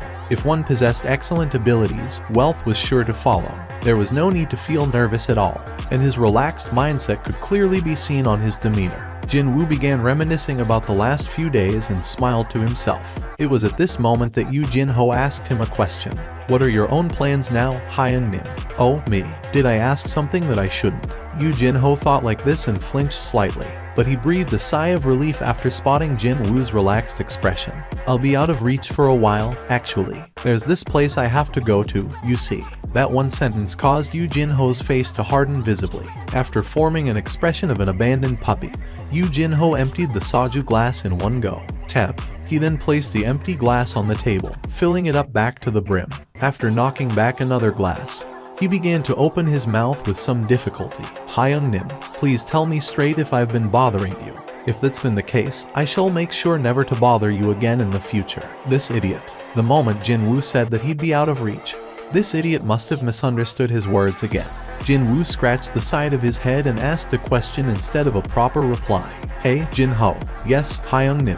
What do you think of me as? Well, Yu Jin-ho's eyes rolled around this way, and that as if he couldn't come up with a good enough answer, before he raised his head. Hyung-nim, I have a brother who's over 10 years older than me. Jin-woo remembered hearing that from somewhere. My brother doesn't really like me, so I think the time I spent with him is far shorter than what I've spent with you, Hyung-nim. Compared to him, you have saved my life, helped me out with my dream, and... Yu Jin-ho stared straight at Jin-woo. To me, you're more like my real brother than him, Hyung-nim. He was still a bit scared of Jin-woo, though. Still, he'd never, ever forget these past few days following around Jin-woo for the rest of his life. Indeed, his respect was far greater than fear of Jin-woo at this point. If you see me as your brother, then... Jin-woo smiled deeply. I'll think of you as my younger brother as well. The tip of Yu Jin-ho's nose reddened and he began to get teary-eyed all of a sudden. If that was all, it'd have been fine. But then, he tried to get closer to Jin-woo out of nowhere. Hyung-nim, I want to give you a big hug. It's fine, right? Hey, you're drunk, dude. Stop it. No, that's not true. Hyung-nim, I've never been this clear-minded in my life before. Hyung-nim, say that with your eyes open, will ya? Soon enough, Yu Jin-ho fell asleep and the table had quietened down now. What a helpless kid. Jin-woo leaned back on his seat and lightly clicked his tongue. A TV mounted on the wall of the diner was showing a news bulletin. Is it 9 in the evening already? He thought like that and stared the screen, only to spot someone rather familiar appearing there. Is it true that there was a huge incident during the training of your new recruits? Is it also true that only the lower-ranked hunters returned alive while all the higher-ranked ones had perished? What do you think about the rumor of a mystery person allegedly aiding the survivors during this incident? Baek Hyun-ho was doing his best to ignore the reporters, but in the end, he had no choice but to respond. This incident has been investigated by the association already. It was true that there was an incident, but there was no mystery helper at the scene. No, the White Tiger Guild's proud hunters combined their powers and managed to clear the upper rank dungeon, and many hunters lost their lives or got injured during the process. That is all. Another reporter quickly fired in a follow-up question. If that's the case, why are you forbidding us from interviewing the survivors? Those folks managed to avoid death's doorstep by a hair's breadth. So, why do you wish to speak to those people regarding this deeply traumatic event? That's as far as I'm prepared to answer you people. Baek Yunho made a quick getaway from there after climbing into a car. Jin Woo's eyes remained wide open. A little while ago, somewhere in the eastern United States of America, a shrill scream exploded out inside a certain dungeon. A hunter named James plopped down on his butt. His legs had lost all strength and he could only crawl on the floor to run away. But when he realized that he only managed to corner himself against a wall, despair quickly dyed his expression. Oh dear God. The rank for this dungeon was estimated to be A, and in order to clear this gate, suitable hunters were recruited to form a raid team. However, every single one of them was annihilated. Technically speaking, they weren't dead, but unconscious on the floor, though. I can't believe this. When the raid team entered the dungeon, they could not find a single monster, because there was seemingly no monster inside. A dungeon without monsters. Can such a thing even exist? If that was the case, where did the magic power emission that the measuring equipment had picked up outside the gate come from? The hunters came up with all sorts of theories by themselves. This was already a hard-to-believe phenomenon, yet something even more shocking was waiting for them by the boss room. When they entered it, they did find a single monster, and it looked exactly like a human being. Indeed, there was only one, but from that monster's single attack, every raid team member lost their consciousness. This creature proved to be far, far too powerful for them. Only James had somehow escaped from the boss room. Wait, could it be that all the magic energy emission detected on the outside of the dungeon is coming from that thing alone? The measurement took place far away, from outside the gate itself, yet its magic power was already exceeding the level of a rank A. James shook his head again. That's just FC-king impossible. But then, this, really now? That lone monster walked out from the darkness and stepped into the light. James began screaming once more after he saw the approaching creature. That hurts my ears, you know. The monster, no, an oriental man with long, unkempt hair and a bushy beard roughly scratched the top of his head. James no longer screamed but began leaking out scared gasps instead. The mystery oriental man stood before James and placed his hands on his waist. What the hell? So, who told you to attack first without warning? I told you that I'm not a monster, but a human being. I'm a human. Unfortunately, James could not understand a single word of this strange language. Naturally, his complexion progressively worsened. The Oriental man stared at the terrified American hunter with a troubled expression on his face. Eventually, he spat out a long, long sigh. Dang it, what a pain, trying to talk to these big-nosed foreigners. In any case, he tried to initiate another conversation one more time. He squatted down low enough to match the American's eye level and did his best to sound as friendly and non-threatening as possible. Hey, ma'am. He could recall a few English words. With such a poor grasp in that language, he couldn't really tell if he was making any sense at all, grammar-wise. I am a Korean. So, he tried to enunciate every word to the best of his ability. I want to go home. An event of an unprecedented scale. A trapped person walked out of a dungeon, alive. The U.S. Hunter Bureau went into overdrive right away. The deputy director of the bureau personally came down to the interview room after hearing this news. Beyond the one-way mirror, he could see an oriental man quietly sitting on a chair, with a pair of handcuffs on his wrists. Is he that man? That's correct, sir. He looks like a regular civilian, doesn't he? Yes, sir. It was as he said. Once that man's unkempt hair and the messy beard were taken care of, his facial features would be that of an average middle-aged oriental male commonly found everywhere. Have you found out his identity yet? He has repeatedly stated that he's a Korean hunter. South Korea. Yes, sir. How can a South Korean hunter come out of a dungeon on the other side of the world? He says that he was trapped inside the dungeon for the past 10 years after the gate closed on him. And when he reopened his eyes, he's in America. Is that it? That's what he'd been saying until now, sir. The deputy director massaged his forehead. How was he to explain this to the director? He felt a migraine beginning its vicious assault on his head. If that's the case, then what are you guys waiting for? Why aren't you in there, trying to get more information out of him? Sir, we're currently focusing on the possibility of this man being a monster who possesses a human's memories instead. Okay, so, if it suddenly reveals its true intentions during the interview process, the entirety of Washington could be in danger. That made sense. A raid team consisting of several rank A hunters proved to be utterly helpless against that man. After all, they could not afford to be careless here. There is a rank S hunter who can converse in Korean residing nearby. The deputy director's expression brightened. He was none other than the deputy director of the Hunter Bureau. He had memorized back to front the list of all rank S hunters living in the States already. Mr. H. Wang, is he coming here? Yes, sir. One of the main hunters of the Scavenger Guild, H. Wang Dong-soo. If you were to make a report to the higher-ups, he at least needed to know the subject's name. What was the name of that man? It was a difficult-to-pronounce name, that's for sure. The section chief confirmed it on the report submitted to him by one of his underlings and spoke up. His name is Seong-il H-won, a hunter from South Korea. H-won Dong-soo had no time for such things as mercy, especially if it was against monsters. He lost his parents to a dungeon break many years ago and grew up with only his older brother as the sole surviving family member. That was why when he awakened as a rank S, he knew this was his heaven-sent opportunity. The opportunity to rip apart and kill as many monsters as I can. Perhaps that was the reason why the glare of H. Wang Dong-soo as he entered the interview room was icier than usual. A man who came out from a dungeon. Even the magic energy wavelength this man emitted apparently had a similar pattern to that of a monster. If a monster is pretending to be a human, then he'd kill this abominable creature right here, right now. His glare met the man's gaze. They silently exchanged their gazes. H. Wang Dong-soo put the file with this man's information down on the table. It'll be better for you to cooperate with me. One word from me will determine how others will see you, a human or a monster. Got that? Understood. Before he got started, though, a deeply personal question floated up in H. Wang Dong-soo's head. His older brother who died inside the dungeon. Was there any possibility that H. Wang Dong-seok could return alive? He wanted to know about that first. Is there any chance of other hunters returning from a dungeon?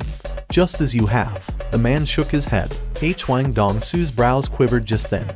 How can you be so sure? Because I'm well aware of the reason why I came back. The reason? What is it? Let me ask you something before I answer that. I'll be the one asking questions here. H. Wang Dong-soo's eyes narrowed to a slit. However, the man continued on with what he wanted to say regardless. The gates, monsters, and dungeon breaks. How much do you know about them? If this man had asked a stupid question, H. Wang Dong-soo might have used force to shut this man up right away. But he couldn't do that right now, because that question was something that countless tried to answer ever since the first gate opened and awakened people began appearing 10 years ago. This very moment could be when the answer finally revealed itself. Deputy Director, shush. The agents of the Hunter Bureau all nervously swallowed their saliva as they stared into the one-way mirror. H. Wang Dong-soo asked, are you saying that you know? Dungeons, gates, monsters. All these are merely preludes to a true war about to happen soon.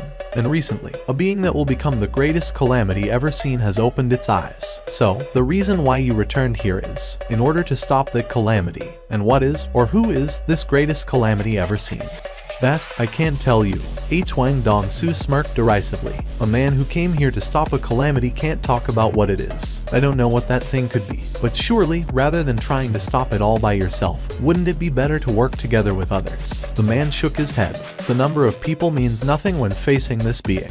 Doesn't matter whether lots of amateurs decide to work together or not. They will only become its prey, and become its pawns instead. So, you are saying that only you can stop it. The man nodded his head. H. Wang Dong-soo inwardly clicked his tongue. This guy's gone off the deep end. It wasn't that hard to understand, though, if this man had been truly trapped inside a dungeon for 10 years. Or, alternatively, there had been some kind of an error, a mistake, during the process of the monster trying to copy a human's memories and consequently, its brain had melted somewhat. He opened the man's case file.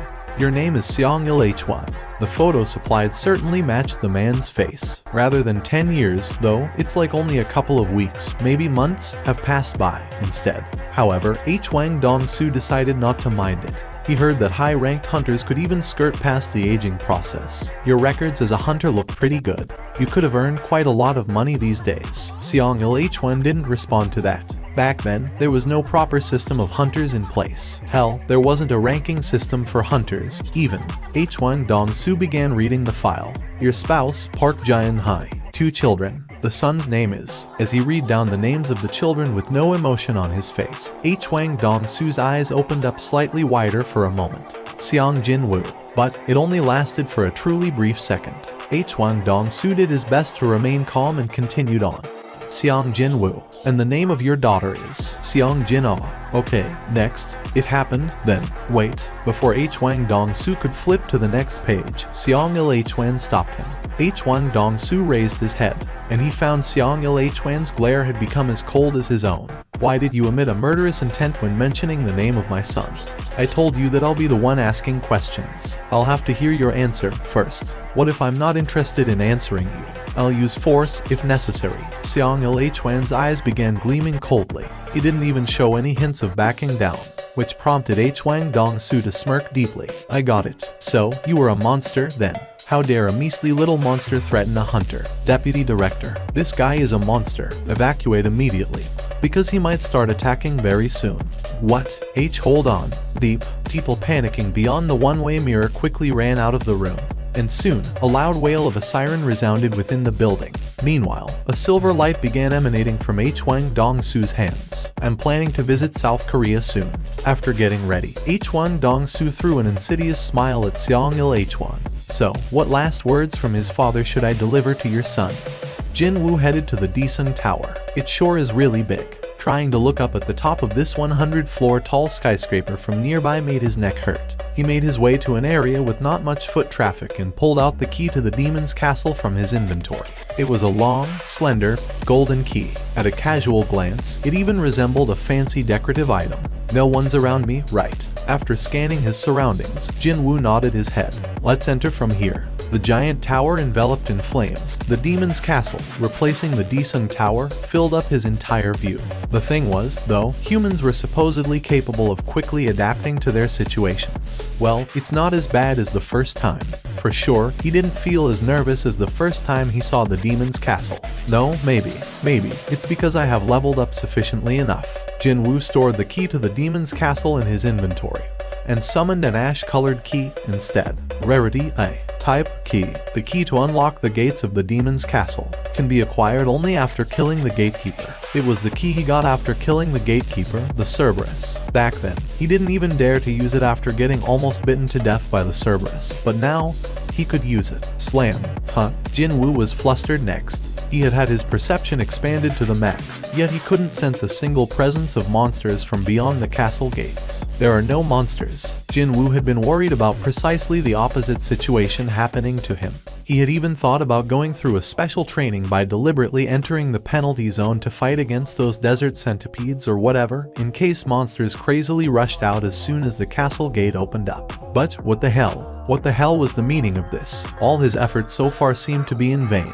The interior was utterly devoid of any life. A new quest, is it? It wasn't a daily quest. Well, it'd be strange if it was, since Jinwu made sure to complete the daily quest and pocketed the rewards before coming here. Demons are everywhere within the demon's castle. Kill the demons and collect their souls to receive special rewards. One soul can be collected from a single demon.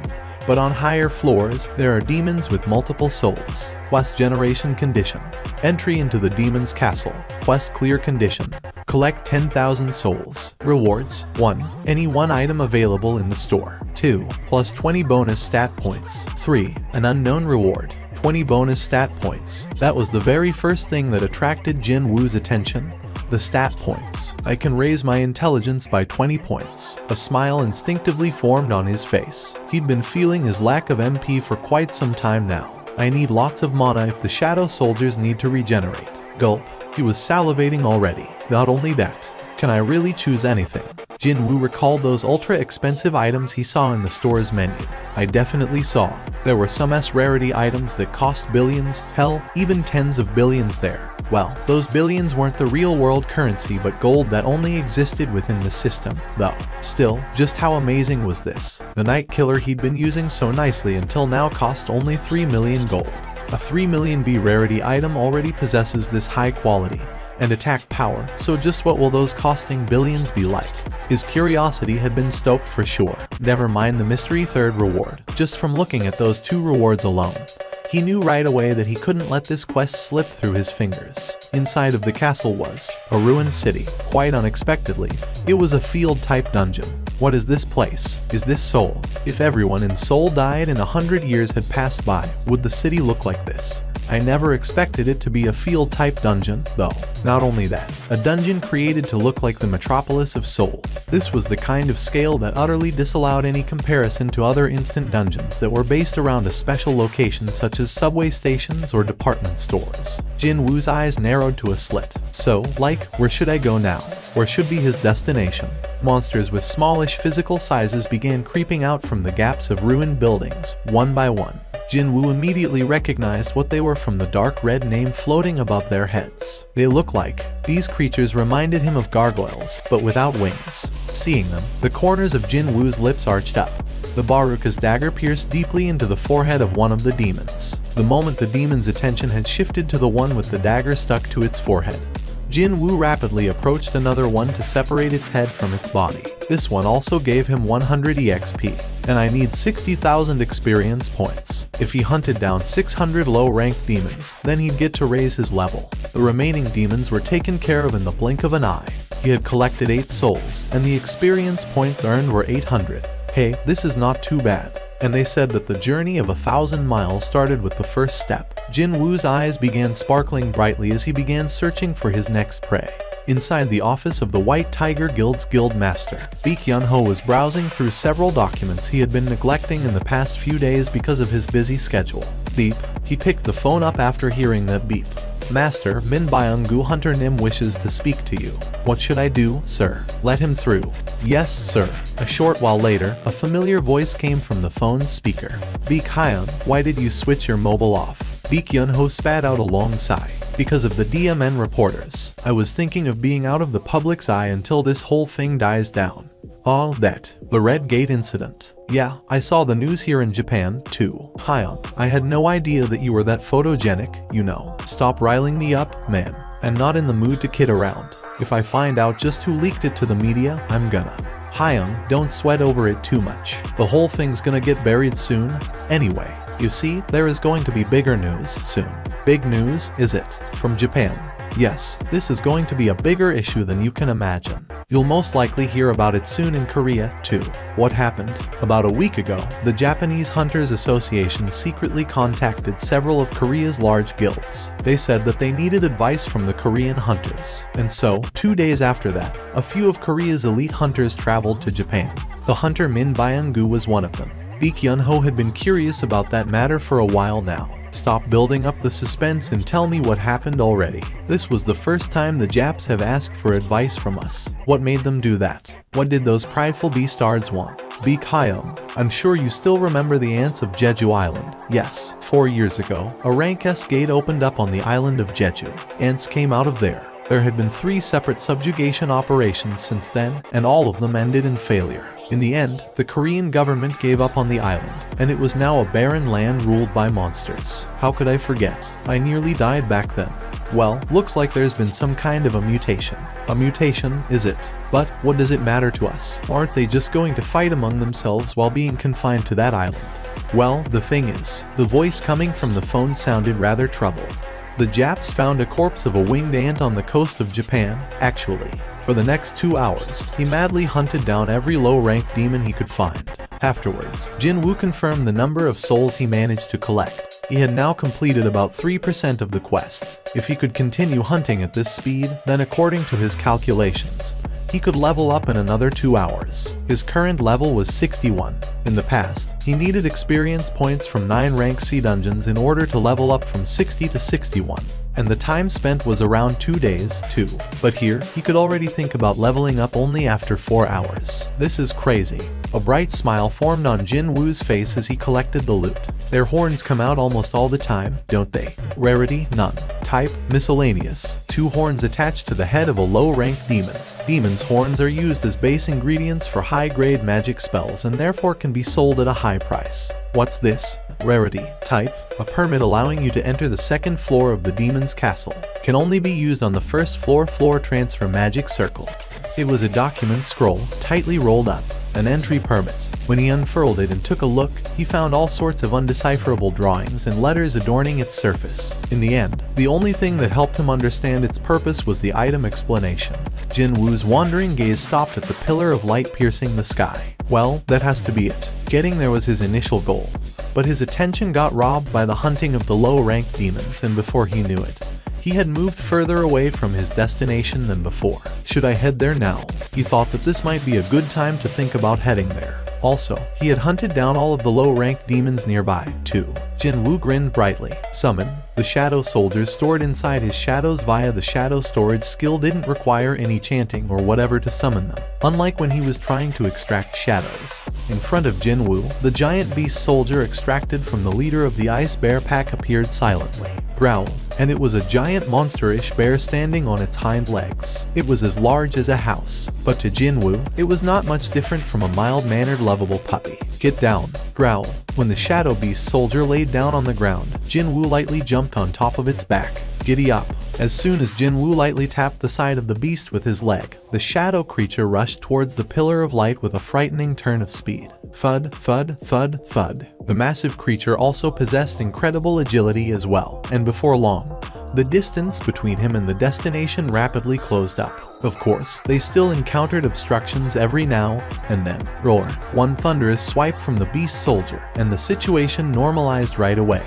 Ho-oh. Jin Woo formed a deeply impressed expression. I only decided to ride it for fun.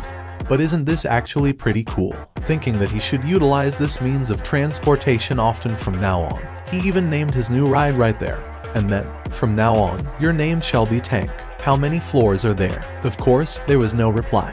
Fine, let's go up, then. Jin Woo spoke up. Second floor. Jin Woo summoned the scroll as per the instruction. As soon as it appeared, it dissolved into the light.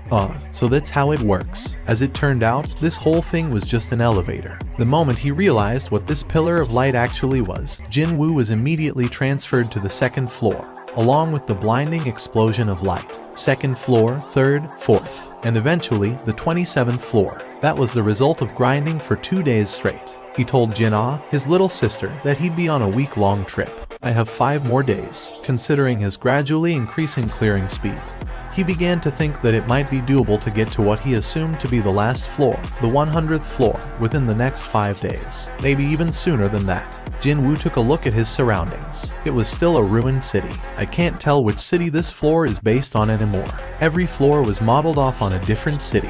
However, the higher he climbed, the state of destruction the city was in got worse and worse.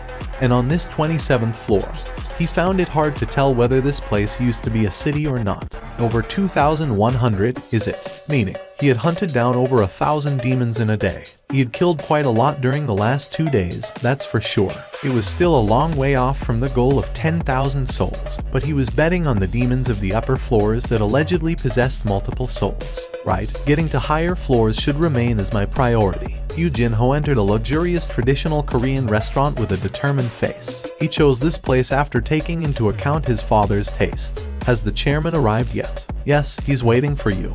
He was guided to the private room where his father, Yoo Myung-han, was waiting for him. The traditional sliding paper door was opened and immediately, Yoo Jin-ho's nervousness increased by several folds after seeing his father's face. You wish to run the Yoojin Guild, is that right? That's correct. It was at this point that a hint of a dilemma, alongside the emotion of shock, appeared on Yoo Myung-han's face. To think that father is pondering between me and my older brother. Yoo Jin-ho was genuinely moved inside. The fact that his father was thinking about this matter was a big win for Yoo Jin-ho. If it was in the past, he'd be satisfied with this much. However, he had no desire whatsoever to back off now. As you know already, father, giving the position of the guild master to an outsider carries too much risk. Enough. Yoo Myung-han raised his hand. At the same time, Yoo Jin-ho's mouth stopped moving. Father's enough was one of the most absolute commands that no one in the Yoo household could go against. There is someone I want you to meet. Pardon me. Yoo Jin-ho's eyes went round at that. He was the one who called and asked for this meeting, yet his father wanted to introduce him to someone. Who could it be? Just as Yoo Jin-ho's curiosity piqued, the door opposite to the one he used to enter the room slid open. Hello there. Was he in the late 20s or early 30s? A man around that age group awkwardly greeted Yoo Jin-ho as he entered the room. Who was this man? Yoo Jin-ho couldn't recognize this man at all. When Yoo Myung-han signaled with his chin, This unknown man settled down next to him. This here is Hunter Go Myung Hwan. Go Myung Hwan. Yu Jin-ho tilted his head. He had never heard of this name before. Father nodded his head as if he had expected this already and continued on. He is one of the survivors from the White Tiger Guild's Red Gate incident, the one that's been making so much noise lately. The Red Gate. Why was the story of the Red Gate brought up here, out of the blue? Since the incident had been talked about non-stop in mass media, even Yu Jin-ho knew what had happened. But this timing was suspiciously coincidental, and so he found it difficult to figure out where his father was going with this. And this man here, a man who was supposed to be a survivor of that incident. Why did the survivor that the media was madly scrambling over to find appear here? Yu Jin-ho's curiosity continued to balloon greatly. Mr. Hunter, yes, Chairman. Please inform my son who was there besides the White Tiger Guild's new recruits on that day. Understood. Go Myung Hwan's stare now was directed to Yu Jin-ho. There was a young female hunter who looked to be a high schooler, and a young female hunter. Even then, Yu Jin-ho couldn't imagine just whose name would pop out from Go Myung Hwan's lips. And Mr. Seong Jin-woo. Yu Jin-ho thought that he could hear his own heart fall to the pit of his stomach. Hyung-nim was there at the Red Gate incident. What was going on here? He was already feeling quite confused, but now, his thought process devolved into an even more complicated mess. In the middle of his confusion, he suddenly remembered something. Wait, now that I think about it, a few days ago, Hyung-nim was conversing with such familiarity with Han Sung, someone whom he didn't even share a casual greeting before that day. Do you still remember the name of that female hunter, by any chance? It was Miss Han Sung-yi. How can this be? Yu Jin-ho's jaw dropped to the floor. To think there was such a secret to the mysterious relationship between those two people. Wait, if that's the case, then the identity of the potential helper the news outlets were talking about was as if he knew what Yu Jin-ho was about to ask. Go Myung Hwan quickly confirmed the truth. We, the members of the White Tiger Guild and Miss Han Sung, could escape from the Red Gate all safe and sound thanks to Mr. Seong Jin-woo. Hyung-nim, just what did you do in there? Yu Jin-ho formed an expression comprised of half surprise and half joy. Yu Jin-ho's eyes twinkled as he listened. At first, everyone was taken back somewhat after learning that a pair of Ranky hunters were coming to observe the new recruit training process. But then, Go Myung Hwan began describing what happened that day with a hyped-up voice reminiscent of a little kid proudly showing off to a friend the brand new toy he got as a gift. However, he did what to a Ranka hunter. Go Myung Hwan wasn't the only overexcited person in the room. Exactly. With his palm, he went like, paw. He smacked the back of Kim Cheol's head and, as he listened to the exploits of Hyung-nim, Yu Jin-ho's heart beat faster as if he was there, experiencing everything personally. I really thought that we'd die for sure when dozens of ice elves showed up. But then again, was he paying too close an attention to the story? Time flew by really quickly. The definitely not short story of that day's events was finally coming to its end. The excited Go Myung Hwan's voice became louder. So, what I'm saying is, this whole thing is just too unfair. Mr. Seong Jin-woo saved our essays back there. He's my life savior. But then, I'm not supposed to reveal the existence of Mr. Seong Jin-woo. I find it difficult to accept the decision of the White Tiger Guild. However, Chairman Yu has given me a call out of the blue, and so, here I am. It was at this point that Yu Myung-han stopped Go Myung Hwan in a dignified manner. Go Myung Hwan embarrassedly lowered his head. Yu Myung-han's stare then shifted over to his son, Yu Jin-ho. In the process of investigating more about Hunter Seong Jin-woo, a name that I never expected to hear popped up. At the ends of Yu Myung-han's pointing finger, his index finger pointed to a piece of paper with Yu Jin-ho's name written on it. And it was none other than the raid records Yu Jin-ho handed over to his father. I'm busted. The truth about Hyung-nim helping him out during the process of acquiring his guild master license was now out in the open. Yu Jin-ho's expression hardened. Hunter Seong Jin-woo aided you greatly during your attempt to earn the guild master license. Do you acknowledge this fact? Yes, father. In the past, being subjected to that withering glare, Yu Jin-ho would lose all strength in his legs. However, he couldn't give up like this. For the first time ever, Yu Jin-ho summoned his courage in front of his father. He lowered his head and raised his voice. Can you entrust the Yujin Guild to me, father? I will. At that refreshingly simple answer, Yu Jin-ho hurriedly raised his head. I shall entrust the Yujin Guild to you. But why? Didn't you say it yourself? It is too risky to entrust the guild to an outsider. With you here, is there a reason to take on that risk now? But I tried to deceive you, father. You thought I'd scold you and kick you out because of that. what was going on here? Yu Jinho thought that his father was smiling for some reason, but Yu Myung-han's lips would always remain in a straight line, no matter what the occasion was. So, how come? However, I have a condition. Yes, father, this hunter Seong Jin-woo. Can you bring him over to Yujin? Yu Jinho's eyes opened wider. The light within Yu Myung-han's eyes flickered a little just then, but that didn't last for long. That's correct. Yu Jinho became speechless, then groaned. Even a snot-nosed brat would know that now was the right time to confidently say something in order to leave behind a positive impression. However, the one they were talking about was none other than Hyung Nim. Yu Jinho could ask, sure, but he wasn't confident of anything else besides. So, he replied honestly, I can't be certain. Very good. There is no meaning if the challenge is too easy for you. The chairman Yu Myung-han took a sip of water and lightly wiped the corners of his lips with a handkerchief. If you fail, I shall hand over the guild to your brother. So, how about it? Will you accept? This boy wanted Yujin Guild. He suspected something was up when they agreed to meet today, but he didn't expect his son to be this daring. Indeed, a tiger's cub is still a tiger at the end of the day. The smile finally began to spread on Yu Myung-han's lips. 48, 49, 50. With a frightening clearing speed, Jin-woo climbed up the floors. He didn't feel tired at all when looking at the total experience points and the accumulated number of souls climbing up higher every time he hunted a monster down. He had procured the important entry permit for the 51st floor a long time ago. So, the only thing remaining was to get to the floor transfer magic circle and go upstairs. But Jin-woo's sight shifted towards the pillar of light. More specifically, a short distance in front of that pillar, and a massive demon, plus scores of high-ranked demons, were standing there, waiting. Jin-woo raised his sight up higher, and he could see the giant demon's name, floating in the air in a deep crimson hue. That thing consisted of a huge mess of fatty flesh that must have weighed dozens of tons. No, maybe even several hundred instead. And then, the massive club this thing was holding in hand looked rather horrifying as well. However, a smile was etched on Jin-woo's face. So, that's the mid-boss of this place, huh? He held only the nicest memories of the bosses found inside the instant dungeons. They all gave him plenty of experience points as well as wonderful items, compared to the boss-level monsters found in regular dungeons that required lots of hard work to kill but little reward to show for it. These boss monsters of instant dungeons were more like boxes of gifts, all nicely wrapped up. So, then, what items would that guy cough up? Gulp. Jin-woo smiled brightly and began drooling.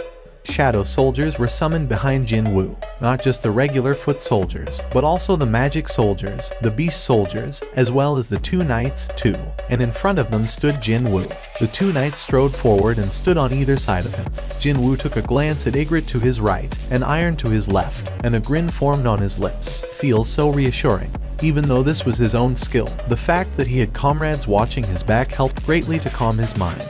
However, still, it's a bit too much to go with a frontal assault, isn't it? The whole thing looked kinda dangerous. And that was all thanks to that wooden-looking club held tight in Vulcan's grip. It's just unbelievable that a tree that big actually existed, right? He guessed from the size of Vulcan and the wooden club that one swing from the demon would be enough to wipe away his entire platoon. Jin-woo ordered his magic soldiers to initiate the assault first. Use the ranged attacks to summon Vulcan's lackeys over here first, and I'll fight that big guy lumbering along at the rear. It was a simple enough plan to carry out. Now, when Jin-woo gave his signal, flames flew out from the hands of the magic soldiers. The flames exploded near the subordinates of Vulcan, signaling the beginning of the operation. The warning beeps resounded out in his head at a frightening pace, and at the same time, Vulcan and its lackeys all turned their heads towards Jin-woo and his army. Alright, he succeeded in drawing their attention. In order to hit Vulcan coming up from the lackey's rear without getting discovered, Jin-woo activated stealth and hid himself. Everything seemed to be unfolding according to plan. That's what he thought, but then, thud, thud, thud, thud, thud, thud. Vulcan broke his expectation and bolted forward like a streak of lightning. What the hell? What is up with that movement? It's like I'm looking at video footage sped up several times. Quite literally, in the blink of an eye, Vulcan had ran past its lackeys and arrived before the shadow soldiers. Oh crap. Jin-woo's eyes widened considerably. This demon with a huge, mountain-sized body mass managed to exceed his imaginations. Vulcan lifted the club up high. Just before the club pointing to the sky fell down on the defenseless magic soldiers, Iron jumped out of nowhere and raised his black shield. Whoosh. The attack was defended against somehow, but both arms of iron were shattered into pieces. The sturdiest, toughest among the shadow soldiers couldn't withstand a single attack and was rendered unable to fight any further. Scatter. The shattered pieces of iron's arms fell to the ground and scattered away, perhaps finding its previous attack not to its liking. Vulcan tilted its head this way and that, while staring deeply at its club. But that was only for a brief period. The Beastard slammed down with the club once more. Iron, who had lost all means to defend himself, as well as the magic soldiers behind him, were crushed to oblivion next. Crack. Witnessing that event unfold, something inside Jinwoo loudly snapped into two. This son of a BTCH dares to. Jinwoo bit his lower lip. What he did next wasn't because his head told him to do it. When he regained his senses, he was already in midair, leaping towards Vulcan. His target was already set, and that would be that surprisingly beady little head attached atop the mountainous body. Jinwoo twisted his body in midair. The muscles of his shoulder and the arm cocked rearward ballooned up. When he focused all his might on his clenched right fist, stealth came undone automatically. Belatedly, Vulcan discovered Jinwoo. Too bad. Jinwoo's fist was not slow enough for the giant monster to dodge when it was already near its nose. His fist punched out like a bullet and slammed into the side of Vulcan's face. Vulcan was flung away. The giant demon rolled away on the ground for a long time, before crashing into the skeletal remains of a building and came to a stop. Jinwoo lightly landed back on the ground, his eyes quite wide open. Why did it fly away that easily? Unable to comprehend what just happened, he stared at his own fist in disbelief. He couldn't even spot a single nick or a scratch on his fist that managed to blow away such a huge creature. Then, he suddenly recalled something. Now that I think about it. Jinwoo raised his head. He summoned the stat window, and it quickly floated up there. Strength 150, Endurance 109, Agility 139, Intelligence 109, Perception 111.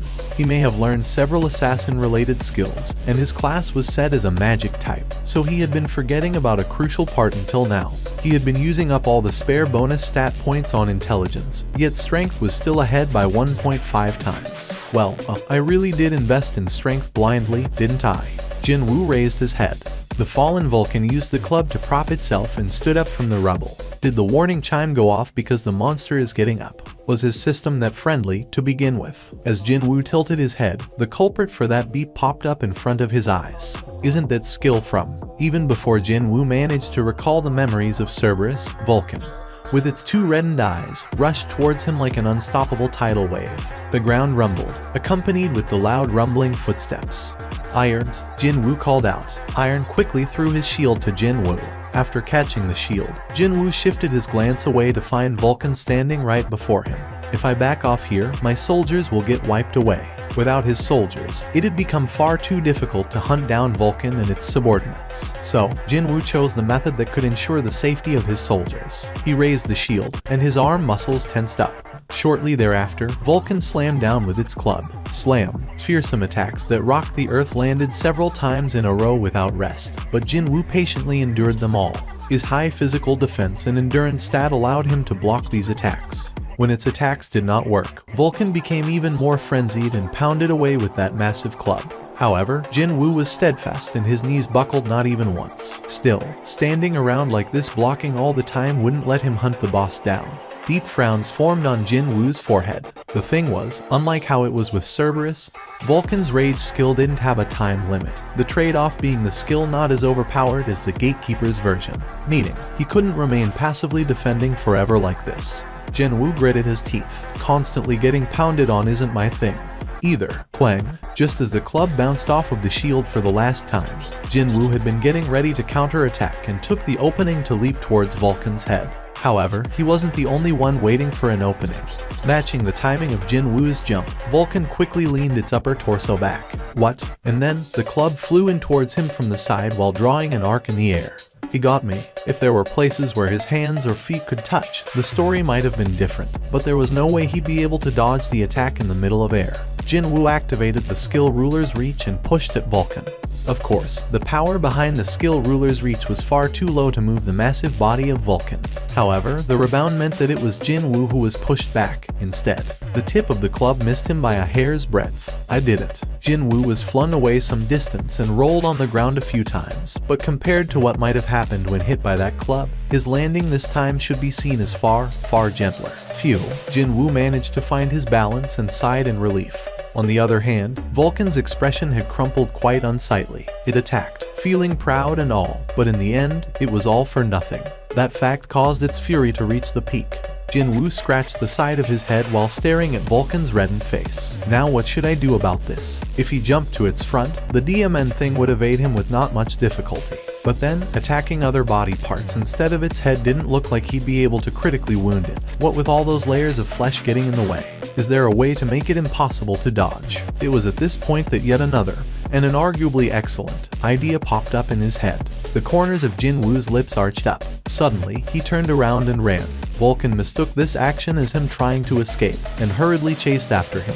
Jinwoo moderated his running speed so Vulcan could chase after him. As soon as he discovered a suitable remnant of a building, his eyes began gleaming brightly. That one, on the other hand, when the distance between Vulcan and Jinwoo closed up, the giant demon lifted its club high up in the air behind it, to squash this bug-like creature. Finally, the chance to crush this annoying pest once and for all was here. A disgusting smile formed on Vulcan's face, and so, as the club came down with a whoosh, the insect-like creature suddenly sped up and ran up on the outer wall of the destroyed building. Something felt wrong here, but it was too late for the demon to slow down the descent of the club.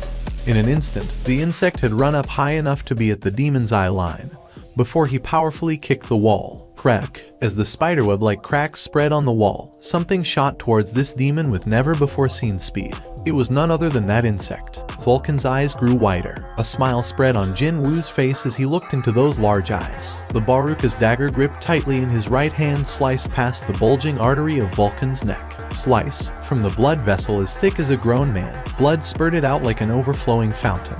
Vulcan hurriedly discarded the club and tried to stem the loss of blood with both of its hands. Unfortunately, it was insufficient to block the overflowing of blood. At that moment, there was a visible tremor shaking Vulcan's eyes. Before it had the time to notice it, Jinwoo had climbed up the demon's back and buried the blades of his daggers deeply into that thick neck. I guess once isn't enough, huh? Jinwoo tilted his head and pulled the daggers out before activating his skill once more. Vital points targeting. 2 daggers stabbed deeply into Vulcan's neck again. Stab, stab.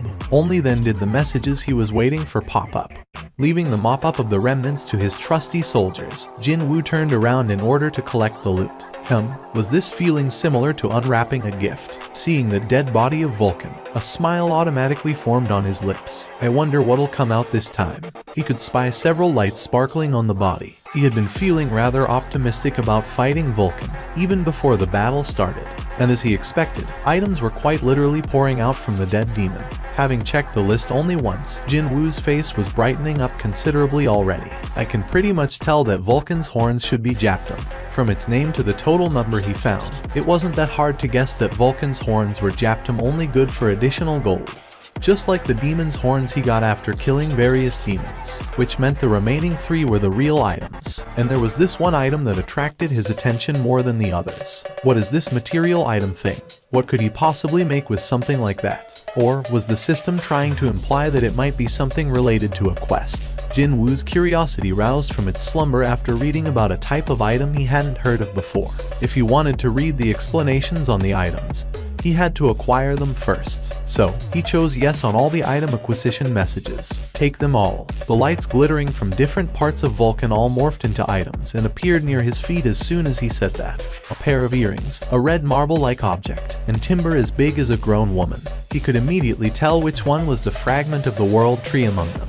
Jinwoo looked at the timber. When he did, the information on the item popped up. Rarity, type, material, remaining part of Vulcan's club, originally fashioned out of a branch of the world tree, after the contaminated portion had been removed. Timber from the world tree possess extraordinary magical energy, and is seen as top material for the crafting of the very best magic tools available. Rarity S. Type, accessory, endurance plus 20, stamina plus 20. When worn together with Demon Sovereign's necklace and Demon Sovereign's ring, set bonuses will be unlocked. Set bonus effect 1. Set bonus effect 2. Just like with other items, earrings disappeared from the view, but their options still activated with no problem. A satisfied smile formed on Jinwoo's face after confirming the rise in his stats. So, the accessory set of a Demon Sovereign, then. Other accessories should be around here somewhere, right? What with the word demon in their names, he could easily guess that those items must be somewhere inside the demon's castle. Just what kind of set bonuses would be unlocked if he managed to find the other two? Rarity A. Type, magic tool. Deed created by solidifying superior demon Vulcan's blood.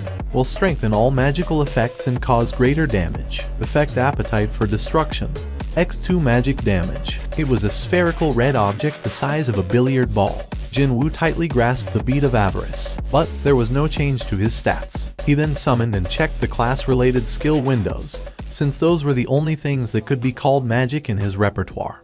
But he saw no change to the number of shadows he could extract nor the number that could be stored. Meanwhile, his soldiers arrived near him one by one after taking down Vulcan's remaining underlings. The first one to arrive was Ygritte. In the right hand, 3 and another 3 in the left. He carried a total of 6 demon heads and placed them before Jinwoo. Jinwoo looked at Ygritte kneeling before him and scratched the side of his head. Hey man, can't you stop doing that? Of course, Ygritte and his gravely lowered head didn't reply. Because of you. Jinwoo's gaze slowly shifted over to Iron. Nobody could tell just when he did it, but Iron had cut Vulcan's head off and dragged it all the way to Jinwoo before kneeling on the ground. This guy is starting to imitate you, you know. More importantly, Jinwoo hunted Vulcan down, not Iron. Jinwoo spat out a long groan while keeping his stare fixed to Iron. It was at this point that an amusing idea popped up in his head. Just like how I used Iron's shield, maybe should I try and let these guys use this bead of avarice? What a good timing it was, since he spotted the magic soldiers slowly walking behind the regular infantrymen. They were far slower compared to normal shadow soldiers, never mind the 2 knights. Jinwoo summoned the first of the 3 magic soldiers to arrive in the vicinity. When he beckoned with his hand, the magic soldier decked out in the black robe hurriedly walked towards him. Since all shadow soldiers could be controlled via his will, he didn't really need to issue any particular commands here. Jinwoo simply gave the signal, fire. Right at that moment, a ball of flames that was double the size of the usual attack suddenly materialized at the tip of the magic soldier's raised hand. Jinwoo's eyes opened super wide. Without giving him enough time to get shocked, the ball of flames quickly flew out from the magic soldier's hand. Jinwoo's jaw dropped to the floor. The building was swept up in the grand explosion and collapsed like a house of cards, and the ferocity of the burning flames didn't show any signs of weakening at all afterwards. Jinwoo stared in pure shock at the roaring flames, before he hurriedly took the bead of avarice back from the magic soldier. He then quickly checked the item information once more. It's not there. It's definitely not there. He went through the explanation several times to make sure, but without a doubt, there was nothing about him being prevented from lending this bead of avarice to someone else. Didn't this mean he could potentially sell this item? Gulp. Jinwoo swallowed his dry saliva before his gaze shifted back to the burning building. In the middle of a sunny afternoon, the young man from the apartment 902, you say. An auntie tilted her head and replied a short while later. I'm not sure. I haven't seen him lately. Ah, is that so? Thank you for your help. Hyun Kaicheol lowered his head and said thanks. It had been 4 days since he began waiting for Hunter Seong Jinwoo near the youth's old apartment building. However, he hadn't run into his target until now. At this point, Hyun Kaicheol was beginning to feel that making veggie juice every morning was a bit of waste now. Apparently, he told his little sister that he'd be going on a trip with his friend for a week or so. You mean, Seong Jinwoo Hunter Nim said that? Yes, in that case, he's probably not on Earth anymore. Pardon? Park Hye-jin's eyes opened wide. On Song-min quickly explained himself. We haven't found any evidence of him going overseas, and there is no record of him drawing money from his bank or using his credit card either. You can even find out things like that. Well, it's our job to follow around various hunters, after all. Oh my god. Anyways, on top of this, according to the association's last known location records, the communication with his phone was cut off in the middle of the city as well, and that happened about 5 days ago. Doesn't all this sound too mysterious to you? He couldn't have been kidnapped, right? Park Hye-jin inadvertently voiced her worry in the ensuing confusion. However, the gazes of the two people soon met, and they began chuckling almost at the same time. It was hard to tell who started first. By the way, how did you find out about him going on a trip? I'll bet. It's from Han Song-yi. I talk to her often, you see. She goes to the same school with Mr. Seong Jinwoo's little sister, so I asked her for a favor. With On Song-min's reply, their conversation came to an abrupt end. And then, they began thinking the exact same thing. Just where did that guy disappear to? 75th floor. An army of undead suddenly rose up from the ground. and they numbered several thousand. A normal person would have been left breathless by the sight of this horrifying army, but when he found himself surrounded by so many enemies, Jin Woo didn't even panic for a second. As I thought, just as he expected, there were endless streams of black smoke rising up all around the boss monster. Seeing that, it wasn't all that difficult to guess what kind of monster this Metis happened to be. The Guide of the Departed Souls is it, and the monster's title only helped to further confirm his suspicion. Sure enough, Metis summoned a powerful undead army. Too bad, Jin Woo just so happened to possess the best type of class within this field. Create a path for me. Soldiers emerged from Jin Woo's shadow. These guys were the real deal. While the hundreds of soldiers created from the skill Shadow Extraction bought them time, Jin Woo's direct subordinates, the ones he paid careful attention to leveling up ever since his entrance into the demon's castle, carved out a path for him.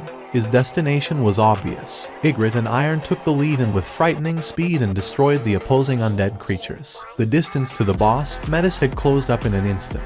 Jin Woo escaped from the undead army's siege and stood before Metis in an instant. Their gazes collided mid-air. You didn't expect this to happen, did you? Jin Woo's gaze was filled with victor's leisure, and Metis could only flinch from that. No, he thought that the monster flinched. Do monsters feel fear? Such a thought only lingered for a second, before Jin Woo's daggers left behind dozens of afterimages. Plop, the boss-level monster weakly fell to the ground. He already knew through experience that mage-type monsters relying on controlling others to fight were very weak when the battle became one-on-one. The moment he saw Metis in the distance, he had envisioned this end. Jin Woo returned the daggers to his inventory. Soon, the expected message popped up. Jin Woo clenched his fists tightly. 220 souls in one go. Now that was an unexpected windfall. A thick smile floated up on Jin Woo's lips. Not much remaining now. He only needed to collect less than 30 now. It was a small enough amount to quickly fill up by hunting down a handful more demons. Jin Woo really wanted to quickly finish this quest, and so he hurriedly retrieved all the loot and entered the floor transfer magic circle. The eastern United States. H1 Dong-soo writhed this way, and that as if he was having a nightmare, before he shot up from the bed. The first thing he saw was the white ceiling. H1 Dong-soo tilted his head at these unfamiliar surroundings. Is this a hospital? It wasn't a dream. H1 Dong-soo wiped the strand of cold sweat traveling down to his chin. It was at this point that he discovered the patient gown he wore, and the IV needle stuck to his arm. H1 Dong-soo's expression hardened in fury, and then he spoke in a cold voice. If you have something to say, hurry up and say it, and leave. The deputy director of the Hunter Bureau was there with him in the room. A middle-aged Caucasian man, with more white than black on his head, slowly approached H1 Dong-soo's bed. There is something I wanted to ask you personally, so I waited for you to come around. What did he want to ask? H1 Dong-soo raised his head. The deputy director held his gaze without backing down and asked, "That man named Seong-il H1, was he really a monster? Do you think I'd attack someone who was a human? I'm not saying that I don't trust you, only that I wish to confirm what I saw with my own eyes." The deputy director pushed forward his phone towards H1 Dong-soo. A certain video footage was playing on its screen, and this is footage captured by CCTV cameras nearby on that day. In the footage, one could see an Oriental man rescuing employees from the collapsing Hunter Bureau building. There was no need to ask who that man was. How could H1 Dong-soo forget? That face was the last thing he saw before he blacked out. That man was Seong-il H1. The deputy director's complexion darkened. I have never heard of a monster rescuing humans before. Is there no change to your opinion that this man is a monster? He's definitely a monster. Understood. The deputy director pocketed the phone. Once you're discharged from here, stop by the bureau. There are a couple of documents you need to sign. H1 Dong-soo asked the deputy director as the latter was about to turn around and leave. What happened to that man? He disappeared after fighting you. We're in the midst of tracking him down, but he's powerful enough to knock you down easily, so whether he could be caught or not is, well, just before he stepped out of the hospital room. The deputy director opened his mouth again, sounding more troubled than before. By any chance, do you have any idea where that man might head off to? Seeing H1 Dong-soo resolutely keep his mouth shut as if he had nothing more to say, the deputy director quietly left the room. But once he was gone, H1 Dong-soo furiously yanked the IV needle out of his arm. FCK. What a humiliating defeat that was. Even before he could figure out what happened, he found his neck trampled on by Seong-il H1. Not only that, shamefully cowering on the floor, too. Just as he began gasping for air, Seong-il H1 spoke to him. Don't come to Korea. This isn't for my son, but for your sake. You won't be able to close your eyes, even in death. And that's where his memory ended. Once he regained his consciousness, he found himself here. Can't close my eyes even in death. What did he mean by that? Was that a threat to kill Huang Dong-su in such a brutal way that he'd be unable to close his eyes? How dare he threaten me? I need better equipment if I want to kill him. Thankfully, it wouldn't be hard getting his hands on that equipment. I should call my guild. The guild Huang Dong-su was a part of, Scavenger, was one of the very best in the world.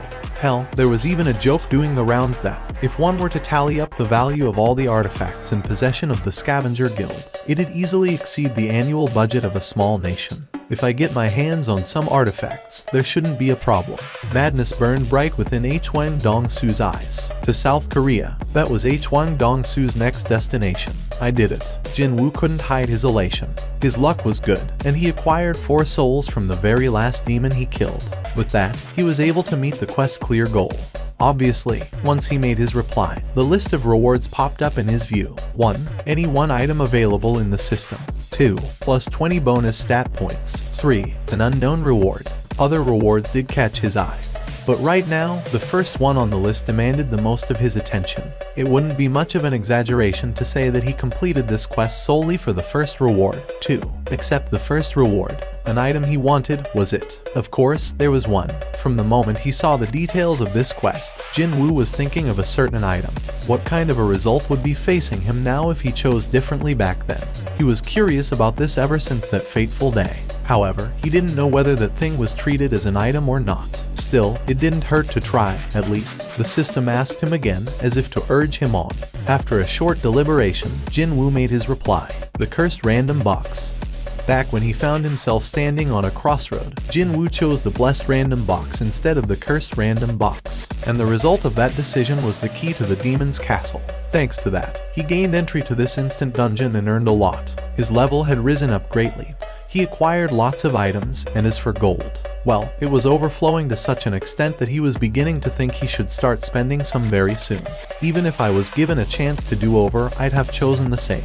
However, just because he chose to take this path, that didn't mean he was not curious about the potential result of choosing a different path. The blessed random box, supposed to give him what he wanted, and the cursed random box that was supposed to give him what he needed. Just what could be inside the latter. I did get what I wanted from the blessed random box, that's for sure. And so, the perfect chance to satisfy that curiosity once and for all had landed in his lap.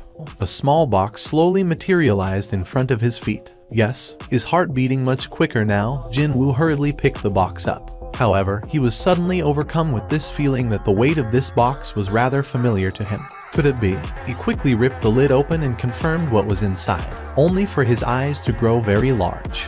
Isn't this? The additional stat points he earned as the quest completion reward were still waiting for him. And of course, he put them all in intelligence. Strength 178, endurance 137, agility 147, intelligence 149, perception 119. Finally, intelligence had exceeded other stats. It was still some ways off strength, but when considering the fact that he didn't even pay attention to the intelligence stat until recently, this growth could only be called lightning fast. Along with that message, a scroll similar in size to the entry permit appeared in his hands. What's this? Jin-woo's eyes opened wider at this unexpected type of reward, and he unfurled the scroll right away. You can learn the crafting methods of divine water of life. Jin-woo's eyes widened even further. I can craft an item with this, and here he was, thinking that only those who had awakened as mage types could craft weapons containing magical energy. Now that he thought about it, though, he was also a mage type, wasn't he? Rarity S. Type, consumable. A mysterious liquid medicine that cures any and all illnesses through the powerful magic contained within. The effect will only manifest after one whole bottle has been consumed. Cures any and all illnesses. The moment he read that information, he thought about his mother, still confined to the hospital. He had already confirmed through Yu Jin-ho multiple times that effects of various potions still worked on other people. If he could truly make this divine water of life, then it meant that he'd be able to save his mother. His hands holding the scroll trembled from excitement. The ingredients were also on the simpler side, so to speak. Fragment of the world tree. He earned that after killing Vulcan on the 50th floor. Spring water from the Forest of Echoes. He got that after killing Metis the Necromancer on the 75th floor. And finally, purified blood of the Demon King. This item hadn't shown up yet. However, thinking back to the 2 ingredients that had come out so far, he could easily guess where he might find some of this purified blood of the Demon King from.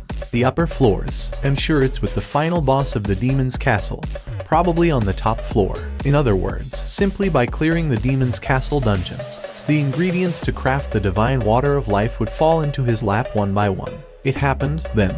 A gasp of epiphany leaked out of his mouth, completely unbeknownst to him.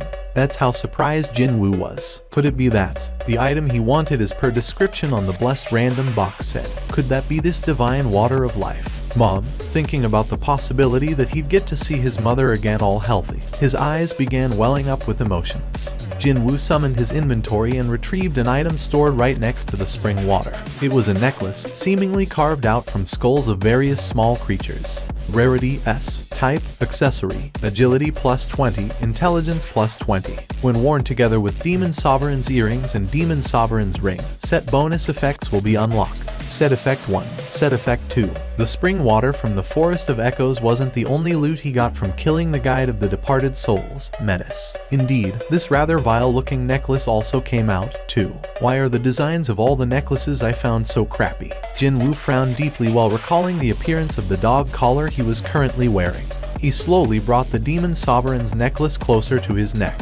Replace. The skull necklace disappeared from his hands, only to be replaced by a dog collar. He quickly shoved the dog collar inside his inventory and checked the newly unlocked set effect of the Demon Sovereign's accessory set. Set effect 1, all stats plus 5. Set effect 2, all of my stats rose up by 5 points. He only managed to unlock one set effect, yet he received a boost similar to leveling up 5 times. And then, he still had one more unknown effect to go, the one he'd receive after gathering all the accessories. The Demon Sovereign's ring. When considering the possibility that the last unlocked set effect from all 3 accessories being in one place should be even greater than the individual parts on their own, this really was already an amazing performance. However, acquiring accessories rated at S was only a part of the harvest he enjoyed after entering the demon's castle. The real profit was his level jumping up so high. Jinwoo stared at his level that had climbed up to 77 and smiled in content. I leveled up 16 times inside a week. Such a leveling up speed was unthinkable when entering rank C dungeons. There was one thing he couldn't really figure out yet. Jinwoo let the light from the lamp fall on the object that came out of the cursed random box. Just what the hell is this thing? It was a pitch black key that seemed to absorb all light. No information popped up in his view, either. This is the first time seeing an item with absolutely no information. The keys to instant dungeons could be seen as pretty common, since he got them from random boxes every now and then. But this guy here, he had never seen anything quite like it. Where am I supposed to use this? Perhaps because it came out of a box named Cursed Random this and that. He couldn't help but think that there was this ominous aura circling around the key. He acquired this key through so much hard work, so he couldn't even throw it away. Well, I'm sure I'll get to use it sooner or later. The Cursed Random box was supposed to give him something that he needed, after all. Has it been 4 years already? Or maybe it was close to 5 now. Jinwoo's expression was full of reminiscence as he stood in front of the employee manning the reception kiosk. The employee's head tilted this way, and that after taking one look at Jinwoo's choice of identification. Isn't this a hunter license? It is. Employee formed a confused expression. If you are unhappy with your assigned rank, you should head over to another depart. No, it's not that. I wish to take the reassignment test. There are guys like that every now and then. Hunters who are not satisfied by the reality of their situation and swim inside daydreams before coming back here hoping against hope. So, is that guy also? The manager nodded his head. Reawakened, my foot. Others are busy raking in the dough as hunters, getting famous and all that. But well, he drew the short straw and he ended up as a nobody. So, he's just trying to escape from reality. Dealing with guys like that will only tire you out. So, just tell him that he'll be paying the fee for the test and send him on his way to the measurement room. Roger that. The fingers of the manager stopped typing on the keyboard. The name written on the hunter license. Why did it feel like he had heard of that name before from somewhere? Where was it? That man asked for a favor, didn't he? That man asked the manager to give him a call if a hunter named Seong Jinwoo ever showed up here. Hello, it's Beek Yun-ho speaking. Hello there, Chairman Beek. I'm calling you because of the hunter you spoke about the last time. The man named Seong Jinwoo. He really came here today. But how did you know that he might appear here? Did you just say that Mr. Xiang Jinwu came there? Yes, he was here just now, applying to get a reassignment test. The conversation came to an abrupt halt and an awkward silence pervaded the line. However, only a short while later, an urgent voice came out from the phone's speaker. Even if it's only for a short while, can you somehow delay the measurement process? I'm on my way over there right now. The manager began tilting his head. Did he just mishear that? The master of the one and only White Tiger Guild was speaking with an anxious voice. Well, I'll be. Besides all that, though, the evaluation process was out of his hands already. The manager could only sheepishly reply while scratching the side of his head. That man must have entered the measurement building by now. Jinwu parked his butt on the very last spot available of the waiting room's bench. Currently, there were 3 people waiting for their turn here. All of them looked quite tense, nervous. Jinwu could sympathize with what these people were going through inwardly at this moment. Well, the directions of their lives would be decided with the results of today's evaluation, after all. The first time Jinwu came here, he was thinking about the exact same things as these people. What if I was a rank A? No, even a rank B, or could it be I'm a rank S, swimming in a happy daydream, only to be shocked to the core after receiving the evaluation of rank E. Thinking back to that day 4 years ago, Jinwu couldn't help but smirk slightly. They are all from various guilds, apparently. Various guilds, is it? Yes, well, hunters don't usually seek out smaller guilds, so they resorted to sending people over here and set up camp just so they can sweet talk awaken like us after we're done with the evaluation. Indeed, there was a certain chilly, unfriendly and competitive air circulating among those folks, and the way they are looking in this direction is pretty predatory, too. Well, there was a reason for that, of course. I'm telling you this because it might help you. But you see, it's better not to sign up with guilds like theirs. Why not? From what I hear, smaller guilds take on lots of dangerous raids, and their hunter fatality rate is far higher than average, too. Jinwu nodded his head in agreement. At the end of the day, the circumstances of smaller guilds would always remain a bit ambiguous. Unlike privately organized freelancer-led raid parties, clearing low-rank dungeons wouldn't satisfy them financially. But then again, the skills of the hunters signed up with them wasn't quite good enough to clear higher ranked dungeons. So, accidents happen frequently during their raids, which means recruiting new hunters becomes doubly important for them. And so, they arrived at a point where they had to follow the potential newbies right into the association building and prey on them. Next, please, since the location for the evaluation itself was wide open. One could easily read the expressions on those who finished the test, as well as the employees performing the said test. And the expression of the guy who had taken his test just now didn't look so good. I guess it's either a D or an E. Those folks from the smaller guilds must have thought about the same thing as Jinwu, because they showed no interest whatsoever even when an awakened walked right past them. Wasn't that too honest a reaction from them? Well, if high-ranked hunters appeared frequently, they wouldn't be paid big bucks anyway. For regular citizens, even being a rank C would be a huge jackpot. One could still earn a fair bit of money by entering freelancer raid parties, or if one's luck was good, then entering large guilds was a viable option, too. Indeed, there were 4 rank CS among the White Tiger Guild's new recruits, weren't there? If one successfully managed to enter a large guild, then it was pretty much guaranteed that you'd earn an annual salary similar to what doctors or lawyers made. I heard that you'd get a ton of money upfront when signing with a large guild. Actually, I owe some money, you see. Because of that, I had to separate from my little girl and must live alone for the time being. Maybe it's because of that, but I'm feeling really nervous. Meanwhile, another awakened walked out, and, next up, please come this way. Are you feeling okay?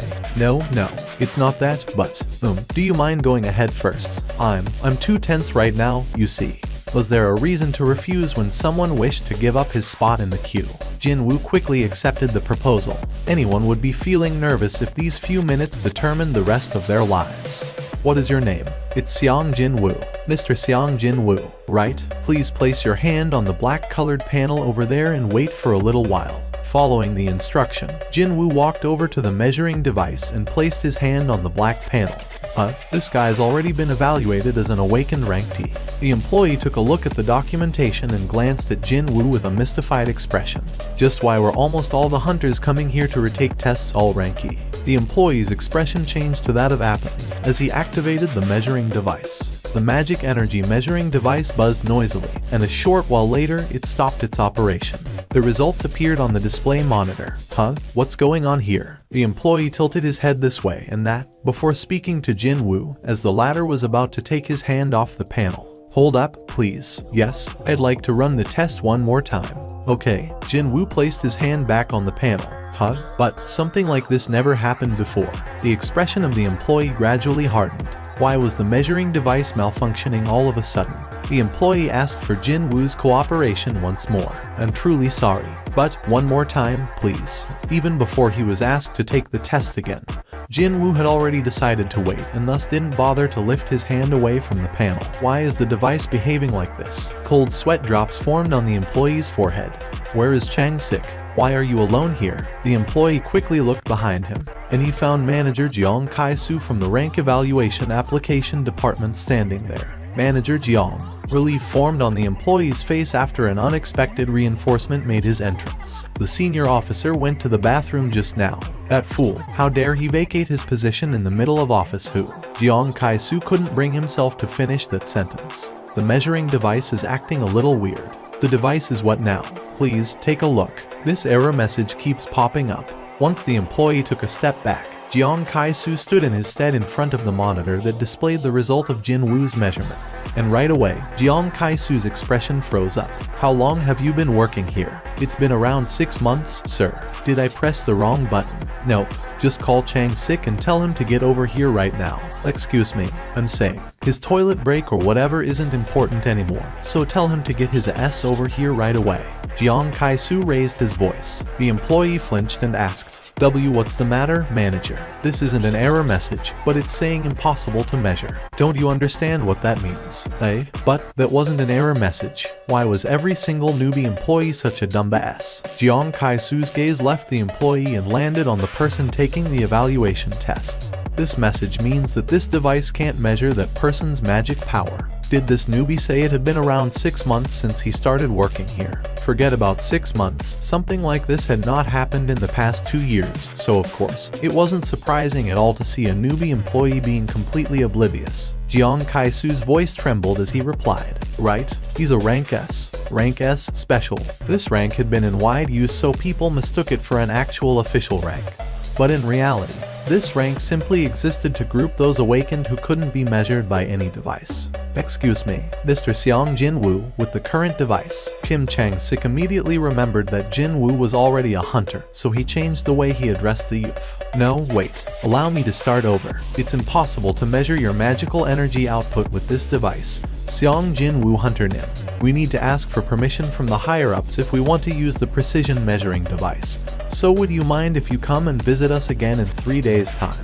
By the way, it sounds like Block B is a bit noisier than usual today. Block B, you say? Truth be told, Chief Park couldn't hear anything at all. However, Choi Jong-in was a rank S hunter. His 5 senses should never be compared to that of a regular person's. If Choi Jong-in said it was getting rowdier down there, then something must have happened for real. An honorable guest had come to visit, so what a shameful blunder this was. Chief Park frowned slightly and spoke up. Let me go and find out what's happening. No, wait. I'm also getting curious, so. Choi Jong-in raised his head, and a mysterious flash of light could be seen in his eyes for a moment, and an equally mysterious smile formed on his lips. Why don't we go together? The entirety of the Block B had become deathly silent. Just now, definitely impossible to measure. Does that mean that guy's a rank S? I've only ever heard of it, but seeing an impossible to measure rank with my own eyes is gulp.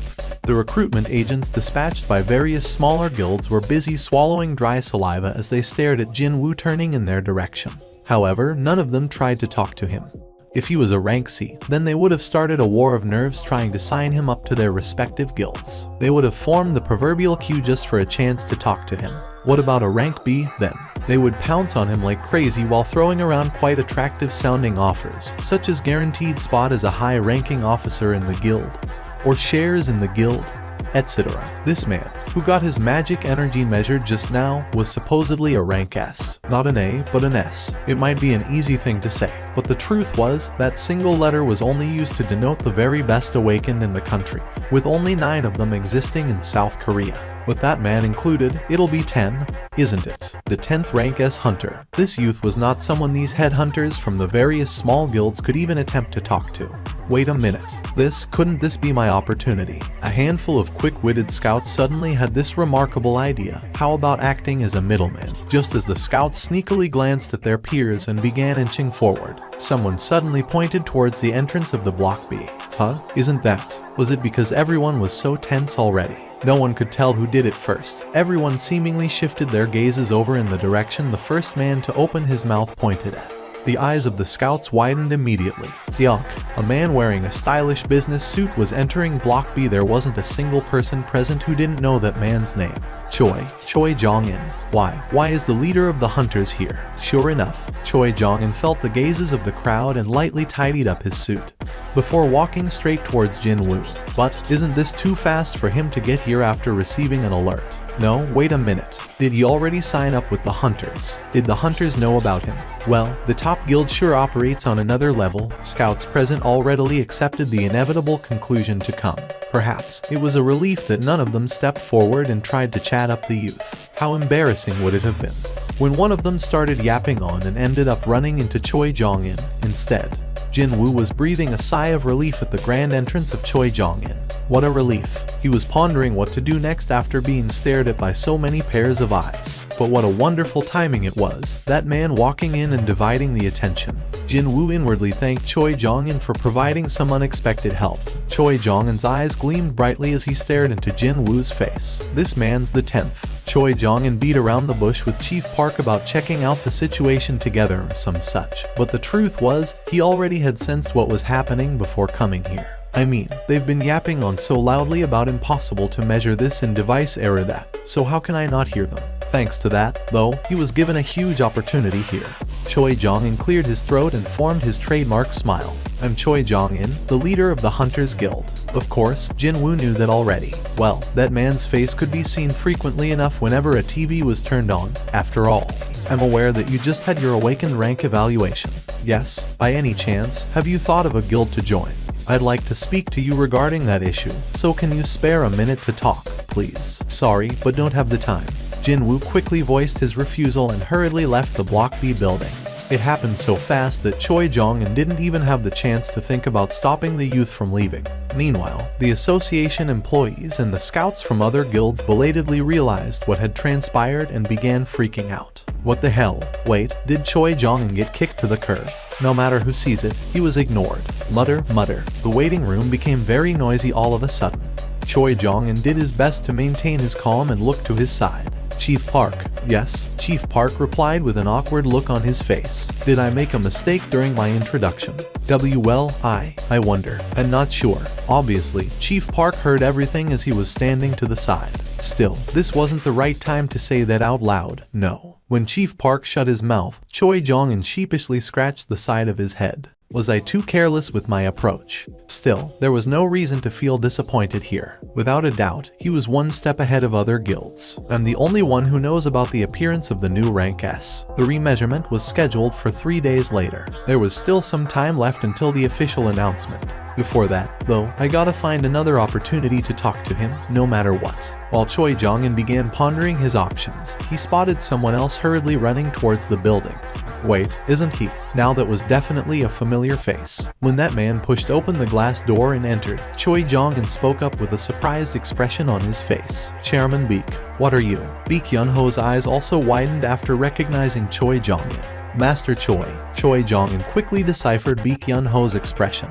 It's like, he knows he's been busted. It was not very likely that he came running after an informant rang him up just now. No, the time of his arrival didn't make sense if that was the case. I mean, the distance between the White Tiger Guild offices and the Hunter Association is great, so. That's right, Beek Yun-ho knew from the get-go.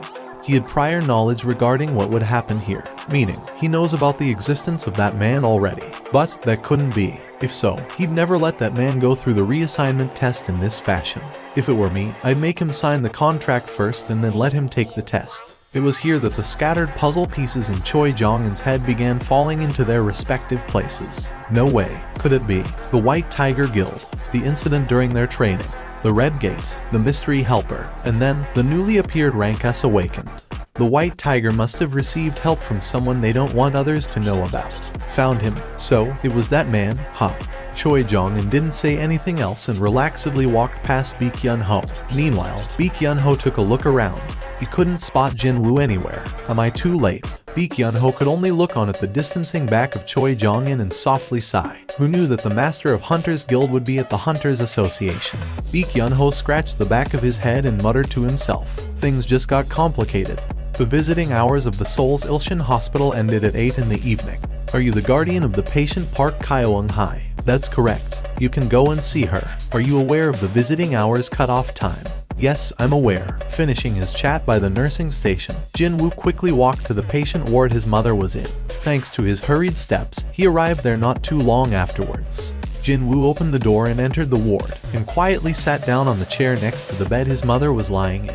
She seemed to be in a deep slumber. With her like this, it's like she'd wake up at any moment now. A slumber that no one could wake up from. It was a new type of illness that appeared with the advent of the gates. I heard from someone that this hospital alone has over 10 patients suffering the same illness. I'll save you. Mom did her best to stabilize the family when his father went missing. Even though she never enjoyed robust health. Ending his definitely not short visit, Jin-woo wordlessly walked out of the ward and carefully closed the door behind him. And when he turned around to leave, he got to spot a familiar face standing in the corridor. On that day, it was you who killed the monsters in the dual dungeon, wasn't it? A low and thick, manly voice, sharp, scary eyebrows. He was none other than Woo Jin-cheol from the monitoring division. Jin-woo didn't reply. There was no reason to, nor did he particularly feel like it, either. Instead, there was something else he wanted to ask. How did you find out that I was here? I tried to guess the places you might head off to. I called the hospital and they informed me of your presence here. The association was paying for Mom's hospital fees, after all. Well, that's going to change soon. Did you seek me out just to ask me about that day's events? No, I did not. Well, then, how can I help you? There is someone who'd like to speak to you. Would you mind accompanying me for a little while? Is that an order? No. He then deeply bowed his head, his voice sounding much more serious than before. I'd like to ask you for this favor.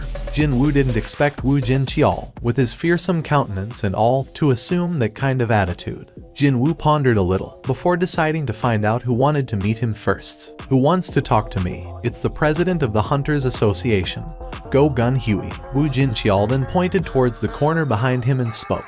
The association president is currently here. The heaven above heaven. The S-rank hunter Go Gun-Huey, also known as the sky above the sky. After discovering Jin-woo, Go Gun-Huey stood up from the seat. You must be Seong Jin-woo Hunter Nim. He might be over 80 years old, but his physique was still quite amazing. Indeed, his size reminded one of either a retired pro wrestler or a traditional grappler. However, he didn't emit any of the overbearing aura one might expect from someone like that. That's surprising. Judged from his appearance or his station, Jin-woo expected him to be a bit of douche, a stuck-up of sorts, yet the entourage accompanying that man carried scarier expressions instead. Jin-woo inadvertently caught the glimpse of a golden badge pinned to Go Gun-Huey's jacket. This man currently served as a member of the National Assembly, and at the same time, as the president of the association as well, and a rank S awakened on top of that, too. I'd like to congratulate you on becoming the newest rank S hunter. Jin-woo tilted his head. But the result of the reassignment test hasn't come out yet. Go Gun-Huey shook his head immediately. Actually, the test itself does not have much of a meaning. Excuse me. While Jin-woo formed a confused expression, Go Gun-Huey was forming a gentle smile. The truth is, the so-called precision measuring device is used to draw a finer line on the level of one's powers. It's not designed to sense something that already has exceeded the scope of other devices' measuring capability. Then, how come? Do you wish to ask me why we created another process called reevaluation? Indeed, he did want to ask that. If the end results were going to be the same, then why go through yet another cumbersome process? Go Gun-Huey answered in rather a straightforward manner. It's because we were looking for a grace period. A grace period. Even before Jin-woo could ask what he meant by that, Go Gun-Huey spoke up first, looking somewhat embarrassed. It's to create an opportunity where we can meet and speak to someone like you, Seong Jin-woo Hunter Nim. Listening to the association president, Jin-woo finally figured it out. As you may well know, there aren't that many excellent hunters in the association.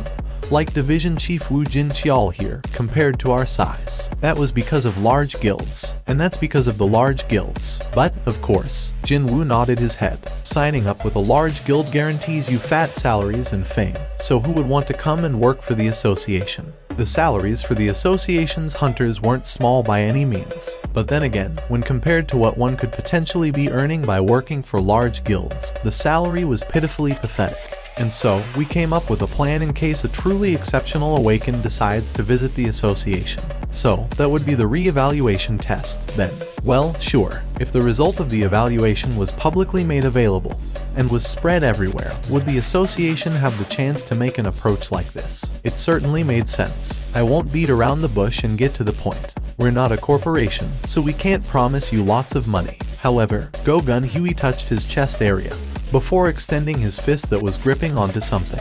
However, we can help you in a different way. I don't quite understand. What I'm saying here is that we can help guide you, Seong Jinwoo Hunter Nim, down a very different direction. His clenched fist slowly unfurled. On Go-Gun Huey's palm, a golden badge gleamed brightly. Political power, is it? Even after that, Jinwoo maintained a suspicious expression.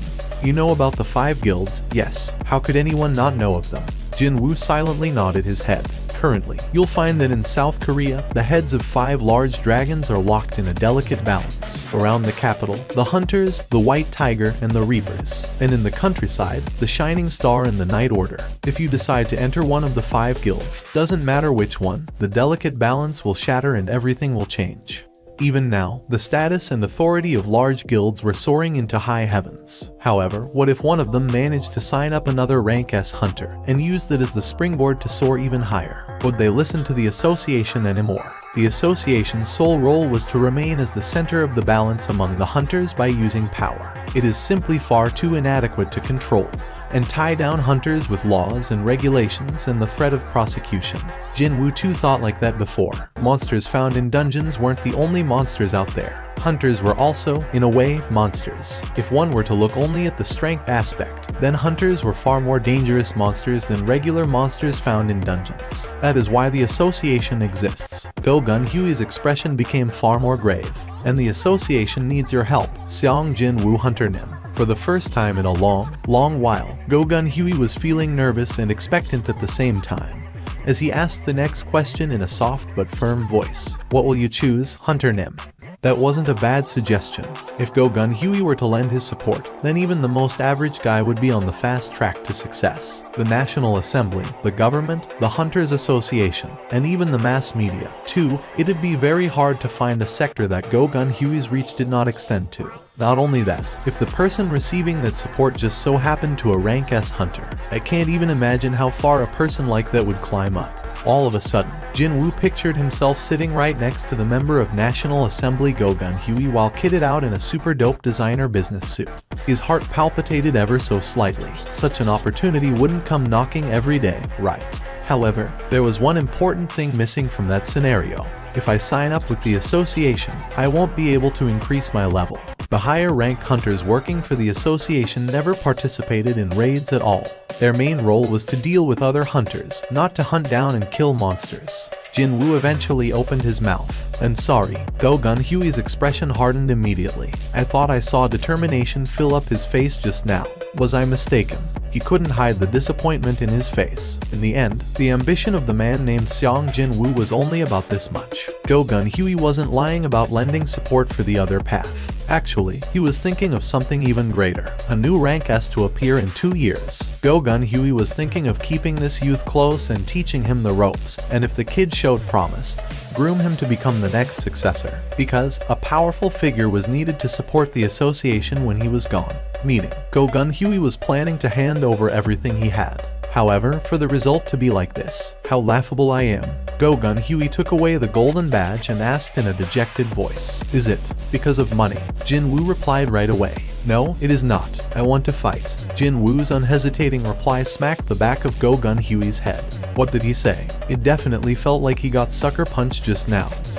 Did you mean that you want to fight against the monsters? That's correct. Jinwoo didn't bother with unnecessary explanations and spoke frankly. I want to enter gates and hunt down monsters. I believe the place I belong is inside dungeons. How can this be? Go-Gun Huey's eyes widened. A man like him standing on top of many others knew whether someone was telling the truth or lying through their teeth simply from the light emitting from their eyes. The position he occupied could only be reached by possessing such a skill, after all.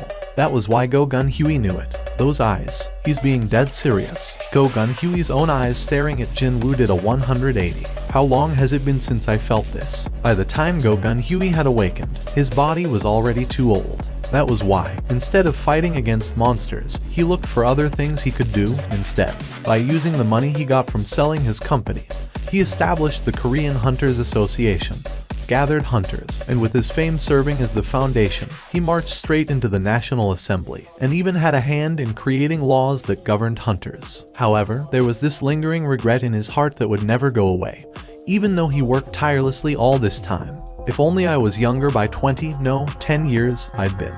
Go Gun-Hui pressed his hand on his chest. His heart that threatened to quit at any time was pounding quickly, rather noticeably, now. My heart can still make a noise like this. The rhythmic beating of the heart felt good.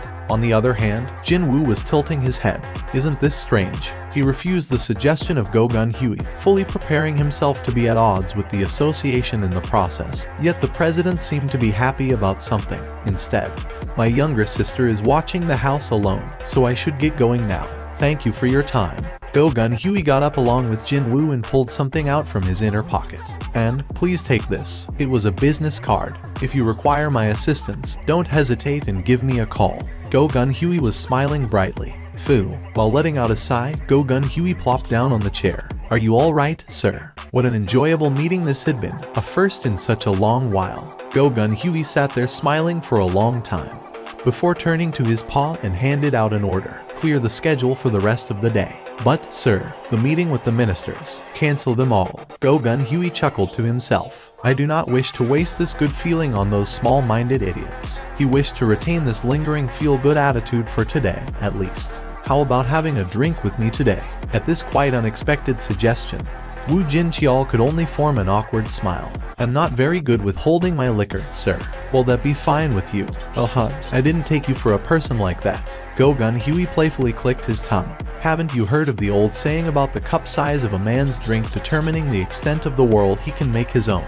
My apologies, sir. Woo Jin-Cheol's face reddened in embarrassment and scratched the back of his head. Go Gun-Hui's gaze shifted towards the end of the corridor that Jin-Woo had disappeared to. Hunter Xiang Jin-Woo. How well would he be able to hold his liquor? Thinking that he'd like to find out someday, a thin smile formed on Go Gun-Hui's lips. I came running because you said you'd buy me a meal, but it's just some measly pork belly. Huh? Are you looking down on the mighty pork belly now? This place is where my great memory of me and my Hyung Nim was created, you know. Yu Jin-ho and his deeply reddened face put the empty shot glass of alcohol down on the table and snorted out in drunkenness. Okay, so why did you bring me to this place of such a wonderful memory? Yu Soo-hyun formed a flabbergasted expression. She was getting ready to sleep, but then Yu Jin-ho called her out of the blue. Nuna, please console me. Please. Why Nuna all of a sudden? She found his tearful whimpering rather desperate and pitiful, so she hurriedly came out to meet him. But to think, the place he brought her to was a diner. It was only obvious for Yu Soo-hyun to be less than impressed by her current situation, when considering the fact that she grew up as a refined lady of a Keeball's family, and also from the fact that she was working as a top model nowadays. What's going on? Will you just speak up? Yu Soo-hyun asked while pouring more soju in Yu Jin-ho's empty shot glass. Look at this. This is the phone number of my dear Hyung Nim. Right. Still sounding tearful, Yu Jin-ho pushed forward his smartphone. On the screen, one could see the lengthy list of calls, 1 successful call, and 4 failed attempts. Even then, the first one that got through was apparently cut short in the middle, too. Wait, did you call me out here because you couldn't reach someone you know on the phone? Nod. Gimme that. She quickly tapped on the call icon. Ring. The ringtone got cut off a short while later. When that happened, Yu Soo-hyun began glaring at him. Hey, you dumba s. Hey? Yu Jin-ho raised his head from the table. The ringtone cuts out after 15 seconds. That guy's not avoiding answering you. It's just that his phone's been switched off. By the way, just who is this Hyung Nim guy? You'll find out soon enough. After signing up with the Yujin Guild, that is. Yu Jin-ho was about to say those words out loud, but then, his eyes widened slightly after seeing the footage being shown on the TV mounted high up on the diner's wall. Isn't that guy? Yu Soo-hyun also turned her gaze towards the TV. Well, my filming schedule hasn't been cleared yet.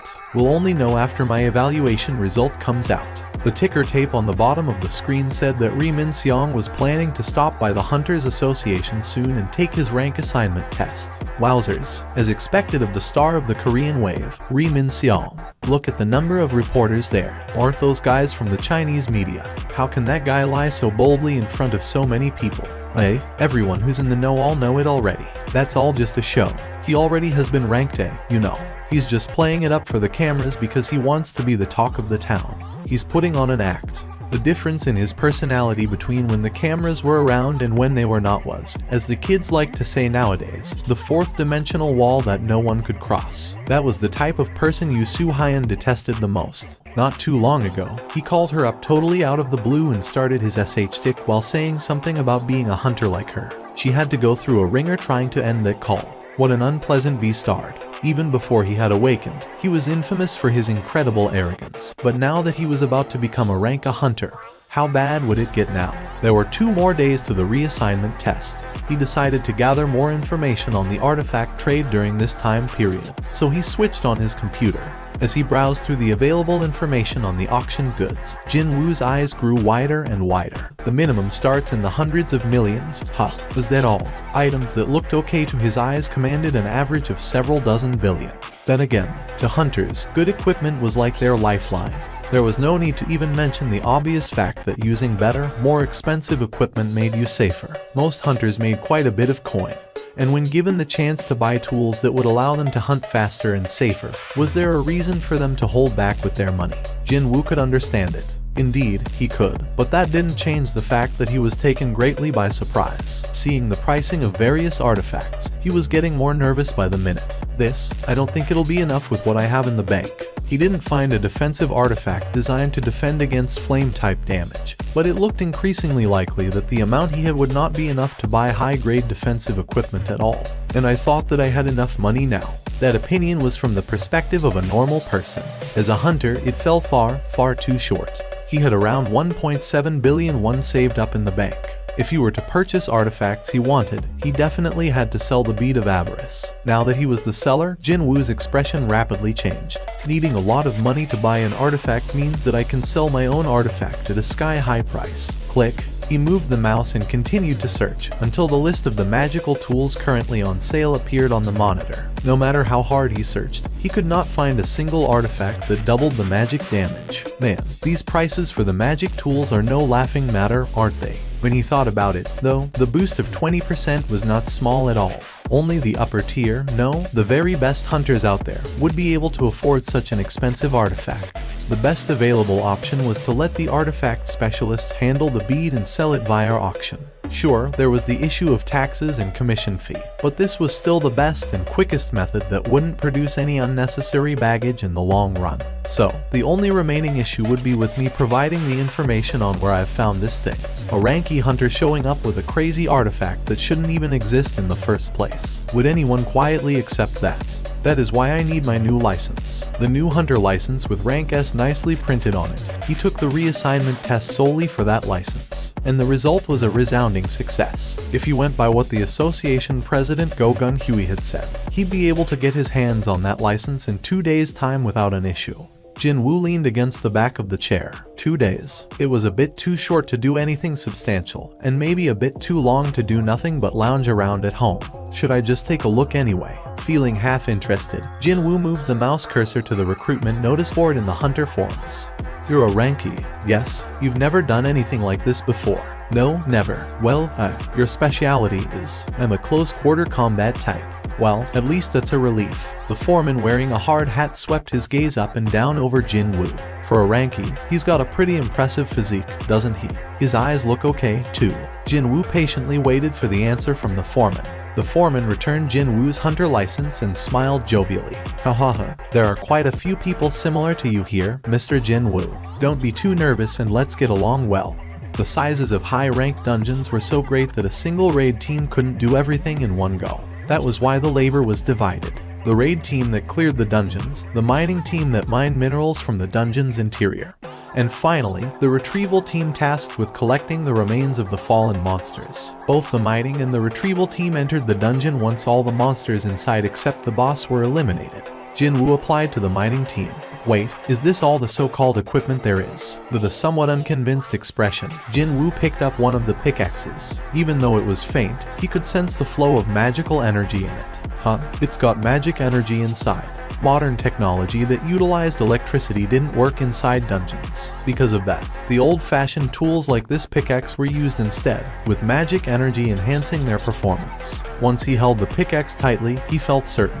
It was not for nothing that hunters in the mining team were roundly berated by others as dungeon miners. Jin Woo shifted his gaze over to the gate. A giant hole was silently floating in the air. A gate with a humongous size that no rank C gates could even hope to compare filled up Jin Woo's vision. So, that's the rank A gate. That guy was his sole reason for showing up here today. I want to see high-rank dungeons with my own eyes. Even though all the monsters inside, except the boss, of course, were dead, he still wanted to confirm the interior layout of the rank A dungeon with his own 2 eyes. Well, I'll be entering one sooner or later. Knowledge was indeed power. However, there would always be a limit to learning from books and internet articles. Didn't the newbies of the White Tiger Guild meet with a huge misfortune simply because they had overlooked that crucial fact? If I wasn't there, none of them would have survived. Knowing something and personally experiencing it were 2 different things. When the opportunity arose, Jin Woo readily applied to enter the mining team in order to get used to rank A dungeons. He did feel a slight pang of regret when holding that deeply uncool pickaxe, but when staring at that massive, fearsome gate, such misgivings flew out of his mind.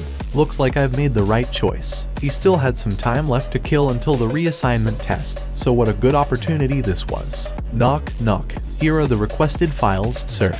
As soon as opening the file Wu Jin Chial handed over, a familiar youth's face could be seen. It was none other than Xiang Jin Woo. The Jin Woo in the identity photo looked immature and the atmosphere exuded seemed quite different compared to now. But it wasn't enough to make it impossible to recognize him. Reading the youth's prior records, Go Gun Hui gradually became serious. 4 years of hunter activity as a rank E. Not only that, the lowest grade there is. This was no different than him trying to kill himself. Jin Woo had spent as much time in the hospital as he was active as a hunter. Even with all these frequent injuries, he still managed to tough it out. Apparently, he couldn't quit the association because of his mother's hospital fees. A rare type of youth in this age, indeed. An unreadable light flickered in Go Gun Hui's eyes. In place of his missing father, he has been looking after his sick mother and a younger sister who is still a student, all by himself. After learning that Xiang Jin Woo was a reawakened, Go Gun Hui decided to take a peek at the youth's files half out of interest. But he sure didn't expect this. Go Gun Hui found the youth even more likable after reading more about the kid. There is something you should know, sir. The truth is, I received word not too long ago that Hunter Xiang Jin Woo has entered a raid team earlier today. Already? Okay, so whose team are we talking about here? It's the raid team from the Hunters Guild. Hunters, is it? Xiang Jin Woo had chosen the Hunters. Not only that, in one day, too. Go Gun Hui's expression hardened.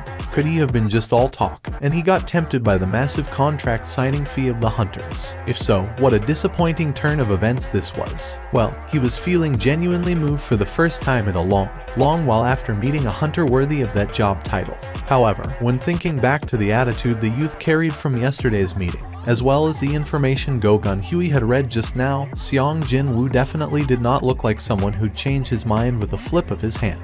There must be some other reason, such as, for sure, if he wished to combat truly powerful monsters, then the Hunters Guild should suit him the best. Go Gun Hui was ready to accept this explanation.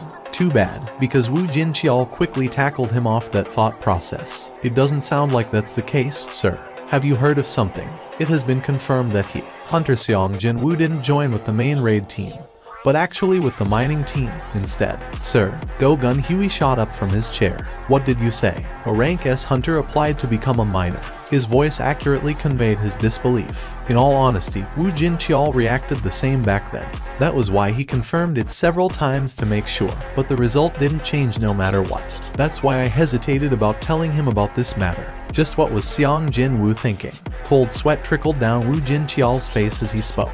Yes, sir. He has indeed done so. Go Gun Hui plopped down on the chair and began chuckling in helplessness. What a hard to understand young man he is. Suddenly, the front of the gate became rather noisy. The raid team has come out. Looks like they are finally finished. The tired expressions of the hunters and the mining team, restless from all that waiting, brightened one by one.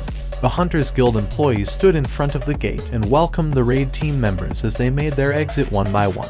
The term raid team as used in the field seemed to refer to the members belonging to the guild's main assault force. So, these people are the country's best assault force, studying the faces of each and every upper rank, no, the very highest ranked, hunters walking by. Jin Woo's eyes sharpened considerably. He spotted a familiar face among them, Choi Jong-in, the leader of the Hunters Guild, and a rank S mage-type hunter. Jin Woo pulled the hard hat lower to hide his face, figuring that things might get complicated if Choi Jong-in recognized him here. Thankfully, there were many hunters wearing a similar get-up as him nearby, so Jin Woo was able to blend in just fine.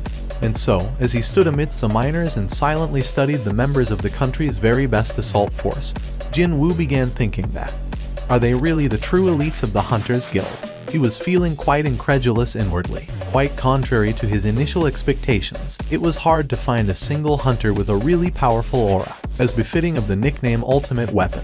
Jin Woo could sense an enormous amount of magical energy from Choi Jong-in. But besides that guy, not one was worthy of mention.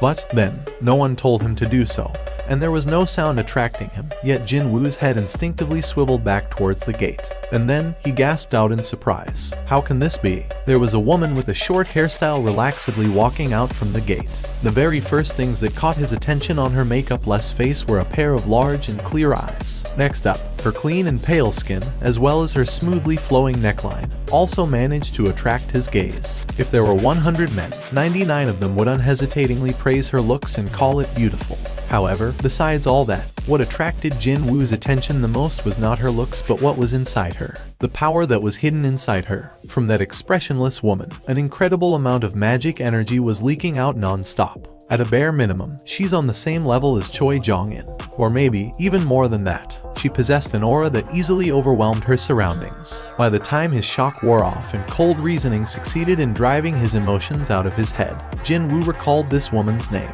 She must be the only female rank S, Cha Hien, the top-ranked hunter who formed, along with Choi Jong-in, one of the core pillars of the Hunters Guild. I can't think of anyone else. Just how many women possessing such an aura existed in South Korea. Compared to her rarity though, Cha Hien's face wasn't all that well known. It was because she didn't enjoy being exposed to the cameras. And that was also why Jin Woo saw Cha Hien's face for the first time today as well. Wait, her face doesn't even look weird like in some rumors, so how come she hates being in front of a camera? Indeed, pretty much all ladies in their early 20s love taking photos. Sure, all those happen to be selfies, but still, perhaps his stare was too direct. Cha Hien's own gaze began shifting in Jin Woo's direction. Stealth shouldn't be necessary here, right? Jin Woo easily hid his presence. Cha Hien continued to scan the area Jin Woo used to stand before tilting her head slightly. What was that? I thought I felt a really strong presence just now. Was she mistaken? Initially, she thought that the association president Go Gun Hui had stopped by at the operations area. However, that powerful presence disappeared completely as if it was a lie. Well, someone as busy as the association president wouldn't come unannounced, now would he? Too bad for her. The cost of her misunderstanding was rather great. Because she was searching after the hint of that strong presence, she had to focus her senses, and that meant the heavy odor several times worse than normal assaulted her nose. Yuck. As usual, Cha Hien pulled out a handkerchief to cover her nose, and while tottering around somewhat uneasily, escaped from the cordon of hunters. Her perception is better than I thought. Jin Woo let out a sigh of relief while watching Cha Hien's distancing back. With her exit, all the raid team members had come out of the gate. Having been waiting with bated breath for this moment, the foreman of the mining team Bi Yun Seok turned around to face his boys. He clapped his hands loudly and spoke up with a bright voice. Well, it's our turn now, so let's all do our best. The unique nature of the job meant that the retrieval team would have to enter first, followed by the mining team. Jin Woo stood in front of the gate. There's a breeze inside this dungeon. Jin Woo raised his head. As soon as stepping inside, he sensed an ominous wind blowing in from the deepest part of the cave-like dungeon. Suddenly, he felt a chill run down his back. And at the same time, Jin Woo realized the identity of this mysterious wind. It's no normal wind, is it? No, this was a ripple caused by the magic energy. The powerful magic energy emitted by the boss of this rank A dungeon was physically touching Jin Woo's body, considering that the rank S dungeons were incredibly hard to find, even in the entire world. The owner of this magic energy could very well be the highest leveled monster Jin Woo could realistically meet. It was then, tap, a guy coming inside the dungeon bumped into Jin Woo's shoulder. Aye, come on, man. Walk faster. A man named Li Xianggu frowned deeply, the words flying out of his mouth sounding sullen. The interior of the Ranka dungeon was huge. There was plenty of space to go around the person in front. However, Li Xianggu found this newbie who stood there unmoving not to his liking at all. So, he figured he'd embarrass the kid or something by bumping into his back. But, what the FCK is up with this guy? He's like a DMN concrete pillar. When he ran into the newbie's back, it was him who got bounced away instead. Li Xianggu flinched and took a step back. It was as if a dangerous light was emanating from Jin Woo's eyes just then. While being pressurized by an aura that robbed away his breaths, Li Xianggu began panicking greatly. Li Xianggu stuttered before managing to squeeze his voice out. Well, mistakes happen. His voice sounding unexpectedly meek now, Li Xianggu lowered his reddened face and hurriedly walked past Jin Woo. Only after distancing himself far away from the newbie did Li Xianggu find some leeway to pat his pounding chest. What the hell was up with those eyes, man? And why was he smiling so creepily like that? The retrieval team that had entered one step earlier than the mining team was already in the middle of their operation. And that would be to drag a corpse of a huge monster outside using the ropes tightly tied around it. 1, 2, 1, 2. The physical strength of the close-quarter combat type hunters was excellent to begin with, so they didn't require help from specialized tools to smoothly carry out their work. Jin Woo imprinted every step of a high-ranked dungeon's conquest into his brain. First of all, the raid team enters before everyone else and eliminates all the monsters found inside, with the exception of the boss. Afterwards, the retrieval team entered to drag out the monster remains, and finally, the mining team entered to extract various minerals embedded in the dungeon's walls. In order to maximize profit, none of these steps could be omitted. Both the mana stones and magic crystals were a given, but the high-ranked monster's body could be utilized in various ways as well, and thus was worth a lot of money. Bones, hides, flesh, etc. Not one part of a high-ranked monster is useless, and that was one of the differences between monsters found in low-ranked dungeons and those from the high-ranked ones. After sweeping away every single thing worth money from a dungeon, they kill the boss and close the gate. Only after going through all 4 stages of this process could one declare that the high-ranked dungeon was perfectly conquered. I heard that all the regular monsters have been killed off, but the boss is still alive, isn't it? That's right. Well, if the boss dies, the gate will close down, after all. His answer implied that, until the retrieval and mining operations were completed, the boss could not be hunted down. What if the boss comes out of the boss room? Well, such a case is almost non-existent, but in that case, everyone remaining inside would be dead meat. Now that would be an obvious result. The raid team exiting from the dungeon would take an extended break until the boss raid. And quite obviously, the hunters in the mining team or the extraction team didn't possess enough power to fight against the boss of a Ranka dungeon. However, the commonly accepted belief was that, before the dungeon break occurs, the boss would almost always remain inside the boss room. Perhaps that was why there was no trace of fear on the foreman's expression. But, such a horrifying monster is not too far from us. You aren't even remotely scared. Not at all. The foreman B sounded confident. In the last 3 years I worked for the Hunters Guild. Not once was there an incident similar to that. So, you can rest easy, Mr. Xiang. Jin Woo stared at the grinning foreman B lightly tapping him on the shoulder, and couldn't help but find it rather envious. Ignorance is a blessing, isn't it? The ripples of magic energy coming from the boss were powerful enough to shake his body even when standing still. It looked like only Jin Woo could pick up on the boss's aura in this place. Oh, so it starts from here. The foreman B discovered mana stones on the cave walls and smiled brightly. The experienced miners began occupying their natural spots in front of the stones even though no one directed them to do so. They put down their gear and hefted the pickaxes up. Jin Woo too stood towards the end of the cavern wall filled with mana stones. So, am I supposed to just strike down? He grew worried that, were he to use his real strength and strike down, both the mana stones and the pickaxe might shatter into tiny little pieces. He was able to take in the sight of Mok Jin-soo, the supposed veteran of the mining team as referred to by the foreman B. Wow, now that was some skill worthy of the veteran label. Jin Woo observed and learned Mok Jin-soo's postures and breathing patterns, as well as the movements of muscles. And soon, Mok Jin-soo's economical but effective movements were being replayed countless times in Jin Woo's head. I think I get it now. Indeed, he thought he understood it, more or less. Jin Woo lifted his pickaxe up. It was as if he was the mirror image of Mok Jin-soo. Swish, crack, swish, crack. even if their movements were similar. Jin Woo's strength was on a completely another level from Mach Jin Su's. Whenever Jin Woo struck the cave walls, larger, more intact mana stones tumbled down in droves. Oi, what's up? Look over there. Yuck. What the hell is up with him? The hunters stopped what they were doing and dazedly stared at Jin Woo. Even Mach Jin Su's tireless hands came to a stop, too. The supposedly mining virgin Ranky hunter was currently making easy mincemeat out of the mana stone wall with practiced movements. Is he really a Ranky? I confirmed it with his license, obviously. You think I'll let a complete stranger into my team without confirming his hunter license first? Well, then, how do you explain that? Wordlessly observing Jin Woo, the foreman bee nervously swallowed his saliva as excitement dyed his expression. Without a doubt, Mr. Seong is the heaven-sent miner. An alarm went off from Foreman B's wristwatch. He raised his wrist to confirm the time. It was lunch hour already. Everyone, let's take a break and have lunch. Yes, everyone dropped their tools and dusted their hands. While the miners were walking towards the exit in pairs and groups, Jin Woo showed no hint of moving from the spot. Foreman B got closer and asked him, Mr. Seong, aren't you going too? I'm not feeling all that hungry at the moment. Even then, you should eat something if you plan to continue working in the afternoon.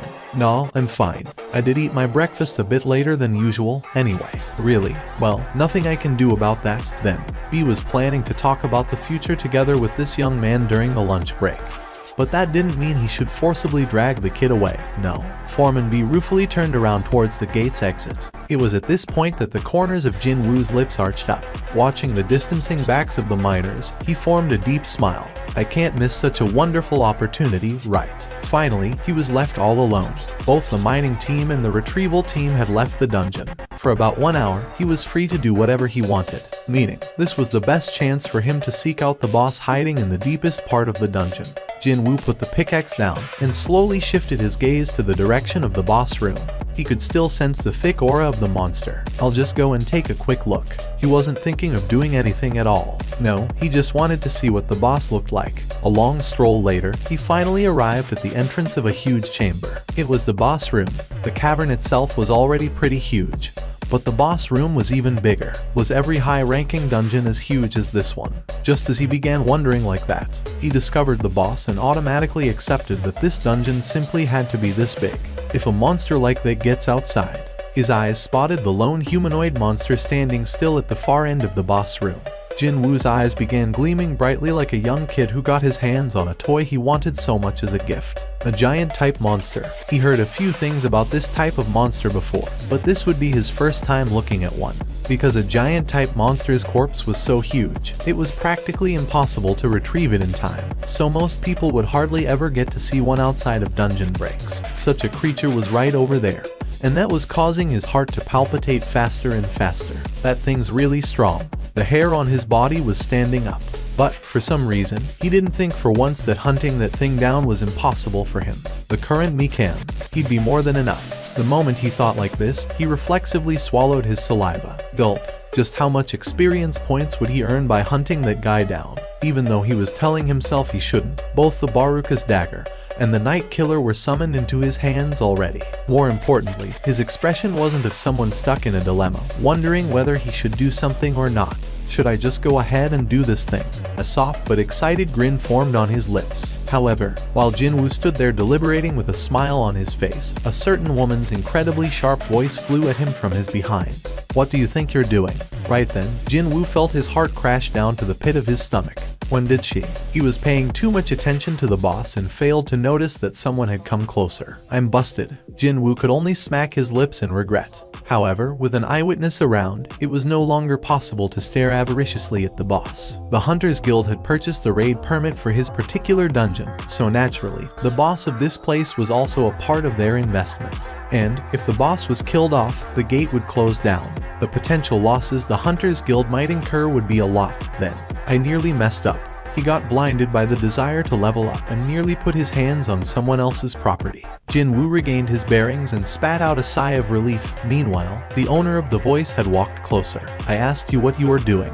Jin Woo formed an embarrassed smile and turned around to face her. I got lost and ended up here. You got lost? She sounded flabbergasted. Only then did Jinwoo confirm who the owner of the voice was. Huh? Isn't she? He saw that face just before entering the dungeon, didn't he? It was none other than the rank S hunter Cha Hyun. As Cha Hyun slowly closed the distance, she carefully scanned both of Jinwoo's hands. I definitely saw him holding weapons just now, though. Was she mistaken?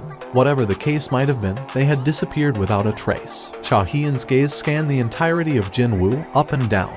A hard hat and a worker's overall. Is he from our mining team?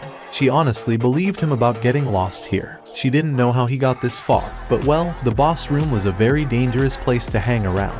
Discovering the reason was secondary. For now, Cha Hyun figured that the priority should be on helping this man to leave this place. That chamber is where the boss is. Cha Hyun covered her nose with her handkerchief as usual and stood before Jinwoo. Please exit from the dungeon as soon as possible. If you manage to attract its aggro, people inside this dungeon could all die. I'm sorry. It seemed that his acting worked. Jinwoo formed a satisfied expression and walked past Cha Hyun. It was then, Cha Hyun's head snapped towards Jinwoo. Something impossible just happened. Cha Hyun's eyes opened wide, and even before she realized it, she was calling out to him. Excuse me. Wait. Yes? Can you take a look at me for a sec?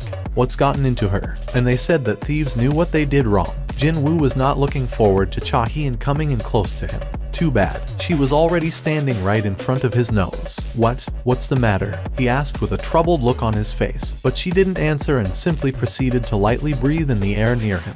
She had already put away the handkerchief covering her nose. What's going on here? Jinwoo failed to understand why she was doing this. Wait, why is she suddenly smelling me?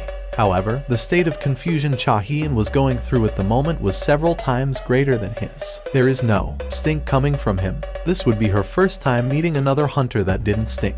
Cha Hyun's surprised eyes stared at Jinwoo, and a question mark floated above Jinwoo's head as his reply. Is there some kind of a problem? Hugh, are you a hunter for real? Was there a need for words here? Jinwoo pushed forward the hunter license hanging on his neck. Cha Hyun took the license and her gaze quickly alternated between Jinwoo's face and the ID photo. Rank E. Seong Jinwoo. Was this because his rank was too low? She could not pick up any type of smell coming from this man named Jinwoo. No, wait. Actually, a pleasant odor was gently wafting out of him instead.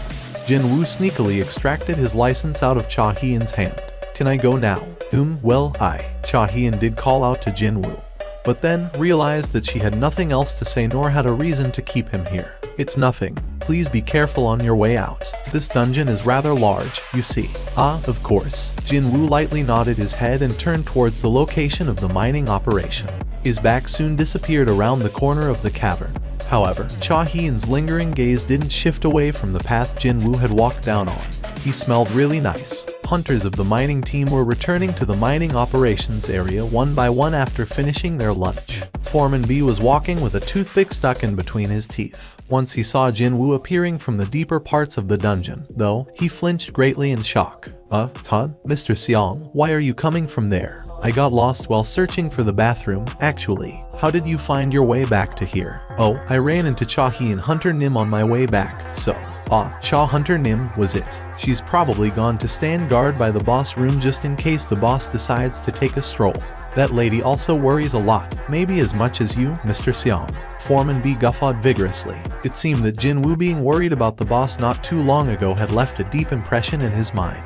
Jinwoo could only smile wryly. The foreman can laugh like this only because he has no idea how terrifying the boss actually is. This was the difference between the hunters doing these sorts of jobs and the hunters working in the assault team.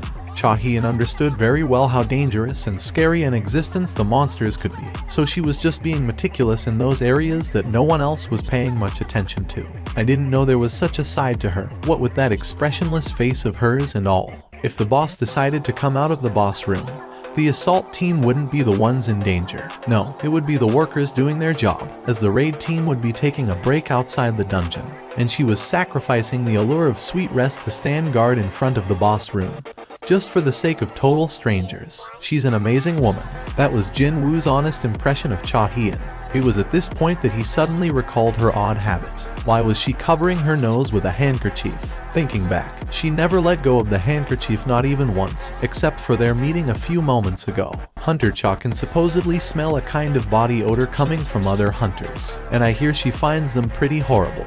She can smell other hunters. I heard something or other about her special constitutions and stuff. Her special constitutions, he said. Jin-woo also possessed something similar to that, his excellent sense of hearing.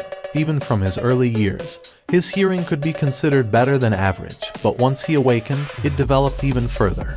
I heard that she finds it really hard to breathe near other hunters because of the stink. Was that why? Asking me if I was a hunter. Was it because, unlike other hunters, he didn't smell at all? Back in the Red Gate, the leader of the White Phantoms said something similar. Every one of us can hear a certain voice repeating itself in our heads. It tells us to kill humans. However, I can't hear that voice when I'm looking at you. Wasn't this a bit similar in context with what that creature told him? He didn't have the hunter-specific stink, and they couldn't hear the voice telling them to kill him. Because I'm a player, a unique existence who had received the advantages of the system. Just what was this player? The question of his own identity rose up in Jin-woo's head, but he shook his head eventually. This isn't a problem I can figure out now, anyway. Nice work, Mr. Seong. You are really good, you know. After seeing all those mana stones tumbling down, I thought we somehow got ourselves on an excavator or something. Hunters surrounding Jin-woo began praising him one by one. The cold, indifferent eyes before entering the gate were nowhere to be seen now. Jin-woo was also feeling rather pleased with himself. This experience of being a dungeon miner proved to be surprisingly educational, and he also got to achieve the purpose of coming to this rank a dungeon as well. Well, this is a story best told after knocking back a few cold ones, but he hurriedly changed his tactic. I've met quite a few people while doing this job for many years now. Okay, but it's my first time meeting someone like you. You have a natural-born talent to become a miner. I'd normally not say something like this, but don't you want to come and work for me full-time? I will definitely not treat you poorly, you see. This young man named Seong Jin-woo, even though today was his first day as a miner, he managed to outperform the veterans by 3-4 times the amount. If he couldn't hold on to such outstanding talent, wouldn't he be a failure of a foreman? He was even thinking of discussing the matter with the person in charge and have Jin-woo's wages paid separately from others. That was how badly he wanted to reel in this young man. Too bad, Jin-woo remained resolute. Thank you for your kind words, but actually, I'm getting ready for something else at the moment. What about tomorrow, then? Can you come to work tomorrow as well? Tomorrow? Actually, he didn't have anything else planned for tomorrow. The re-evaluation was scheduled for the day after, too. Still, was there a reason for him to take another mining job now? He already got to learn the process of the dungeon conquest, and he even got to witness the rank of boss, too. However, wait a minute. Just as he was opening his mouth to voice his refusal, a new question quickly entered Jin-woo's mind. Does that mean Hunter's Guild will go on another raid tomorrow? That's right, and that one's also a rank A. But is that even possible? They finished the raid today. Normally, a raid team would take about a week off after finishing up a raid, and this raid only started from yesterday afternoon, which meant the elites of the Hunters Guild were raiding this dungeon for 2 days in a row, yesterday and today. And by the time they kill the boss after the retrieval operations finally end, it'd be the early dawn. Naturally, Jin-woo couldn't understand how there would be another raid tomorrow. When Jin-woo displayed a hint of interest, Foreman B also got more enthusiastic. You see, Assault Team B will be stepping forward tomorrow, not Team A. Assault Team B. Could it be that they were thinking of clearing a rank a dungeon with a backup team? And this is precisely the power of the Hunters Guild, you see. I mean, we are probably the only guild in entire South Korea who can conquer rank a dungeons with 2 different teams. Foreman B sounded quite proud, then. From Jin-woo's declaration that he'd come tomorrow, Foreman B felt like he had gained a powerful, trustworthy ally, and he was filled up with lots of confidence. Mr. Seong, you made the right choice. Foreman B's mustache quivered as he formed a blindingly brilliant smile. And then, to make sure that Jin-woo's mind wouldn't change overnight, he even came up with an unprecedented offer, too. I'll have a good chat with the person in charge, and make sure that you get double the normal daily wages tomorrow. Will that be okay? Of course. You think I won't be able to do that much for you, Mr. Seong? Foreman B confidently pounded on his chest. Late at night, Cha-hyun was tossing and turning in her bed. Why is he different from others? Occupied by various thoughts regarding the man she met back in the boss room, she couldn't fall asleep at all. After awakening her abilities roughly 2 years ago, she ran into many hunters, but there had never been an exception.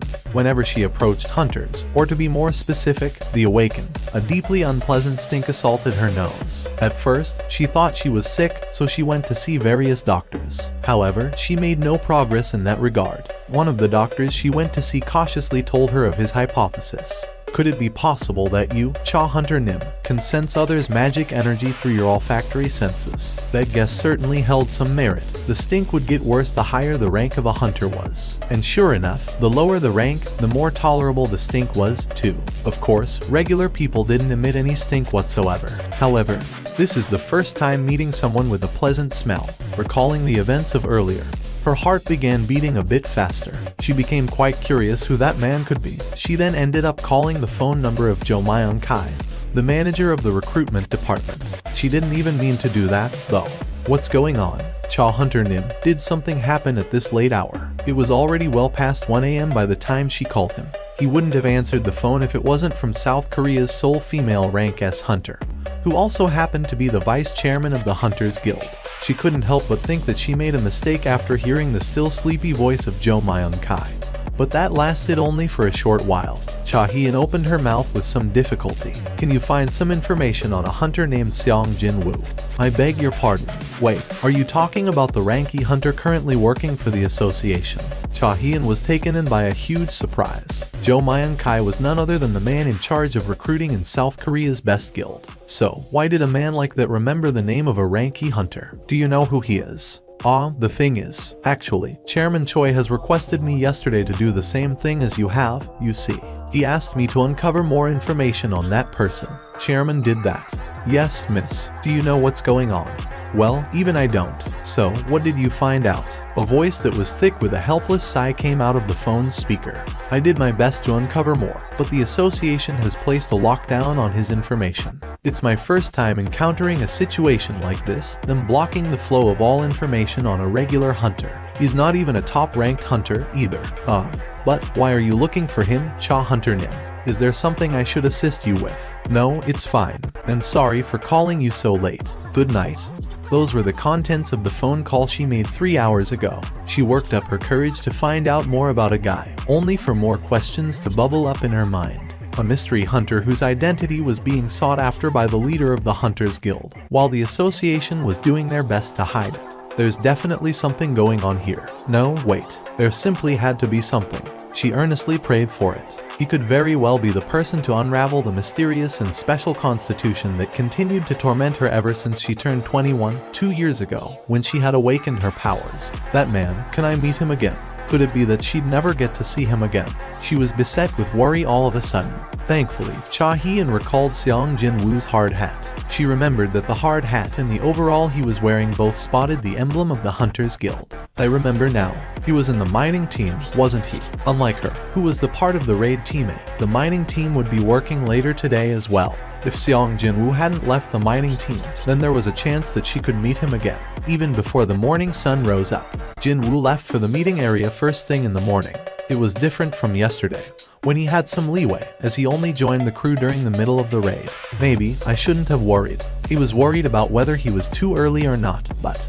Hey, Mr. Seong. Foreman B. Yun Seok greeted him first. Hey, it's Mr. Seong. Hey, man. This is a bit awkward. Jin Woo had been subjected to poor treatment ever since becoming a ranky hunter, so when he received such a warm welcome, he couldn't help be dazed somewhat. Still, he didn't feel bad about their honest reactions. Excuse me, Foreman B. Foreman B flinched and shuddered grandly from the voice suddenly coming from his side. Moving around without revealing one's presence was clear evidence of one's excellent skills. And as expected, the one Foreman B's resentful gaze was directed towards the leader of today's raid team, Son Kai-hoon. The thing is, our team's porter decided to not show up today. Looks like I'll have to borrow someone from the mining team.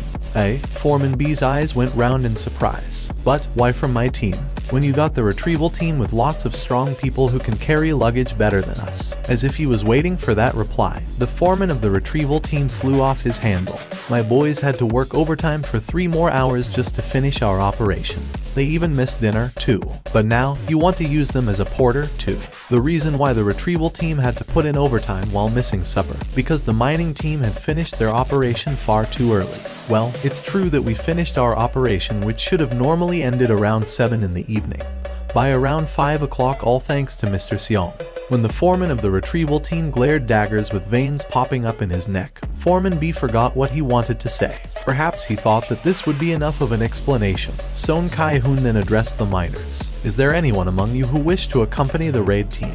Once the raid is over, we will furnish you the additional hazard pay immediately. So Kai-hoon's pleading eyes darted from here to there, but no one stepped forward.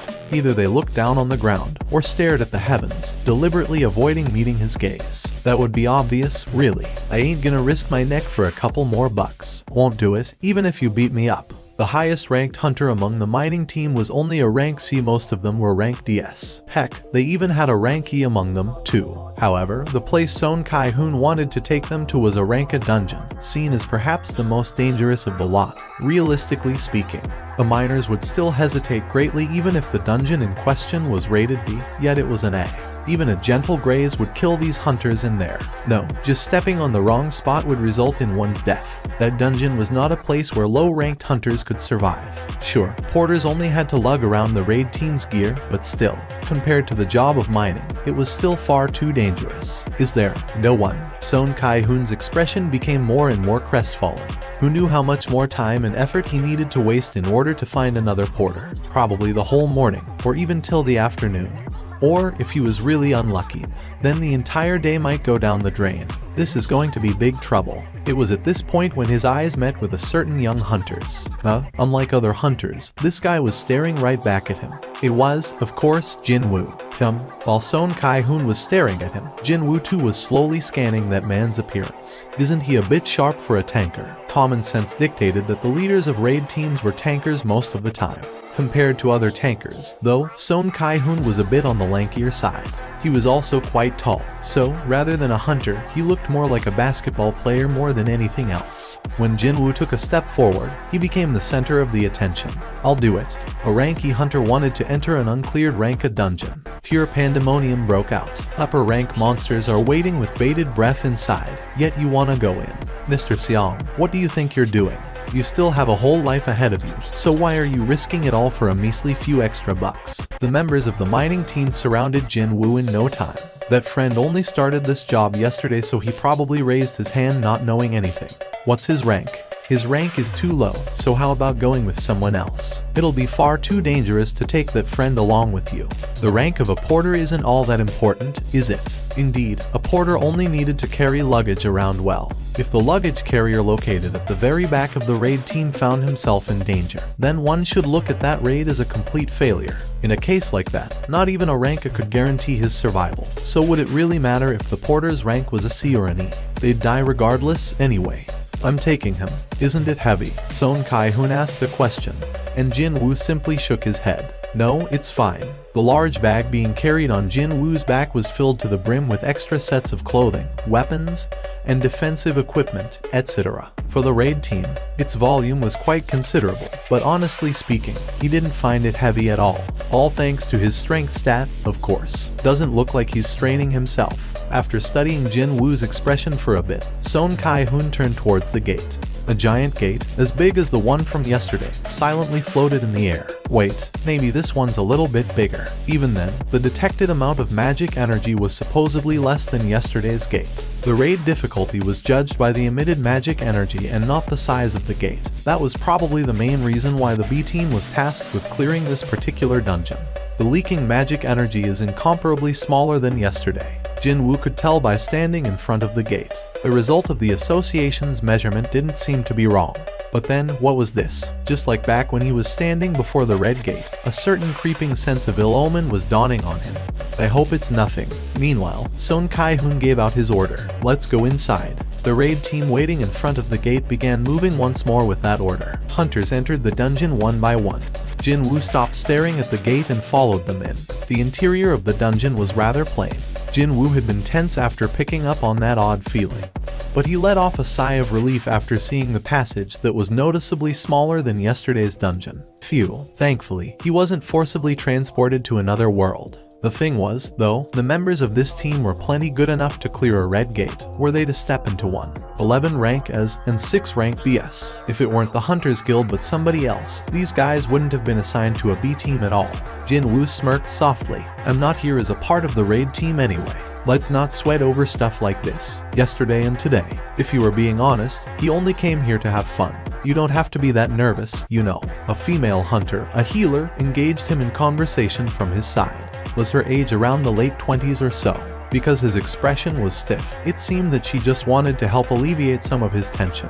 You see, every single member present here, not just Kai-hoon Appa, the leader of the team, is a distinguished hunter. Except me, that is. The healer lady smiled refreshingly. From the word go, Jin-woo wasn't scared, but after seeing the female hunter's utterly relaxed face, he felt like a deflated balloon. Jin-woo grinned too, and nodded his head. Okay. The healer formed a content expression, evidently satisfied by her efforts. At the same time, the leader confirmed that there were no monsters near the entrance and gave the signal to advance. Let's move. It was then Jin-woo's steps came to a halt. A beat later, the hunters of the raid team also sensed the change in the surroundings. They are coming. Even before Son Kai-hoon finished giving his order, the hunters of the raid team got into their battle formation. It happened literally in the blink of an eye. Jin-woo was inwardly impressed by that. So, this is how the high-ranked hunters raid. They were definitely a world apart compared to the ragtag raid teams he was used to until now. Beasts, canines. Son Kai-hoon's eyes narrowed to a slit. A group of monsters resembling hyenas was rushing towards the raid team. They were as big as a medium-sized car, too. Son Kai-hoon tilted his head slightly. Dungeon jackals. He became sure of it once they got close enough. They were indeed dungeon jackals. Son Kai-hoon had been standing with his shield covering his front. But then, he relaxed a bit and didn't even bother to activate his aggro-attracting skill. And then, he simply used his shield to batter down the dungeon jackal aiming for his neck. What's this? Aren't they dungeon jackals? Other team members, deeply tense until then, began tilting their heads and straightened their hunched stances. Soon, the short death throes of the dungeon jackals filled the cavern's interior. The jackal monsters were quickly taken care of. Over a dozen dungeon jackals were turned into corpses in the blink of an eye. Hunters dusted their hands, still confused by what happened. But why are the monsters from Rank C dungeons appearing here? Son Kai-hoon scanned his surroundings, looking somewhat dumbfounded. Everyone else was forming similar facial expressions. With the exception of one person, only Jin-woo was staring at the dead jackals with a grave expression on his face. They are no normal jackals. Jin-woo's eyes narrowed. He could definitely see that the fur around the jackal's neck had been flattened down by something until recently. It was clear evidence of them being tied to something, somewhere, meaning the ones that reared these monsters are somewhere else inside this dungeon. Monsters with intellect, in other words. Jin-woo recalled the white phantoms he met back inside the red gate. It was now a well-established fact that, regardless of what species it was, intelligent monsters were quite difficult to deal with. Somehow, my premonition might be right after all. It was not a good omen, by any stretch of the imagination. From the deeper parts of the cave, he could hear the matched footsteps getting closer. The real enemies are coming. Jin-woo stood back up. Other hunters also belatedly realized something was wrong. Oh my god, get ready for battle. Son Kai-hoon forcibly squeezed his voice out. Finally, the real enemies revealed themselves from the darkness of the cave on the far side. The eyes of the hunters grew wide from shock. High orcs. What the hell? Why high orcs? Many well-trained high orc warriors now stood in rows before the hunters' eyes. Their number was 22. Not just any high orcs, but they were 22 high orc warriors, which meant they would be very difficult opponents to fight. Something's wrong. Someone muttered softly under his breath. To think, right after the attack of the low-ranked monsters, they now had to battle these high-ranked monsters famed to be the toughest even among the high ranks. The high orcs pointed their lengthy spears at the hunters. Looks like the momentum of the hunters and the high orcs are about even. Jin-woo quickly retreated to a corner, so he could quietly observe the unfolding situation and find the right time to step forward.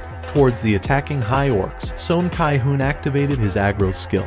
However, these orcs didn't really fall for his provocation, and soon, high orcs and melee-type hunters engaged in a bitter close-quarters battle. Blood splattered to everywhere and a scream reverberated out. Not too long after that, magic spells fired from the mage-type hunters slammed into the high orcs. The heads of the high orcs exploded after getting struck by the arrows of brilliant light. Unfortunately, there was no follow-up attack.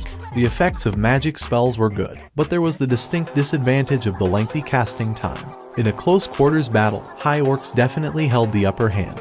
Heal, hurry. The wounded appeared pretty quickly, and healers were kept very busy. Healer Nim, the female healer, was also kept very busy, running here and there non-stop. I'm coming. The female healer knelt down next to a heavily groaning hunter with a missing arm. She then quickly began chanting.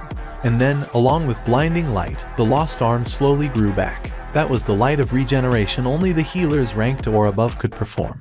Just as she concentrated on the injuries of her patient, a tall shadow suddenly loomed over her. The female healer raised her head. A high orc, previously assumed dead, was holding an axe while breathing heavily right beside her.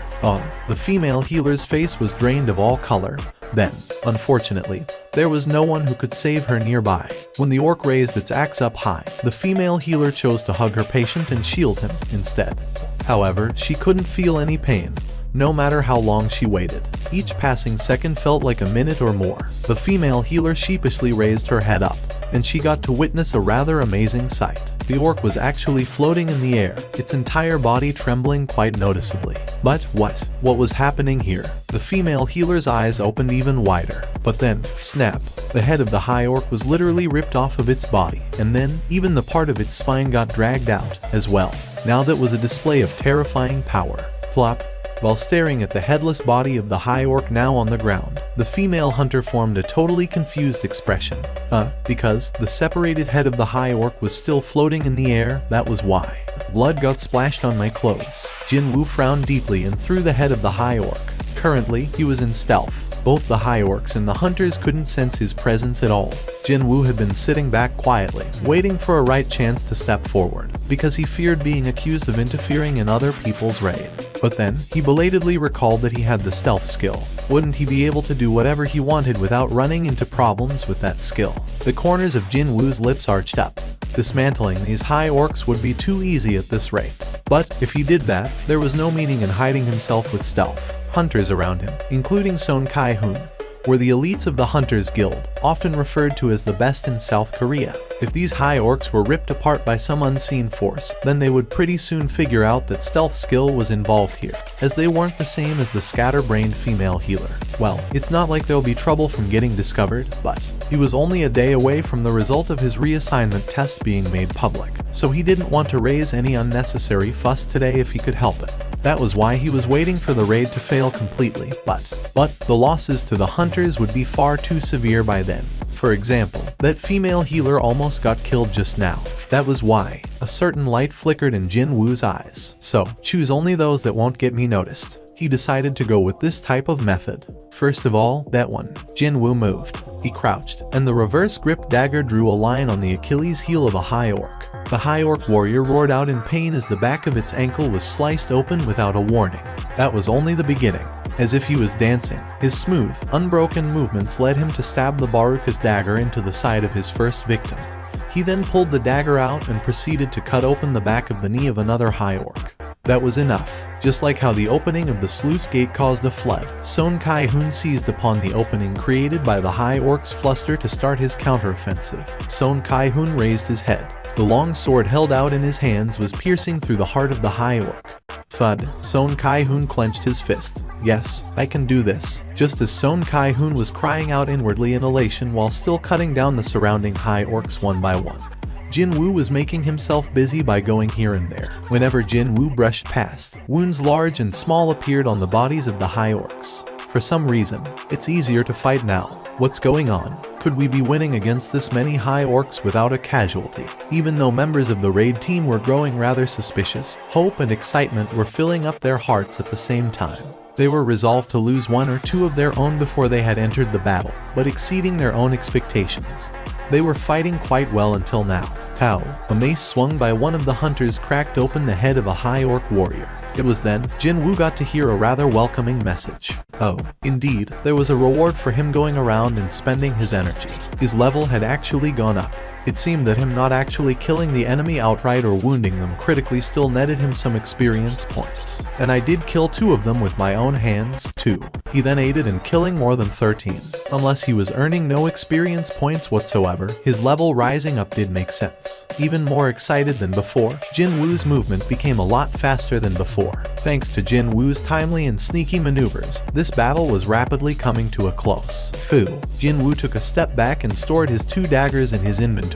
Just before everyone could revel in the sensation of victory, their leader Son Kai-hoon confirmed the status of the injured first. Anyone hurt? Does anyone need healing?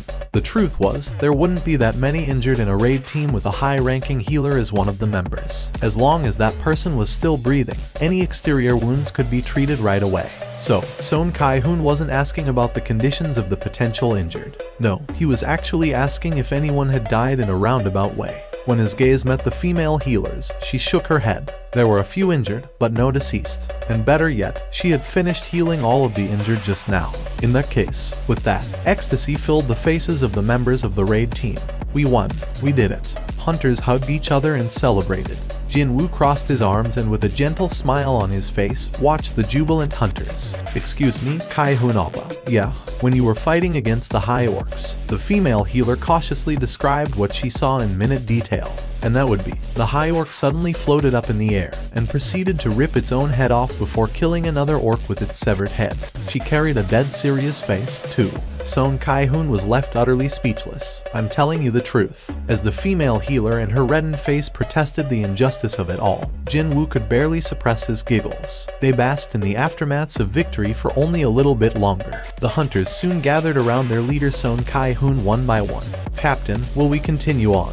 Isn't this going to be too dangerous? We aren't even that far from the entrance, yet we ran into a whole bunch of high orcs already. How about a strategic retreat? Son Kai-hoon cast his gaze over to the deeper part of the cave, his mouth closed tight. It won't be easy. Jin-woo could sympathize with Son Kai-hoon a little bit here. While working for the Hunters Guild that boasted 2 rank S hunters in its ranks, today's raid might be the one and only time Son Kai-hoon would get to lead a raid team. And to think, he'd have to retreat so quickly in his very first hunt as a leader. Anyone in his shoes would be tempted to push forward and clear this place. However, if you were a smart, wise leader, then, as if he had made his mind up, Son Kai-hoon's lips quivered slightly. Jin-woo's eyes narrowed to a slit. Fortunately, as it turned out, Son Kai-hoon wasn't a fool. For the time being, let's retreat. The leader's choice was absolute inside the dungeon.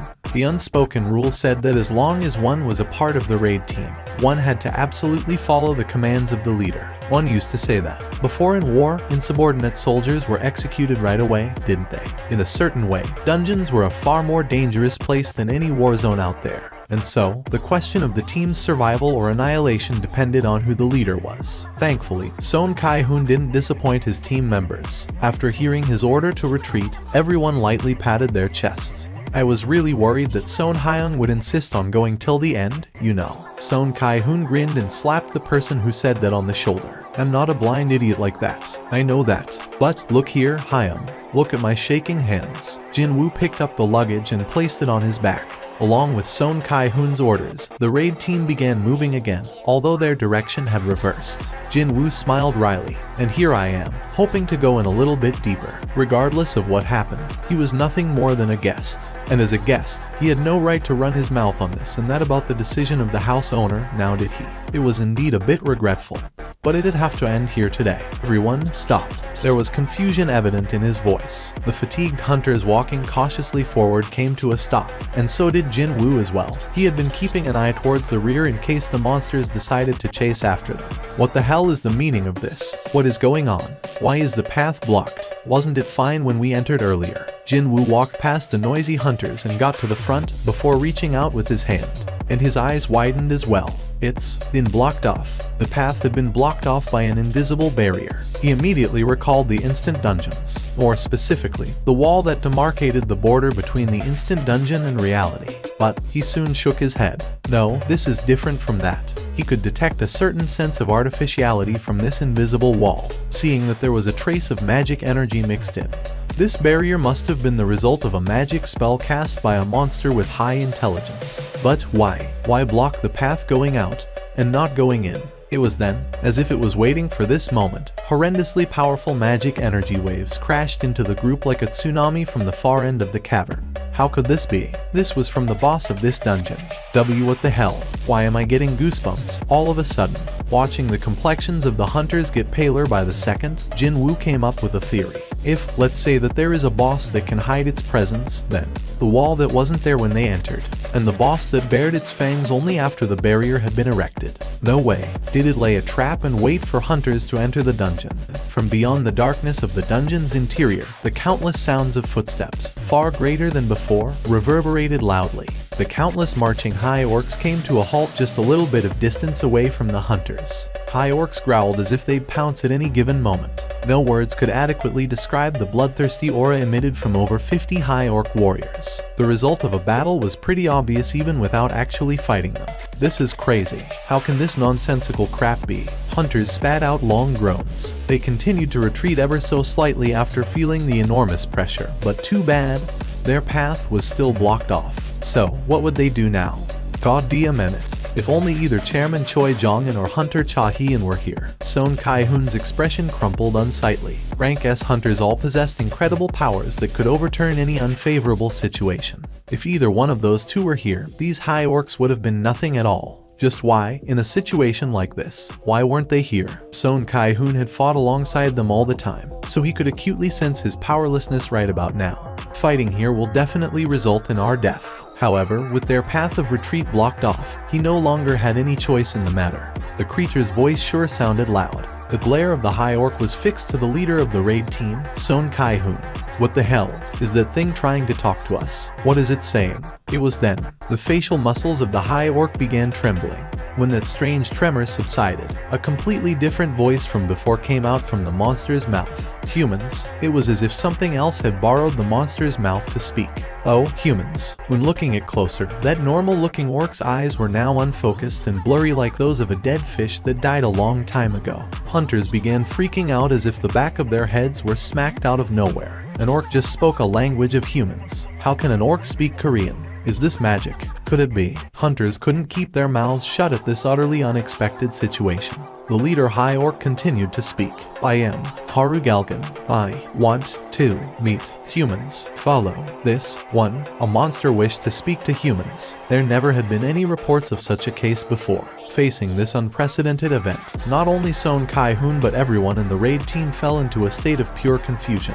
Kai-hoon Hyun, I hope you ain't listening to the words of a monster. Please, you gotta ignore it. Kai-hoon, it's a trap. Regardless what happens, we gotta try to finish it here. Son Kai-hoon maintained his silence for a while, before answering the monster's words. Did you block the cavern? That's right, I am the proud High Shaman of the orcs. My spells can't be broken by the strength of humans. Is there anyone stronger than you inside this cave? Who dares to oppose me? An incredibly loud roar exploded out from the high orc and slammed into the eardrums of the hunters. When Son Kai-hoon's answer didn't come right away, the leader high orc raised its large axe above its head. Now choose. Die here, at the hands of my soldiers, or follow my soldiers will follow. Son Kai-hoon's immediate answer prompted the eyes of the hunters to grow wider. Kai-hoon Hyun.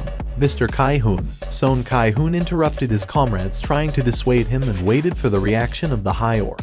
Then come, human. With the end of those words, the blurred eyes of the leader high orc regained its original clarity, and that would be wild beast-like glare of bloodlust. Son Kai-hoon was the first to start walking, and the hesitant hunters began to follow after him one after the other. What is he thinking? Jin Woo stared with a puzzled expression on his face. Is he trying to negotiate with the boss in order to get out of here alive? Although the odds of that succeeding was extremely low. No, maybe this was for the better. Jin Woo originally believed that this raid would end with him hunting down a few mob creatures, but now he got himself a chance to meet the boss instead. Hunter Nim. Yes. Jin Woo continued looking at the front while answering him. Son Kai-hoon, too, continued to stare at the backs of the high orcs walking further up ahead. As soon as we meet the boss, we're going to attack right away. When that happens, regardless of whether our attack was successful or not, the Beastars should not be able to maintain the magic spell blocking the exit. That made a certain amount of sense. Unless it was some kind of hex-type magic, one had to keep one's focus in order to maintain a spell, especially if one wanted to maintain high-class magic. An incredible mental focus was a necessity. However, what about it? Didn't matter whether they succeed in killing the boss or manage to cancel the magic blocking the exit. They would still meet a dog's death right away inside the boss room after getting surrounded by the countless high orcs anyway. While their attention is on us, Hunter Nim, please escape from the boss room. Once you get out of the dungeon, you must alert the main assault force. By the time the assault team consisting of rank S hunters arrive here, everything would be over for them. Son Kai-hoon was getting ready to die. Are you thinking of dying alongside the boss? Jin Woo sneaked a glance at Son Kai-hoon's expression. His face remained hardened, but there was no wavering in his eyes. Our job isn't to get out of this dungeon alive, but to close the gates. Many people outside are paying us a great deal of money for that purpose. Son Kai-hoon's voice gained more conviction as he spoke. We will do our job according to what we've been training for. However, you're different. There's no reason for you to die here. I hope you can get out of this place alive. One could now hear the unwavering belief in his voice. His words contained his determination. Jin Woo realized that nothing he could say right now would be of any help to Son Kai-hoon. So, he simply nodded his head as his reply.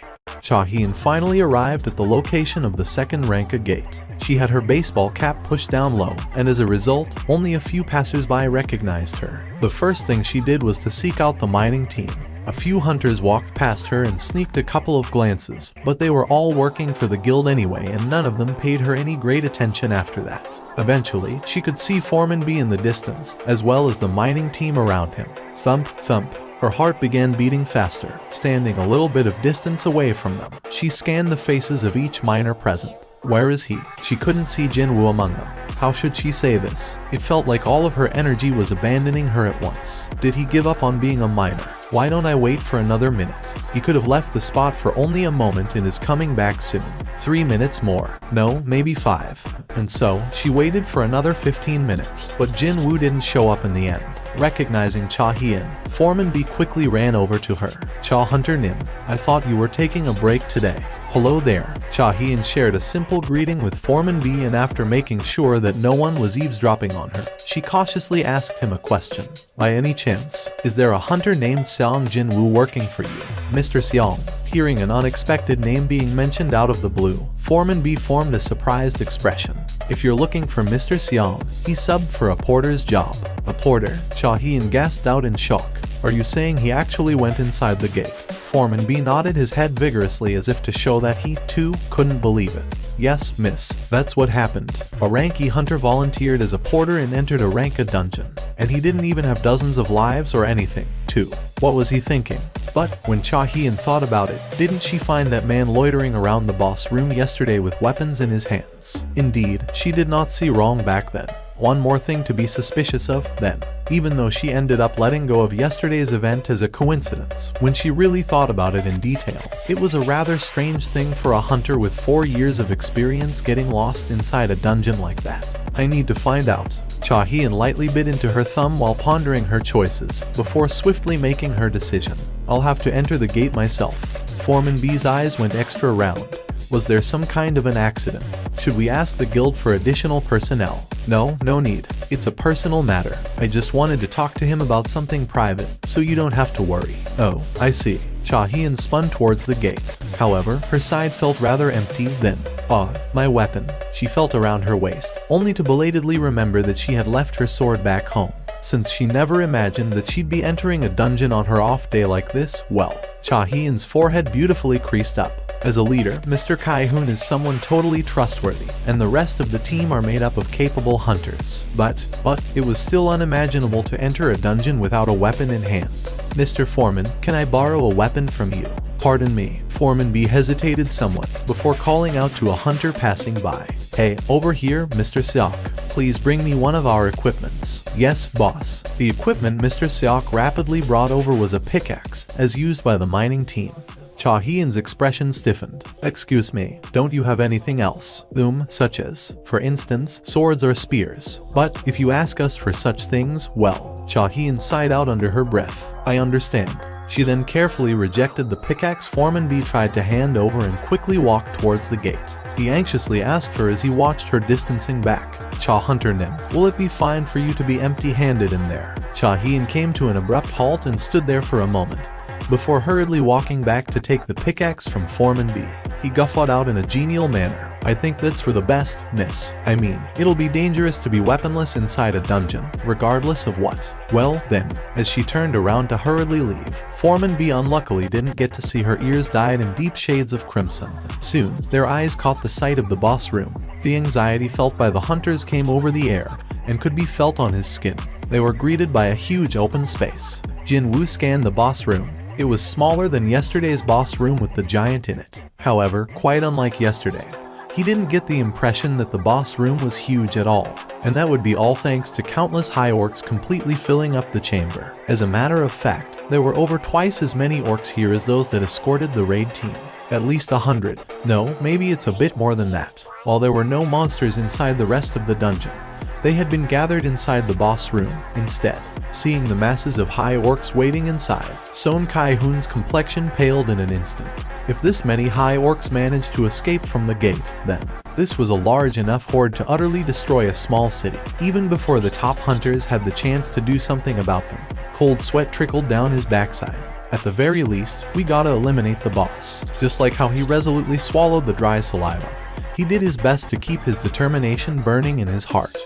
Shark, the leader high orc, beckoned again. The raid team and the escorting high orcs walked over to an altar located in the corner of the boss room.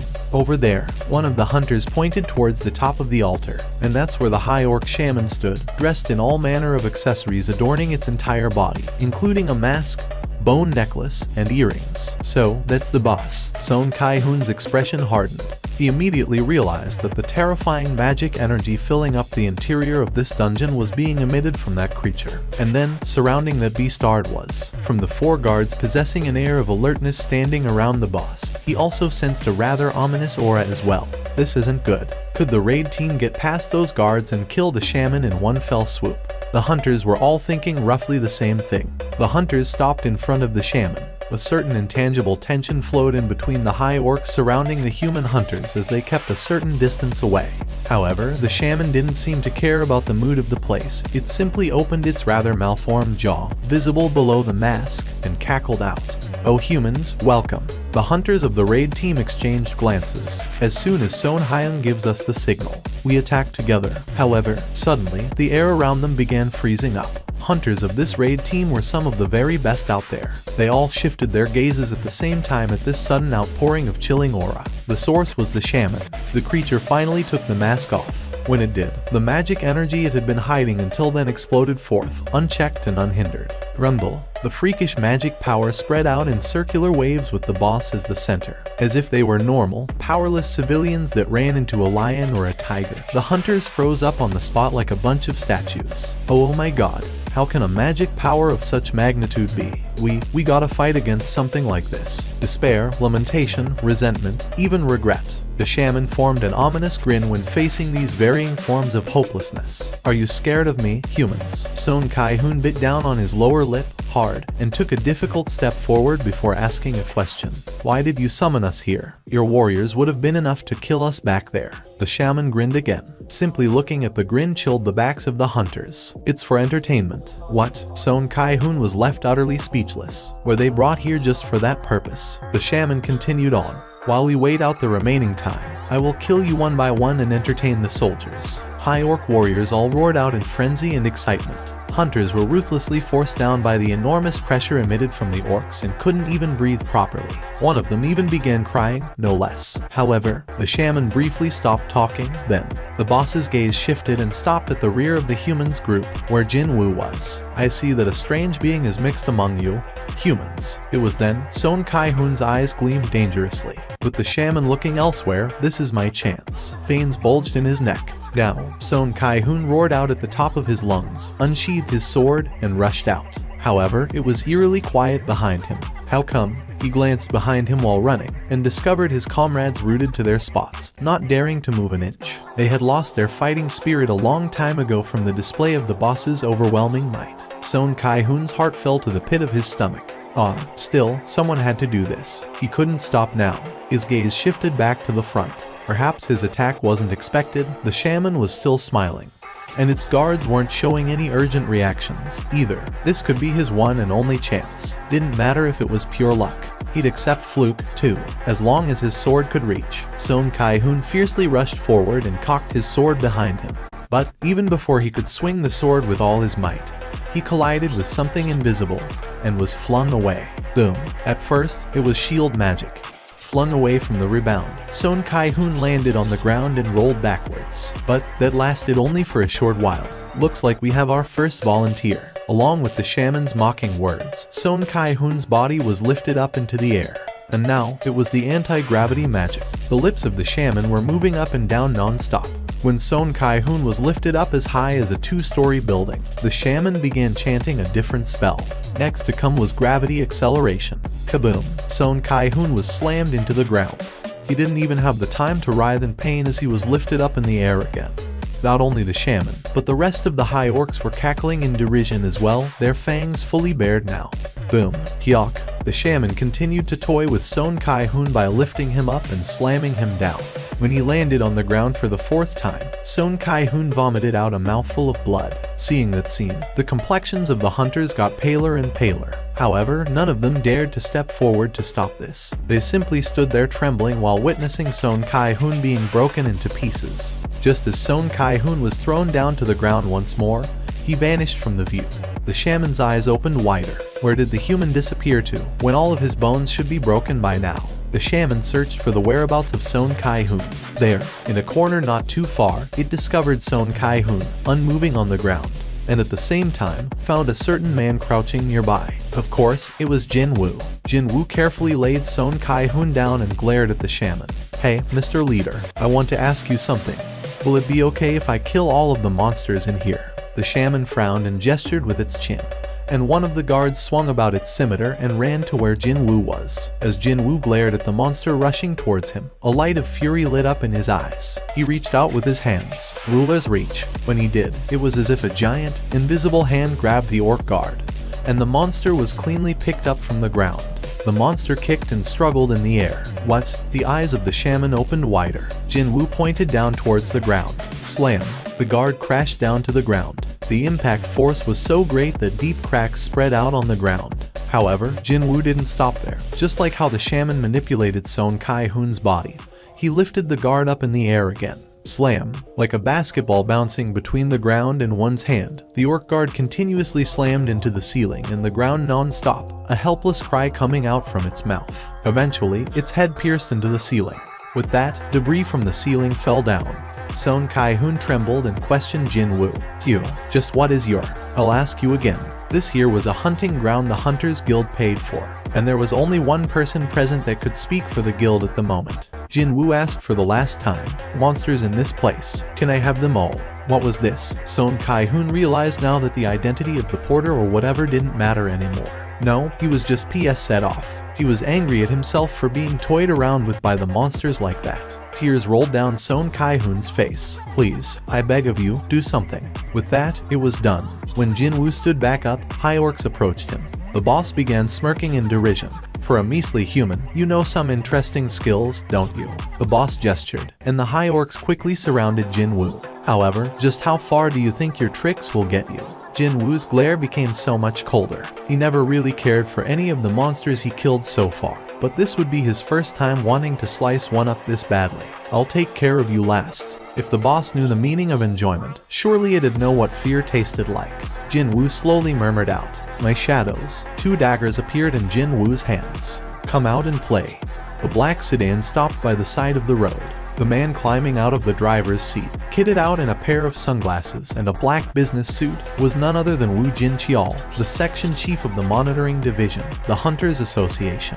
Soon after his exit, 3 more men climbed out of the car from the passenger and rear seats. All of them were from the monitoring division as well. Woo Jin-cheol frowned deeply. If that giant hole opened up like a door and monsters trapped inside emerged outside, just imagining that made him shudder. However, why did that man apply to become a miner in such a horrifying place? Not only that, for 2 days in a row, too.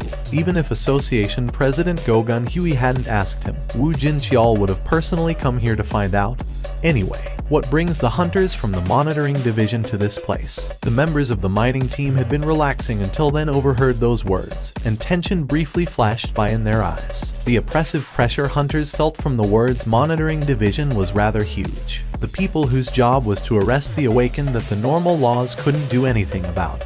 They then either reformed the troublemakers or simply eliminated them. The monitoring division was where those kinds of people worked for. Do you know by any chance where Xiang Jinwu Hunter Nim is? I bloody knew it. Suddenly, a man jumped out from among the miters. It was Li Xianggu, who had run into Jinwu's shoulder yesterday. Li Xianggu passionately spat out his complaints, flying spittle accompanying his rapidly firing words. When that beastard looked at me and began gritting, I was terrified that he might eat me alive or something. You know, it's still so DMN scary even when I think about it now. Wu Jinqiao's gaze shifted back to Foreman B. Where can I find Xiang Jinwu Hunter Nim? Mr. Xiang is. He's inside the gate right now. Xiang Jinwu was inside the Ranka dungeon, where a raid was ongoing. Wu Jinqiao's eyes opened wider. Why did he enter the dungeon? Well, the raid team's porter hasn't shown up today, you see. Nobody wanted to go in there, so Mr. Xiang volunteered as the porter. Cha Hunter Nim. No, I mean, Cha He and Hunter Nim was also looking for Mr. Xiang, so she entered the gate just now, you know. Isn't it just too weird? Meanwhile, the mind of Wu Jinqiao became a bit of mess after hearing that.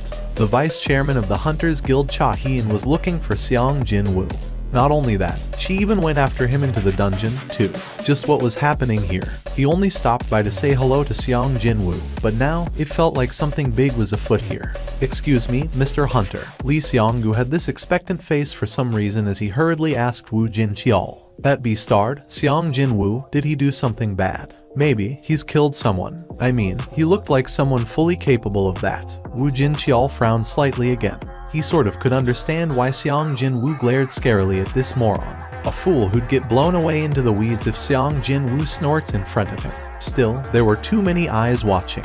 As a hunter working for the association, he couldn't carelessly display his irritation at a stranger. This was why working for a public organization sometimes could get rather annoying. Wu Jinqiao spat out a long sigh and did his best to sound as diplomatic as possible. You'll find out when you take a look at tomorrow evening's news broadcasts. Perhaps that answered most of his own suspicions. Li Xianggu raised his voice high as if he had correctly predicted this. I told you, didn't I? I told you that man is too suspicious. But he didn't look that way, right? And he worked so diligently, too. Not minding the lukewarm responses of his colleagues, Li Xianggu went on about how great his discerning eyes were. Tisk. Wu Jinqiao stared at that man making a fool of himself before taking his subordinates towards the gate. However, Wu Jinqiao instinctively stopped a few steps away from the gate. Chief, the subordinates began staring in confusion at Wu Jinqiao's stiff face. This can't be. The measurement results are wrong. Not all Ranka hunters were equal. For instance, Hunter Wu Jinqiao was right near the top within the Ranka and his instincts were telling him this. The measurement value was all wrong. Wu Jinqiao quickly issued an order to his subordinate next to him. Go get the magic energy measuring device. The subordinate immediately realized that Wu Jinqiao's expression was grave, and hurriedly ran to where their car was parked. The miniature measuring device used by the monitoring division was a world apart in quality from the devices used by the regular association employees, as befitting a device created from a top-grade magic crystal that cost over $1 billion. This piece of equipment very rarely threw up errors or mistakes in its results. The measurement result quickly came out. I knew it. The displayed result showed a clear discrepancy to the previously measured value. If the guild formed their raid team according to the measured value presented by the association, then it had definitely become a serious situation. Around the same time, Cha Hian was following after the traces left behind the raid team. She finally located corpses in the distance. How can this be? Her eyes opened up super wide. All the corpses belonged to the high orcs. It was easy to identify them, because they featured red skin and their fangs were noticeably longer, too. How did Mr. Song Kai-hun's team manage to defeat this many high orcs? And, was that all? There was seemingly not one casualty, too. Cha Hian discovered something odd and crouched down to take a closer look at one of the corpses. And her eyes grew even wider than before. This one, and this one, too. Almost all the high orcs were left with injuries inflicted by short but incredibly sharp weapons. They weren't blows fatal enough to kill, but she thought that these were definitely enough to hinder the movements of the high orcs, which meant that other hunters were simply dining on the table full of tasty dishes prepared by someone else. Short swords. It was then, a certain scene flashed past her brain. The man who stood near the boss room yesterday. Xiang Jinwu was definitely holding short weapons in both of his hands. When her thoughts arrived at this point, Cha Hian's head snapped towards the deeper parts of the dungeon. and her expression rapidly hardened. She could sense this incredibly powerful magic energy wave. No, magic energy tremors, the kind she'd never experienced before, coming from there. The air itself was trembling, hard. No, Cha-hien bit her lower lips. If that magical energy belonged to the boss monster, then no one from Son Kai-hoon's team would be able to survive. She began running towards the boss room with all her might. Whoosh! A ripple incomparably greater than that of the magic energy wave from the high orc shaman spread out everywhere. That wasn't the only change to take place, however. Along with him unshackling his magic power, the shadow beneath Jin Woo's feet spread out, too, and it covered the entirety of the chamber's surface at a frightening pace, as if someone had poured a bucket of pitch black ink onto the floor. A thin smile spread on Jin Woo's lips. Good. This was the new class-specific skill he learnt when he broke past level 70 back in the demon's castle. He sensed the fighting spirit of his enhanced soldiers soaring higher.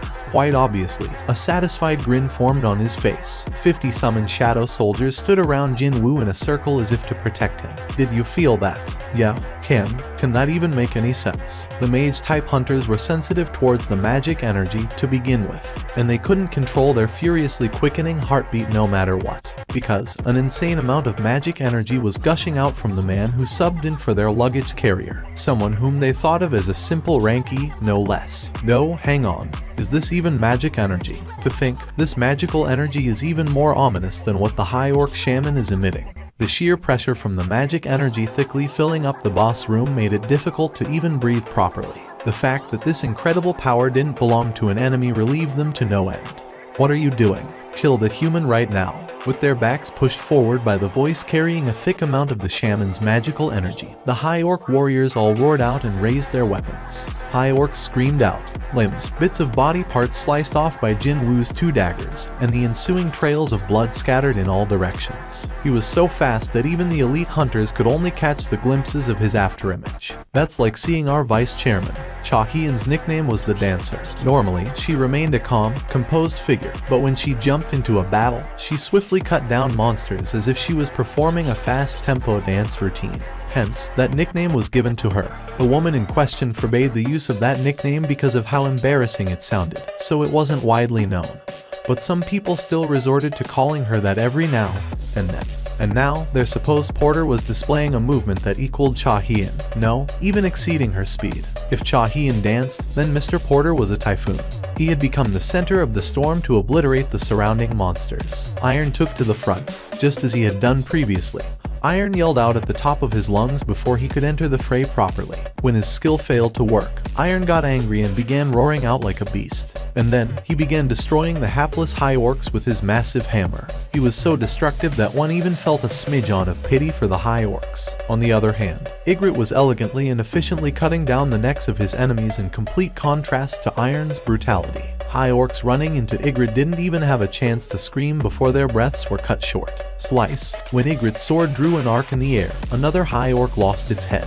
Regular shadow soldiers found it hard to fight against individual high orcs, but they possessed stamina that didn't know the meaning of fatigue and the capability to regenerate almost endlessly. And by buying time in this fashion, the sea of fire shooting out from the magic soldiers would rain down on top of the enemies with no exceptions. In order to kill Jin Woo, the shaman began chanting a spell. The lips of the shaman quickly moved up and down.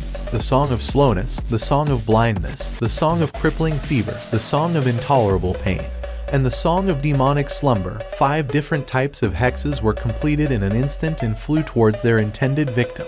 It's done. The corners of the shaman's lips arched up. The moment all those hexes were completed, Jin Woo also sensed the unnatural movement of magic energy. Jin Woo's eyes met those of the shaman's. The orc shaman smirked derisively. It's already too late, human. Hexes were different from normal magic spells and couldn't be evaded. The moment it was cast, that would be the end. But that human beast started turning into a walking corpse wrecked by all sorts of afflictions. His fate was sealed, to be ripped to shreds by the high orc warriors and their weapons. That was the end truly befitting a measly human who didn't know his place and dared to show off. Unfortunately for the monster, however, a familiar mechanical beep rang in Jin Woo's ears. Mechanical beeps fired out one after the other. All 5 hexes were dispelled even before they had the chance to activate. Jinwoo smirked at the results. There was this buff he received when he changed into the player. Continuous effect, good health and long life. You'll be immune to all types of diseases, poisonous substances, as well as all forms of status debuffs. During sleep, your recovery rate will increase exponentially. Thanks to that, he didn't have to worry about status-altering magic, such as hexes. Fitting for a boss of the rank A dungeon, the High Orc Shaman had immediately realized that its curses were rendered ineffective by an even greater power than it. But those were hexes I cast. This made no sense. In order to dispel hexes, one required the purification magic, or the blessings of a being possessing greater power than that of the hex itself. In all honesty, he could have eliminated the shaman right at the beginning of the battle if he wanted to. However, he chose not to, because he wanted to instill the sense of fear into the heart of that shaman, the way it managed to do to the hunters present. However, it seemed not quite enough to make that arrogant monster taste the true meaning of fear.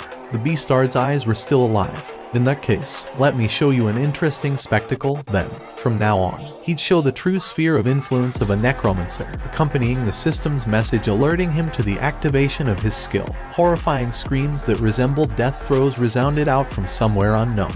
The shaman's eyes widened in shock. The shaman didn't get to finish its sentence. Even before it could, black hands began rising up from the shadows beneath the corpses of the High Orcs. That was why Jinwoo began smiling deeply while gazing contently at the newbies joining his shadow army. My warriors have become undead. The shaman began shuddering uncontrollably. About 50 warriors had lost their lives so far, and about the same number had changed into those black armored soldiers, which means those soldiers that Beastard had summoned are. High Orc warriors would bravely jump into a fight against enemies stronger than themselves without fear, but they rapidly lost all their fighting spirit the moment they saw their former comrades being revived as shadow soldiers. High Orcs, renowned for never backing down from a chance to shed some blood, were now openly retreating out of terror. The fact that they wouldn't be able to ascend to the warrior's heaven after their death, and instead become the puppets of the enemy, was the worst possible nightmare for these High Orcs. Jinwoo's expression brightened. Finally, there were signs of fear in that Beastard's eyes. While shaking like a leaf, the shaman recalled the existence that could revive the dead into shadows. There could not possibly be 2 people possessing the exact same power. So, that human had to be him. If that person is him, then why are we here? However, the moment the shaman thought about itself and the inside of its brain blanked out and the relevant memories contained within were wiped out in an instant. Jinwoo tilted his head. Who was that? She seemed a bit too distant to be totally familiar to him, however. That was why he needed a bit of a moment to recall what her name was. And she was none other than the rank S hunter currently affiliated to the Hunters Guild, Cha Hien. But what is that woman doing here? Jinwoo might have been somewhat surprised by her presence here, but then Cha Hien's own shock was far greater than his. Her wide-open eyes stared at Jinwoo and his shadow soldiers. Summons. The first thing Cha Hien thought of was summoning when she saw the shadow soldiers. However, there were simply too many of them to say that this was the result of summoning magic. The thing was, the mage-type hunters specializing in summoning magic could only control 1 or 2 at a push. If one could control 2, then the treatment one received improved greatly, and she hadn't yet heard of anyone capable of controlling 3 or more summoned creatures. However, just how many of them were here? This makes no sense. One man summoned over 100 in one go, and he didn't even need a lot of time to summon them, too. No, he only needed a moment to summon dozens and dozens in one go. I wouldn't have believed it if I didn't see it with my own 2 eyes. She might be one of the top 10 ranked hunters in South Korea, but another hunter's ability had managed to leave her totally speechless now. Wu Jinqiao was running breathlessly. He ran so hard that he now tasted sweetness in his mouth. Cha Hien. Wu Jinqiao found it strange that she didn't try to participate in the battle and simply stood by, so he quickly walked up next to her. And it was at that point he got to see clearly the situation inside the boss room. What is this? Soldiers wearing jet black armor were one-sidedly massacring the supposedly powerful monsters, also known as High Orc warriors. The pitiful screams of the High Orcs even managed to deafen Wu Jinqiao's hearing. Also, he might have been less shocked if there were only human-shaped soldiers present. But then again, just what were those nonsensically huge black bears with smoke coming out of them, as well as High Orcs kitted out in various black-colored armors? No matter how I see it, doesn't he look like a top-ranked melee-type hunter? However, he could even use summoning magic, too. And, sure enough, when Jinwoo's lips moved a little, dozens more summons rose up from the ground. Oh my god. Wu Jinqiao's jaw fell to the floor. Just how many summons could that man control? This is the true ability of Hunter Xiang Jin Wu. By the way, why are you here, Chief Wu? We were in the neighborhood, just passing by. But it was a coincidence that we discovered the gates of normal condition, and we came here to help facilitate the evacuation of the raid team. But well, Wu Jinqiao stopped talking there and stared at Jin Wu again. However, looks like that won't be necessary. This would be his first time witnessing Hunter Xiang Jin Wu's true skill, and that just so happened to be the spectacle of him clearing a ranked dungeon with his own power. It didn't look like others' help was necessary. The shaman was furious. You insect-like beastard, I'll step on you. If hexes didn't work against the enemy, then all it had to do was to bless itself and fight. The Song of Rage, the Song of Strengthening, the Song of the Giants, the Song of the Fire Dragon. With the completion of the various spells, the shaman's body suddenly ballooned up to nearly 10 meters tall. Its strength, agility, stamina, and even its confidence increased greatly as well, power filling up every square inch of its frame. Right away, the shaman used its gigantic arm to swat away the shadow soldiers, and then took a deep breath. And then, when the shaman spat out its breath, reddish-black flames erupted out of its mouth. The soldiers immediately dissipated and scattered away when they were struck dead on by the flames. Even those grazed by it were no exception. Parts of their bodies were blown away and they were rendered unable to carry on fighting. The flames didn't end with one attack. The second wave of flames spat out of the shaman's mouth in a row.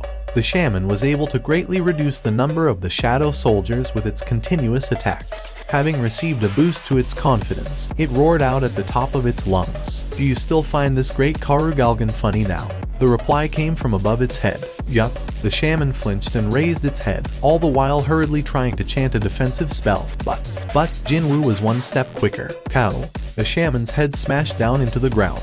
The floor shattered and spiderweb-like cracks rapidly spread out. Jin Wu had already experienced blowing away Vulcan with his bare fist, and that demon was much larger than this arrogant shaman, too. When he lightly landed on the ground, feel-good messages began popping up in his view one after the other. There you go. Jin Wu pumped his fist. Back when he was fighting using stealth, he leveled up once. When he was killing these orcs, another level up. And, after killing the boss just now, another level up. The once buffed up shaman's body had reverted back to its original size already. He saw an egg-sized magic crystal embedded in the dead boss's necklace, but he decided not to get too greedy. Earning experience points is good enough. This was the Hunter's Guild's dungeon. At the end of the day, Jin Wu licked his lips in anticipation.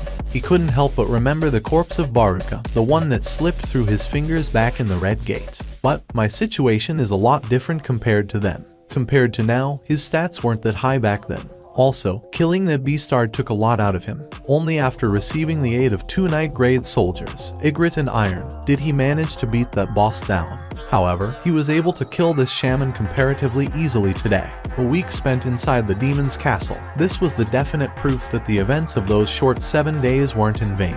Jin Wu issued a new order at the Rising, wavering black steam like smoke. Rise up.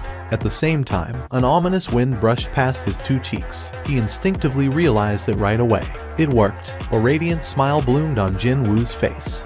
As the soul-tearing scream resounded out, a mage covered in black robe rose up from the shadow of the dead shaman. Huh? Jin Wu sensed something was different about this guy, and so he checked the information window. Elite Knight grade. An elite knight. Previously, Jin Wu was able to confirm that there were 3 grades to the Shadow Soldiers. Regular grade, Elite grade, and then the Knight grade. But now, for the first time ever, the Elite Knight grade appeared. He began to think that, seeing the word Elite tacked onto the already existing grade Knight, this new guy had to be a realm higher than either Ygritte or Iron in terms of combat prowess. For sure, I can sense that its magic energy is far greater than that of my 2 knights. As expected of turning the boss of a ranked dungeon into his shadow soldier. And also as expected, he got another system message telling to name the new guy, now that another knight grade shadow soldier had appeared. A name, is it? Well, its face was hidden under the hood of the robe now, but still, high orcs and lengthy fangs went hand in hand. No. Right? Let's name it Fangs. He didn't need to issue a separate order, just thinking about it meant the new guy's name would be set. Elite Knight grade. Instead of question marks, the new name appeared in the information window. If the shaman who remained utterly arrogant right till the moment it died heard this name, the poor guy might have fainted on the spot. But well, who cares? It was already dead, anyway.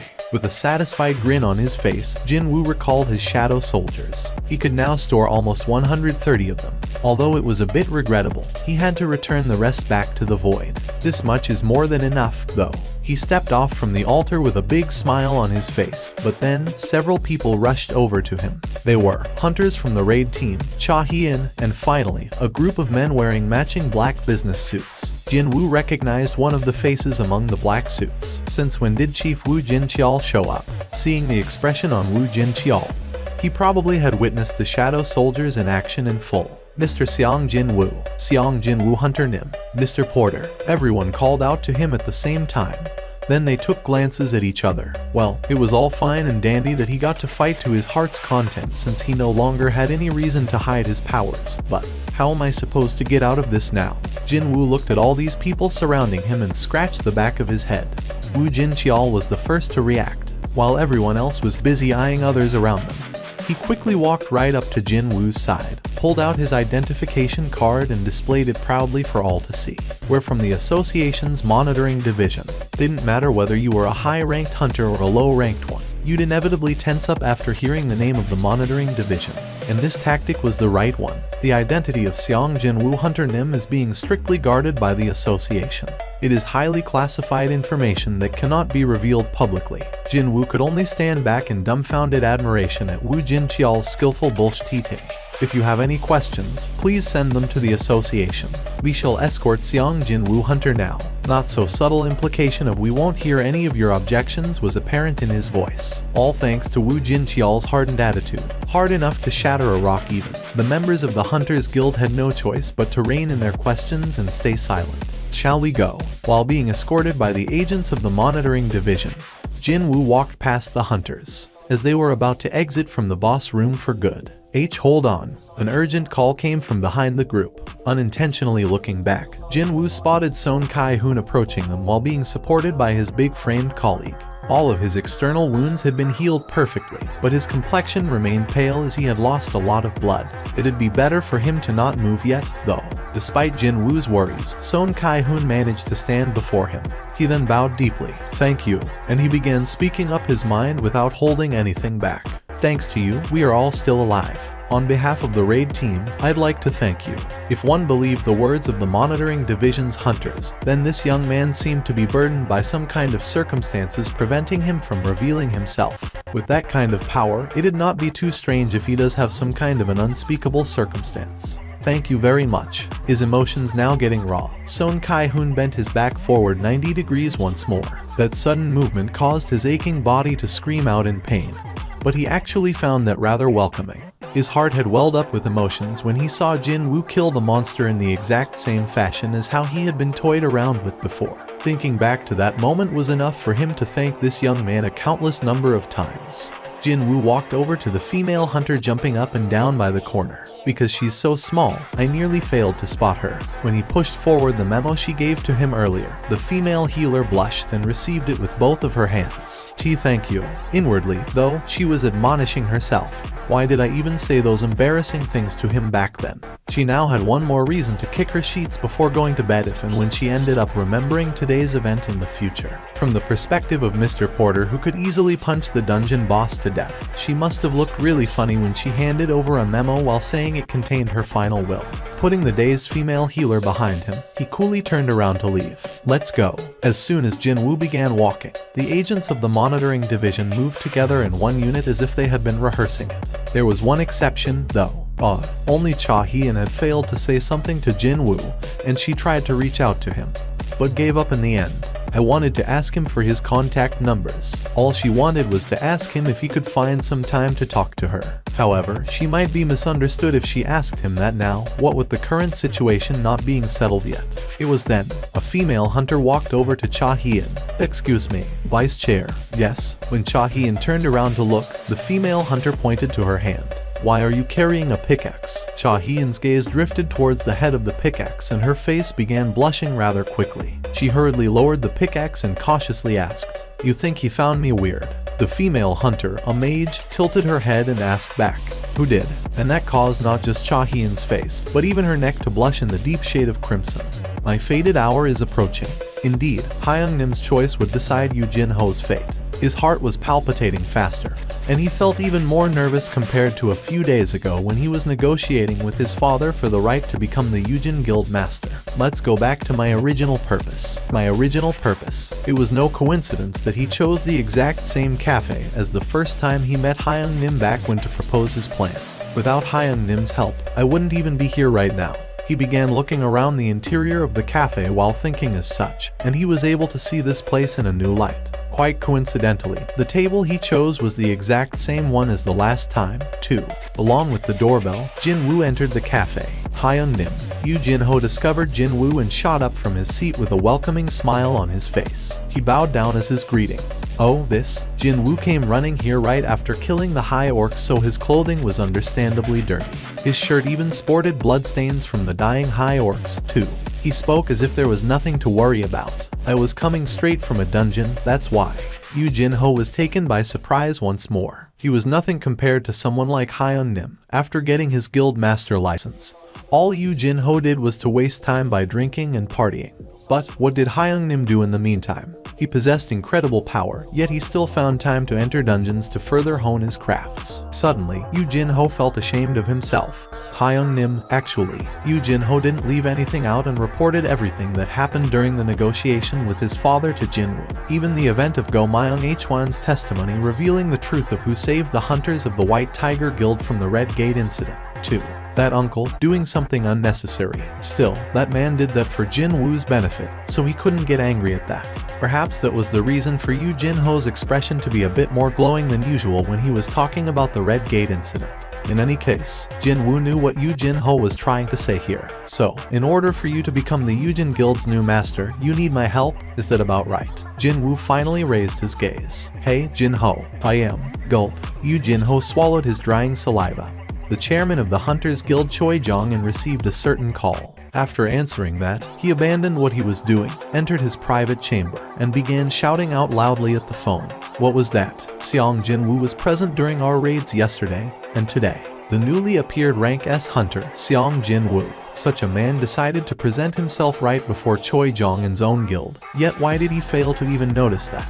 It was the same thing as kicking away the golden goose willing to enter his house. It was enough to make him tear his hair out, but he was working for the mining team yesterday, and today he was carrying luggage. After hearing that revelation, it did make sense for him to not know. Okay, for the time being, let's not worry about why he did what he did. He got this feeling that sweating over that mystery would only give him a case of a migraine and no tangible answer to chew on. Besides, that wasn't important at all. After White Tiger, us hunters also owe that man now. Indeed, they were indebted to Seong Jin Woo. Choi Jong-in wished to talk to that man as equals as much as he could before attempting to scout him. But now, his position was no different than that of the White Tiger. The hunter who took on the role of the raid team's captain, Son Kai-hoon, wasn't a fellow who'd lie about something that didn't happen, or embellish something minor as if it was a big deal. Even then, Choi Jong-in asked reflexively, "Are you telling me the truth?" "Yes, sir. That's all I saw." That's all he saw. Does that mean there could be more? If Seong Jin Woo was that powerful, then, if you compare him to me, then how about it? Although he may have sounded a bit childish just then, there was no better way to ascertain someone's strength than this question. Son Kai-hoon took a little time before continuing on.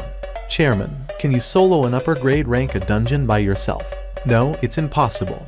However, that man did precisely that. Choi Jong-in was often referred to as the ultimate weapon. From a certain perspective, one could argue that he was being roundly disregarded in this situation. But rather than feeling sour, his heart was pounding harder instead. Me, Cha Hyun, and then Seong Jin Woo. This was the golden chance that his guild could become renowned in South Korea, no, Asia, no, the whole world, on the back of Seong Jin Woo's abilities alone. Chairman Choi, I know that I'm in no position to advise you on how to run the guild. But Son Kai-hoon was definitely not someone who'd go beyond his stations and run his mouth off about the guild. So, Choi Jong-in became even more curious about what he might say next. "No, it's fine. Please speak. That man. You must scout Seong Jin Woo Hunter Nim to our guild. With him, your dream might become reality." In front of the Korean Hunters Association main building, the sea of reporters showing up to cover Ri Min Seong's rank assignment test had set up a camp in front of the association building.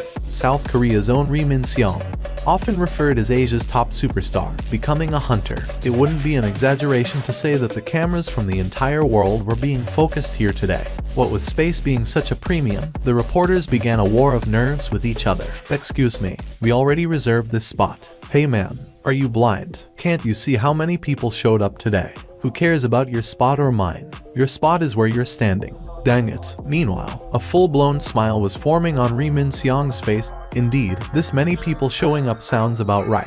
Excuse me, Mr. Min-seong. This will be tomorrow's headline, but what do you think about it? Don't you think using that as the headline is a bit dull? You think so? How about this one? The man who has everything, Ri Min-seong. He now grasps power transcending humanity. Well, but if we use a strong lead-in like that, don't you think a portion of the readers will feel uncomfortable? Well, I'm not exaggerating here. And besides, no one in their right minds would talk rubbish about me in South Korea. Anyway, it was then. 2 imported luxury sedans arrived at the parking lot of the association.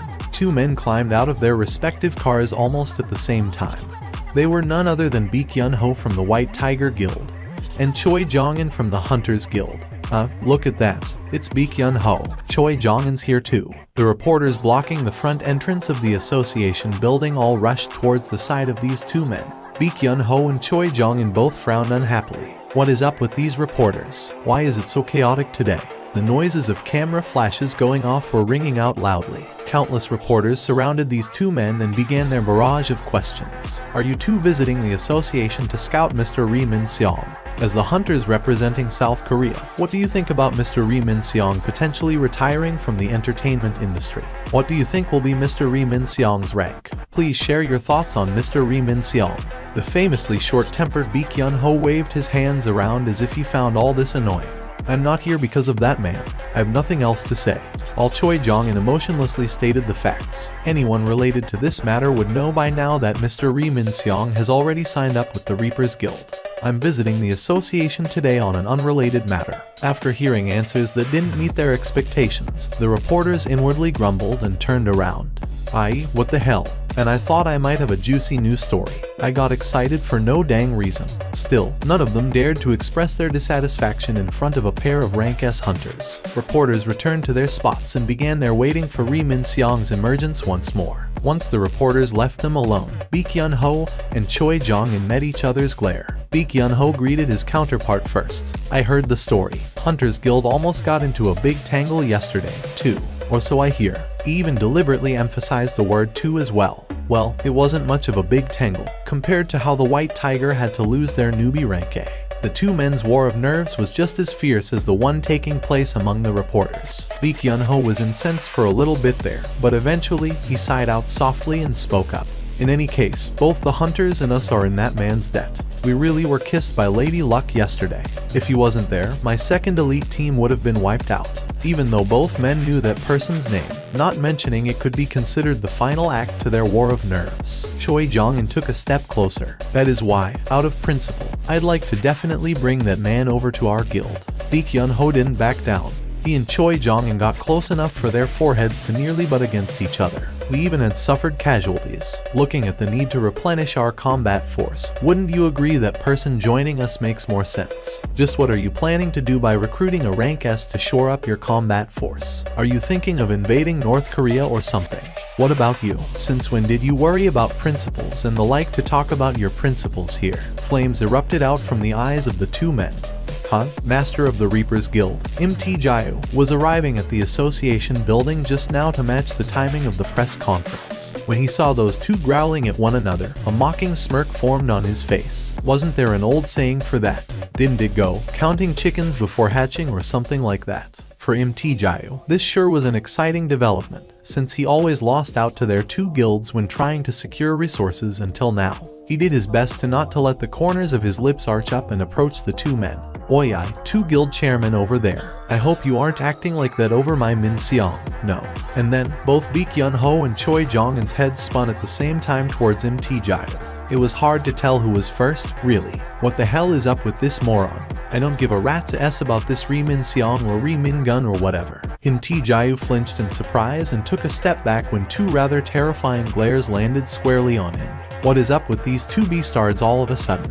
What's this? Choi Jong-in and Baek Yun-ho, too. Ri Min-seong grinned deeply. he already familiar with Chairman Mt. Jayu when they met during the signing of the contract. Ri Min-seong signing up with the Reapers Guild, which had been criticized for being a shell of its former glory, while disregarding the country's top 2 guilds, was a calculated move on his part. I mean, with this, I'll enjoy the image of someone willing to stand up for the underdogs. Crudely speaking, celebrities survived on their public image, and Ri Min-seong was really meticulous about maintaining his. The best guilds in Korea are fighting over me. He wasn't thinking of carrying on this hunter lifestyle for long. But still, that sight naturally made him feel even better about himself. Min-seong, they say they are ready now. Let's go and do the press conference. Alright, the manager took the lead. Camera flashes exploded in a scary cacophony of endless shutter clicks. Click, click, click, click, click. As he would do every day, Ri Min-seong formed a fake smile towards hundreds of lenses surrounding him. It was then, Jin-woo had finally arrived at the front of the association. Just like he'd been told, he was stopping by the association 3 days later. Why is it so noisy here? However, it didn't look like he'd be able to enter the association at all under the current circumstances. Of course, there were plenty of ways to go around these people, such as using stealth, or jumping over the reporters, or even by finding a back entrance. But then again, his re-evaluation test had been reserved in advance 3 days ago, so he didn't feel like going through the back entrance just to avoid this wall of reporters. It's not like I committed a crime or something anyways. He had no reason not to use the front door at all. Jin-woo then proceeded to push away the tightly packed throngs of reporters and made a path for himself. I'm coming through. Oi, what are you doing? What the hell? What's wrong with you? This was the physical strength of a rank S hunter. Reporters were all helplessly pushed away, deep frowns etched on their faces. The path forward was opened up in the blink of an eye, and Jin-woo could walk up the steps leading to the front entrance of the association. However, even before he could take another step, a large, muscular dude suddenly blocked Jin-woo's path. Oi, he was Ri Min-seong's manager. His eyebrows rose up as he growled menacingly. Who the hell are you? You work for the association or something? Jin-woo didn't bother to avert his gaze and met this manager's glare squarely, before shaking his head. Huh? Would you look at this beastard? The manager's thick eyebrows quivered. Can't you see all those reporters behind you? Go back to where you came from. You can't go through here. Get lost, punk. The manager blocked the path again and tried to shove Jin-woo's chest away. The light in Jin-woo's eyes changed immediately. What was that? The manager was taken by a huge surprise. He was a melee-type rank D awakened, and pushed this young punk away with the full intention of embarrassing him.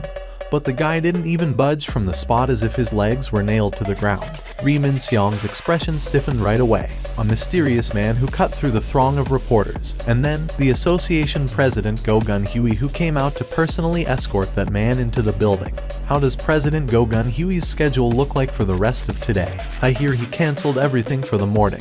Are you telling me that the association president cancelled the whole morning's worth of appointments for that man? This place had become too restless after those two men's sudden entrance, and the current situation was no longer suitable for holding a press conference. Ri Min-seong glared at his manager for a long time, before his head naturally spun towards his side. Like throwing salt on the wound, the camera crew from the news stations were getting ready to leave. They were supposed to broadcast everything live. If this distracted spectacle got on the airwaves and was broadcast to the rest of the country, then there was a good chance that all of Ri Min-seong's hard work to increase his brand's value by becoming a rank A hunter would go down the drain for good. Excuse me, everyone. Allow me to go have a quick chat regarding my schedule today with the association's representatives. Blurting that nonsense to the reporters, Ri Min-seong then headed to the main association building. It was not to discuss the change of schedule but to declare his intentions. I mean, you have any idea how much my dad donates to the association? Just before he could push open the glass front door, hunters from the monitoring division rushed out first and he was pushed back. Instead, they stood in a line to block off the front entrance. What the hell is this now? Ri Min-seong's forehead creased up. He quickly checked the name tag attached to one of the men's chests. Section Chief Woo Jin-cheol, Hunters Association Monitoring Division. Ri Min-seong questioned Woo Jin-cheol right away. What's the meaning of this? Why are you blocking the entrance? Woo Jin-cheol's sunglasses-covered eyes stared down at Ri Min-seong. Currently, another awakened is going through the process of the rank reassignment test. No one will be allowed to enter the building until 11 o'clock, when the test is scheduled to end. What did you just say? By another awakened, was this man referring to that young man who followed the association president into the building not too long ago? The time now was 10:30 in the morning. 11 o'clock was the originally scheduled time for his rank assignment test. No one was allowed to enter before that. Ri Minseong's scheme to take the test ahead of schedule to reverse the situation was about to blow up in his face. At first, he spoke in a polite tone of voice. "Please, don't be like this and let me in. I have something to discuss with the related department of the association." "I'm sorry." Wu Jinqiao shut his mouth up with that single short sentence. With his frustration boiling over, Ri Minseong couldn't hold back any longer and his true colors slowly surfaced to the fore. "Look here, mister. Don't you know who I am? I'm Ri Minseong, man. Ri Minseong." Ri Minseong's tone of voice became sharp and abrasive as if he could no longer take this crap. But still, Wu Jinqiao showed no sign of budging. Ri Minseong spat out a dumbfounded groan. "Oi, you know that Yujin Construction is the biggest sponsor of the Hunters Association, right?" The corners of Ri Minseong's lips arched up. "Vice chairman of the Yujin Construction. Ri Won Jiu is my father, okay. And do you see all these people behind me?" Ri Minseong pointed towards the sea of reporters below the entrance steps. "You think you can treat the son of Yujin Construction's vice chairman this badly in front of these many reporters? You think you can handle the fallout?" Wu Jinqiao's reply was pretty simple. "Yes, we can." What? Ri Minseong was even more dumbfounded now. Just who the hell was that young man for the association president to personally escort him inside and block off the entire building for a measly rank assignment test? And letting a section chief go for someone not even that high up in the food chain like a head of the department to do whatever the hell he pleased. Just who the hell is this another awaken supposed to be that the association is willing to bend over backwards like this? Only then did Wu Jinqiao remove his sunglasses. "If I were to tell you that..." When Wu Jinqiao's sharp, scary eyes resembling a bird of prey were finally revealed, Ri Minseong unwittingly took a step back. Wu Jinqiao continued to glare at Ri Minseong and quietly spoke. "Do you think you can handle the fallout instead, Mr. Ri Minseong? Please, come this way." "Alright." Jin Woo was about to follow after Go Gun Huey's guidance and enter the measurement room, but then spotted two somewhat familiar-looking faces. Baek Yun Ho and Choi Jong and were sitting on the waiting room chairs facing the measurement room. That was where smartly dressed headhunters of various smaller guilds could be found 3 days ago. When their gazes met, both men stood up from their seats and bowed lightly. Jin Woo reciprocated the greeting and walked past the hallway. As they walked down on the passageway, a soft smile formed on Go Gun Huey's lips. "Those two men, they have been waiting for you for about an hour." The leaders of two guilds that represented South Korea in the world stage had shown up 1 hour early to wait for the re-evaluation result. Perhaps he had read Jin Woo's expression, because Go Gun Huey continued to explain in a calm voice. "The new rank S hunter has appeared after 2 long years. And besides, Choi Jong-un has heard of your powers, so he should be even more anxious at the moment." Jin Woo slowly nodded his head. "Oh my, association president." The association employees they met on the way all politely greeted Go Gun Huey and stared at Jin Woo with mystified eyes. "Who is that man that necessitates our association president to personally guide him? Could he be someone really important? How can someone that young know our president?" Soon, they arrived at the examination area, located deeper within the building. "Before the re-evaluation can take place, we must confirm your abilities first and set the new classification for you." Jin Woo already knew that. Hunters were classified as a melee, mage, healing, or even support type according to their abilities, and performed their roles where they were needed the most.